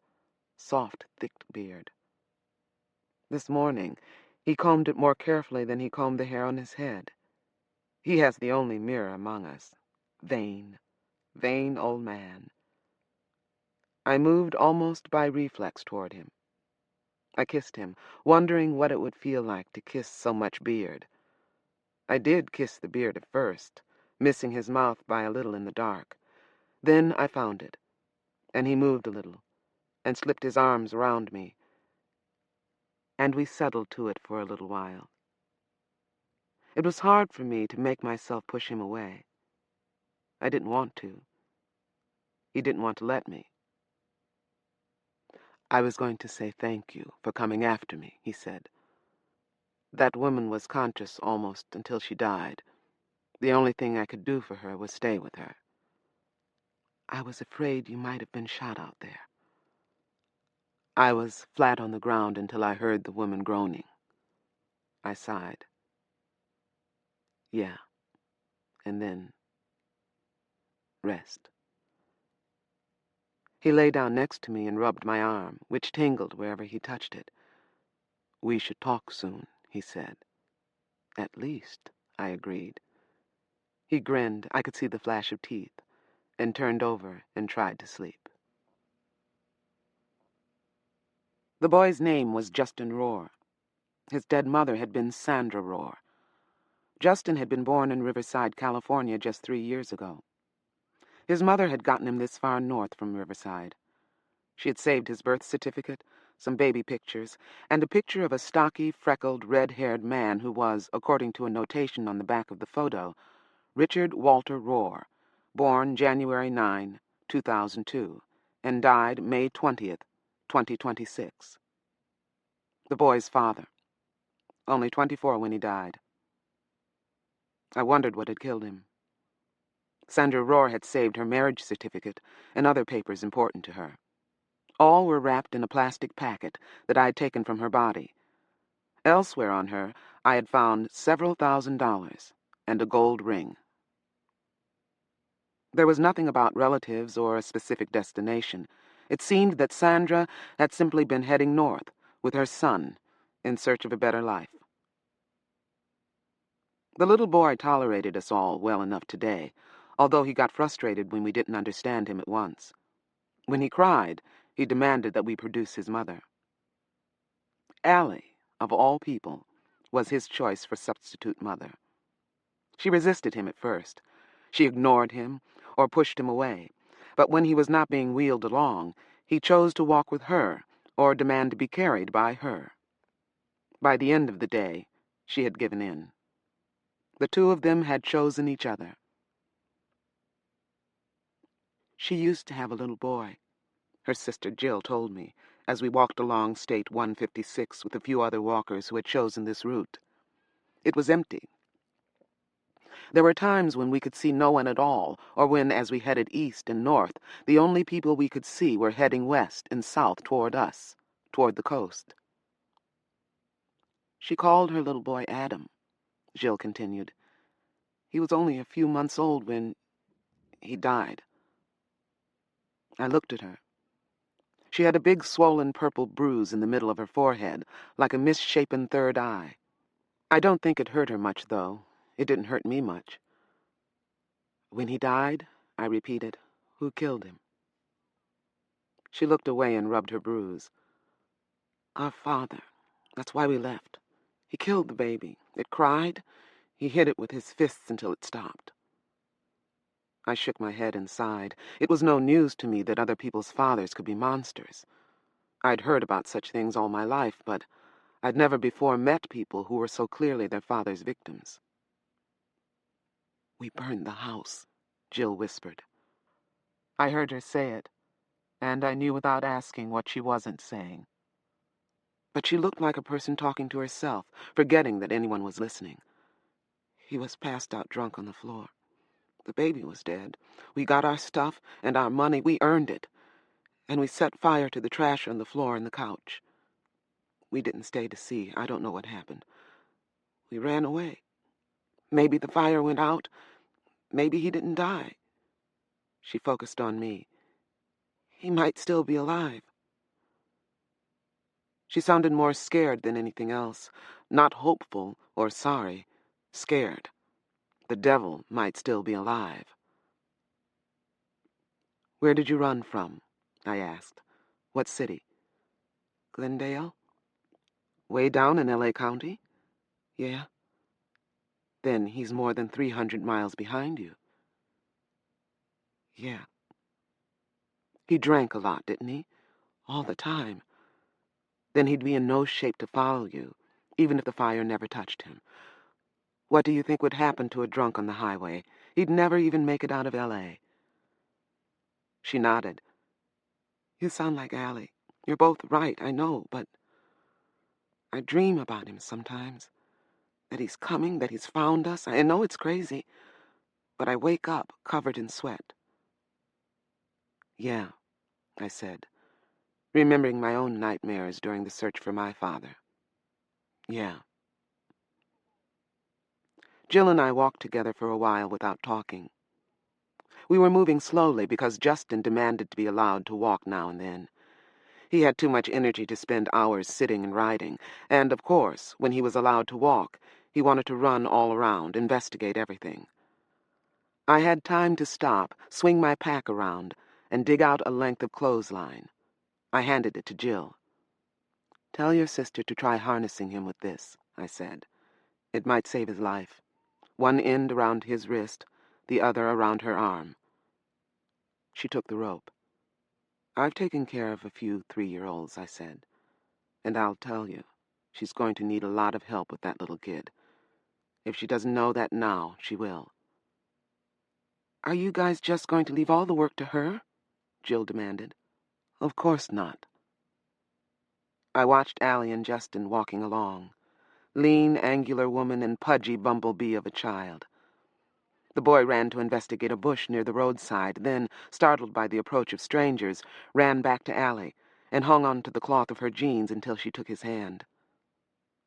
They seem to be adopting each other, though, I said. And taking care of other people can be a good cure for nightmares like yours, and maybe hers. You sound as though you know. I nodded. I live in this world, too. We passed through Hollister before noon. We resupplied there, not knowing when we would see well-equipped stores again. We had already discovered that several of the small communities shown on the maps no longer existed, had not existed for years. The earthquake had done a lot of damage to Hollister, but the people hadn't gone animal. They seemed to be helping one another with repairs and looking after their own destitute. Imagine that.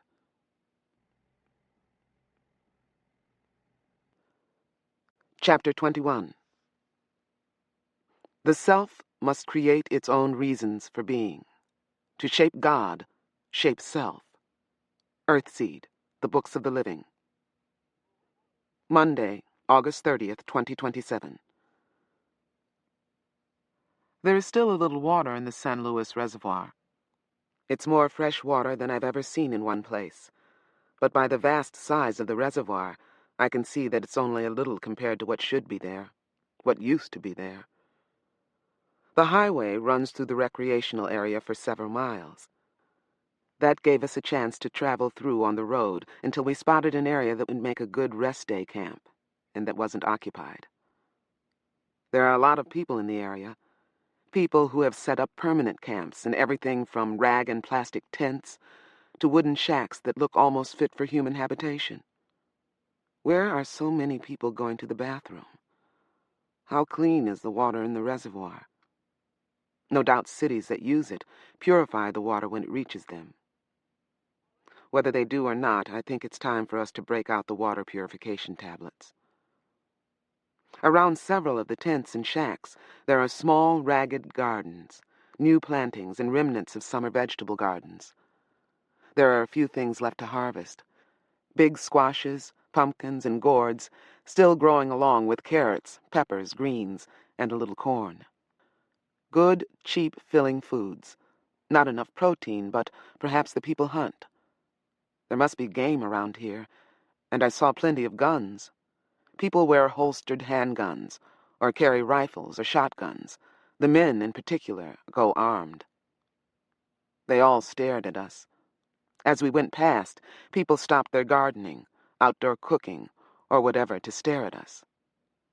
We had pushed ourselves, had been eager to arrive ahead of the crowd I believe will soon come in from the Bay Area, so we didn't arrive with the usual human river. Yet by ourselves, we are enough of a crowd to make the local squatters nervous.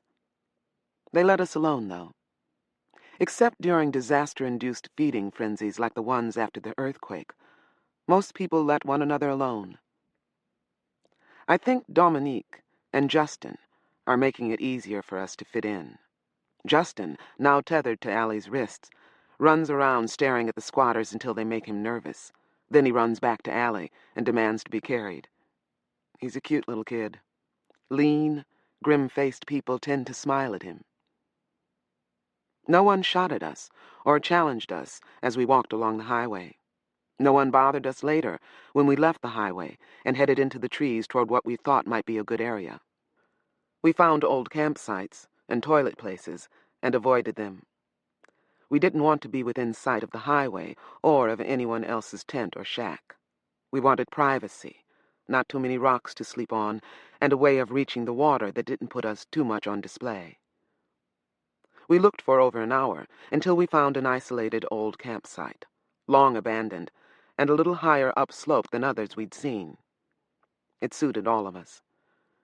Then, with hours of daylight left, we rested in enormous comfort and laziness, knowing we had the rest of today and all of tomorrow to do almost nothing.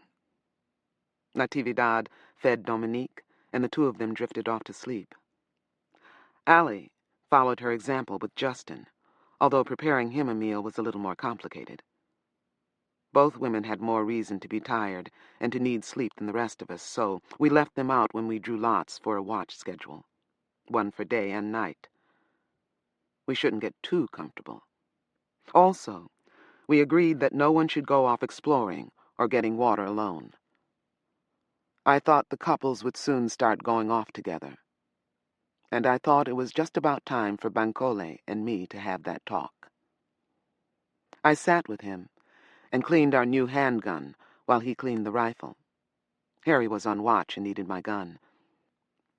When I went over to give it to him, he let me know he understood exactly what was going on between Bancole and me. "Be careful," he whispered. "Don't give the poor old guy a heart attack." "I'll tell him you were worried," I said. Harry laughed, then sobered. "Be careful, Lauren. Bancole is probably all right, he seems to be, but, well, yell if anything goes wrong." I rested my hand on his shoulder for a moment and said, "Thank you." The nice thing about sitting and working alongside someone you don't know very well, someone you'd like to know much better, is that you can talk with him or be quiet with him. You can get comfortable with him, and with the awareness that you'll soon be making love to him. Bancole and I were quiet for a while, a little shy. I sneaked glances at him and caught him sneaking glances at me. Then, to my own surprise, I began to talk to him about Earthseed. Not preaching, just talking. Testing, I guess. I needed to see his reaction. Earthseed is the most important thing in my life.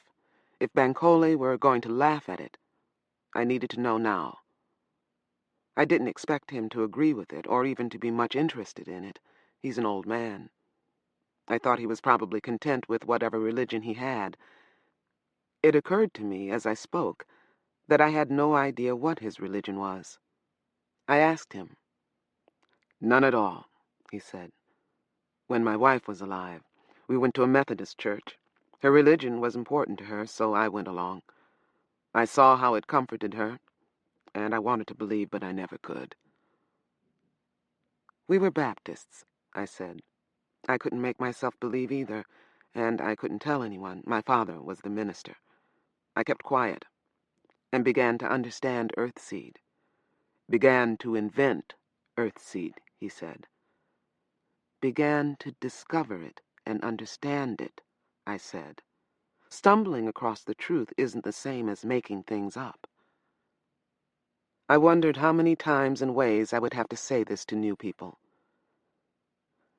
"It sounds like some combination of Buddhism, existentialism, Sufism, and I don't know what else," he said. "Buddhism doesn't make a god of the concept of change, but the impermanence of everything is a basic Buddhist principle." "I know," I said. "I've done a lot of reading. Some other religions and philosophies do contain ideas that would fit into Earthseed, but none of them are Earthseed.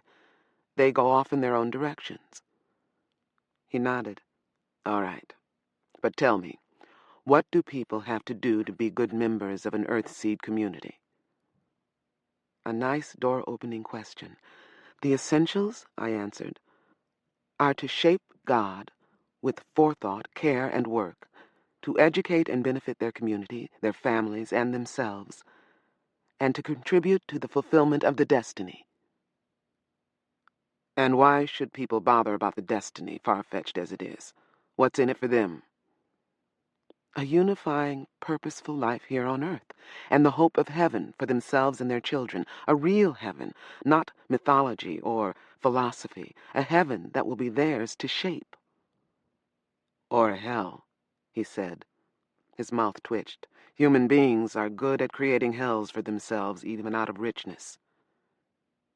He thought for a moment. "It sounds too simple, you know." "You think it's simple?" I asked in surprise. "I said it sounds too simple." "It sounds overwhelming to some people." "I mean, it's too straightforward. If you get people to accept it, they'll make it more complicated, more open to interpretation, more mystical, and more comforting." "Not around me they won't," I said. "With you or without you, they will. All religions change. Think about the big ones. What do you think Christ would be these days? A Baptist? A Methodist? A Catholic? And the Buddha? Do you think he'd be a Buddhist now? What kind of Buddhism would he practice?" He smiled. "After all, if God is change, surely Earthseed can change. And if it lasts, it will." I looked away from him because he was smiling. This was all nothing to him. "I know," I said. "No one can stop change, but we all shape change, whether we mean to or not. I mean to guide and shape Earthseed into what it should be." "Perhaps," he went on smiling. "How serious are you about this?" The question drove me deep into myself. I spoke, almost not knowing what I would say. "When my father disappeared," I began, "it was Earthseed that kept me going. When most of my community and the rest of my family were wiped out and I was alone, I still had Earthseed. What I am now, all that I am now, is Earthseed." "What you are now," he said after a long silence, "is a very unusual young woman." We didn't talk for a while after that. I wondered what he thought. He hadn't seemed to be bottling up too much hilarity. No more than I'd expected. He had been willing to go along with his wife's religious needs. Now he would at least permit me mine. I wondered about his wife. He hadn't mentioned her before. What had she been like? How had she died? Did you leave home because your wife died? I asked. He put down a long, slender cleaning rod and rested his back against the tree behind him. My wife died 5 years ago, he said. 3 men broke in, junkies, dealers, I don't know. They beat her, tried to make her tell where the drugs were. Drugs? They had decided that we must have something they could use or sell. They didn't like the things she was able to give them, so they kept beating her. She had a heart problem. He drew a long breath, then sighed. She was still alive when I got home. She was able to tell me what had happened. I tried to help her, but the bastards had taken her medicine, taken everything. I phoned for an ambulance. It arrived an hour after she died. I tried to save her, to revive her. I tried so damn hard. I stared down the hill from our camp, where just a glint of water was visible in the distance through the trees and bushes. The world is full of painful stories. Sometimes it seems as though there aren't any other kind, and yet I found myself thinking how beautiful that glint of water was through the trees. I should have headed north when Sharon died, Bancole said. I thought about it. But you stayed. I turned away from the water and looked at him. Why? He shook his head. I didn't know what to do, so for some time I didn't do anything. Friends took care of me, cooked for me, cleaned the house. It surprised me that they would do that. Church people, most of them. Neighbors. More her friends than mine. I thought about Wardell Parish, devastated after the loss of his sister and her children and his house. Had Bancole been some community's Wardell Parish? Did you live in a walled community? I asked. Yes. Not rich, though. Nowhere near rich. People managed to hold on to their property and feed their families, not much else. No servants, no hired guards. Sounds like my old neighborhood. I suppose it sounds like a lot of old neighborhoods that aren't there anymore. I stayed to help the people who had helped me. I couldn't walk away from them. But you did. You left. Why? Fire and scavengers. You too. Your whole community? Yes. The houses burned, most of the people were killed, the rest scattered, went to family or friends elsewhere. Scavengers and squatters moved in. I didn't decide to leave. I escaped. Much too familiar. Where did you live? What city? San Diego. That far south? Yes, as I said, I should have left years ago. If I had, I could have managed plane fare and resettlement money. Plane fare and resettlement money. He might not call that rich, but we would have. Where are you going now? I asked. North. He shrugged. Just anywhere north, or somewhere in particular? Anywhere where I can be paid for my services, and allowed to live among people who aren't out to kill me for my food or water. Or for drugs, I thought. I looked into his bearded face and added up the hints I'd picked up today and over the past few days. You're a doctor, aren't you? He looked a little surprised. I was, yes. Family practice. It seems a long time ago.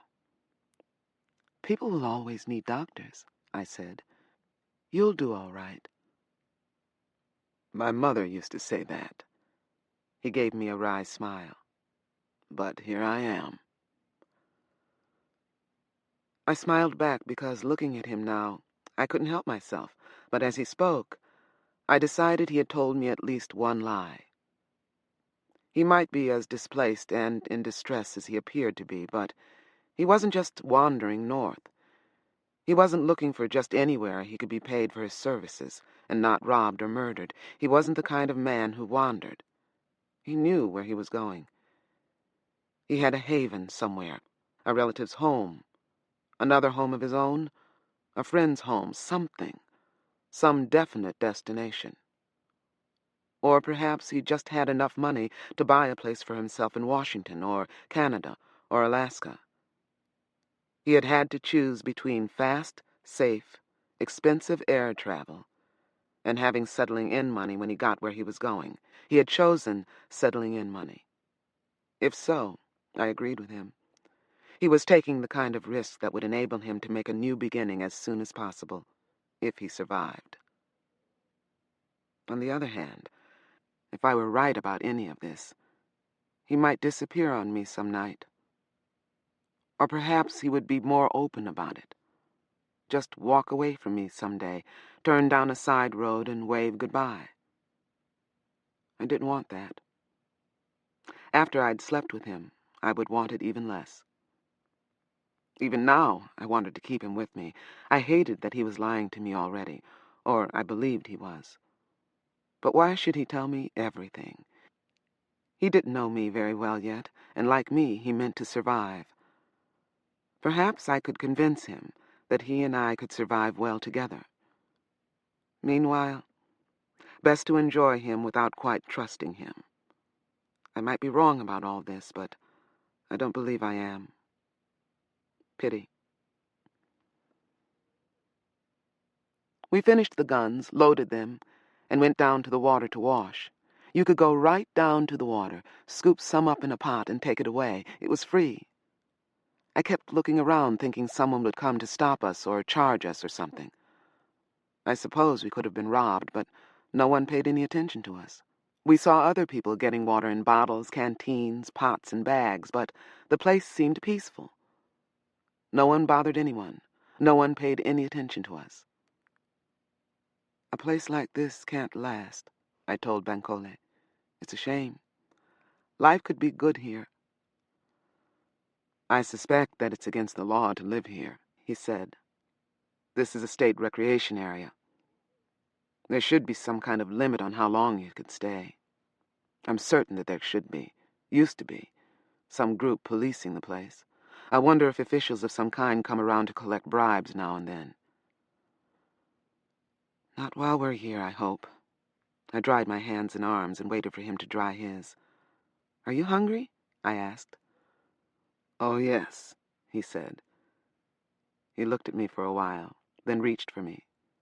He took me by both arms, drew me to him, kissed me, and spoke into my ear. Aren't you? I didn't say anything. After a while, I took his hand, and we went back to camp to pick up one of his blankets. Then we went to an isolated little spot that we had both noticed earlier. It felt natural and easy to lie down with him and explore the smooth, hard, broad feel of his body. He'd kept himself fit. No doubt walking hundreds of miles in the past few weeks had burned off whatever fat he'd been carrying. He was still big, barrel-chested and tall. Best of all, he took a lot of uncomplicated pleasure in my body, and I got to share it with him. It isn't often that I can enjoy the good side of my hyperempathy. I let the sensation take over, intense and wild. I might be more in danger of having a heart attack than he is. How had I done without this for so long? There was an odd, unromantic moment when we both reached into crumpled clothing and produced condoms. It was funny because of the way it hit both of us at once, and we laughed, then went on to the serious business of loving and pleasuring one another. That combed and trimmed beard that he's so vain about tickles like mad. I knew I should have let you alone, he said to me when we had made love twice and were still not willing to get up and go back to the others. You're going to kill me. I'm too old for this stuff. I laughed and made a pillow of his shoulder. After a while, he said, I need to be serious for a minute, girl. Okay. He drew a long breath, sighed, swallowed, hesitated. I don't want to give you up, he said. I smiled. You're a kid, he said. I ought to know better. How old are you, anyway? I told him. He jumped, then pushed me off his shoulder. 18? He flinched away from me as though my skin burned him. My God, he said, you're a baby. I'm a child molester. I didn't laugh, though I wanted to. I just looked at him. After a while, he frowned and shook his head. In a little more time, he moved back against me, touching my face, my shoulders, my breasts. You're not just 18, he said. I shrugged. When were you born? What year? 2009? No. He drew the word out. No. I kissed him and said in the same tone, yes. Now stop your nonsense. You want to be with me, and I want to be with you. We're not going to split up because of my age, are we? After a while, he shook his head. You should have a nice youngster, like Travis, he said. I should have the sense and the strength to send you off to find one. That made me think of Curtis, and I cringed away from thinking of him. I've thought as little as possible about Curtis Talcott. He isn't like my brothers. He may be dead, but none of us ever saw his body. I saw his brother Michael. I was terrified of seeing Curtis himself, but I never did. He may not be dead. He's lost to me, but I hope he's not dead. He should be here with me on the road. I hope he's alive and all right. Who have I reminded you of? Bankole asked me, his voice soft and deep. I shook my head. A boy I knew at home. We were going to get married this year. I don't even know whether he's still alive. You loved him? Yes. We were going to marry and leave home, walk north. We had decided to go this fall. That's crazy. You intended to walk this road even though you didn't have to? Yes. And if we had left earlier, he'd be with me. I wish I knew he was all right. He lay down on his back and drew me down beside him. We've all lost someone, he said. You and I seem to have lost everyone. That's a bond, I suppose. A terrible one, I said. But not our only one. He shook his head. You're really 18? Yes, as of last month. You look and act years older. This is who I am, I said. You were the oldest kid in your family, weren't you? I nodded. I had 4 brothers. They're all dead. Yes. He sighed. Yes. Tuesday, August 31st, 2027. I've spent all of today talking, writing, reading, and making love to Bankole. It seems such a luxury not to have to get up, pack, and walk all day. We all lay sprawled around the campsite, resting aching muscles, eating and doing nothing. More people flowed into the area from the highway and made their camps, but none of them bothered us. I began Zara's reading lesson, and Jill and Allie looked interested. I included them as though I had intended to from the first. It turned out that they could read a little, but hadn't learned to write. Toward the end of the lesson, I read a few Earthseed verses to them in spite of Harry's groans. Yet when Allie proclaimed that she would never pray to any god of change, Harry was the one who corrected her. Zara and Travis both smiled at that, and Bankole watched us all with apparent interest. After that, Allie began to ask questions instead of making scornful proclamations, and for the most part, the others answered her. Travis and Natividad, Harry and Zara. Once, Bankole answered, expanding on something I told him yesterday. Then he caught himself and looked a little embarrassed. I still think it's too simple, he said to me. A lot of it is logical, but it will never work without a sprinkling of mystical confusion. I'll leave that to my descendants, I said. And he busied himself, digging a bag of almonds out of his pack, pouring some into his hand and passing the rest around. Just before nightfall, a gun battle began over toward the highway.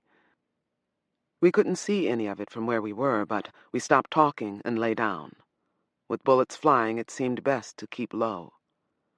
The shooting started and stopped, moved away, then came back. I was on watch, so I had to stay alert. But in this storm of noise, nothing moved near us, except the trees in the evening breeze. It looked so peaceful, and yet people out there were trying to kill each other, and no doubt succeeding. Strange how normal it's become for us to lie on the ground and listen while nearby people try to kill each other.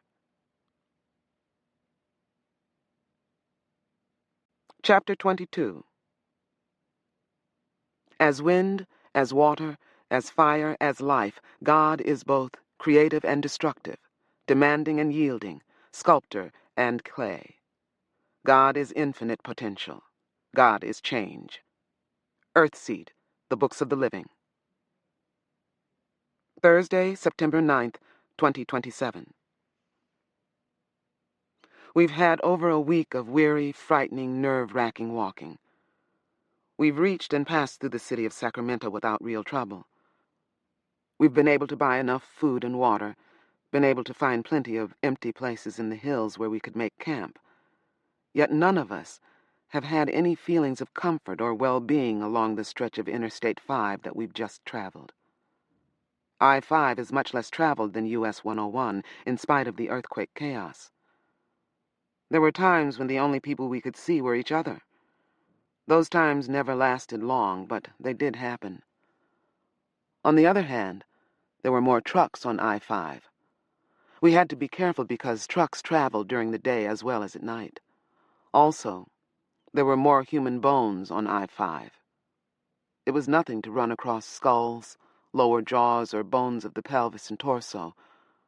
Arm and leg bones were rare, but now and then we spotted them too. I think it's the trucks, Bancole told us. If they hit someone along here, they wouldn't stop. They wouldn't dare. And the junkies and alcoholics wouldn't be that careful where they walked. I suppose he's right, although along the whole empty stretch of road we saw only 4 people whom I believed were either not sober or not sane. But we saw other things. On Tuesday, we camped in a little hollow back in the hills to the west of the road, and a big black and white dog came wandering down toward our camp, with the fresh-looking, bloodied hand and forearm of a child in its mouth. The dog spotted us, froze, turned, and ran back the way it had come.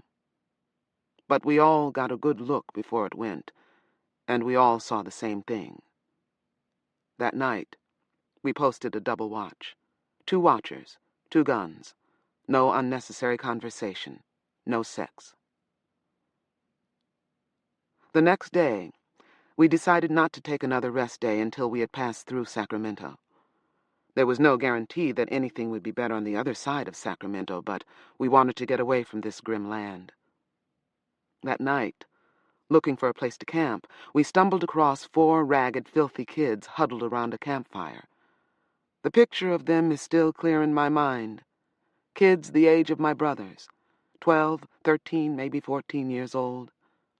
3 boys and a girl. The girl was pregnant, and so huge it was obvious she would be giving birth any day. We rounded a bend in a dry stream bed, and there these kids were, roasting a severed human leg, maneuvering it where it lay in the middle of their fire, atop the burning wood, by twisting its foot. As we watched, the girl pulled a sliver of charred flesh from the thigh and stuffed it into her mouth. They never saw us. I was in the lead, and I stopped the others before they all rounded the bend. Harry and Zara, who were just behind me, saw all that I saw. We turned the others back and away, not telling them why, until we were far from those kids and their cannibal feast. No one attacked us. No one bothered us at all. The country we walked through was even beautiful in some places. Green trees and rolling hills, golden dried grasses and tiny communities, farms, many overgrown and abandoned houses. Nice country, and compared to Southern California, rich country. More water, more food, more room. So why were the people eating one another? There were several burned-out buildings. It was obvious that there had been trouble here too, but much less than on the coast. Yet, we couldn't wait to get back to the coast. Sacramento was all right to resupply in and hurry through. Water and food were cheap there compared to what we could buy along the roadside, of course. Cities were always a relief as far as prices went. But cities were also dangerous. More gangs, more cops, more suspicious, nervous people with guns. You tiptoe through cities. You keep up a steady pace, keep your eyes open, and try to look both too intimidating to bother and invisible. Neat trick. Bancole says cities have been like that for a long time. Speaking of Bancole, I haven't let him get much rest on this rest day. He doesn't seem to mind. He did say something that I should make note of, though. He said he wanted me to leave the group with him. He has, as I suspected, a safe haven, or as safe as any haven can be that isn't surrounded by high-tech security devices and armed guards. It's in the hills, on the coast, near Cape Mendocino, maybe 2 weeks from here. My sister and her family have been living there, he said, but the property belongs to me. There's room on it for you. I could imagine how delighted his sister would be to see me. Would she try to be polite? Or would she stare at me, then at him, then demand to know whether he was in his right mind? "Did you hear what I said?" he demanded. I looked at him, interested in the anger I heard in his voice. Why anger? "What am I doing? Boring you?" he demanded. I took his hand and kissed it. "You introduce me to your sister, and she'll measure you for a straitjacket." After a while, he laughed. "Yes, and then, I don't care." "You might, sooner or later." "You'll come with me then." "No. I'd like to, but no." He smiled. "Yes, you'll come." I watched him. I tried to read the smile, but it's hard to read a bearded face. It's easier to say what I didn't see or didn't recognize. I didn't see condescension or that particular kind of disregard that some men reserve for women. He wasn't deciding that my no was a secret yes. Something else was going on. "I own 300 acres, he said. "I bought the property years ago as an investment. There was going to be a big housing development up there, and speculators like me were going to make tons of money, selling our land to the developers. The project fell through for some reason, and I was stuck with land that I could either sell at a loss or keep. I kept it. Most of it is good for farming. It's got some trees on it and some big tree stumps. My sister and her husband have built a house and a few outbuildings. You might have dozens or hundreds of squatters on that land now," I said. "I don't think so. Access is a problem. It's not convenient to any real road, and it's well away from the big highways. It's a great place to hide." "Water?" "There are wells. My sister says the area is getting drier, warmer, that's no surprise, but the groundwater seems dependable so far." I thought I could see where he was headed now, but he was going to have to get there all by himself. His land, his choice. "There aren't many black people up that way, are there?" I asked. "Not many," he agreed. "My sister hasn't had much trouble, though." "What does she do for a living? Farm the land?" "Yes. And her husband does odd jobs for cash." which is dangerous because it leaves her and the children alone for days, weeks, even months at a time. If we can manage to support ourselves without becoming a drain on her few resources, we might be useful to her. We might give her more security. How many kids? 3. Let's see. 11, 13, and 15 years old by now. She's only 40 herself. His mouth twitched. Only, yeah. Even his little sister was old enough to be my mother. Her name's Alex. Alexandra, married to Don Casey. They both hate cities. They thought my land was a godsend. They could raise their children who might live to grow up. He nodded. And their children have done all right. How have you kept in touch? I asked. Phone? That's part of our agreement, he said. They don't have a phone. But when Don goes to one of the towns to get work, he phones me and lets me know how everyone is. He won't know what's happened to me. He won't be expecting me. If he's tried to phone, both he and Alex will be worried.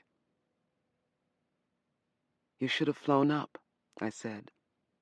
But I'm glad you didn't. Are you? So am I.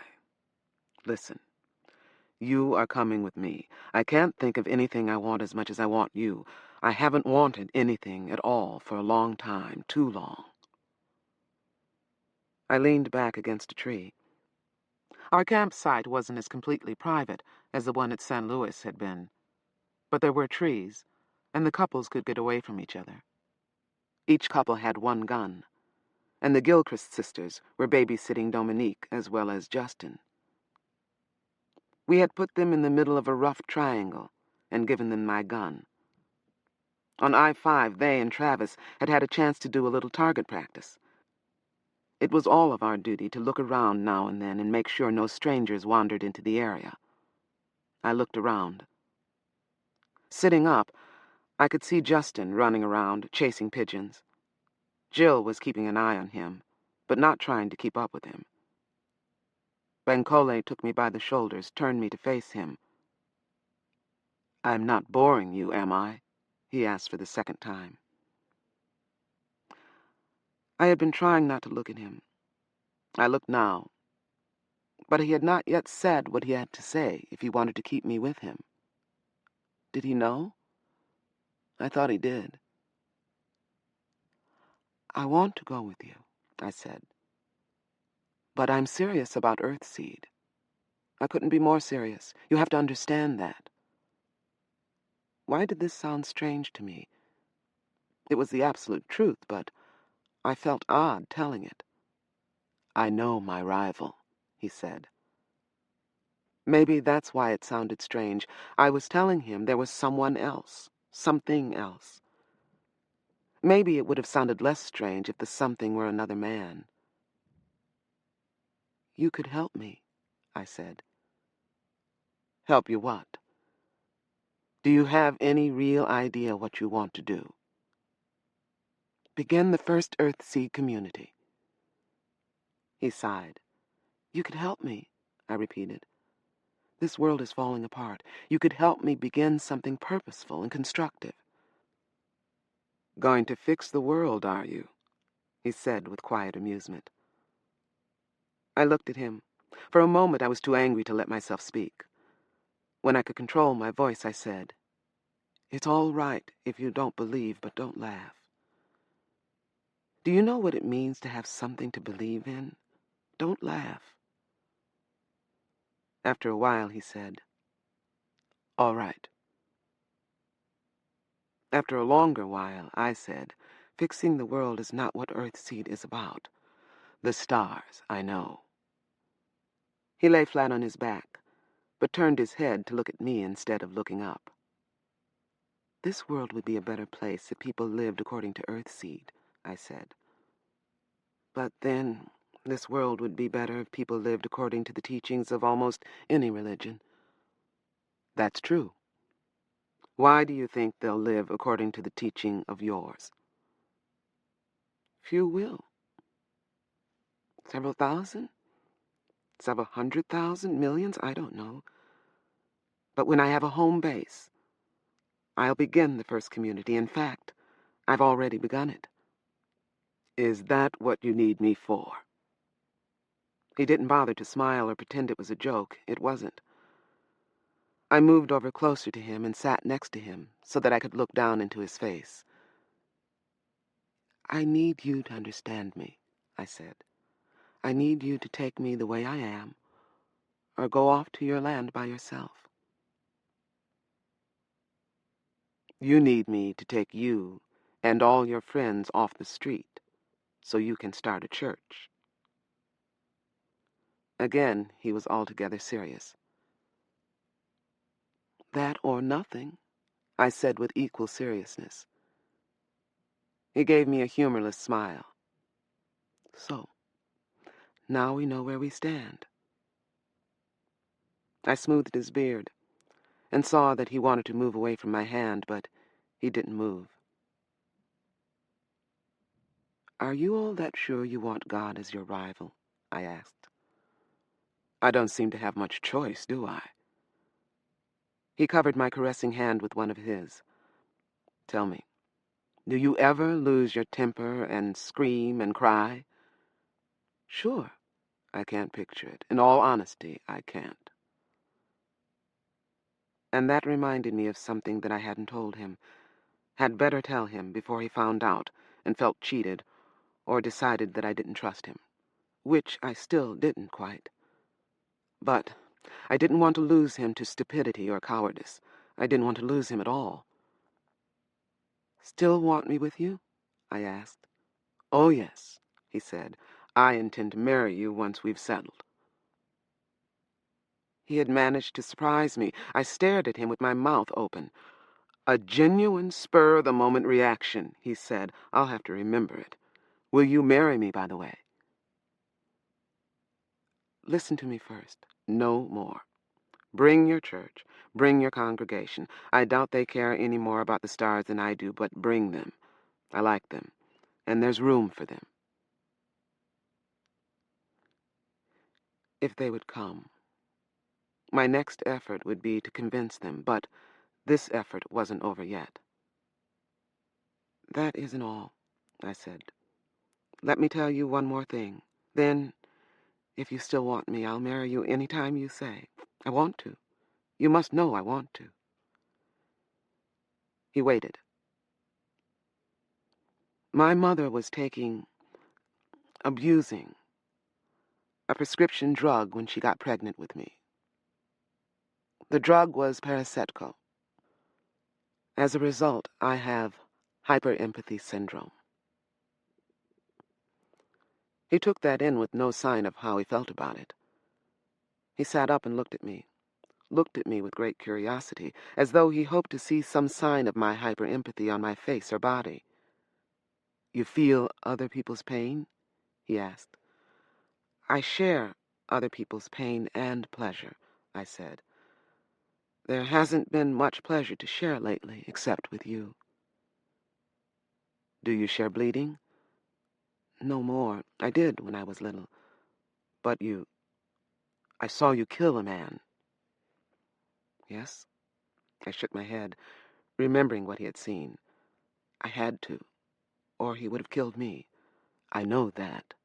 It's just that I'm surprised you were able to do it. I told you, I had to. He shook his head. I've read about the syndrome, of course, although I've never seen a case. I remember thinking that it might not be so bad a thing if most people had to endure all the pain they caused. Not doctors or medical people, of course, but most people. Bad idea, I said. I'm not sure. Take my word for it. Bad idea. Self-defense shouldn't have to be an agony, or a killing, or both. I could be crippled by the pain of a wounded person. I'm a very good shot because I've never felt that I could afford just to wound someone. Also, I stopped, looked past him for a moment, and drew a deep breath, then focused on him again. The worst of it is, if you got hurt, I might not be able to help you. I might be as crippled by your injury, by your pain, I mean, as you are. I suspect you'd find a way. He smiled a little. Don't suspect that, Bankole. I stopped and hunted for words that would make him understand. I'm not looking for compliments or even reassurance. I want you to understand.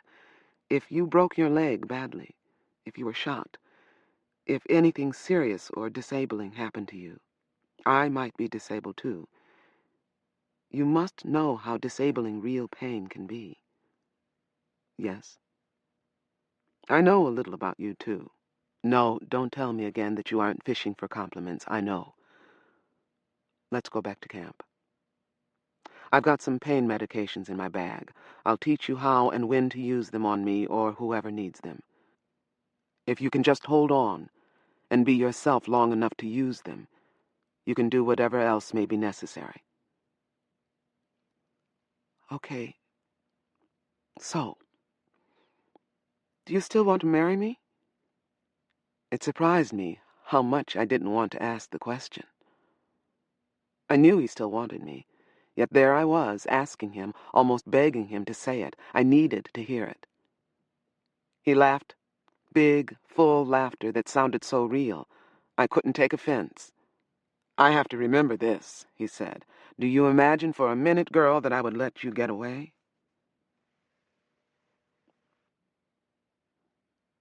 Chapter 23. Your teachers are all around you. All that you perceive, all that you experience, all that is given to you or taken from you, all that you love or hate, need or fear, will teach you, if you will learn. God is your first and your last teacher. God is your harshest teacher, subtle, demanding. Learn or die. Earthseed, The Books of the Living. Friday, September 10th, 2027. We had another battle to try to sleep through before dawn this morning. It began to the south of us, out on or near the highway, and worked its way first toward, then away from us. We could hear people shooting, screaming, cursing, running. Same old stuff. Tiresome, dangerous, and stupid. The shooting went on for over an hour, waxing and waning. There was a final barrage that seemed to involve more guns than ever. Then the noise stopped. I managed to sleep through some of it. I got over being afraid, even got over being angry. In the end, I was only tired. I thought, if the bastards are going to kill me, I can't stop them by staying awake. If that wasn't altogether true, I didn't care. I slept. And somehow, during or after the battle, in spite of the watch, 2 people slipped into our camp and bedded down among us. They slept too.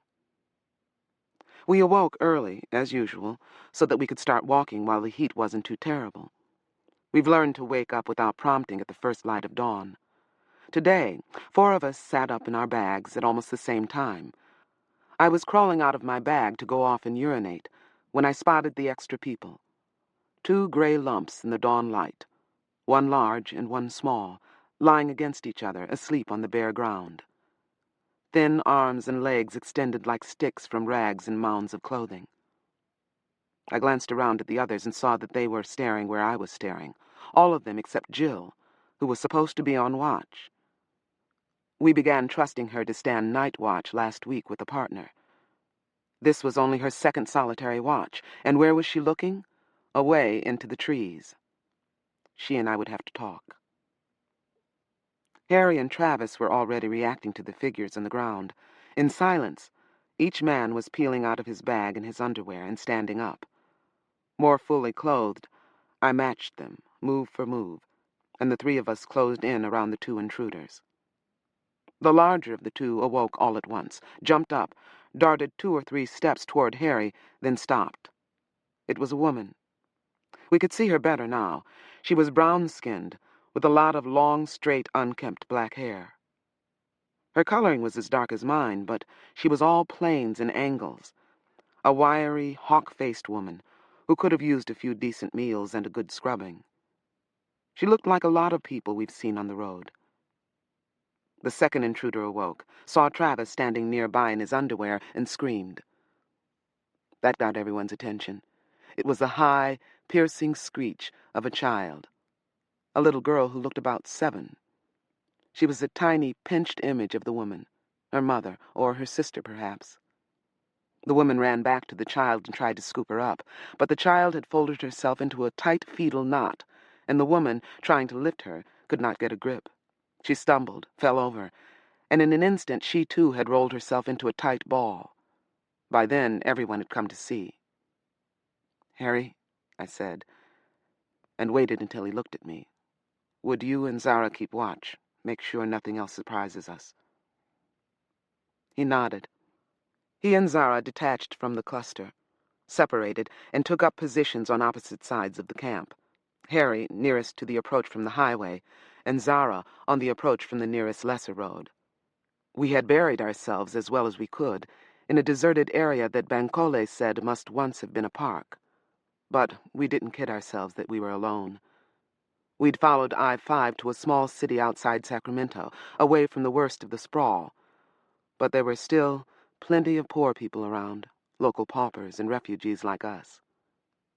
Where had this pair of ragged, terrified, filthy people come from? "We won't hurt you," I said to them as they lay, still rolled up on the ground. "Get up. Come on, get up. You've come into our camp unasked.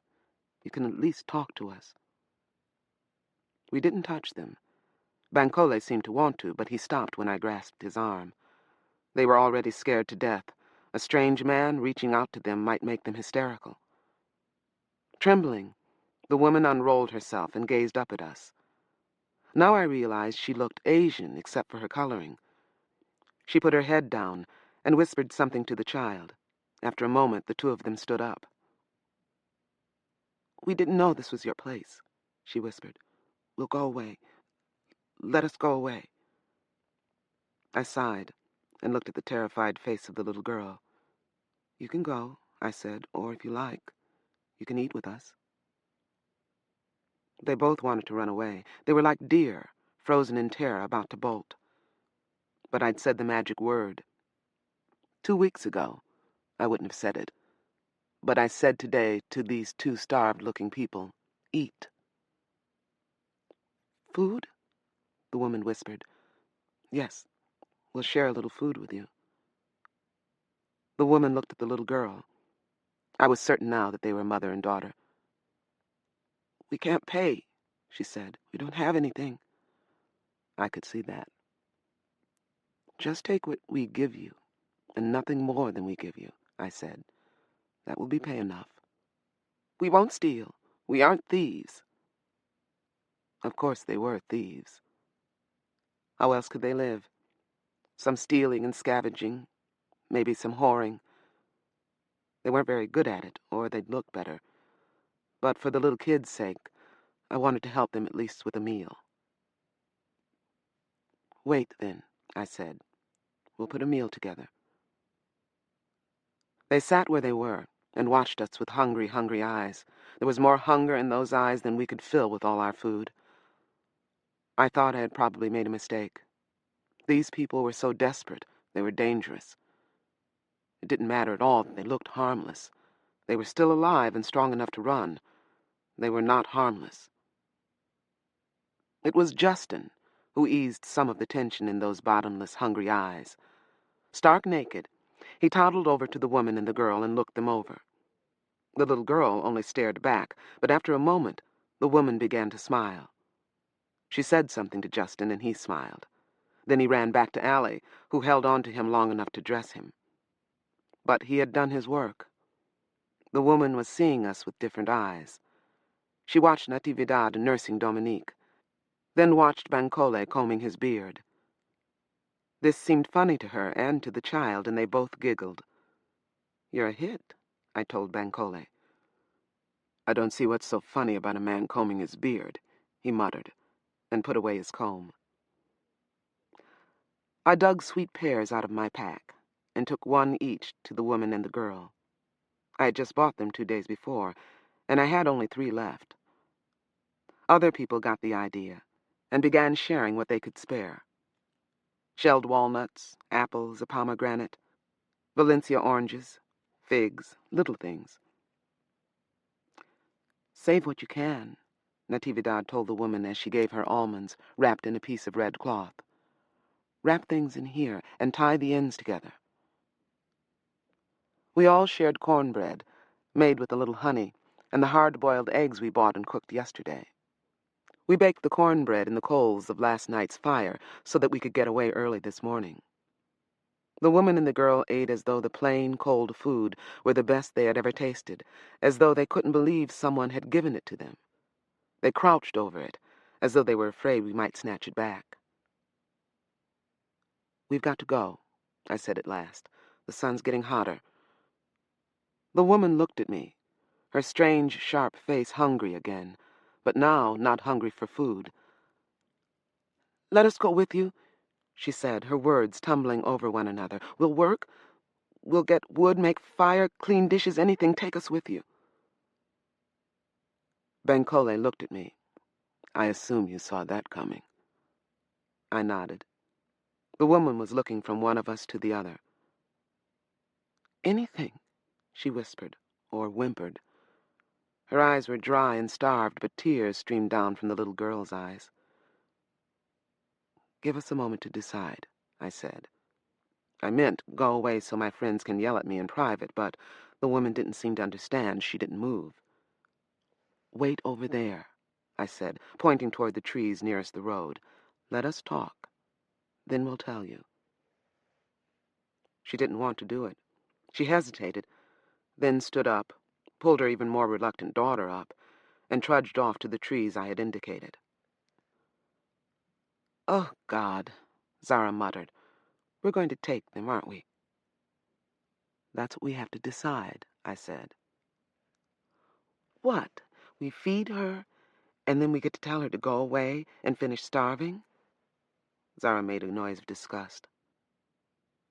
"If she isn't a thief," Bankole said, "and if she doesn't have any other dangerous habits, we may be able to carry them.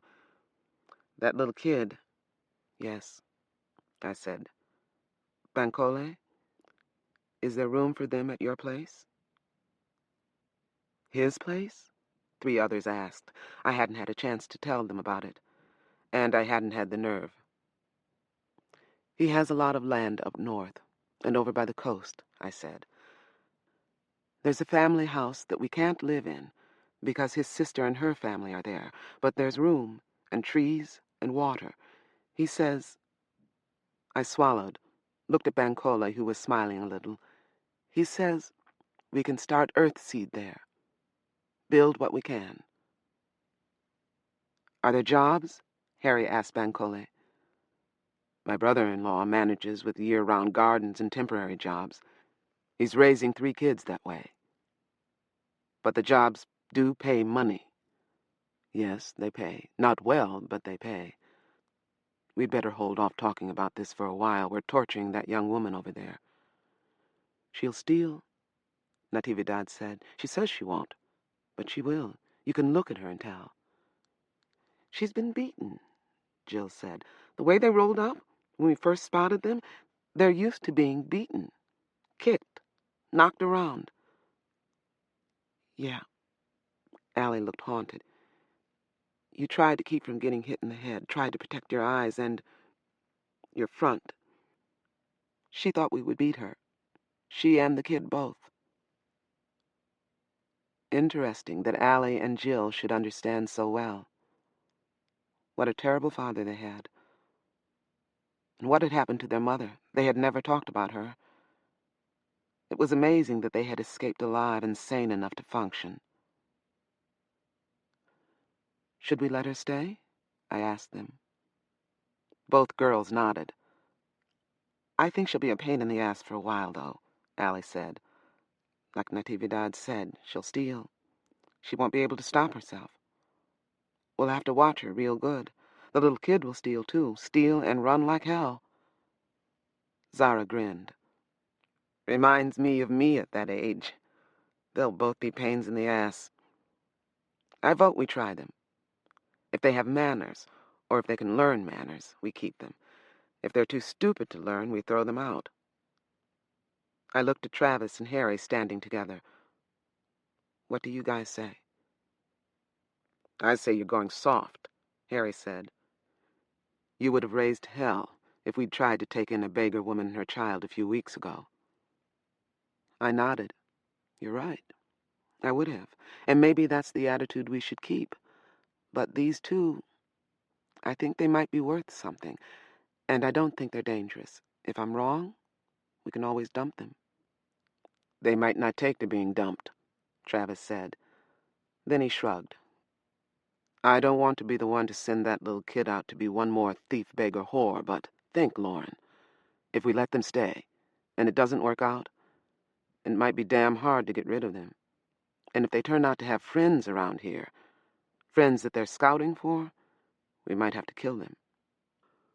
Both Harry and Natividad began to protest. Kill a woman and a child? No, not possible, never. The rest of us let them talk. When they ran down, I said, it could get that bad, I suppose, but I don't think it will. That woman wants to live. Even more, she wants the kid to live. I think she'd put up with a lot for the kid's sake, and I don't think she'd put the kid in danger by scouting for a gang. Gangs are more direct out here anyway. They don't need scouts. Silence. Shall we try them? I asked. Or shall we turn them away now? I'm not against them, Travis said. Let them stay for the kid's sake. But let's go back to having 2 watchers at once during the night. How the hell did those 2 get in here like that anyway? Jill shrank a little. They could have gotten in any time last night, she said. Any time. What we don't see can kill us, I said. Jill, you didn't see them? They could have been there when I took over the watch. You still didn't see them. They could have cut your throat. Or your sister's. Well, they didn't. The next one might. I leaned toward her. The world is full of crazy, dangerous people. We see signs of that every day. If we don't watch out for ourselves, they'll rob us, kill us, and maybe eat us. It's a world gone to hell, Jill, and we've only got each other to keep it off us. Sullen silence.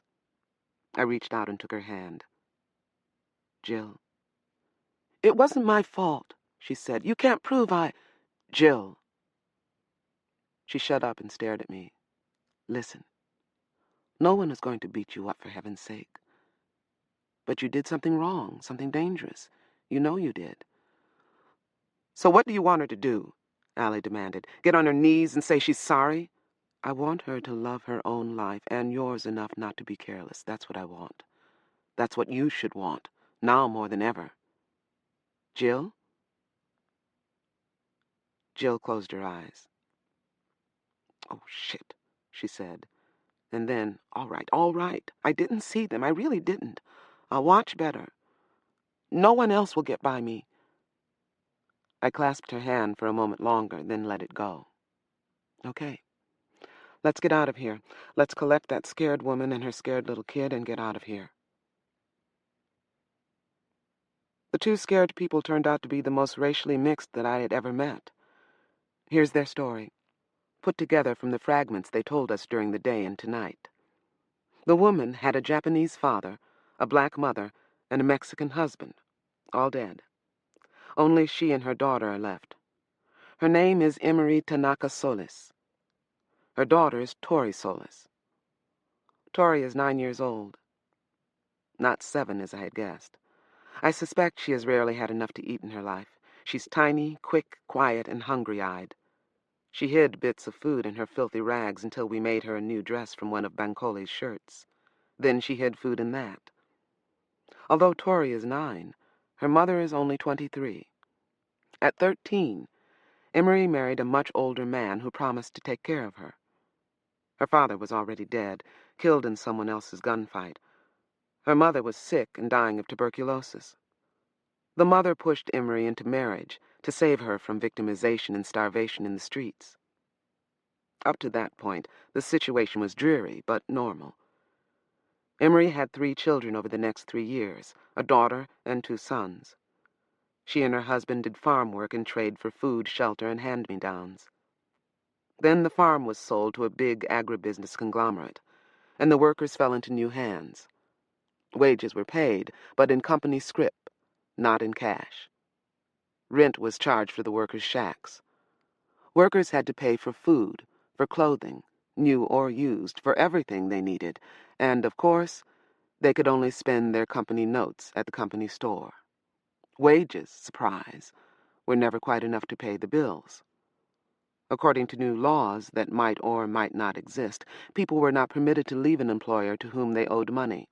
They were obliged to work off the debt either as quasi-indentured people or as convicts. That is, if they refused to work, they could be arrested, jailed, and in the end, handed over to their employers. Either way, such debt slaves could be forced to work longer hours for less pay, could be disciplined if they failed to meet their quotas, could be traded and sold with or without their consent, with or without their families, to distant employers who had temporary or permanent need of them. Worse, children could be forced to work off the debt of their parents if the parents died, became disabled, or escaped. Emery's husband sickened and died. There was no doctor, no medicine beyond a few expensive over-the-counter preparations and the herbs that the workers grew in their tiny gardens. Jorge Francisco Solis died in fever and pain on the earthen floor of his shack without ever seeing a doctor. Bancoles said it sounded as though he died of peritonitis, brought on by untreated appendicitis. Such a simple thing, but then there's nothing more replaceable than unskilled labor. Emery and her children became responsible for the Solis debt. Accepting this, Emery worked and endured until one day, without warning, her sons were taken away. They were 1 and 2 years younger than her daughter and too young to be without both their parents, yet they were taken. Emery was not asked to part with them, nor was she told what would be done with them. She had terrible suspicions when she recovered from the drug she had been given to quiet her down. She cried and demanded the return of her sons, and would not work again until her masters threatened to take her daughter as well. She decided then to run away, to take her daughter and brave the roads with their thieves, rapists, and cannibals. They had nothing for anyone to steal, and rape wasn't something they could escape by remaining slaves. As for the cannibals, well, perhaps they were only fantasies, lies intended to frighten slaves into accepting their lot. There are cannibals, I told her as we ate that night. We've seen them. I think, though, that they're scavengers, not killers. They take advantage of roadkills, that kind of thing. Scavengers kill, Emery said. If you get hurt, or if you look sick, they come after you. I nodded, and she went on with her story. Late one night, she and Tori slipped out past the armed guards and electrified fences, the sound and motion detectors, and the dogs. Both knew how to be quiet, how to fade from cover to cover, how to lie still for hours. Both were very fast. Slaves learned things like that. The ones who lived did. Emery and Tori must have been very lucky. Emery had some notion of finding her sons and getting them back, but she had no idea where they had been taken. They had been driven away in a truck, she knew that much. But she didn't know even which way the truck turned when it reached the highway. Her parents had taught her to read and write, but she had seen no writing about her son. She had to admit, after a while, that all she could do was save her daughter. Living on wild plants and whatever they could find or beg, they drifted north. That was the way Emery said it. They found things. Well, if I were in her place, I would have found a few things, too. A gang fight drove her to us. Gangs are always a special danger in cities. If you keep to the road while you're in individual gang territory, you might escape their attentions. We have so far. But the overgrown parkland where we camped last night was, according to Emery, in dispute. 2 gangs shot at each other and called insults and accusations back and forth. Now and then they stopped to shoot at passing trucks. During one of these intervals, Emery and Tori, who had camped close to the roadside, had slipped away. One group was coming closer to us, Emery said. They would shoot and run. When they ran, they got closer. We had to get away. We couldn't let them hear us or see us. We found your clearing, but we didn't see you. You know how to hide. That, I suppose, was a compliment. We try to disappear into the scenery when that's possible. Most of the time, it isn't. Tonight, it isn't. And tonight, we watch 2 at a time. Sunday, September 12th, 2027. Tori Solis has found us 2 more companions today. Grayson Mora and his daughter Doe. Doe was only a year younger than Tori, and the 2 little girls walking along, going the same way, became friends. Today, we turned west on State Highway 20, and we're heading back toward US 101. We spent a lot of time talking about settling on Bancole's land, about jobs and crops, and what we might build there. Meanwhile, the 2 little girls, Tori and Doe, were making friends and pulling their parents together. The parents were alike enough to attract my attention. They were about the same age, which meant that the man had become a father almost as young as the woman had become a mother. That wasn't unusual, but it was unusual that he had taken charge of his child. He was a tall, thin, black Latino, quiet, protective of his child, yet tentative somehow. He liked Emery, I could see that. Yet on some level he wanted to get away from her, and away from us. When we left the road to make camp, he would have gone on if his daughter had not begged, then cried to stay with us. He had his own food, so we told him he could camp near us if he wanted to. 2 things hit me as I talked to him. First, he didn't like us. That was obvious. He didn't like us at all. I thought he might resent us, because we were united and armed. You tend to resent the people you're afraid of. I told him we kept a watch, and that if he could put up with that, he was welcome. He shrugged and said in his soft, cold voice, "Oh, yeah." He'll stay. His kid wants it, and some part of him wants it. But something's wrong. Something beyond ordinary traveler caution. The second thing is only my suspicion. I believe Grayson and Doe Mora were also slaves. Yet Grayson is now a rich pauper. He has a pair of sleep sacks, food, water, and money. And if I'm right, he took them off someone, or off someone's corpse. Why do I think he was a slave? That odd tentativeness of his is just too much like Emery's. And Doe and Tori, though they don't look alike at all, seem to understand each other like sisters. Little kids can do that sometimes without it meaning anything. Just being little kids together is enough. But I've never seen any kids but these 2. Both show the tendency to drop to the ground and roll into a fetal knot when frightened. Doe did just that when she tripped and fell, and Zara stepped over to see whether she was hurt. Doe's body snapped into a trembling ball. Was that, as Jill and Allie supposed, what people did when they expected to be beaten or kicked? A posture of protection and submission both at once? "Something's wrong with that fellow," Bancole said, glancing at Grayson as we bedded down next to each other. We had eaten and heard more of Emery's story and talked a little, but we were tired. I had my writing to do, and Travis and Jill were on watch. Bancole, who had an early morning watch with Zara, just wanted to talk.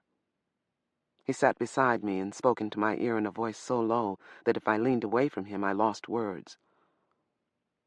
"Mora's too jumpy," he said. "He flinches if someone walks near him." "I think he's another ex-slave," I said in a voice just as low. "That might not be his only problem, but it's the most obvious one." "So you picked up on that, too." He put his arm around me and sighed. "I agree. Both he and the child. And he doesn't love us. He doesn't trust us. Why should he? We'll have to watch all 4 of them for a while. They're odd. They might be stupid enough to try to grab some of our packs and leave some night. Or it might just be a matter of little things starting to disappear. The children are more likely to get caught at it. Yet, if the adults stay, it will be for the children's sake. If we take it easy on the children and protect them, I think the adults will be loyal to us. So, we become the crew of a modern underground railroad, I said. Slavery again, even worse than my father thought, or at least sooner. He thought it would take a while. None of this is new. Bancole made himself comfortable against me.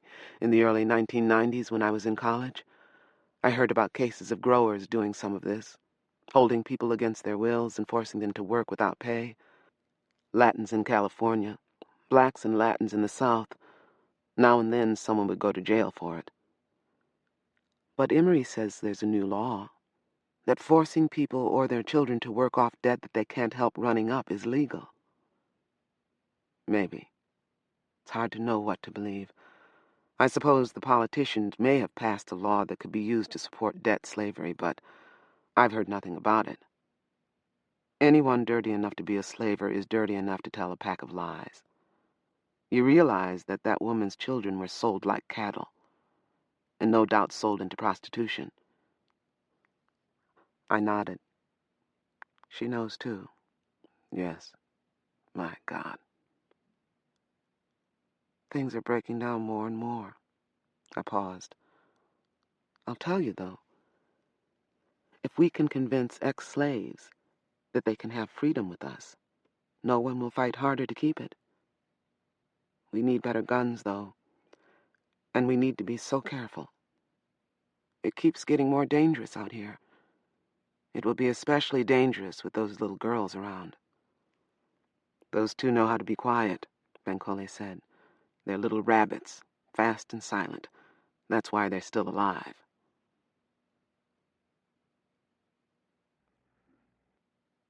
Chapter 24. Respect God. Pray working, pray learning, planning, doing. Pray creating, teaching, reaching.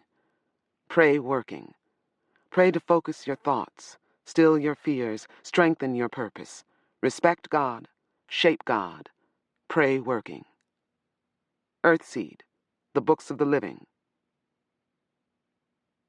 Friday, September 17th, 2027. We read some verses and talked about Earthseed for a while this morning. It was a calming thing to do, almost like church. We needed something calming and reassuring. Even the new people joined in, asking questions, thinking aloud, applying the verses to their experiences. God is change, and in the end, God does prevail. But we have something to say about the whens and the whys of that end. Yeah. It's been a horrible week. We've taken both today and yesterday as rest days. We might take tomorrow as well. I need it, whether the others do or not. We're all sore and sick, in mourning and exhausted, yet triumphant. Odd to be triumphant. I think it's because most of us are still alive. We are a harvest of survivors, but then, that's what we've always been. This is what happened. At our noon stop on Tuesday, Tori and Doe, the two little girls, went away from the group to urinate. Emery went with them. She had kind of taken charge of Doe as well as her own daughter. The night before, she and Grace and Maura had slipped away from the group and stayed away for over an hour.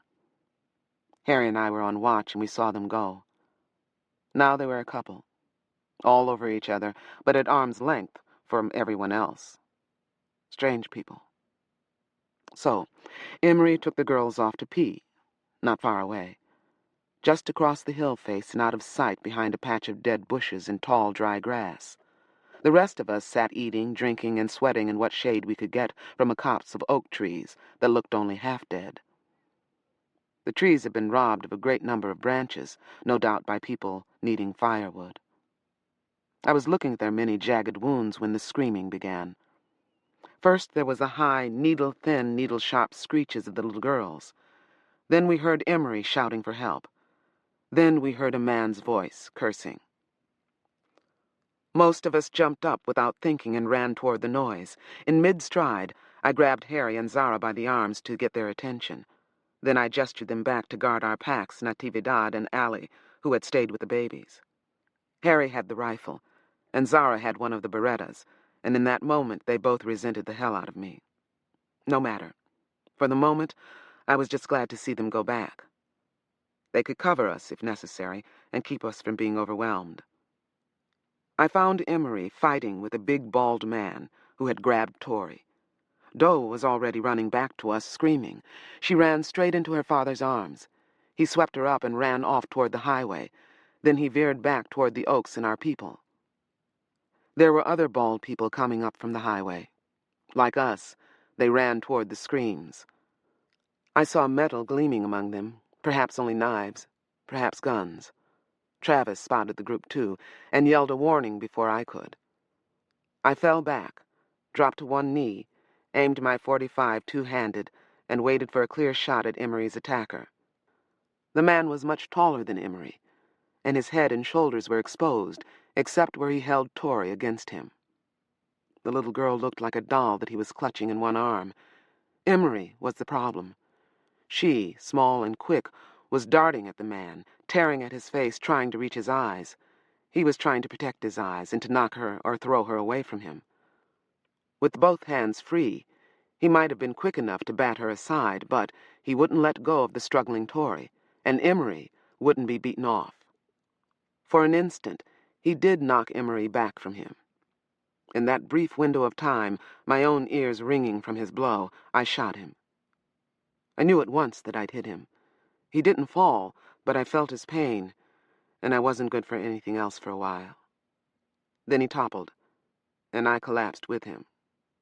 But I could still see and hear, and I still had the gun. I heard shouting. The bald gang from the highway was almost on us. 6, 7, 8 people. I couldn't do anything while I was dealing with the pain, but I saw them. Instants later, when the man I had shot lost consciousness or died, I was free. And needed. Bankole had our only other gun away from the camp. I got up before I should have, almost fell down again, and then shot a second attacker off Travis, who was carrying Emery. I went down again, but didn't lose consciousness. I saw Bankole grab Tori and all but throw her to Jill. Jill caught her, turned, and ran back toward camp with her. Bankole reached me, and I was able to get up and help him cover our retreat. We had only the scarred trees to retreat to, but they had thick, solid-looking trunks. An attacker fired several bullets into them as we reached them. It took me several seconds to understand that someone was shooting at us. Once I did, I dropped behind the trees with the others and looked for the opposing gun. Our rifle thundered behind me before I could spot anything. Harry, on the job. He fired twice more. I fired twice myself, barely aiming, barely in control. I believe Bankole fired. Then I was lost. No more good for anything. I died with someone. The shooting stopped. I died with someone else. Someone laid hands on me, and I came within a finger's twitch of squeezing the trigger once more. Bankole. "You stupid asshole," I whimpered. "I almost killed you." "You're bleeding," he said. I was surprised. I tried to remember whether I'd been shot. Maybe I had just come down on a sharp piece of wood. I had no sense of my own body. I hurt, but I couldn't have said where, or even whether the pain was mine or someone else's. The pain was intense, yet diffuse somehow. I felt disembodied. "Is everyone else all right?" I asked. "Be still," he said. "Is it over, Bankole?" "Yes. The survivors have run away." "Take my gun, then, and give it to Natividad, in case they decide to come back." I think I felt him take the gun from my hand. I heard muffled talk that I didn't quite understand. That was when I realized I was losing consciousness. "All right, then." At least I had held on long enough to do some good.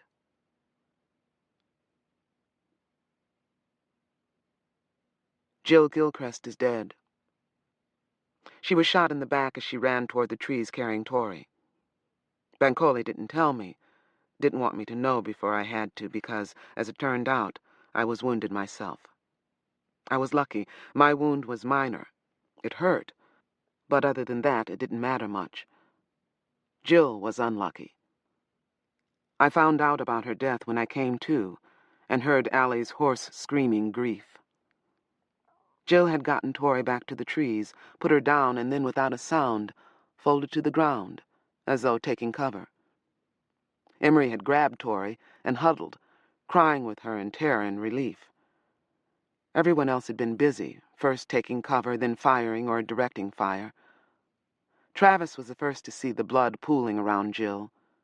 He shouted for Bancole, then turned Jill onto her back and saw blood welling from what turned out to be an exit wound in her chest. Bancole says she died before he reached her. No last words, no last sight of her sister, not even the assurance that she had saved the little girl. She had. Tori was bruised, but fine. Everyone was fine, except Jill. My own wound, to be honest, was a big scratch. The bullet had plowed a furrow straight through the flesh of my left side, leaving little damage, a lot of blood, a couple of holes in my shirt, and a lot of pain. The wound throbbed worse than a burn, but it wasn't disabling. "Cowboy wound," Harry said, when he and Zara came to look me over. They both looked dirty and miserable, but Harry tried to be upbeat for me. They had just helped to bury Jill. The group had, with hands, sticks, and out-hatchet, dug a shallow grave for her while I was unconscious. They put her among the tree roots, covered her, and rolled big rocks atop her grave. The trees were to have her, but the dogs and the cannibals were not. The group had decided to bed down for the night where we were, even though our oak copse should have been rejected as an overnight camp because it was too close to the highway. "You're a goddamn fool and too big to carry," Zara told me, "so just rest there and let Bancole take care of you. Not that anyone could stop him." "You've just got a cowboy wound," Harry repeated. "In that book I bought, people are always getting shot in the side or the arm or the shoulder, and it's nothing. Although Bancole says a good percentage of them would have died of tetanus or some other infection." "Thanks for the encouragement," I said. Zara gave him a look, then patted my arm. "Don't worry," she said. "No germ will get past that old man. He's as mad as hell at you for getting yourself shot. Says if you had any sense, you would have stayed back here with the babies." "What?" "Hey, he's old," Harry said. "What do you expect?" I sighed. "How's Allie?" "Crying." He shook his head. "She won't let anyone near her except Justin. Even he keeps trying to comfort her. It upsets him that she's crying." "Emery and Tori are kind of beaten up, too," Zara said. "They're the other reason we're not moving." She paused. "Hey, Lauren, you ever notice anything funny about those two? Emery and Tori, I mean? And about that guy Mora, too." Something clicked into place for me, and I sighed again. "They're sharers, aren't they?" "Yes. All of them. Both adults and both kids. You knew?" "Not until now. I did notice something odd. That tentativeness and touchiness. Not wanting to be touched, I mean. And they were all slaves. My brother Marcus once said what good slaves sharers would make." "That Mora guy wants to leave," Harry said. "So let him go," I answered. "He tried to run out on us just before the shooting." "He came back. He even helped dig Jill's grave. I mean, he wants us all to leave. He says that gang we beat up will come back when it's dark." "He's sure?" "Yeah. He's going crazy. wanting to get his kid out of here. Can Emery and Tori make it? I'll carry Tori, a new voice said. Emery can make it. Grace and Mora, of course, last seen abandoning ship. I got up slowly. My side hurt. Bancole had cleaned and bandaged the wound while I was unconscious, and it was a bit of luck. Now, though, I felt half conscious, half detached from my body. I felt everything except pain, as though through a thick layer of cotton. Only the pain was sharp and real. I was almost grateful for it. I can walk, I said after trying a few steps. But I feel like I'm walking on stilts. I don't know if I can keep the usual pace. Grace and Mara stepped close to me. He glanced at Harry as though he wished Harry would go away. Harry just stared back at him. How many times did you die? Mara asked me. 3, at least, I answered as though this were a sane conversation. Maybe 4. I never did it like that before, over and over. It's insane. But you look well enough. His expression hardened, as though I'd slapped him. Of course, I had insulted him. I'd said, "Where were you, man, and fellow sharer, while your woman and your group were in danger?" Funny. There I was, speaking a language I hadn't realized I knew. I had to get Doe out of danger, he said. I had no gun anyway. Can you shoot? He hesitated. Never shot before, he admitted, dropping his voice to a mumble. Again, I'd shamed him, this time without meaning to. When we teach you to shoot, will you? To protect the group? Yeah. Though at that moment I think he would have preferred to shoot me. It hurts like hell, I warned. He shrugged. Most things do. I looked into his thin, angry face.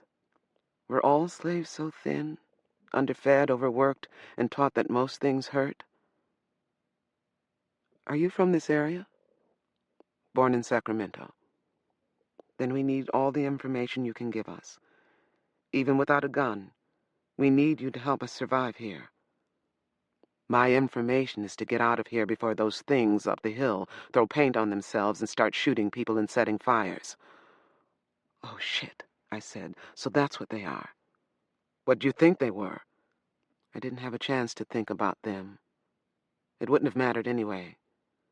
Harry? Did you guys strip the dead? Yeah. He gave me a thin smile. We got another gun, a .38. I put some stuff in your pack from the ones you killed. Thank you. I don't know that I can carry my pack yet. Maybe Bancole, he's already got it on his cart. Let's go. We headed out toward the road. Is that how you do it? Grace and Mara asked, walking next to me. Whoever kills takes? Yes. But we don't kill unless someone threatens us, I said. We don't hunt people. We don't eat human flesh. We fight together against enemies. If one of us is in need, the rest help out. And we don't steal from one another. Ever. Emery said that. I didn't believe her at first. Will you live as we do? Yeah, I guess so. I hesitated. So what else is wrong? I can see that you don't trust us even now. He walked closer to me, but didn't touch me. Where'd that white man come from? He demanded. I've known him all my life, I said. He and I and the others have kept one another alive for a long time now. But him and those others, they don't feel anything. You're the only one who feels. We call it sharing. I'm the only one. But we help each other. A group is strong. 1 or 2 people are easier to rob and kill. Yeah. He looked around at the others. There was no great trust or liking in his expression, but he looked more relaxed, more satisfied. He looked as though he had solved a troubling puzzle. Testing him, I let myself stumble. It was easy. I still had little feeling in my feet and legs. Morris stepped aside. He didn't touch me or offer help. Sweet guy. I left Mora, went over to Allie, and walked with her for a while. Her grief and resentment were like a wall against me, against everyone, I suppose, but I was the one bothering her at the moment. And I was alive, and her sister was dead. And her sister was the only family she had left, and why didn't I just get the hell out of her face? She never said anything. She just pretended I wasn't there. She pushed Justin along in his carriage and wiped tears from her stony face now and then with a swift, whip-like motion. She was hurting herself doing that. She was rubbing her face too hard, too fast, rubbing it raw. She was hurting me, too, and I didn't need any more pain.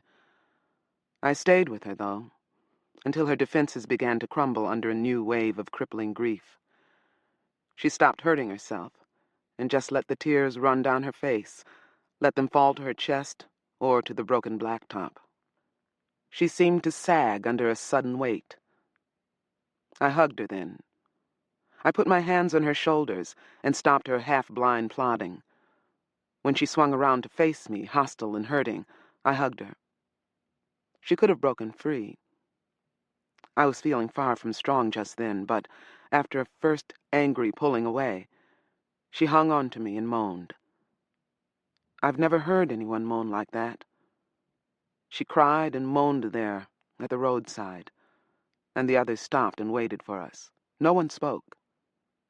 Justin began to whimper, and Natividad came back to comfort him.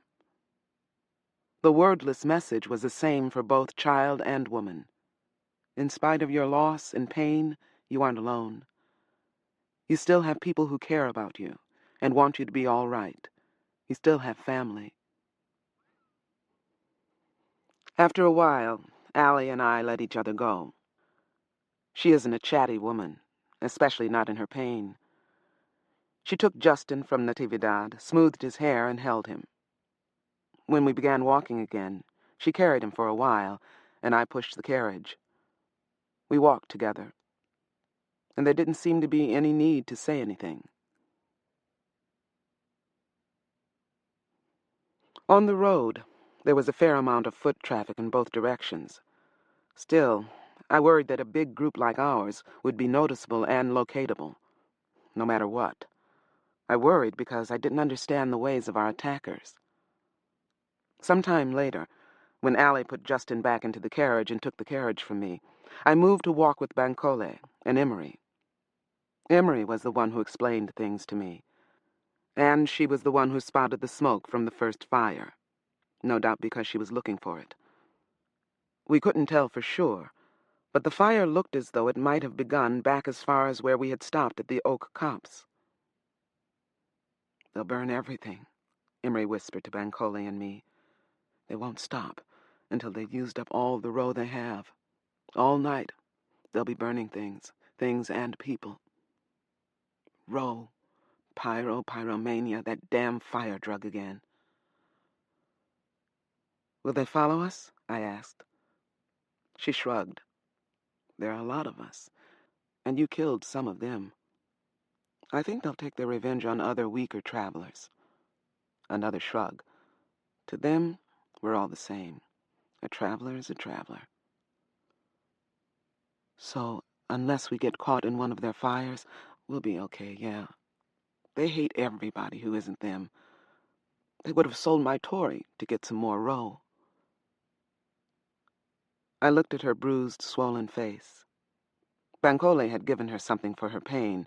I was grateful for that, and half angry at him for refusing to give me anything. He didn't understand my numbness and grogginess back at the copse, and it disturbed him. Well, at least that had faded away. Let him die 3 or 4 times and see how he feels.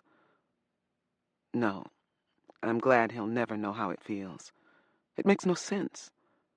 That brief, endless agony over and over, it makes no sense at all. I keep catching myself wondering how it is that I'm still alive. Emery?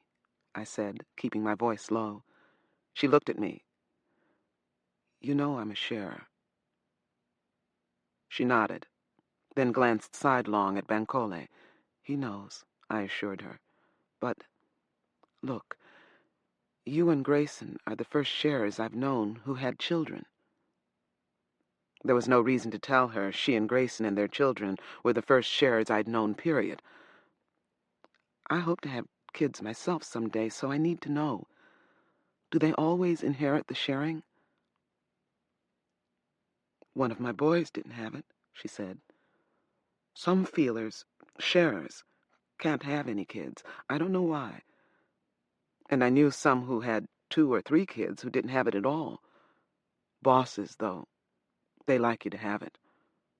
I'll bet they do. Sometimes, she continued, sometimes they pay more for people who have it, especially kids. Her kids. Yet they had taken a boy who wasn't a sharer and left a girl who was. How long would it have been before they came back for the girl? Perhaps they had a lucrative offer for the boys as a pair, so they sold them first. My God, Bankole said, this country has slipped back 200 years. Things were better when I was little, Emery said. My mother always said they would get better again. Good times would come back. She said they always did. My father would shake his head and not say anything. She looked around to see where Tori was, and spotted her on Grayson Mora's shoulders.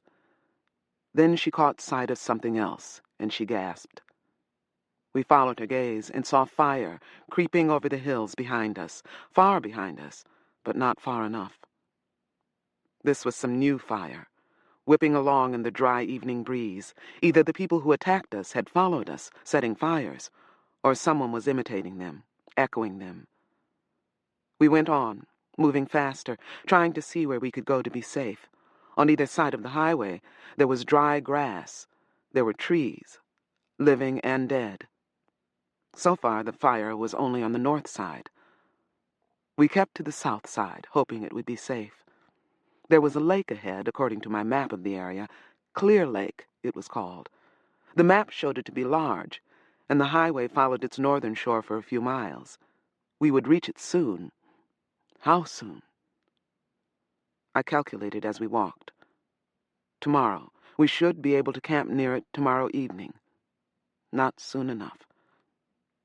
I could smell the smoke now. Did that mean the wind was blowing the fire toward us? Other people began hurrying and keeping to the south side of the road and heading west. No one went east now. There were no trucks yet, but it was getting late. They would be barreling through soon, and we should be camping for the night soon. Did we dare? The south side still seemed free of fire behind us, but on the north side, the fire crawled after us, coming no closer, but refusing to be left behind. We went on for a while, all of us looking back often, all of us tired, some of us hurting. I called a halt, and gestured us off the road to the south, at a place where there was room to sit and rest. We can't stay here, Mora said. The fire could jump the road any time. We can rest here for a few moments, I said. We can see the fire, and it will tell us when we'd better start walking again. We'd better start now, Mara said. If that fire gets going good, it will move faster than we can run. Best to keep well ahead of it. Best to have the strength to keep ahead of it, I said. And I took a water bottle from my pack and drank. We were within sight of the road, and we had made it a rule not to eat or drink in such exposed places, but today that rule had to be suspended. To go into the hills away from the road might mean being cut off from the road by fire. We couldn't know when or where a wind-blown piece of burning debris might land.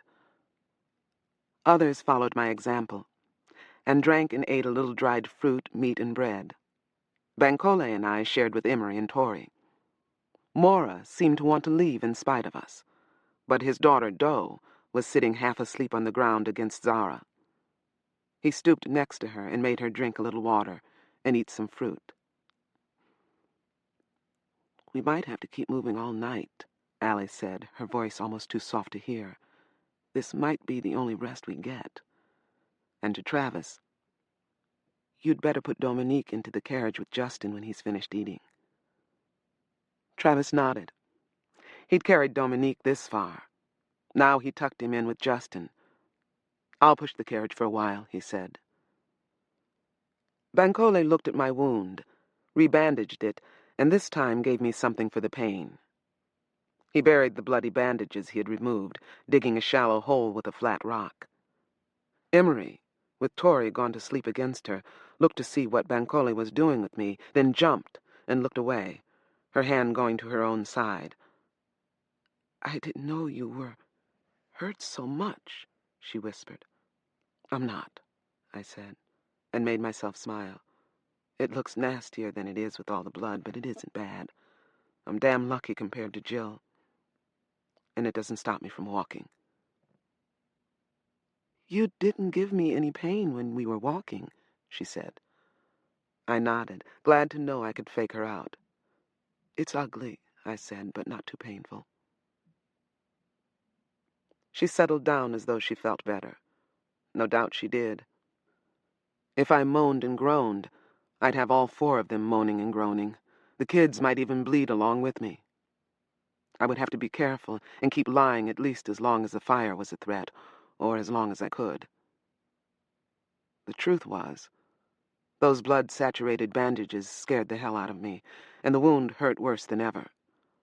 But I knew I had to keep going or burn. After a few minutes, Bankole's pills began to take the edge off my pain, and that made the whole world easier to endure. We'd had about an hour's rest before the fire made us too nervous to stay where we were. Then we got up and walked. By then, at some point behind us, the fire had already jumped the road. Now, neither the north nor the south side looked safe. Until it was dark, all we could see in the hills behind us was smoke. It was a terrifying, looming, moving wall. Later, after dark, we could see the fire eating its way toward us. There were dogs running along the road with us, but they paid no attention to us. Cats and deer ran past us, and a skunk scuttled by. It was live and let live.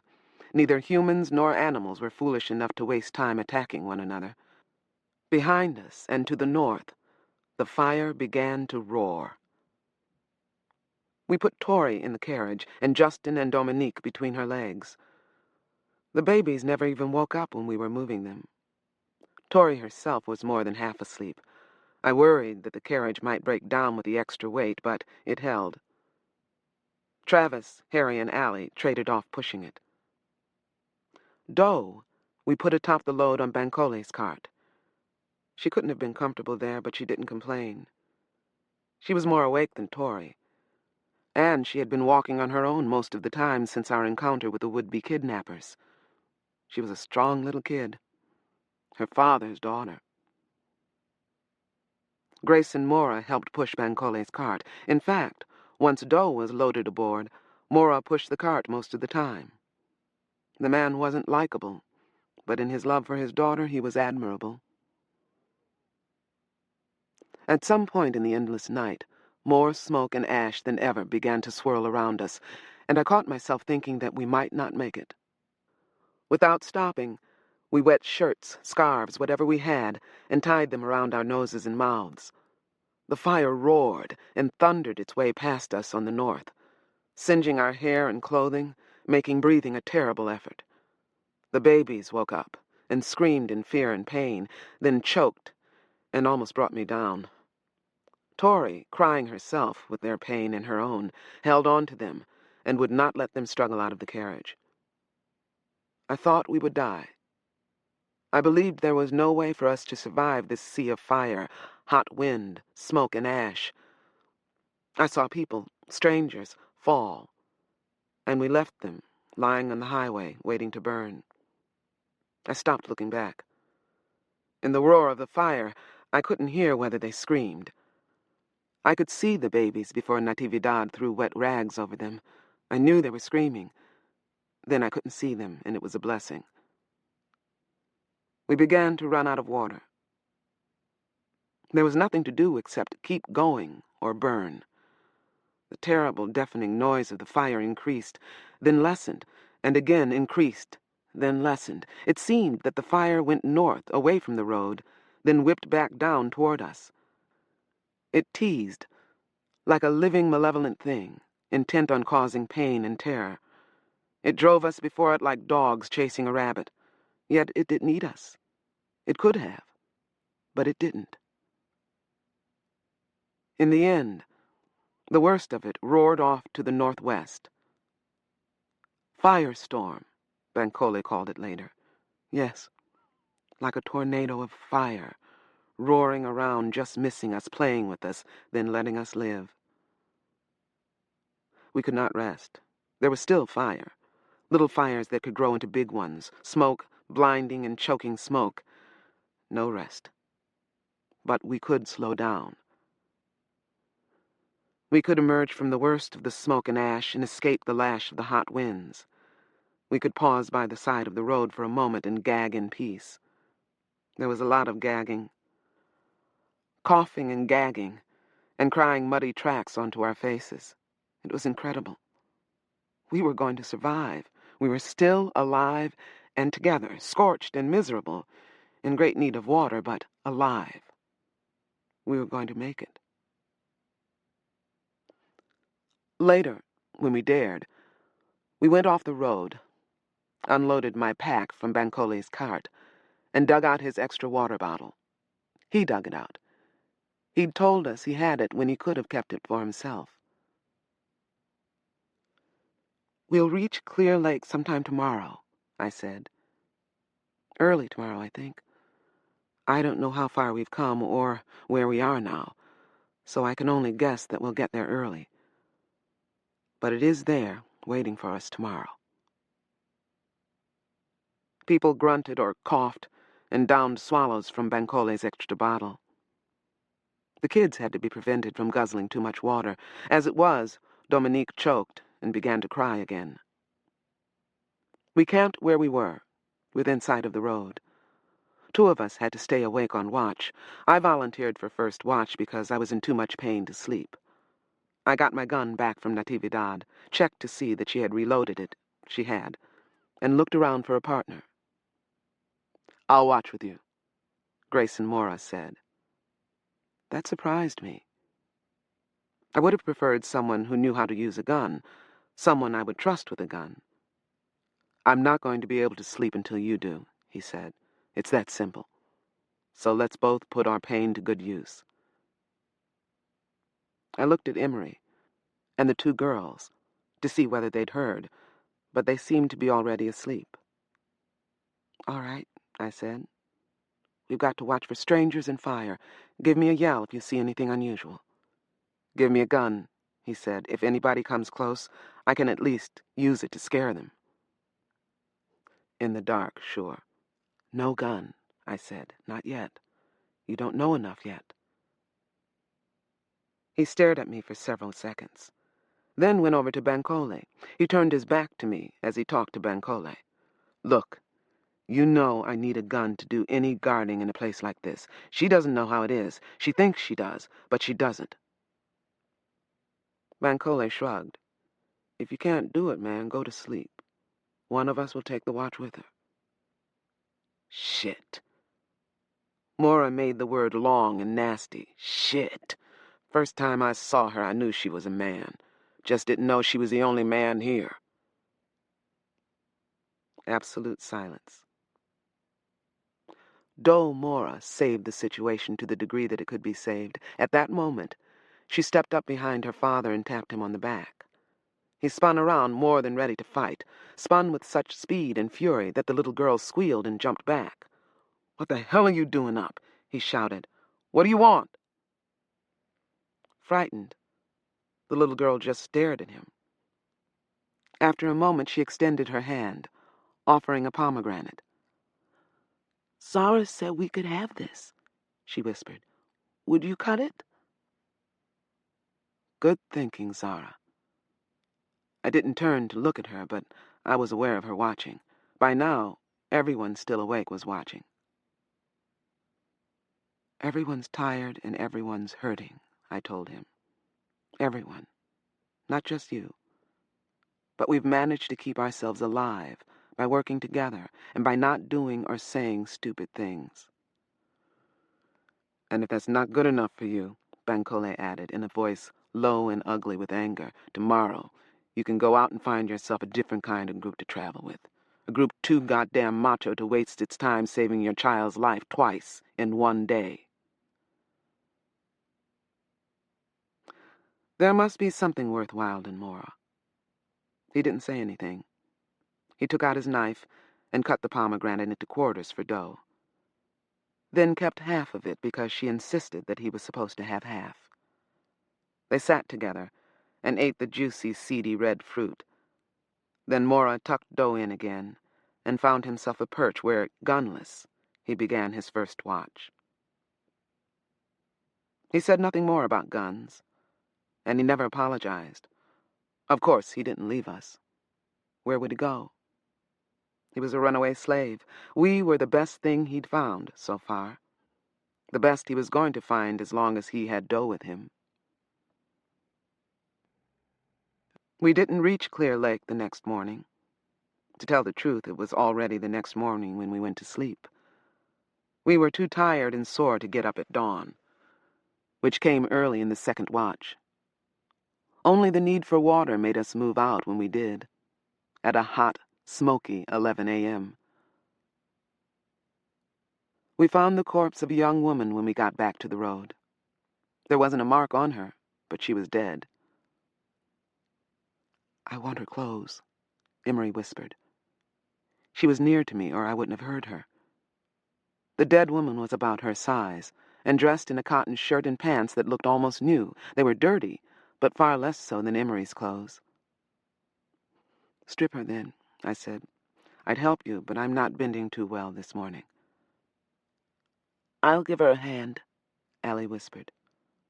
Justin was asleep in his carriage with Dominique, so she was free to help with the ordinary, unspeakable things that we did now to live. The dead woman had not even soiled herself in her dying. That made the job less disgusting than it could have been. Rigor mortis had set in, however, and stripping her was a job for two. There was no one but us on this stretch of road, so Emery and Allie had all the time they needed. We had seen no other walkers yet this morning. Emery and Allie took every scrap of clothing, including underwear, socks, and boots, even though Emery thought the boots would be too big for her. No matter. If no one could wear them, she could sell them. In fact, it was the boots that yielded Emery the first cash she had ever owned.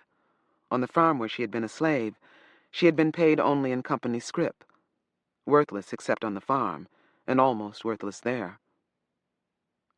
Stitched into the tongue of each of the dead woman's boots were 5 folded $100 bills, $1,000 in all. We had to tell her how little that was. If she were careful, and shopped only at the cheapest stores and ate no meat, wheat, or dairy products, it might feed her for 2 weeks. It might feed both her and Tori for a week and a half.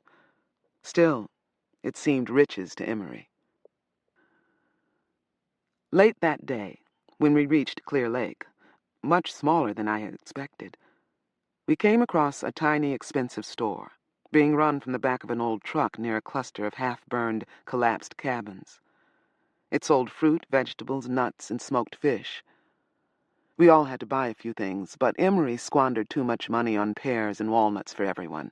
She delighted in passing these around and being able to give us something for a change. She's all right. We'll have to teach her about shopping and the value of money, but she's worth something, Emery is. And she's decided she's one of us. Sunday, September 26th, 2027. Somehow, we've reached our new home, Bancole's land in the coastal hills of Humboldt County. The highway, US 101, is to the east and north of us, and Cape Mendocino and the sea are to the west. A few miles south are state parks filled with huge redwood trees and hordes of squatters. The land surrounding us, however, is as empty and wild as any I've seen. It's covered with dry brush, trees, and tree stumps, all far removed from any city, and a long, hilly walk from the little towns that line the highway. There's farming around here, and logging, and just plain isolated living. According to Bankole, it's best to mind your own business, and not pay too much attention to how people on neighboring plots of land earn a living. If they hijack trucks on 101, grow marijuana, distill whiskey, or brew up some more complicated illegal substances, well, live and let live. Bankole guided us along a narrow black-topped road that soon became a narrow dirt road. We saw a few cultivated fields, some scars left by past fires and logging, and a lot of land that seemed unused.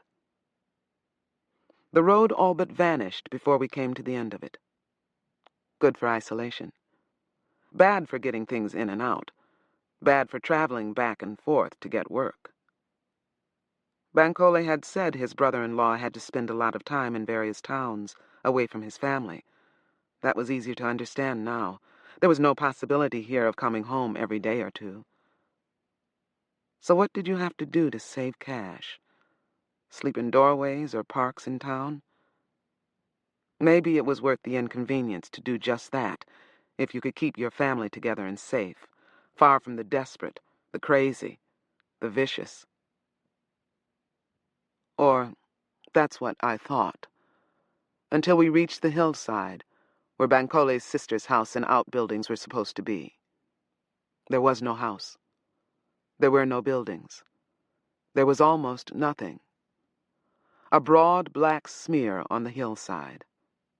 A few charred planks sticking up from the rubble, some leaning against others, and a tall brick chimney standing black and solitary, like a tombstone in a picture of an old-style graveyard. A tombstone amid the bones and ashes. Chapter 25. Create no images of God, except the images that God has provided. They are everywhere, in everything. God is change, seed to tree, tree to forest, rain to river, river to sea, grubs to bees, bees to swarm. From one, many, from many, one, forever uniting, growing, dissolving, forever changing. The universe is God's self-portrait. Earthseed, the Books of the Living.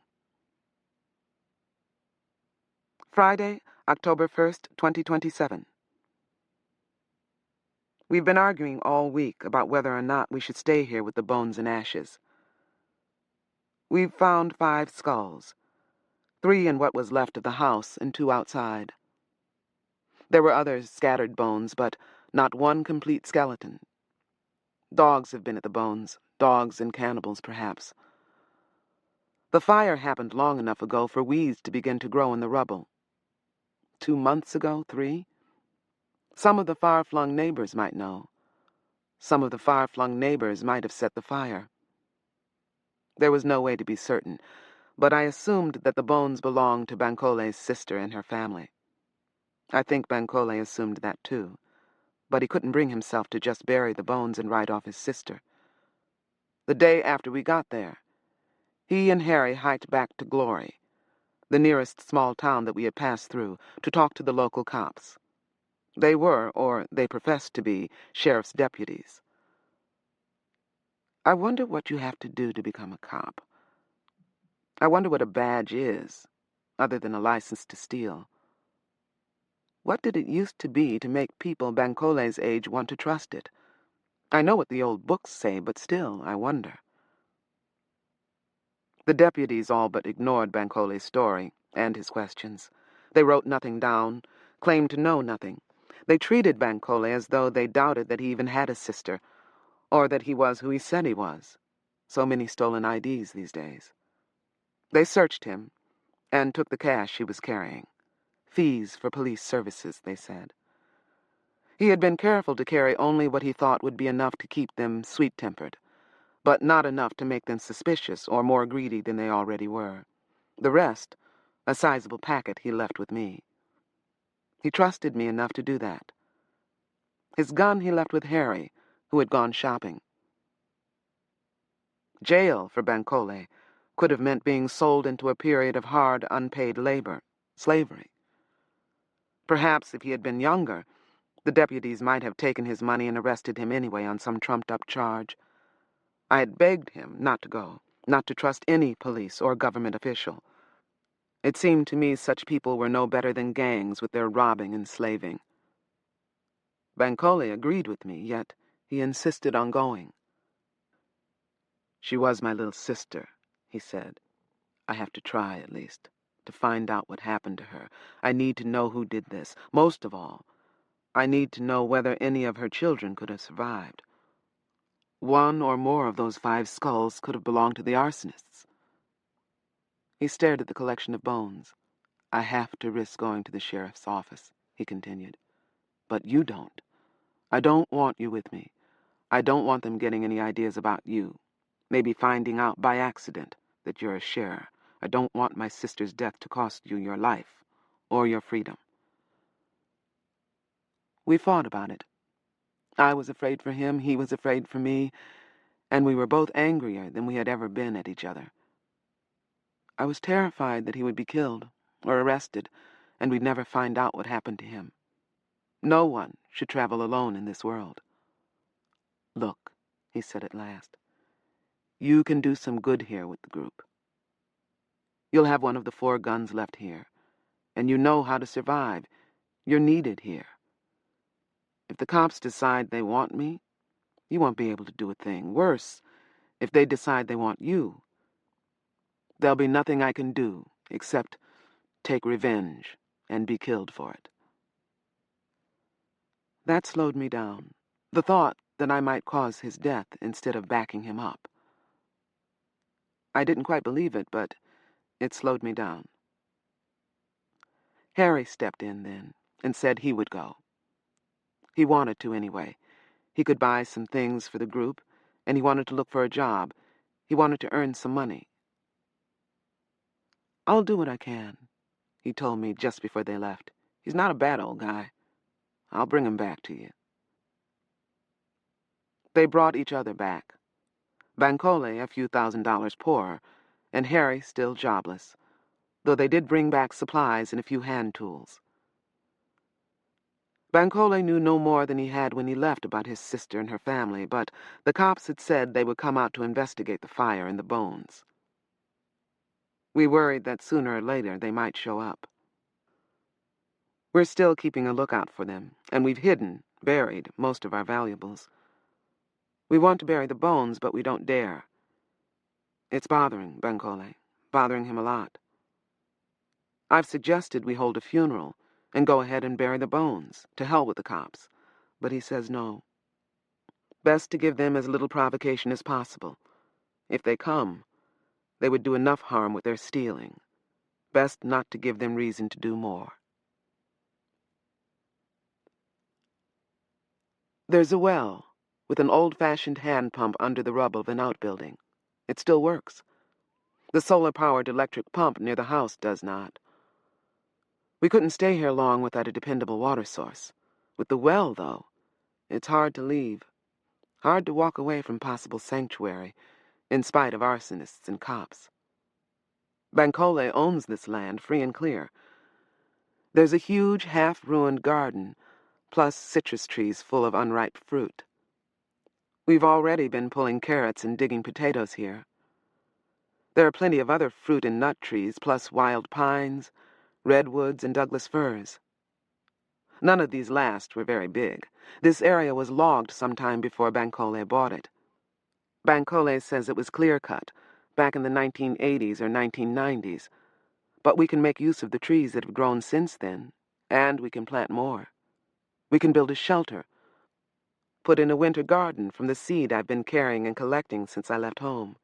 Granted, a lot of it is old seed. I hadn't renewed it as often as I should have while I was at home. Strange that I hadn't.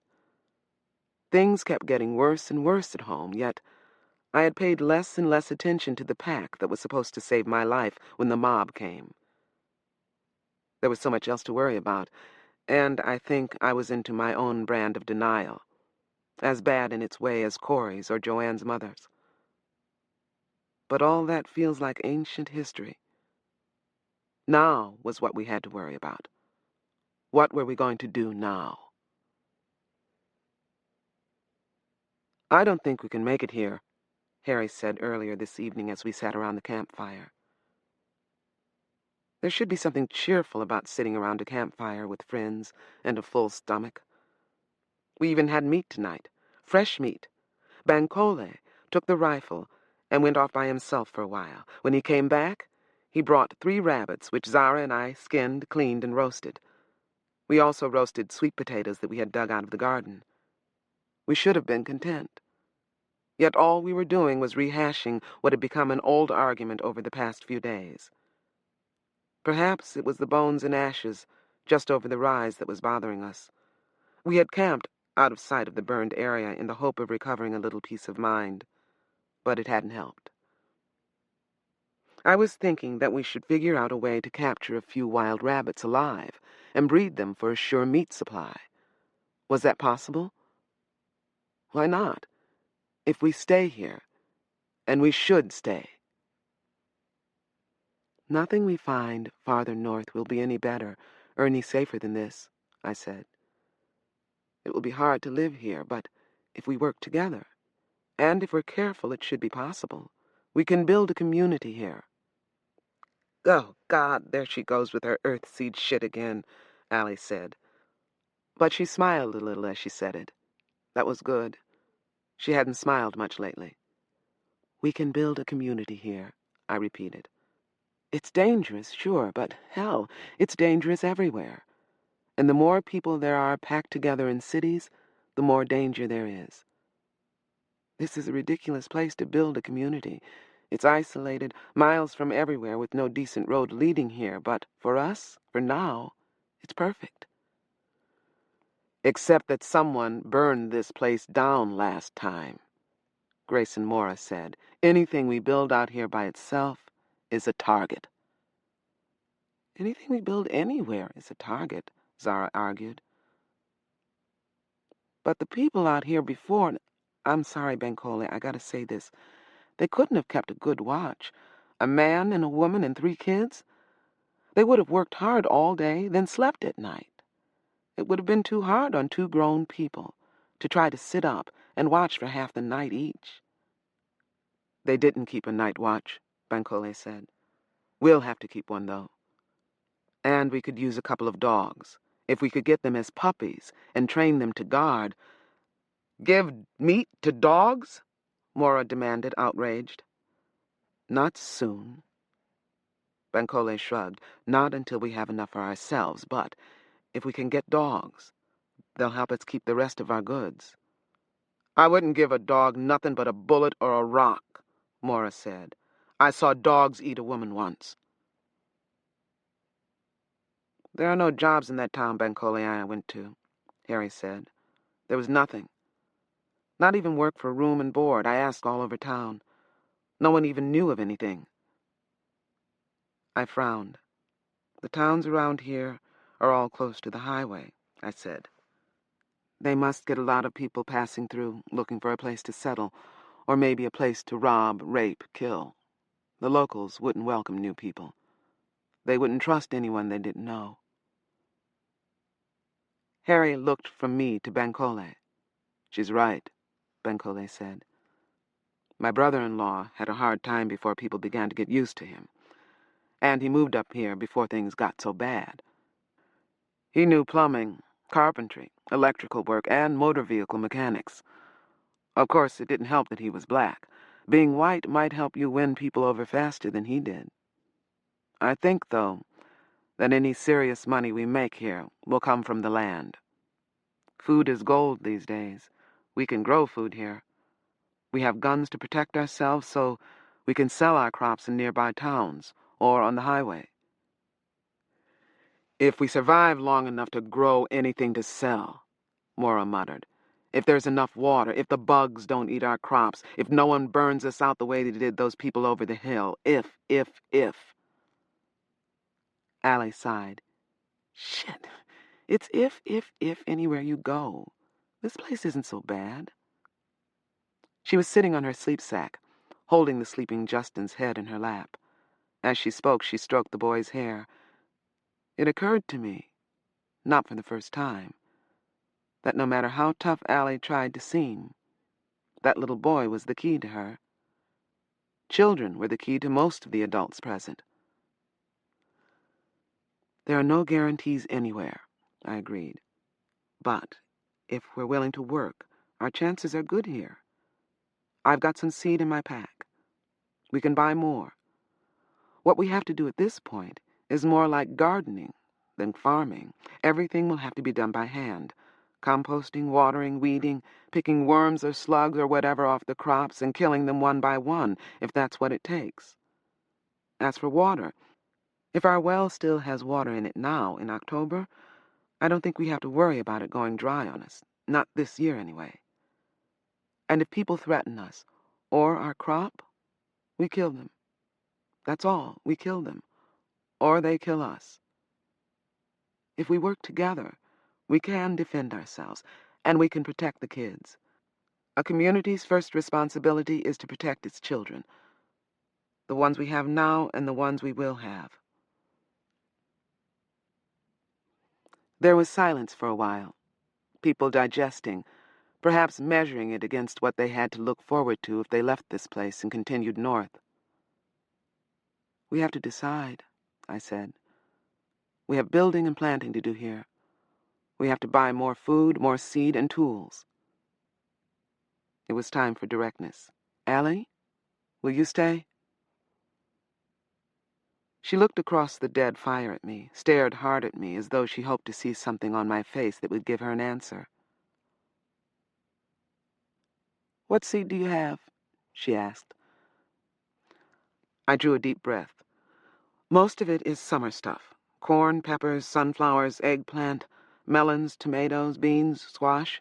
But I have some winter things. Peas, carrots, cabbage, broccoli, winter squash, onions, asparagus, herbs, several kinds of greens. We can buy more.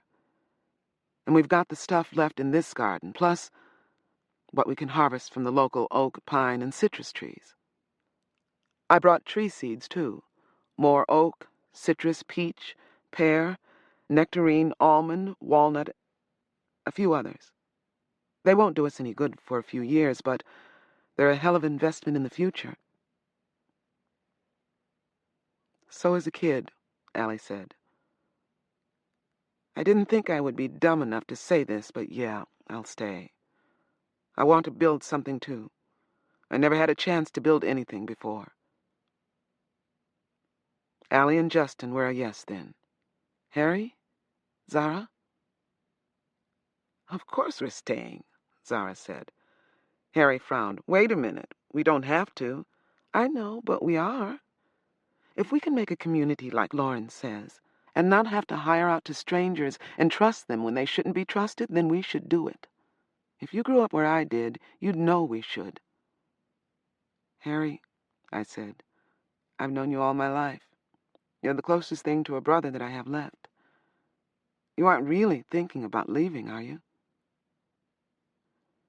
It wasn't the world's best argument. He had been both cousin and lover to Joanne, and he'd let her go when he could have gone with her. I want something of my own, he said. Land, a home, maybe a store, or a small farm, something that's mine. This land is Bencole's. Yes, Bencole said. And you'll be getting the use of it rent-free, and all the water you need. What are those things going to cost you farther north, if you can get them at all farther north, if you can get yourself out of California? But there's no work here. There's nothing but work here, boy. Work and a lot of cheap land. How cheap do you think land will be up where you and all the rest of the world are heading? Harry thought about that, then spread his hands. What I'm worried about is spending all our money here, then discovering we can't make it here. I nodded. I've thought about that too, and it bothers me. But it's a possibility anywhere, you know. You could settle in Oregon or Washington, not be able to get a job and run out of money, Or you could be forced to work under the conditions that Emery and Grayson found. After all, with rivers of people flowing north, looking for work, employers can take their pick and pay what they feel like paying. Emery put her arm around Tori, who sat drowsing next to her. "You might be able to get a job as a driver," she said. "They like white men to be drivers. If you can read and write, and if you do the work, you might get hired." "I don't know how to drive, but I could learn," Harry said. "You mean driving those big armored trucks, don't you?" Emery looked confused. "Trucks? No. I mean driving people, making them work, pushing them to work faster, making them do whatever the owner says." Harry's expression had dissolved from hopeful to horrified to outraged. "Jesus, God, do you think I'd do that? How could you think I'd do anything like that?" Emery shrugged. It startled me that she could be indifferent about such a thing, but she seemed to be. "Some people think it's a good job," she said. "Last driver we had, he used to do something with computers, I don't know what. His company went out of business, and he got a job driving us. I think he liked it." "Em," Harry said. He pitched his voice low and waited until she looked at him. "Are you telling me you believe I'd like a job pushing slaves around and taking away their children?" She stared back, searching his face. "I hope not," she said, and then, "Sometimes jobs like that are the only jobs. Slave and slave driver. I heard that just on this side of the Canada border, there are a lot of factories with jobs like that." I frowned. "Factories that use slave labor?" "Yeah. Workers make things for companies in Canada or Asia. They don't get paid much, so they get into debt. They get hurt or sick, too. Their drinking water is not clean, and the factories are dangerous, full of poisons and machines that crush or cut you. But people think they can make some cash and then quit. I worked with some women who had gone up there, taken a look, and come back." "And you were going up there?" Harry demanded. "Not to work in those places. The women warned me." "I've heard of places like that," Bankole said. "They were supposed to provide jobs for that northward flowing river of people. President Donner's all for them. The workers are more throwaways than slaves. They breathe toxic fumes or drink contaminated water or get caught in unshielded machinery. It doesn't matter. They're easy to replace. Thousands of jobless for every job." "Border works," Mora said. "Not all of them are that bad. I heard some pay cash wages, not company script." "Is that where you want to go?" I asked. "Or do you want to stay here?" He looked down at Doe, who was still nibbling at a piece of sweet potato. "I want to stay here," he said, surprising me. "I'm not sure you have a hope in hell of building anything here, but you're just crazy enough to make it work." And if it didn't work, he'd be no worse off than he was when he escaped slavery. He could rob someone and continue his journey north, or maybe not. I'd been thinking about Mora. He did a lot to keep people away from him, keep them from knowing too much about him, keep them from seeing what he was feeling or that he was feeling anything.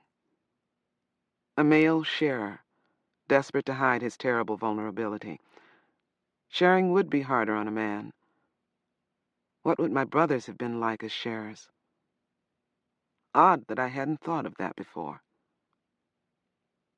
"I'm glad you're staying," I said. "We need you."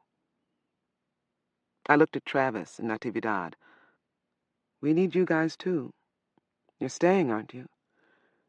"You know we are," Travis said, "although I think I agree more than I want to with Mora. I'm not sure we have a prayer of succeeding here." "We'll have whatever we can shape," I said. And I turned to face Harry. He and Zara had been whispering together. Now he looked at me.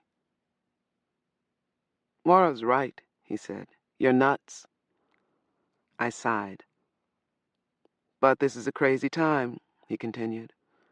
Maybe you're what the time needs, or what we need. I'll stay. I may be sorry for it, but I'll stay. Now the decision is acknowledged, and we can stop arguing about it. Tomorrow, we'll begin to prepare a winter garden. Next week, several of us will go into town to buy tools, more seed, supplies. Also, it's time we began to build a shelter. There are trees enough in the area, and we could dig into the ground and into the hills.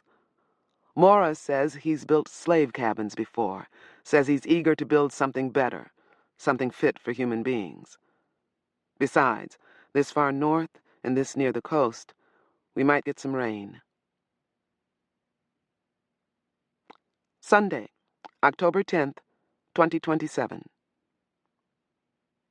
Today, we had a funeral for Bancole's dead, the 5 people who died in the fire. The cops never came. At last, Bancole has decided that they aren't going to come, and that it's time his sister and her family had a decent burial. We collected all the bones that we could find, and yesterday, Natividad wrapped them in a shawl that she had knitted years ago. It was the most beautiful thing she owned. A thing like that should serve the living, Bancole said when she offered it. You are the living, Natividad said. I like you. I wish I could have met your sister. He looked at her for a while. Then he took the shawl and hugged her. Then, beginning to cry, he went off by himself into the trees out of our sight. I let him alone for an hour or so, then went after him. I found him sitting on a fallen log, wiping his face. I sat with him for some time, saying nothing. After a while, he got up, waited for me to stand, then headed back toward our camp. I would like to give them a grove of oak trees, I said. Trees are better than stone. Life commemorating life. He glanced back at me. All right. Bancole? He stopped, looked at me with an expression I couldn't read. None of us knew her, I said. I wish we had. I wish I had. No matter how much I would have surprised her. He managed to smile. She would have looked at you, then looked at me, then right in front of you, I think she would have said, well, there's no fool like an old fool. Once she got that out of her system, I think she would have gotten to like you. Do you think she could stand or forgive company now? What? I drew a deep breath and wondered about what I meant to say. It could go wrong. He could misunderstand. It still needed to be said. We'll bury your dead tomorrow. I think you're right to want to do it. And I think we should bury our dead as well. Most of us have had to walk away or run away from our unburned, unburied dead. Tomorrow, we should remember them all and lay them to rest if we can. Your family? I nodded. Mine, Zara's, Harry's, Allie's, both her son and her sister, maybe Emery's sons, maybe others that I don't know about. Mora doesn't talk about himself much, but he must have losses. Doe's mother, perhaps. How do you want to do it? He asked. Each of us will have to bury our own dead. We knew them. We can find the words. Words from the Bible, perhaps. Any words. Memories, quotations, thoughts, songs. My father had a funeral even though we never found his body. But my 3 youngest brothers and my stepmother had nothing. Zara saw them die, or I wouldn't have any idea what happened to them. I thought for a moment. I have acorns enough for each of us to plant live oak trees to our dead. Enough to plant one for Justin's mother, too. I'm thinking about a very simple ceremony, but everyone should have a chance to speak. Even the 2 little girls. He nodded. I don't have any objection. It isn't a bad idea. And a few steps later, there's been so much dying. There's so much more to come. Not for us, I hope. He said nothing for a while. Then he stopped and put his hand on my shoulder to stop me. At first, he only stood looking at me, almost studying my face. "You're so young," he said. "It seems almost criminal that you should be so young in these terrible times. I wish you could have known this country when it was still salvageable."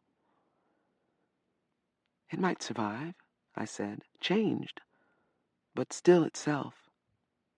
"No." He drew me to his side and put one arm around me. "Human beings will survive, of course. Some other countries will survive. Maybe they'll absorb what's left of us. Or maybe we'll just break up into a lot of little states quarreling and fighting with each other over whatever crumbs are left. That's almost happened now, with states shutting themselves off from one another, treating state lines as national borders. As bright as you are, I don't think you understand. I don't think you understand what we've lost. Perhaps it's a blessing." "God is change," I said. "Olamina, that doesn't mean anything. It means everything. Everything." He sighed. "You know, as bad as things are, we haven't even hit bottom yet. Starvation, disease, drug damage, and mob rule have only begun. Federal, state, and local governments still exist, in name at least, and sometimes they manage to do something more than collect taxes and send in the military.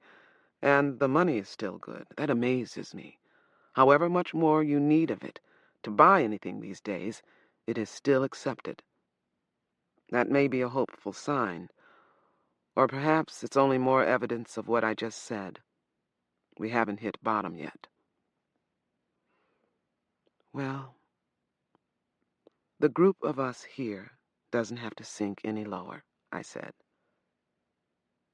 He shook his shaggy head, his hair, beard, and serious expression making him look more than a little like an old picture I used to have of Frederick Douglass. "I wish I believed that," he said. Perhaps it was his grief talking. "I don't think we have a hope in hell of succeeding here." I slipped my arm around him. "Let's go back," I said. "We've got work to do."